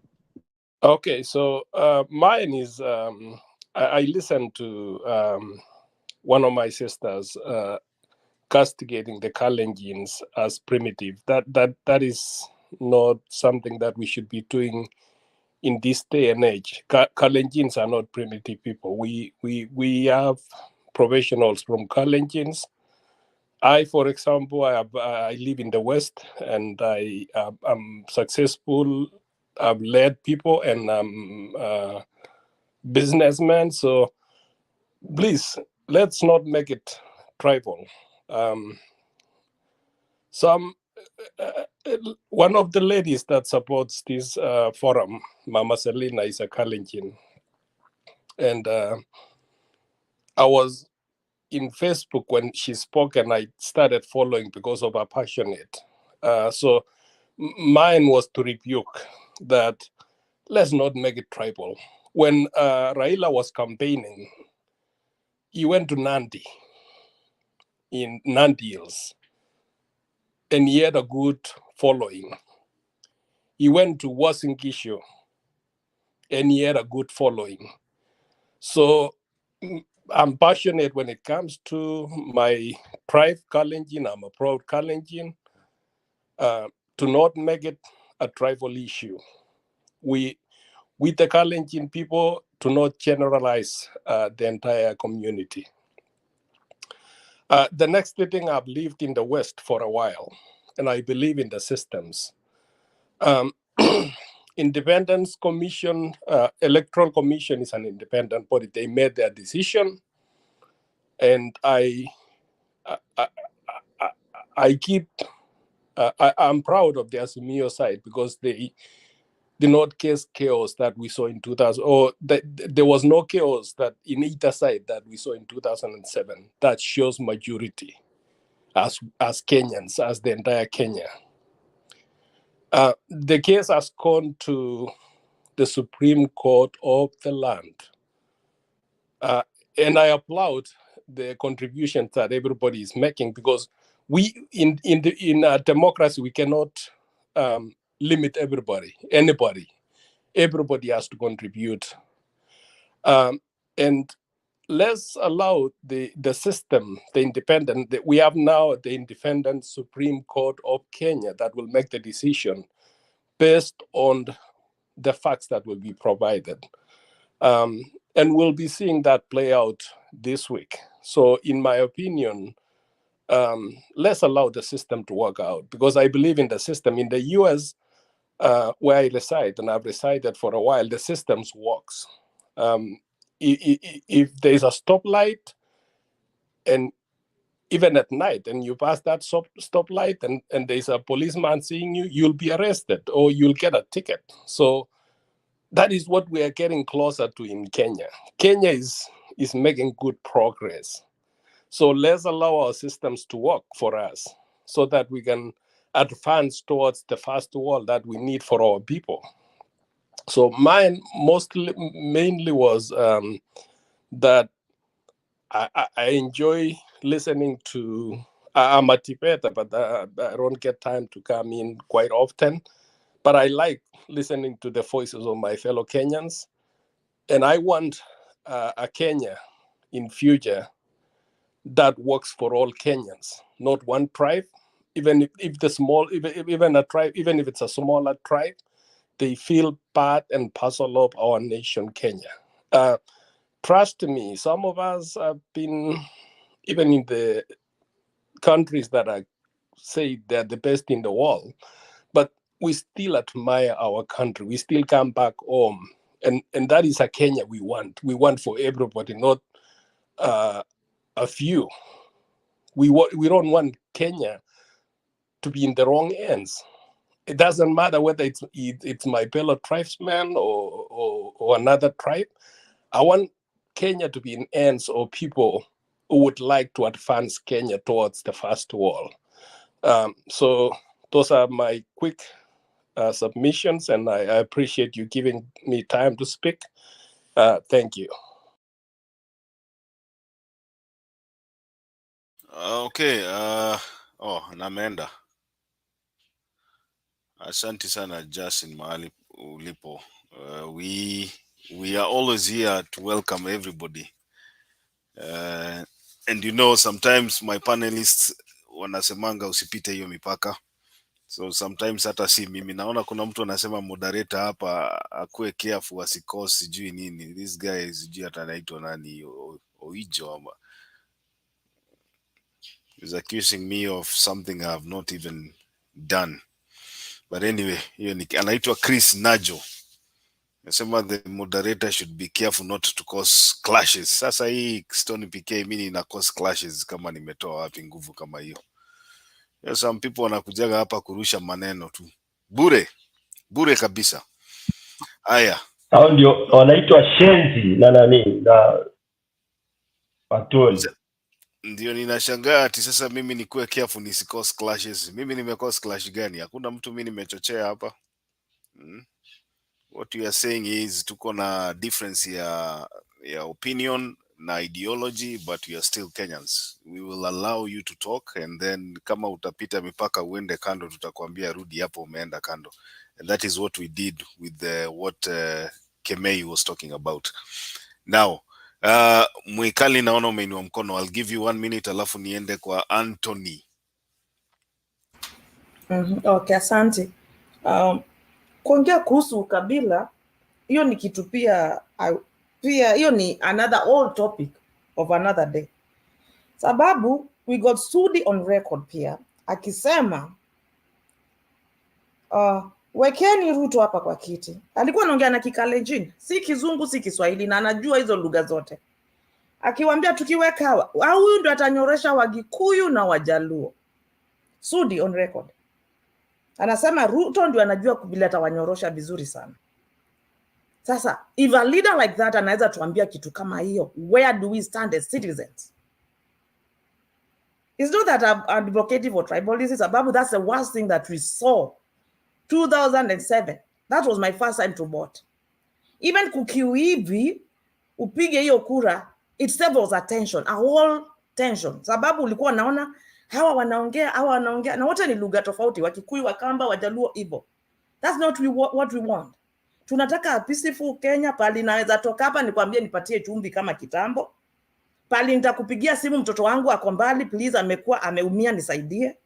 Ukwe wapi? Ukwe ni Mombasa, Mteso, Mnani. That's the Kenya that we want. So si ati tukiongea hapa mwenye ameongea kuhusu Kalenjin, maybe hakusema akupeleka huko ati kwa Kalenjin. He speak, she or whoever spoke about it, alikuwa anaongelelea Kalenjin na wengine wengi. Sababu even in my own tribe we got so many ignorant people that don't want to see the truth. Na kuwatoa pale ni ngumu sana. So ile iko ni kuelimisha watu what we want and what a fair country is and a free country is. Tuko na freedom of speech ambayo tuliletewa na Raila. Kitambo ungeongea hivi wakati wa Moi. Lakini Ruto bado alisema nini? Atazima hizo WhatsApp, kila kitu atazima. Is there where we want to go? Aya, wenye wako hizo vitu zote ndio zinatusaidia. Lakini the youngsters wenye wanatukana nana hapa ndio wako yuko kwa hiyo matusi yote na waoni wherever we are going. Anyway, hiyo ndio nilikuwa nataka kusema. Hata kuna mtu nafanya na yeye hapa, I'm sorry to say, ni mzee alienda Kenya kuvote. Kukuja akaniambia nimepeleka mzee nyumbani. Nikamuuliza aje? Wazee waende nyumbani. Nikamuuliza wako Mbondo? Okay. Na mwenye anasema hivyo ako 60 plus years. Na kazi yetu tunafanya si ati ni kazi rahisi. Basi wewe kama uko hiyo miaka na unangangania na mimi hapa, kwa nini basi usikue mahali unakaa vizuri sana pali hao wazee unasema wanafaa? No offense to the other people, I respect you. So we all differ in our different opinions, vile moderator wetu Richard anasema, lakini ile iko ni tuangalie ukweli uko wapi. Ni ukweli utatusaidia kama wananchi wote wa Kenya, the 42 tribes or 3 tribes that we got in Kenya, or where are we ending to as a country? Ni hayo tu.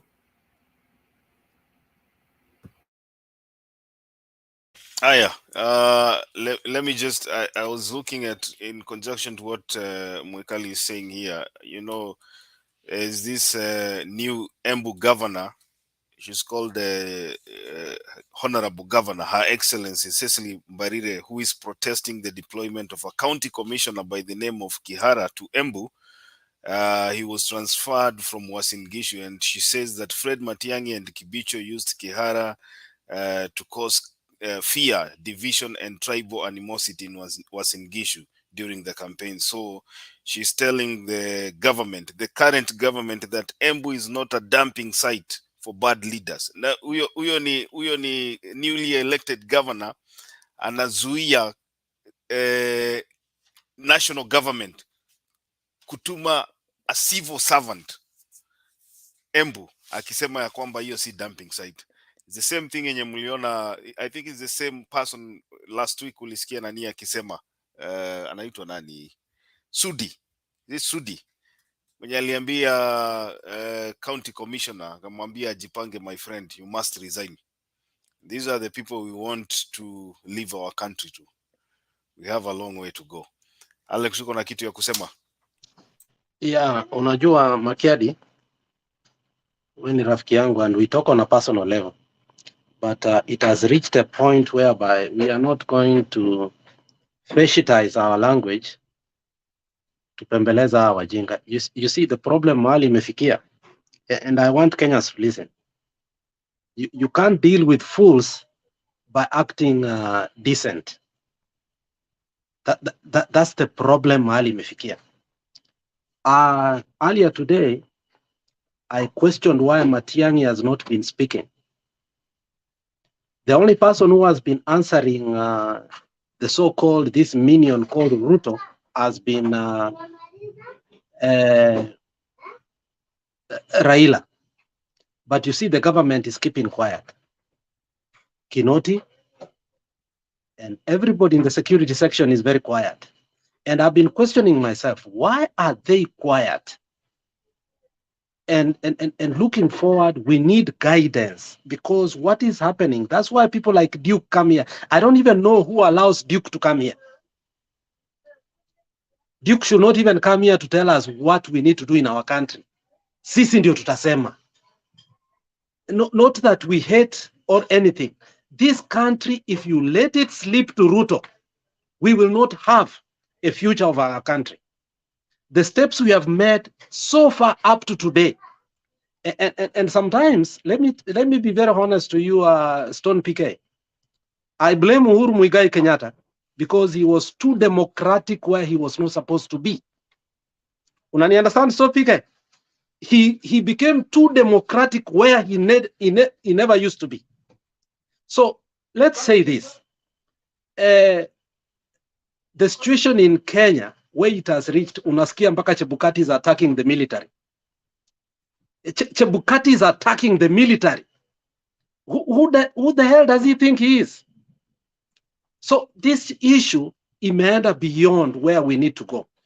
Our country has retrogressed to a point that we need to have a conversation and ask ourselves, where are we headed to? Because tunaweza jidanganya that our country is in a wrong path, in a right path, but it's not. It is not. Today you understood what happened in Kenya. All these things that were happening today, it shows us that we need to make a conversation and a decision.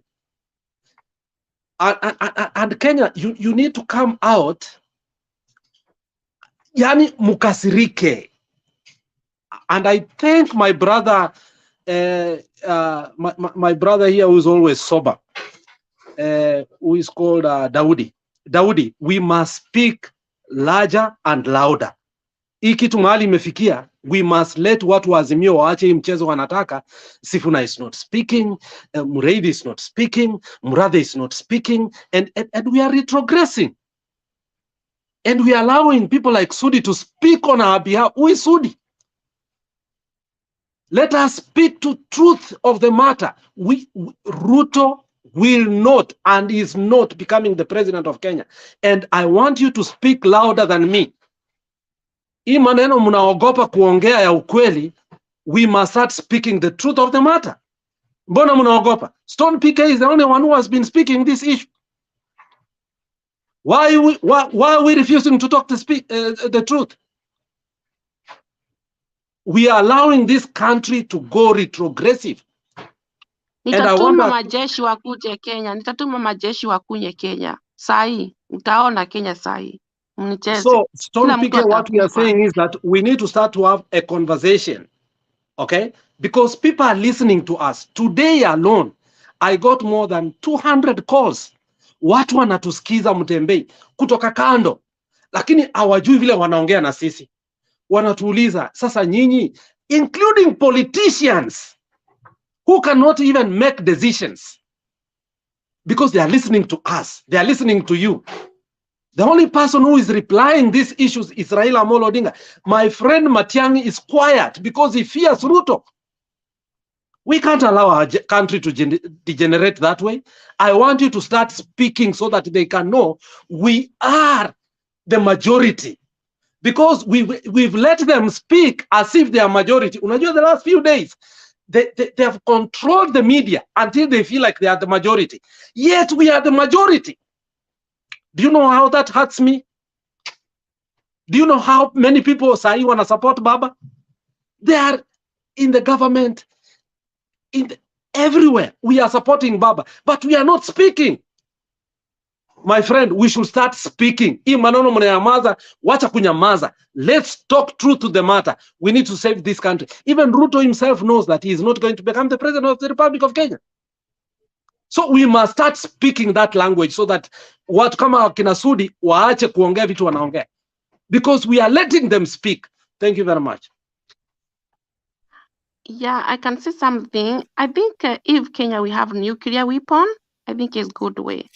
Because when we have a nuclear weapon, people like Ruto, they'll be really afraid because nuclear weapon, it's very strong. That's the way we need right now in Kenya. Right now, nuclear weapon is me and you. How can we move forward? at the moment. Okay, the things we can move. We have to speak like the way Brother LX speak the truth. Me, I've been trying to be honest, but sometimes I feel like if I speak too much honest, maybe I talk bad or good. But I think like the way, if you know the truth will set us free. I think that the way Kenya need right now, we need the unity. Kenya have been really division, and that's why you see like Ruto play the game, manipulate with other communities like Luya communities, and they're not. He thinks that he have more power. Like when he hung out with this guy called this guy killed the man from Bugoma. You know him? He's a murderer. And can you imagine? And he's still working. Guys, we have a moderator. And Please. Let's yes, and this guy, so that's why Ruto, let me tell you, Ruto is just a pretender. He's just hypocrite. He thinks that, if I hang out with people like Waitangura, they cannot do anything. Let me tell you, Ruto, you are nothing. Ho ho. Whew. Let me play a video. They did. Rhoda, let me play a video. Mute kidogo. Hypocrite. Let's mute our microphone. Hey. Okay, wacha nicheze video hapa tuone nini inaendelea Kakamega for a minute, alafu tutaendelea. At the Mumias primary polling station here in Mumias West constituency of Kakamega County. We actually split this big county into two. Okusa is covering the northern part as I keep an eye on the southern part. That is the 6th constituency of the lower side. But as you can see, or as you can hear, there are some sort of complaints from the backgrounds. Here, this polling station has around 2,044 voters split into 4 streams. 3 streams, the voting started around 610. But this particular one, where we have a crowd of people here, there is a small problem where one of the Kim's kit is failing, and we will want to talk to these voters who are complaining in low tones just to get a gist of what they want. Nataka utumie lugha nzuri, usitusi mtu, angalia ile kamera. Tafadhali nitakushikia, acha haraka kidogo. Wewe ulikuwa unasema hapo kwa sababu gani? Mbona hujapiga kura? Sisi tumekuja hapa mapema, tumejipanga kupiga kura, tumekuja tunaambiwa mara Kims zimefail, mara technician anatoka from another polling station. We are tired. We have something to do also, kindly. Ndio tulikuwa tunaomba pia Baba ndio kura imeanza tu, lazima uko na vumilivu kidogo. Tulikuwa tunaomba yes, it is our right, but we are kindly asking washughulikie hizo mitambo chap. Sawa, asante kidogo tu. Tutakuja kwako baadaye. Labda ndugu, umefika saa ngapi na umeambiwa kwa nini hujaanza kupiga kura hadi sasa? Nimekuja 5 in the morning, tumekaa hapa tumengoja. Kumekuwa na hiyo ofisa anasema anajaribu kuseti mtambo ila start tena, so anasema kuna teacher from complex another policy inakuja seti, lakini atuambie ni saa ngapi. Hapa ndio kuna shida, tuambie atakuja saa ngapi. That's why our voters wako impatient. Asante, nitaongea na mwisho, nitakuja kwa observer, utaongea wa mwisho baada ya kusikia maoni ya hao wapiga kura. Mama utaongea kidogo. Mama anaenda wapi? Tutaongea na mama. Gender balance kisha wewe. Mama, labda kwa maoni yako kuhusu huu mtambo ni mambo gani? Sisi tunashangaa kwa nini hii mtambo tumefika hapa mapema. Tulikuwa tunataka tupige kura tuende tufanye kazi pia. Tumerauka hapa mapema sana, lakini kufika hapa tunaambiwa eti hii mtambo haifanyi kazi saa hizi. Sasa tunashangaa itafanyika saa ngapi ndio tuende kazi. Okay, asante sana. Bwana wewe naona umetoka wapi wewe? Angalia ile. Naitwa Frederick Odhiambo Ojiro. I'm a human rights observer with Haki Africa. As you can see that there's nothing much happening because the Kim's kit are not functioning. The only challenge that is causing this kind of uproar is because the POs have failed to inform the voters what the situation is. And we've seen a situation whereby it is the police officers who are speaking with the voters instead of the retired presiding officers. This is a violation. Okay, asante sana.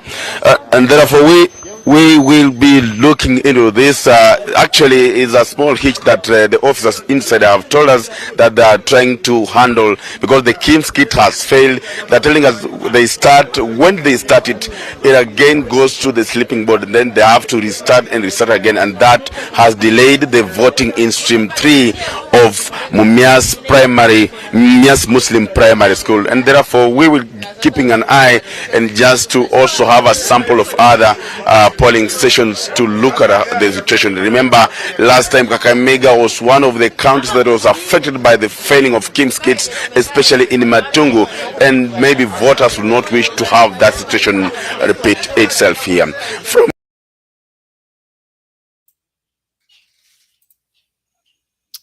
Okay. Just to bring you up to speed with what is happening on the ground. Yes. Makiadi. Unajua, yesterday I spoke to Sifuna. Na hiyo ndio ujinga tuliambia Sifuna, don't allow this bullshit to come on. And we know Mombasa we are winning, but the problem is Kakamega. And what they are doing in Kakamega is to make sure, especially in Matungu, that nothing is happening there. Yani, they want nobody to vote in Matungu. We have sent our people there, especially Mutembei. We sponsored. Ask Mutembei. We sponsored our people to go there because we also wanted to be part and parcel. Si ati ni kuongea tu peke yake tunataka tuongea hapa. We sponsored. We paid money for our people to go to there. Now, unasikia that nobody has voted until right now. And watu wa ODM tumenyamaza. Atuoli amenyamaza. Kila mtu amenyamaza. Why we allowing these people to steal the votes? Do we want Malala to become the governor of Kakamega under our face?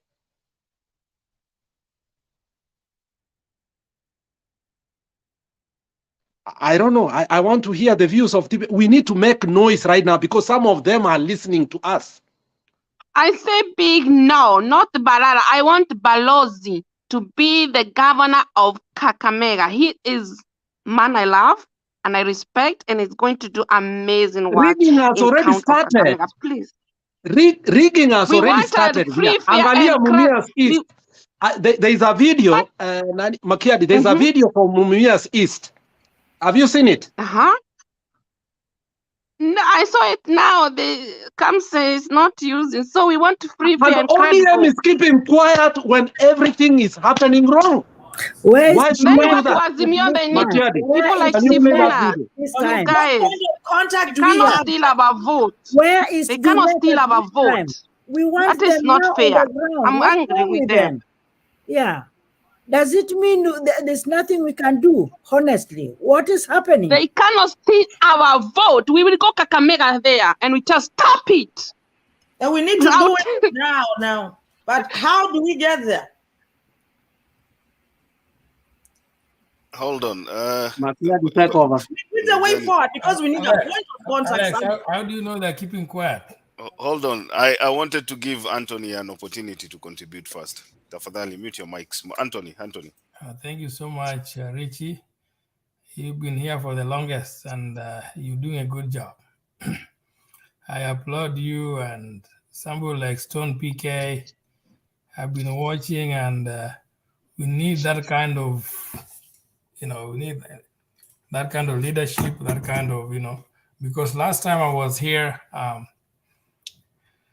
I questioned what if this thing goes the root away, right? And I can see Alex is very agitated for a good reason, right? You have to be agitated. You have to really, be agitated because this thing, if we don't stay steadfast, it might run away from our hands, right? These people do not believe they believe that stealing is right. They believe that stealing is given by God.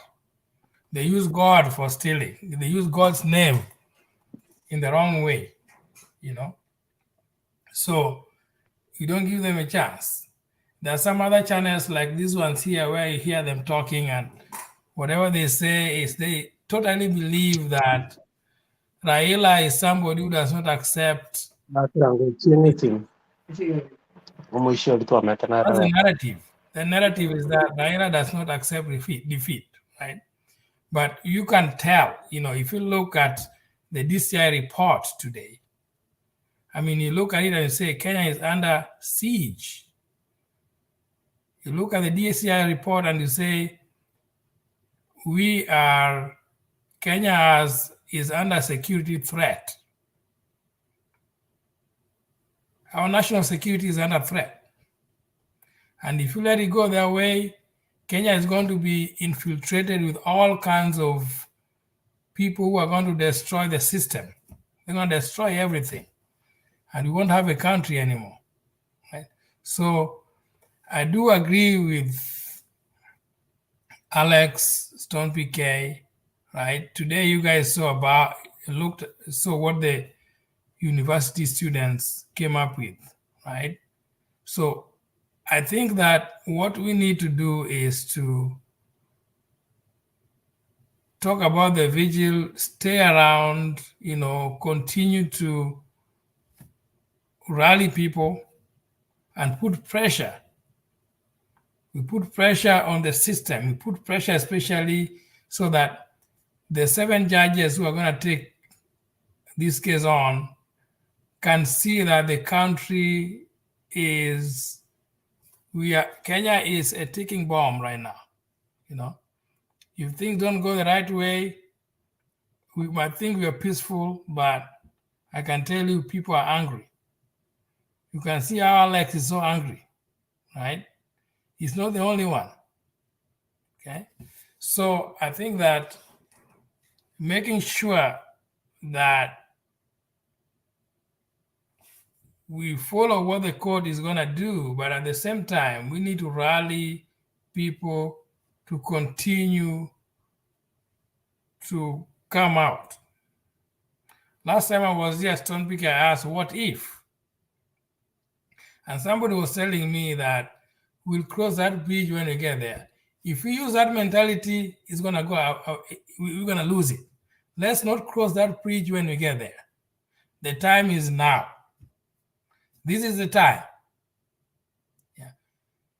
We have to start putting things in place that if the court gives it their way, then we have start our peaceful protests. Okay? Stage everything in every place such that, we make sure that we get our country back. Right now, our country is slipping away from us. I listened to Wathira when she was talking about Uhuru. Uhuru's been a good guy. I don't mind Uhuru going for another 5 years. I don't mind that. But I'm worried if this thing goes towards the Ruto way. Okay? Because these people, they value stealing. Stealing is nothing to them. Okay? And so they are going to try whatever it takes to intimidate the court, to intimidate anybody, who does not go their way. And so for that reason, we also have to come out and make sure that justice is delivered.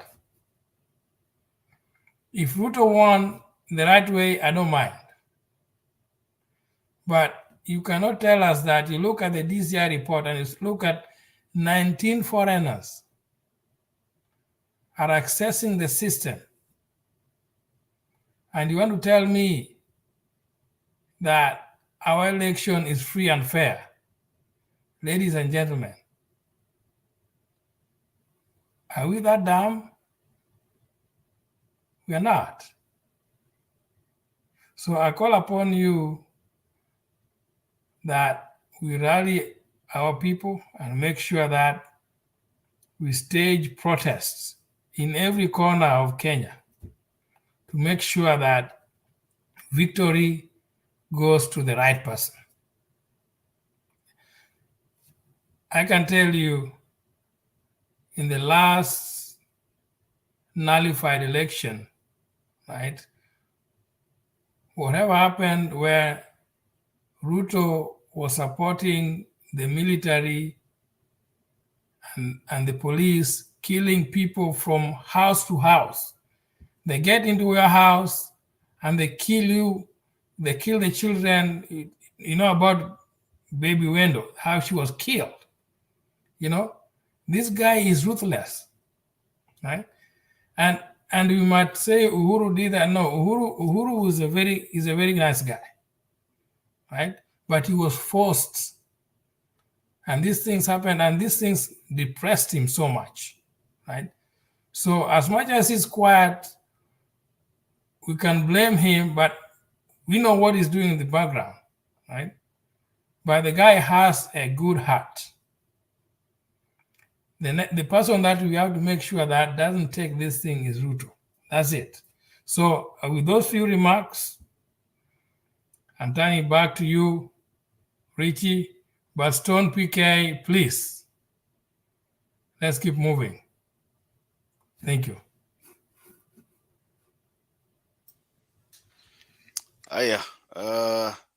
Thank you, Alex. Stone PK. I'll be back in 5 minutes. So shikilieni kwanza. Stone PK hebu shikilia hivyo. We just spoke to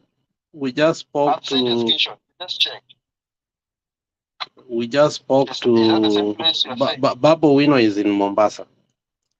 Na rafiki yangu Sifuna is in Kakamega. But they are both saying things are not going on right. The voter apathy is low. And I want this thing is a do or die. There is no question atuachi hiki tukwenda hivyo. Now I want to make sure na niwaambie watu Azimio. If you let go Kakamega and Mombasa go, then we are losing the presidency. You need to know that. If we lose this, we are losing it. So we must do everything in our capacity to make sure that this thing, we are winning it. Stone PK, take over. Thank you, Alex. Before I bring in whoever wants to make a comment, maybe I could make one. Or Daudi, do you want to go before me? Okay, Daudi, go ahead. Yeah, I mean, I would like to emphasize what Alex just mentioned. You know, you might think that you're far away and you cannot effect the changes on the ground. There are a lot of people who could be facilitated by even $5 on the ground. So if you can get in touch with either Alex or myself, I think we can get our resources to the ground and our people can, you know, make the change. These people, they need lunch, they need water, they need food, they need fuel, they need some of these things. And it is us who can help bring Na that. hata hiyo $10 mtu anatuma wapi? So Alex, do you want to coordinate that or what can we do? I can do that. Unmute, Alex. You're muted. Yeah, Stone PK, I want you to facilitate that. I personally, my phone number, just hold on. Yeah, I'm adding one guy here from Kakamega. Peter. Yes, hi. Yeah, Peter. Okay. Thank you for coming. Just hold on. So we one thing we want to do right now is Nani. We want to do a fundraiser quickly. I have somebody on the ground. And Nani anaitwaje? Abuya is our panelist here. What we need is to make sure that watu wa boda in Kakamega have been financed waanze kupeleka watu kwa kura. I don't know who is willing and able to help Alex right now. That is what we must do. Maneno ya kuongea, wacha tuache tu kuongea. let us also make sure that we are facilitating it. So I know yesterday Daudi, out of his goodwill, alitumia pesa nani Abuya kidogo. Abuya told me today a lot of people in Mombasa, they've been, hata pia mimi nilitumia Abuya kitu kidogo. My friend in Kakamega pia mimi nilimtumia kitu kidogo, but we need more money to facilitate watu waende kuvote. Let's not just talk. We can't win votes by talking. We have to facilitate people to go to vote. So whoever that is willing, anaitwa nani, Darius, my friend, DPP, my friend, how do we get that done? PK, take it over from there.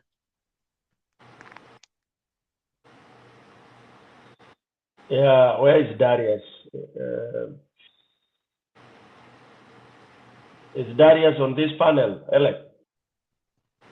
Darius is downstairs. He's a priest. He's in Texas. I know because of his influence as a priest, he can organize for us at least a few people to make sure that to create your WhatsApp group, and we send money right away. So I don't know how do we start. Karen Anyonka has said we send the number. People are asking, give us the number. People are willing to send money so that we can facilitate this. Stone PK, are you willing to give? I don't have a Kenyan number right now. You know, you could use a SendWave as well, but if there is a Kenyan number that can receive that number, that money, I think SendWave can facilitate that. But we need some few point people on the ground. Alex, it must be somebody you people know and trust. Okay, Stone PK. Yeah. Stone PK, we trust you, we love you, and you have been part of a panelist here for a very long time. Just give your number. We will protect you. We will protect you. I guarantee you that. No, but Stone PK is here. Stone PK is in America. We will facilitate that. We know how we can do that. Okay.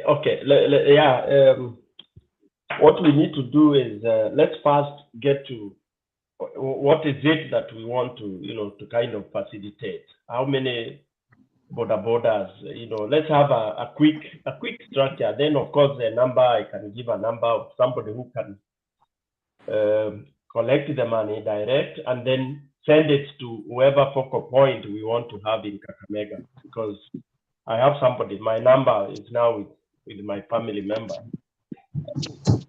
She can be able to receive and remit it to the specific person we shall have identified, because we need to have the coordinator there now who will, if it is, we want like 10 or 20 borders, and then each of them we fill them. I think filling a tangi ya bodaboda ni kama 500, 600, although fuel imepanda. Elfu moja tuseme kwa mfano, that's $10.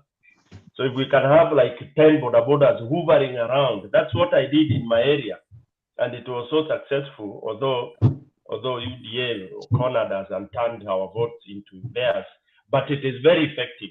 If you have somebody you trust on the ground, he mobilizes, several number, maybe borders in a certain area, which you need to do very quickly, because right now ni karibu saa 2 huko. So in the next 30-40 minutes, let's think about it. And then getting a number is very quickly. We just post it here. But groundwork kwanza, who is the focal point at the ground level? And what should he do? What we should tell him what to do. Ndio ikuwe effective. What's the problem? Is it transportation? What is it? Is it movement? Kuenda ukiambia watu, because in the village what happens is you need people to go around wakiambia watu and then mkapige kura, but buying them water, you can buy a whole carton of water, that kind of a thing. That's my suggestion. Anybody with a different idea? Can we call up Bernard and Wekesa if they're on the other end to help us? Can you try that, Daudi? Can you try to find out what Bernard and Wekesa are doing? Wekesa, I don't know where Kwanini alienda mashimoni. I've not heard of Wekesa ever since things did not go our way. I don't know. Guys, I just also just spoke to somebody in Kakamega a few minutes as we were here. I mean, so it's true. This guy, Riobas, their team were caught with 700, I think 700 by extra ballot papers. So they don't know where they were taking. It was caught from Kakamega town. But at the same time, yes, the competition is very high on the ground. But we need as much as we can. I mean, you see, when you take somebody, might give you one few, which is not might be right or not. But but we need support. Yes. Yeah, I think Mombasa, we have a person on the ground. Yes, that's okay. I did ask Paul, yes. He said it was okay in Mombasa. But Kakamega, that's where we have some issues in Kakamega. So if Alex, if you can get us maybe Sifuna on the ground and see if we can use him. Can anybody call Papa Azimio? He had there's a guy who was called Vincent. I think you have the number for Papa Azimio, Daudi. Do you have that? Sure. Yeah, I do. Let me call him. Yeah, tell Vincent to come in the panel so that people can trust him, and we send the money right away to Vincent right now. I'm giving you a contact person. He's a very trustable person. He's our contact person in Kakamega. Can we do that? And I want everybody who has the capacity. Personally, I'm going to send more than $500. But I want us to do what we ought to do. Duke is my personal friend. Duke is my relative. Lakini the way he behaves sometimes, these are thieves. We can't allow them to do this. So let's get that number for Papa Zimio, and then we do that. Bernard is asleep. Somebody was asking where is Bernard. Bernard is asleep, by the way. What became of Wekesa? Those are the guys who should have been really very helpful. Anyway, as the Daudi goes checking, please Daudi check with Papa, and then you let us know. Stone PK, man, you guys have been assuming it's as if I've been just sitting down here. Can I also just speak a little bit? Okay, go ahead. Oh yeah, please go ahead. Go ahead, Robert. Sorry, I didn't see your hand. Sorry. Yes. So let me say, Alex, I'm the one who started this kind of revolution. Almost just ask Stone's PK. He can tell you that. I've been saying this man has to be defeated. Ruto cannot become a president of Kenya because of what he stands for.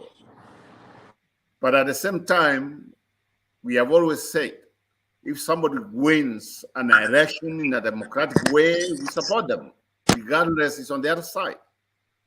But what Ruto is doing is just trying to get into office using force. And remember what I asked some people a few days ago, what could have happened? What could have happened if we had some other force in the Bomas of Kenya? People could have died. Yeah. Then I've been asking here, our government should come forward. I wanted them at Tiang if they were doing investigation or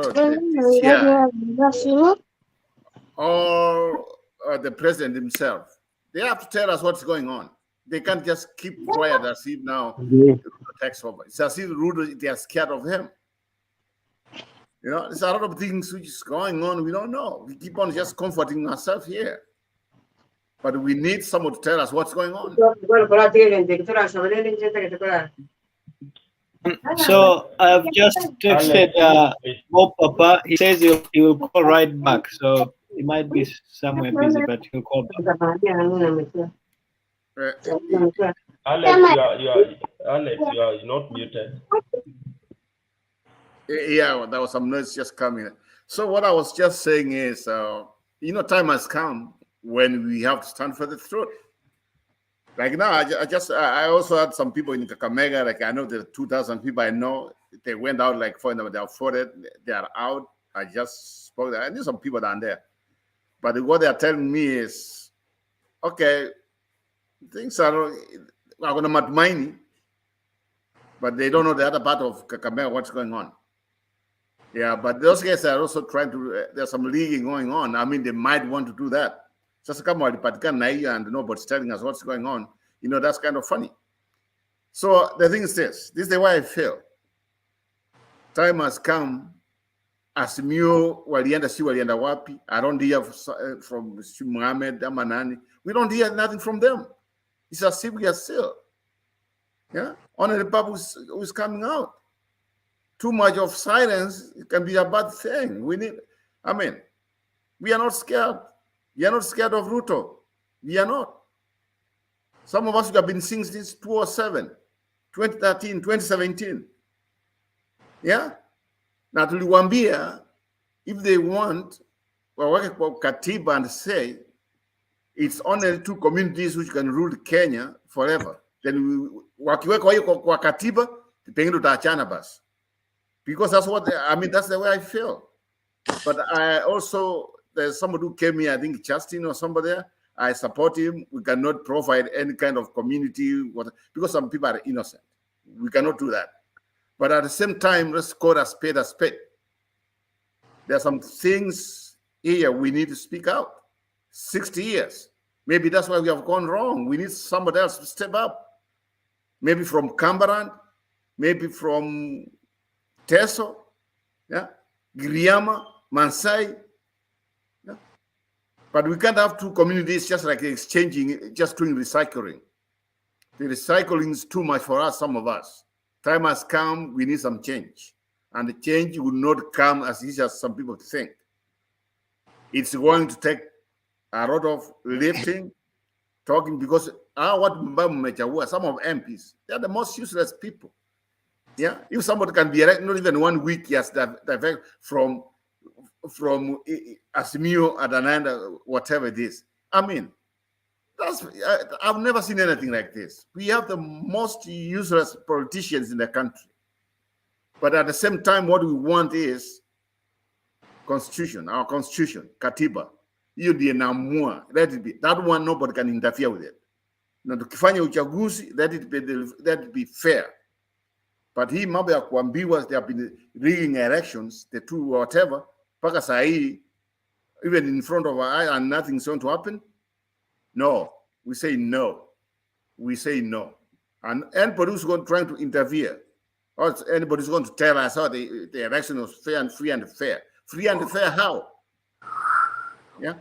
So we are here. We are keeping an eye on that. Like I told you already, we confronted our ambassador. The ambassador for USA to Kenya. And so far, we don't see anything where they are whatever it is. And you know, Stone PK. If we know the USA government is doing that, we know how to get Biden. We know where we go channels. It will not take even 2 days before we get them. We can also just tell them November is going to be hell. So the thing is, we want to fight this man because Ruto forcing himself on us. You cannot force democracy on people. Democracy comes from the people. That's the way I always believe. Thank you. So I think Awino Rapemo is saying that they can send money to SG Sifuna. I don't know whether Alex can confirm that.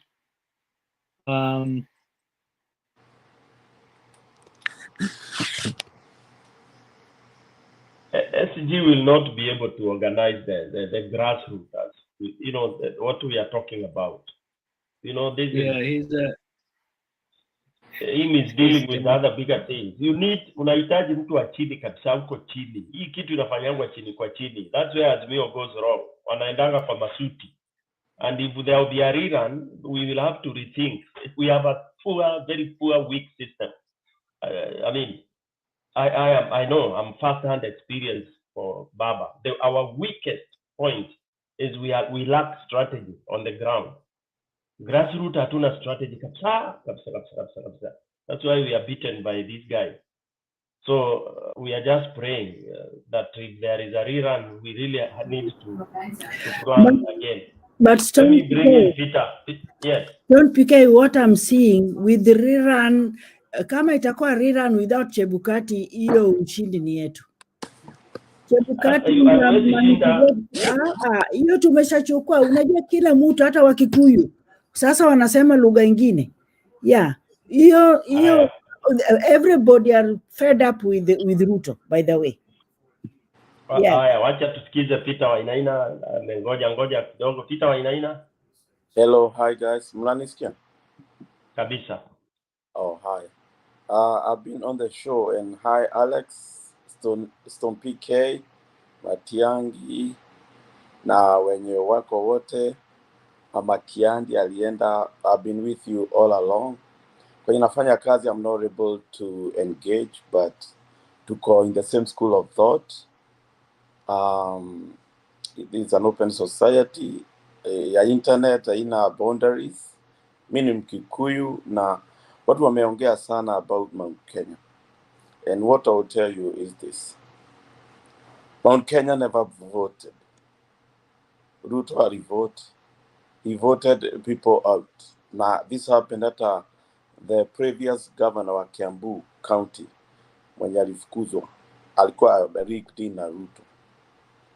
Ndio watu wanasema he leads in fools to lead us. Ndio tukue like stupid. Okay, hold on, my friend. This is the number I want you to send the money to Sifuna. 254-789-33-7960. That is Edwin Sifuna's number. 789-33-7960. I just spoke to him. He has said he can receive the money. He's in Kakamega.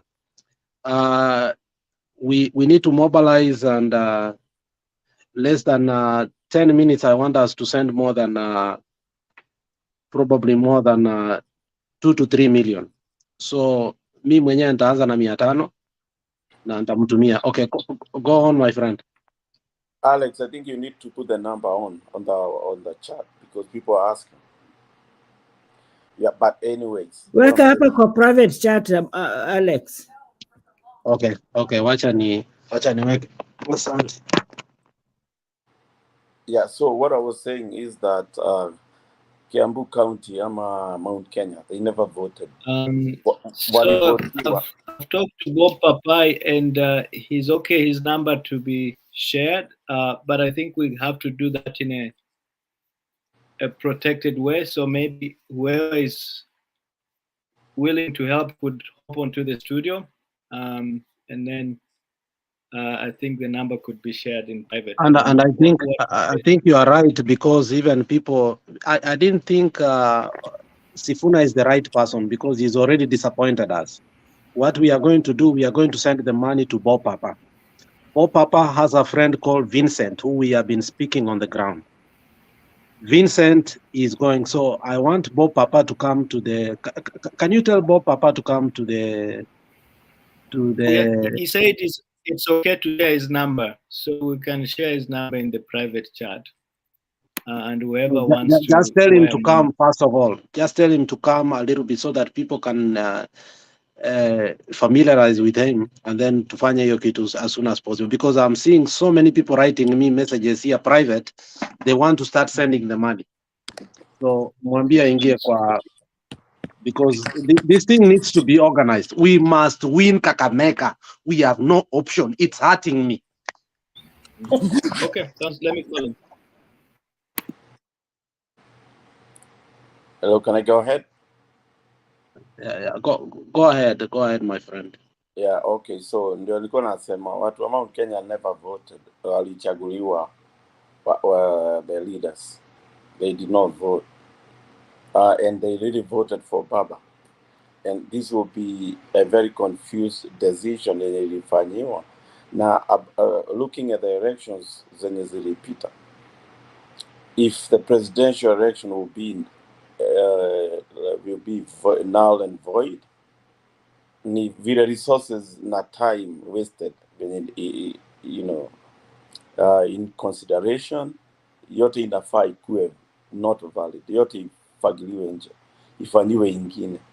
Unaona, you see the way they did at KMC ama Nairobi County, wanajeshi wanasaidia kufanya kazi. I think that's what that government needs.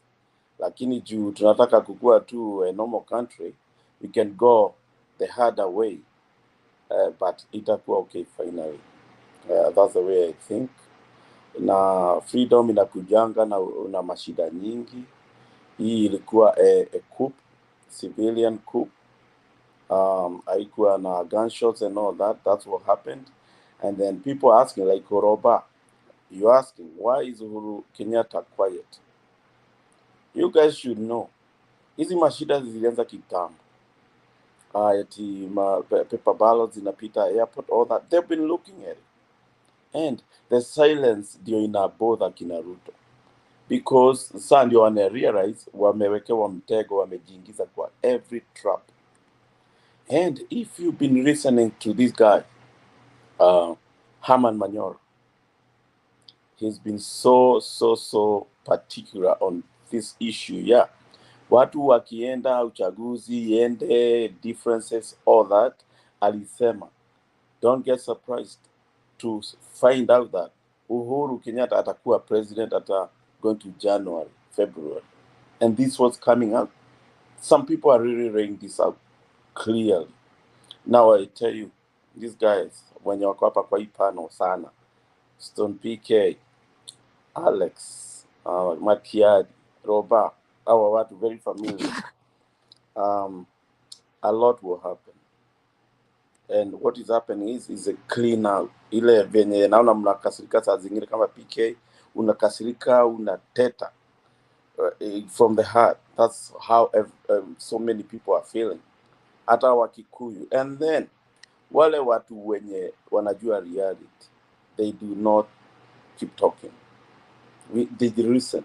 Watu wengi hata huko hiyo Mount Kenya, the mature people, which are the majority, wanajua how the country should go, venye tuko, ni vile watu hawaongei. And eventually, kila kitu itaelekea pale. Uhuru akiongea, right now ongea, aseme, tuko hapa tumefika, remember the BBI. The BBI was a good thing. The BBI, walisema, the judges said, is a good initiative, but Uhuru, the president, was in it, pushing it. Ndio waliangusha. That's why Uhuru cannot say anything. He's just watching vitu zijiskume. And that's why watu wanasema ongea, and he's not supposed to. For me, I'm playing as siseme kitu, na najua he's just my guy. Hata sema kitu. Kwa sababu hii kitu inajipeleka yenyewe. Hii uchaguzi, everybody knows. PK unasemanga Ruto alikuwa ameshindwa 2-3 million. That's very true.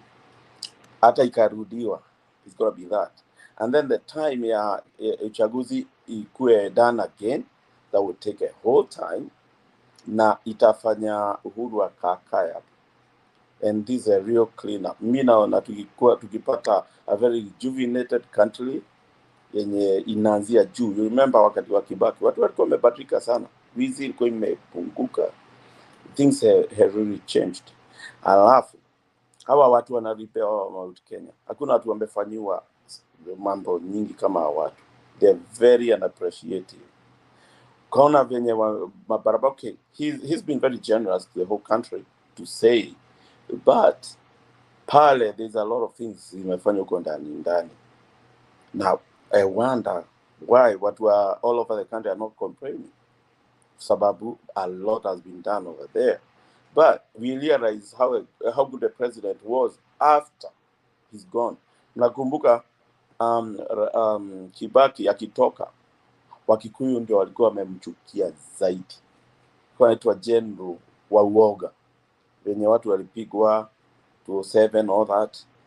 Lakini akikuja venye alikufa, he was the best loved and all that kutoka that region.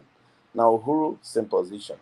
Lakini akitoka, but anyway, this guy has done a lot, and he has done a lot for the country, and that's why nimeona kwa comments watu wakiongea hapa, wanasema atafadhali Uhuru aendelee kidogo ndio anyoroshe, and it's okay, he has a heart. Angekuwa akireact venye unaona Ruto akisikia kitu anaenda kwa microphone, anaenda na reply back or that, tungekuwa in a very different situation today. I love the way amenyamaza, he's very mature, and mjue huyu jamaa alisomea huku nje. Okay, hata mimi niko nje, and I know some of you are outside there, we know better. Huyu mtu ni mtu wako level ingine. You see the way you're looking at things. I call people in my country, I mean Kenya, hata family, tunaongea na shindwa, kwani hao watu wetu wako na shida ya kichwa. Huyu mtu ni mtu wako side yetu, even the leader, so they know better. Hizi vitu zinafanyika, I believe and I know they are in control. Kwa hivyo hakuna shida.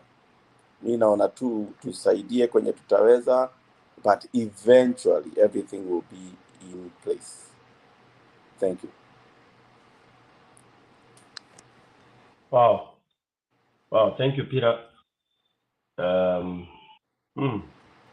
Those are some of the very encouraging words, but some of us, who's, when you look at the drama, anyway, then there's something we know that, we don't know that they know that they can allow that kind of drama at Bomas. That I really want to study that and get to understand. Let's all mute, please, Peter. That I really want to study that and get to understand. Somebody's mic is on. Peter. Oh. I really want to study that and get to understand. Somebody's mic is on. Peter. Oh. Somebody's mic is on. Peter. Yeah, I'm trying to mute it.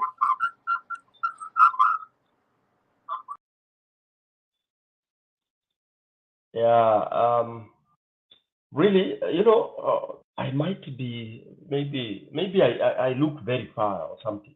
Sometimes you could be running faster than everybody else. Or maybe I'm paranoia, probably because of how things have happened to me. On this panel, I would like to ask just a simple question. How many of us here have ever participated in Kenyan elections directly, other than voting? Because from there directly, voting, we have all voted, but directly either you are first-hand agent, such that you had the right of seeing access, or even a candidate. That's when probably those who have participated know what we are saying. Most of the things we discuss here are theory, very theoretical. Like what I hear Kina Duke here saying, you stand here, the agent is... My friends, Kenya is at the mall, ni shetani, ninja mashetani when it comes to elections. I'm telling you, it is, nobody will give you that win. Ati unakaa ati watu wapige kura uhesabiwe. Brothers and sisters, inakuwaga ni ushetani. So those of you who have participated directly, you know how it happens. It is stealing from that polling station. Tunasema sheria say it is final at the polling station. That is where the rigging is done badly. Hapo watu wanadungangwa hata visu. My friend, mtu anadungwa kisu, unaona ndio huyu ameanguka hapo. Why? Because alikuwa anakataa kitu isifanyike. Hapo hiyo polling station kama hiyo umeona hapo Mumias hiyo. Hapo when they want to decide, because they know what will be counted there, what will be indicated there is what will go up. So sometimes I just keep quiet when I hear saying, the law is very clear, the Form 34A does this. And do you know that most of those Form 34As were signed by only one agent, you guys? And then when I hear people say, we will recall those Form 34As to verify, do you know most of them in major areas where it's opposition near Baba, they were signed by one person, Kwingine zilikuwa zinasainiwa na Aro na anaweka jina fake. I mean, not Aro POs. It is that bad. So for some of us like me, from PK, when I'm asked that what I should think should happen at we do tallying, I'm not for tallying, because how do you tally garbage? There's nothing to tally, and that's the truth. This you can take it in. Hakuna hata mabox hizo sasa where they have been invaded, zimechokorwa. There is nothing absolutely. Sasa unaniambia kama uko Embu kwetu county kwa sisi Limbarire UDA control ati mnaitisha presidential ballot papers ziende zihesabiwe. Are we joking? Are we joking? Where it is about hata hiyo Alex ulikuwa unasema leo baba alikuwa atishwe na jeshi. That is what should happen. Baba naye asituletee ujinga ati anataka aletewe legal way. There is no legal way in Kenya. Yet if Baba ever wants to rule this country, it is now. And it is whichever way Uhuru gives it to him. It doesn't matter. And I'm saying this on international TV. Whichever way is given that leadership, because it's been denied, it's been stolen from him. Awache decorum. Ati watu wataongea alafu international community wale hawatataka kumrecognize, they can go to hell. There are countries that have lived without the international community. Alex, Alex, can you let Bob in? I think the studio is full. I'm going to drop off, and then he's going to join. Oh, Daudi, you're dropping off? Yes, so Bob has to join, and the studio is full. Watch any drop off. Okay. Yeah. Temporarily. Okay. But I think somebody has dropped off, so maybe Alex, you can let Bob in. Yeah, Alex, bring Bob in. So guys, as Alex is saying, hii sasa si ile tunangoja tuletoe uji na kibuyu hapo nje. Kwani wewe ni modoni wa nani? Unajua kwetu tunasemanga adhoni ndiye ati unaingianga na maringo mingi. Ati juu nyinyi adhoni unakaa pale uletoe uji, chakula, ubembelezwe. Hii hakuna kubembelezwa ndugu zangu. We have to take it. Mliona Bomas. Hiyo ilikuwa ni example. And Ruto is also prepared to do the same. He is even more prepared than anybody else to make sure that he is the president. Then here we are here. Okay, so na hii jamaa ako kwa ground, wacha tumpe tu 1 minute. Alex, endelea basi. Ako kwa ground. Papa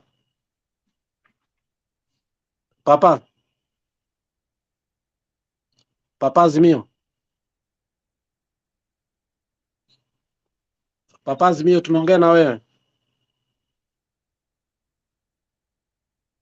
Papa Abuya, unanisikia?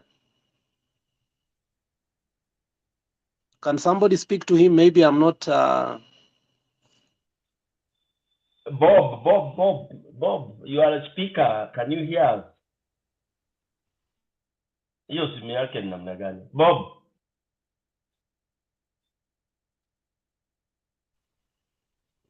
Papa, we have been waiting for you. Ebu toka kwa gari. Papa, unatusikia? Papa, ni mute. Yeah. Okay, probably ataingia tena. Simpigie na voice kwanza, mwambie aingie, alafu akiingia aongee tu mara moja. So, Guru, you can go ahead while namuingisha. Guru, karibu. Habari yenu? Ni mzuri. Yes. Mimi sitaongea mambo ya Guru, if you please don't mind. Kuna Mwikali alikuwa na kaswali. Mwikali ilikuwa ni kaswali ama nini? Alafu ndio Guru akuje. Hata sio swali, ni kitu nilikuwa nataka kuongea kwa hiyo topic ulikuwa unasema. Kama unafuata Miguna, jana alikuwa ametweet na pia kwa Facebook yake. Akasema Despot Uhuru Kenyatta has vowed. Ameandika vowed na capital letters, the only word. I mean hiyo. Hata pia na hiyo kiti tena. Who is he? Alafu ametaga see so many people vile tu anafanyaga. So ndio nilikuwa nakwambia, si ati Uhuru ajui nini anafanya.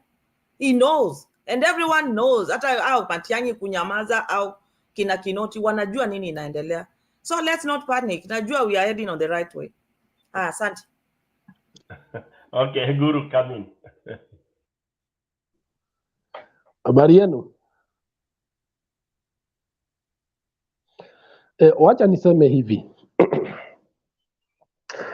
Guru ama ualao Bob manake yako kwa polling station, wacha Bob aongea alafu ndiye aende.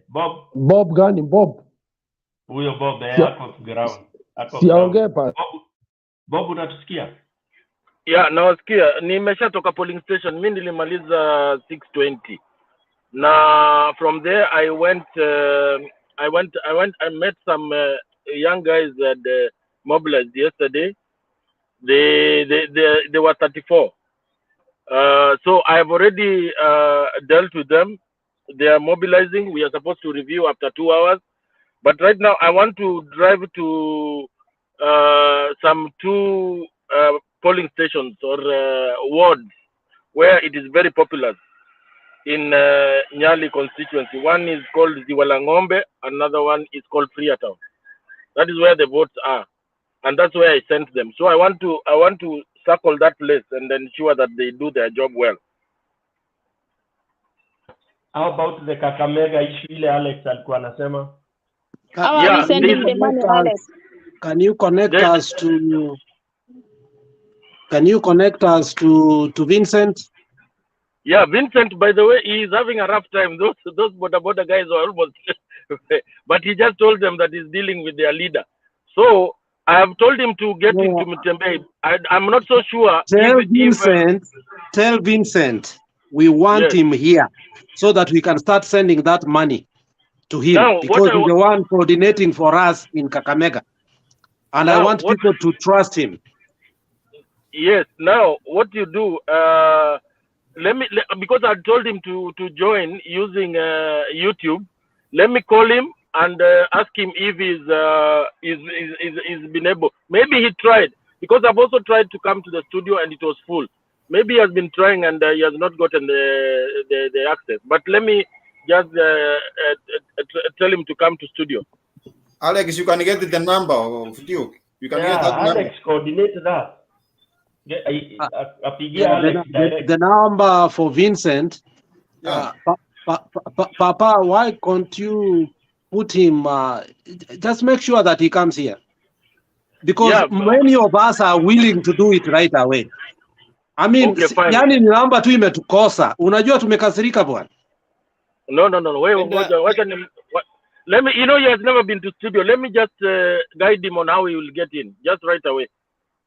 One other thing is, Bob, do you need extra facilitation? Because I think that's also important. We want to make sure everything is, is good. So far, the funds that I had, I have exhausted, but I'm going to try and mobilize more guys. So I may need some extra facilitation.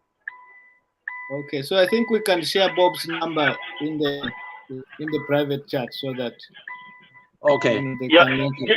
Give me like 5 or 10 minutes. Vincent will be in the studio. Let me give him a call and then I guide him on how to get to the studio. Please, we desperately need him right now. Yes, I'm coming out of the studio. Guru, you can, Engineer Guru, you can go on. Habari yenu? Mzuri bwana, unaona leo tumekasirika.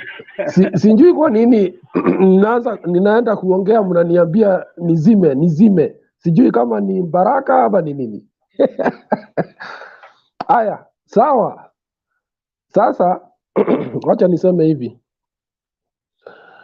Ukiangalia maandishi ya mtu anaitwa Miguna hapo nyumaye alikuwa anasema kwamba Raila Amolo Odinga hawezi kuwa kiongozi kwa sababu ni muoga. Sikumuelewa kwa uhakika, lakini vile PK ameongea nimeanza kuelewa, kwa sababu ukiangalia ile mambo ilitokea pale pale Bomas, you understand that there are many things that take place behind the scenes. If you look at the affidavit zile zimeandikwa na hawa jamaa, mara tulikutana wapi, mara tukaongea nini, mara tusema we ile tuliongea. So there is an option or some negotiations that happen, and perhaps some big money is passed around. Otherwise, why would the commissioners go to somebody's house? Why would the chairman of a whole commission go to a secret meeting with a party honcho? It can only mean one thing, that there is a there is a negotiation going on. Most interesting now is that I don't know whether you've looked at the affidavits of UDA and IBC. Well, UDA says that the 27 constituencies were read out before the international media, local and international media. IBC says that the chairman says he was not able to read the 27 because of the chaos that erupted in Bomas. So who is saying the truth here? So kuna uongo mingi sana. Already, that is a total contradiction. You cannot do either. If they did not read the 27 constituencies, they did not. And that is what has come out, a total contradiction. IBC says they could not be able. UDA says they were rent. So which position is the right position? Now, this is an elephant in the room. If, and I can see it coming, the division in IBC is too much to a level whereby it is easy to conclude that in their way of doing things and with the divisions that they have, they were not in a position to carry out a credible, verifiable elections. You cannot work under that environment and deliver a baby that is complete, a baby that is not sick. So the possibility is that these elections will be nullified on that account alone.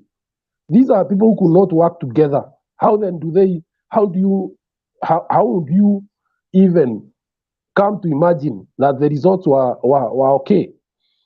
When you have a whole commissioner saying that they discovered somebody was downloading some forms and changing them, I see for the first time we are going to have people held accountable, culpable of criminal activities at the IEBC. I don't know how true it is, but I understand some returning officers will be some of the witnesses to some of the things that were happening in the stations. So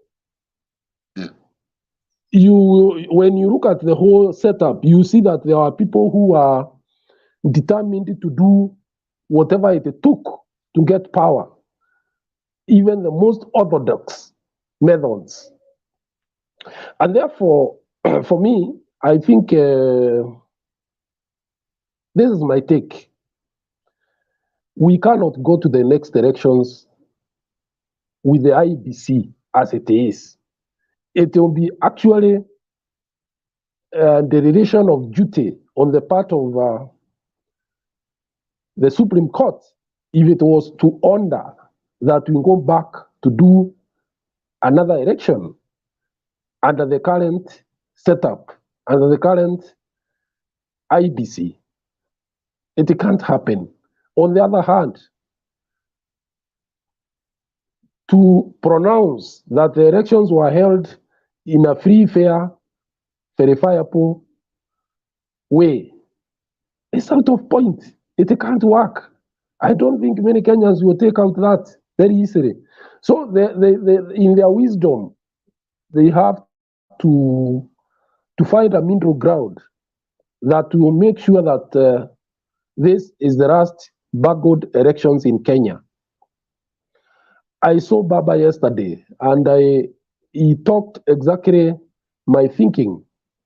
He's comfortable. If he lost fairly, so be it. You go home. But there are questions to be answered, first and foremost. And what fight he has is not about even these elections. It's about the future. It is about posterity. How can we operate under a circumstance where the electoral body has become a captive of some men?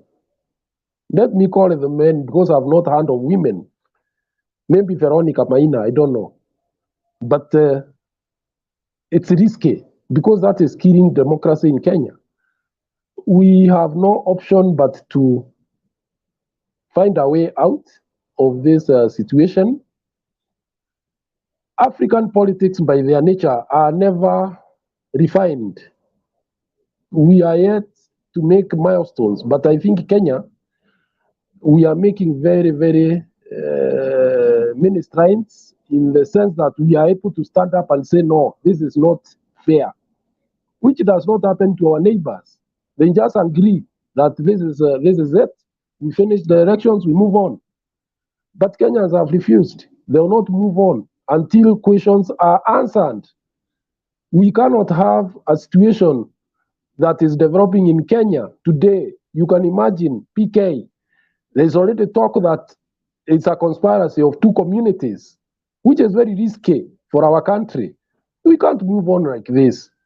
What do you expect the other communities to do when they feel that maybe their votes will never make it? Even if we do analysis, honestly, the two communities can hardly get half of the votes that we are saying we have 22 million. I think the estimate is that the Kikuyu have about 7 million or thereabouts. The Kalenjin could be having another 3. So we are about 10. Assuming, what about the other 12 million who don't even come from these two communities? So these are very serious matters.